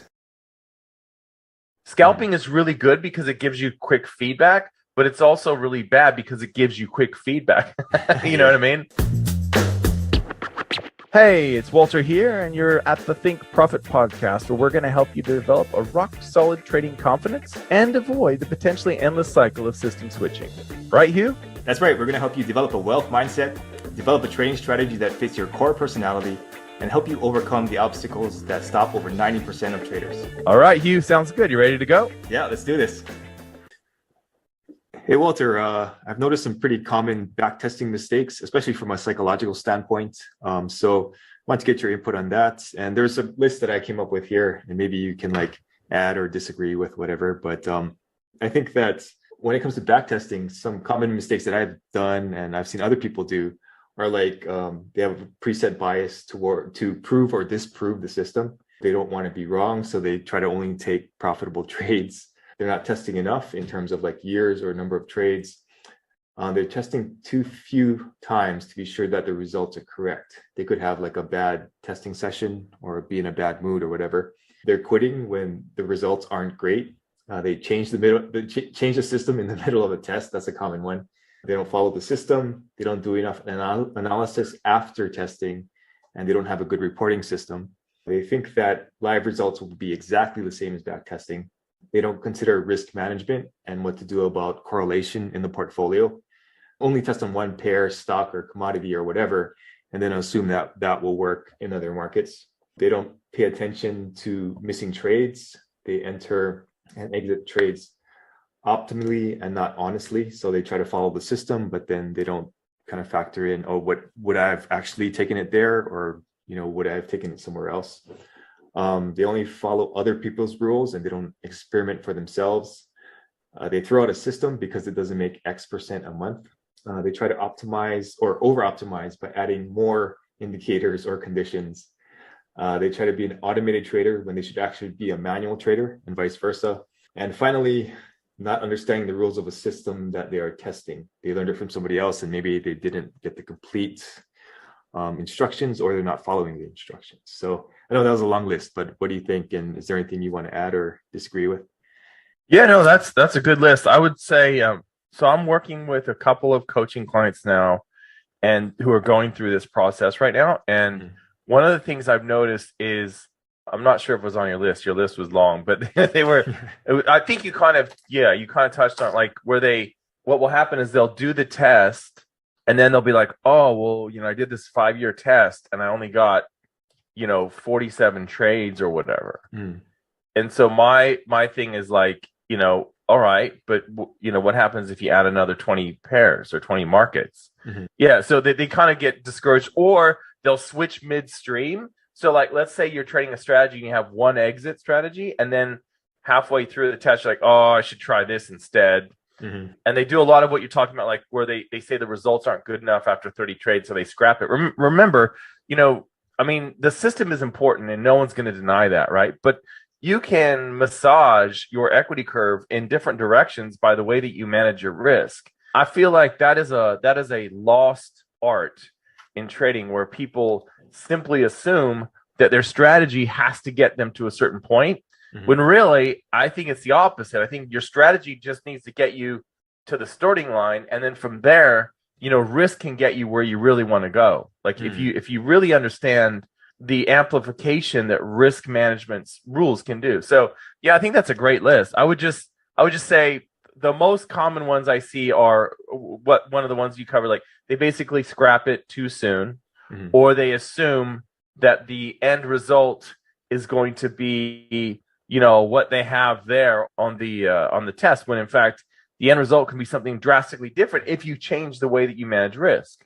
right? And then obviously everybody focuses on the entries, so everyone thinks like that's where they get a lot of their tweaking and stuff, and the multiple tests are based on the entries, when in fact you first verify that your entry works, and then once you verify you have a good entry, you would really spend a lot more time on the management of the trade once it's initiated, so the exits, right? And then in the end finally you can use the your risk to get the look of the equity curve that you want. So yeah, so I think that's a great list. It's easy to be impatient when you're using a simulator and doing your back testing, because you know what I mean? Like you can, in some ways it's too bad that there isn't like an in-between a demo account and a simulator. In other words, like with a demo account, it's exactly as real time, because you have to wait the amount of real time that you would in a normal trading account to see what the results are. And then in a simulator, you can literally blitz through years in like an hour, and take years worth of trade. So it's too bad there isn't like an in-between where you can like, you could make that. In other words, you could tell yourself, okay, every day I am just going to back test, 3 months or something like that worth of data. And then tomorrow I'll back test another 3 months to kind of keep it fresh and make sure you're following the rules, because I feel like I get sloppy. I don't know about you, Hugh, but I get sloppy when I'm back testing. Yeah.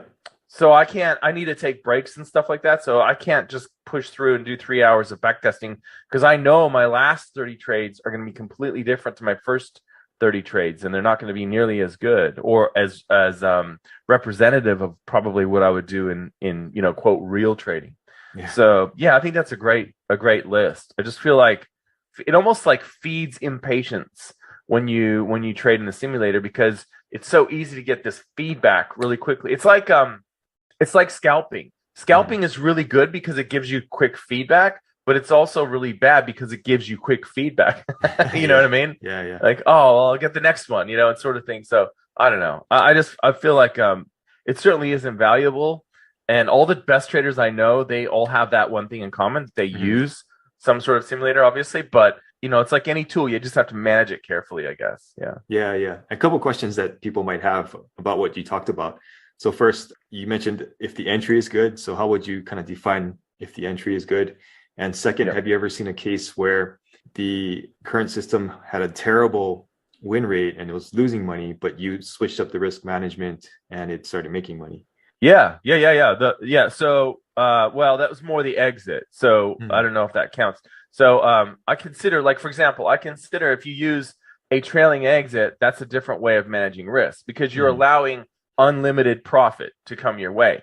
Whereas if you use a 0.5 R target, as in I'm risking 100 pips to make 50 pips, you are cutting off your profits at half of your risk, and you will never allow the market, and neither will your broker if you do that. Your broker will never allow you to gap over that, right, and get cashed out at a better price than the 50 pips, for example. So I mean, in that sense, yes, I've seen systems that didn't look very good end up looking really good because we allowed more profit into the signals, right? So we allow those entry signals to give us more profit. I've seen break-even strategies go very profitable by simply changing the risk, right? So that's good. And then what was the other thing you said? You said the entries. Yeah. So the best way to do that is what I call the juice test. And what you do is, this is what I use, this is what people that I know use, my students. I say, look, and this is what we've been doing with the coaching clients. We go, okay, you've got this strategy that you really like, but things aren't as good on your test as you want. So my question for you is, do you know that the entry is good? And well, I don't know. Well, do the juice test. So what you do is you run through your back test and you mark down, or it's easier to mark it down like on a spreadsheet, or you go, where after 5 candles, where am I in profit? Like mark that. After 8 candles, where am I in profit after 12 candles, for example? You could use 3, 5, and 8. You could use 5, 10, and 15, whatever. You need to have it just a spread.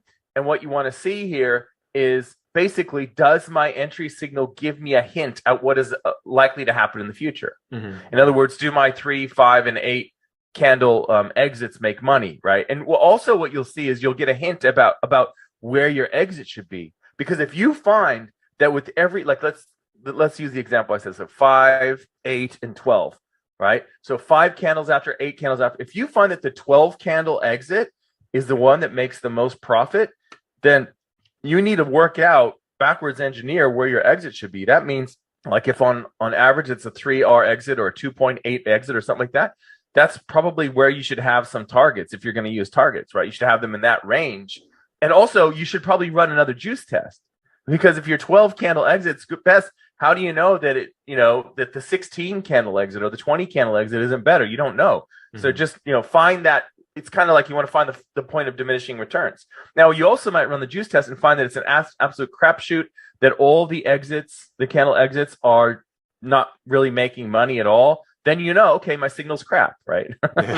Like you're just trying to, like, it's like a mechanic or a doctor. You're just trying to pull the pieces apart of your strategy and go, okay, is it this? Is it my entry? Is it my exit? Is it my risk? Is it me? What's going on here? Because that's basically what it comes down to. It's your entry, it's your exit, it's your risk, or it's you. Like, that's it. Yeah. I mean, there's nothing else really. And obviously, in this podcast, we talk a lot about the you. Like, how do you tweak in your interaction with your strategy? So yeah.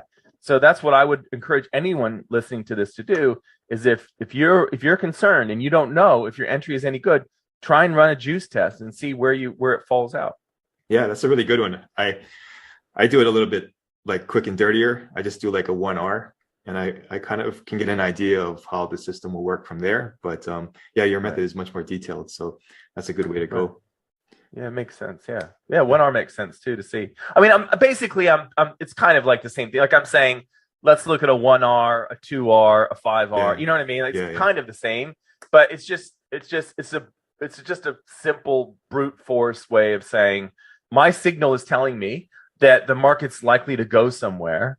Is that true? And you don't even have to be right 50% or more of the time. You just have to be right enough on the winners, right? That's what trading is. You just have to be right enough. And so that's why having some sort of, timed exit like that, you can work. And some people like it. Some people will do that juice test and they'll go, oh, I'm going to use a 6 candle exit, right? Like they like it enough. They're like, this is fine. I'll just do that. And for some people, that's perfect. So that's another cool kind of side effect. Yeah. Yeah. It introduces that element of time, and you can kind of like also say, oh yeah, I should bail by the 3rd candle if it's not working out or whatever too. Right. Yeah. Yeah. I learned that. The guy who taught me that timed exit idea, he lived in a mansion in San Diego. he knew what he was doing. Yeah. He was a stock trader and he had his hands in lots of things. But I learned that from him, and it was a real eye opener for me to think, oh, okay, You know what I mean? Like that's something I should be looking at. Yeah. He was looking for someone to work for him, and I guess I kind of lied about my typing speed because he wanted someone to like take notes for him or something, or like there was another girl at his house with big stacks of papers and books and stuff. Anyway, I was like, wow, this guy is wild. And he like was really into piano and everything. And so he started asking me questions, did you play piano when you're young and stuff? I'm like, no. I'm like, why is he asking me these questions? It's because I put on my application that I guess I overestimated my typing speed. So, but we ended up having a really good chat about trading because he asked, what motivates you and stuff. And then, and I told him, trading and stuff. And he said, we were talking about exits, and I was like really into exits at the time. And he said, I have the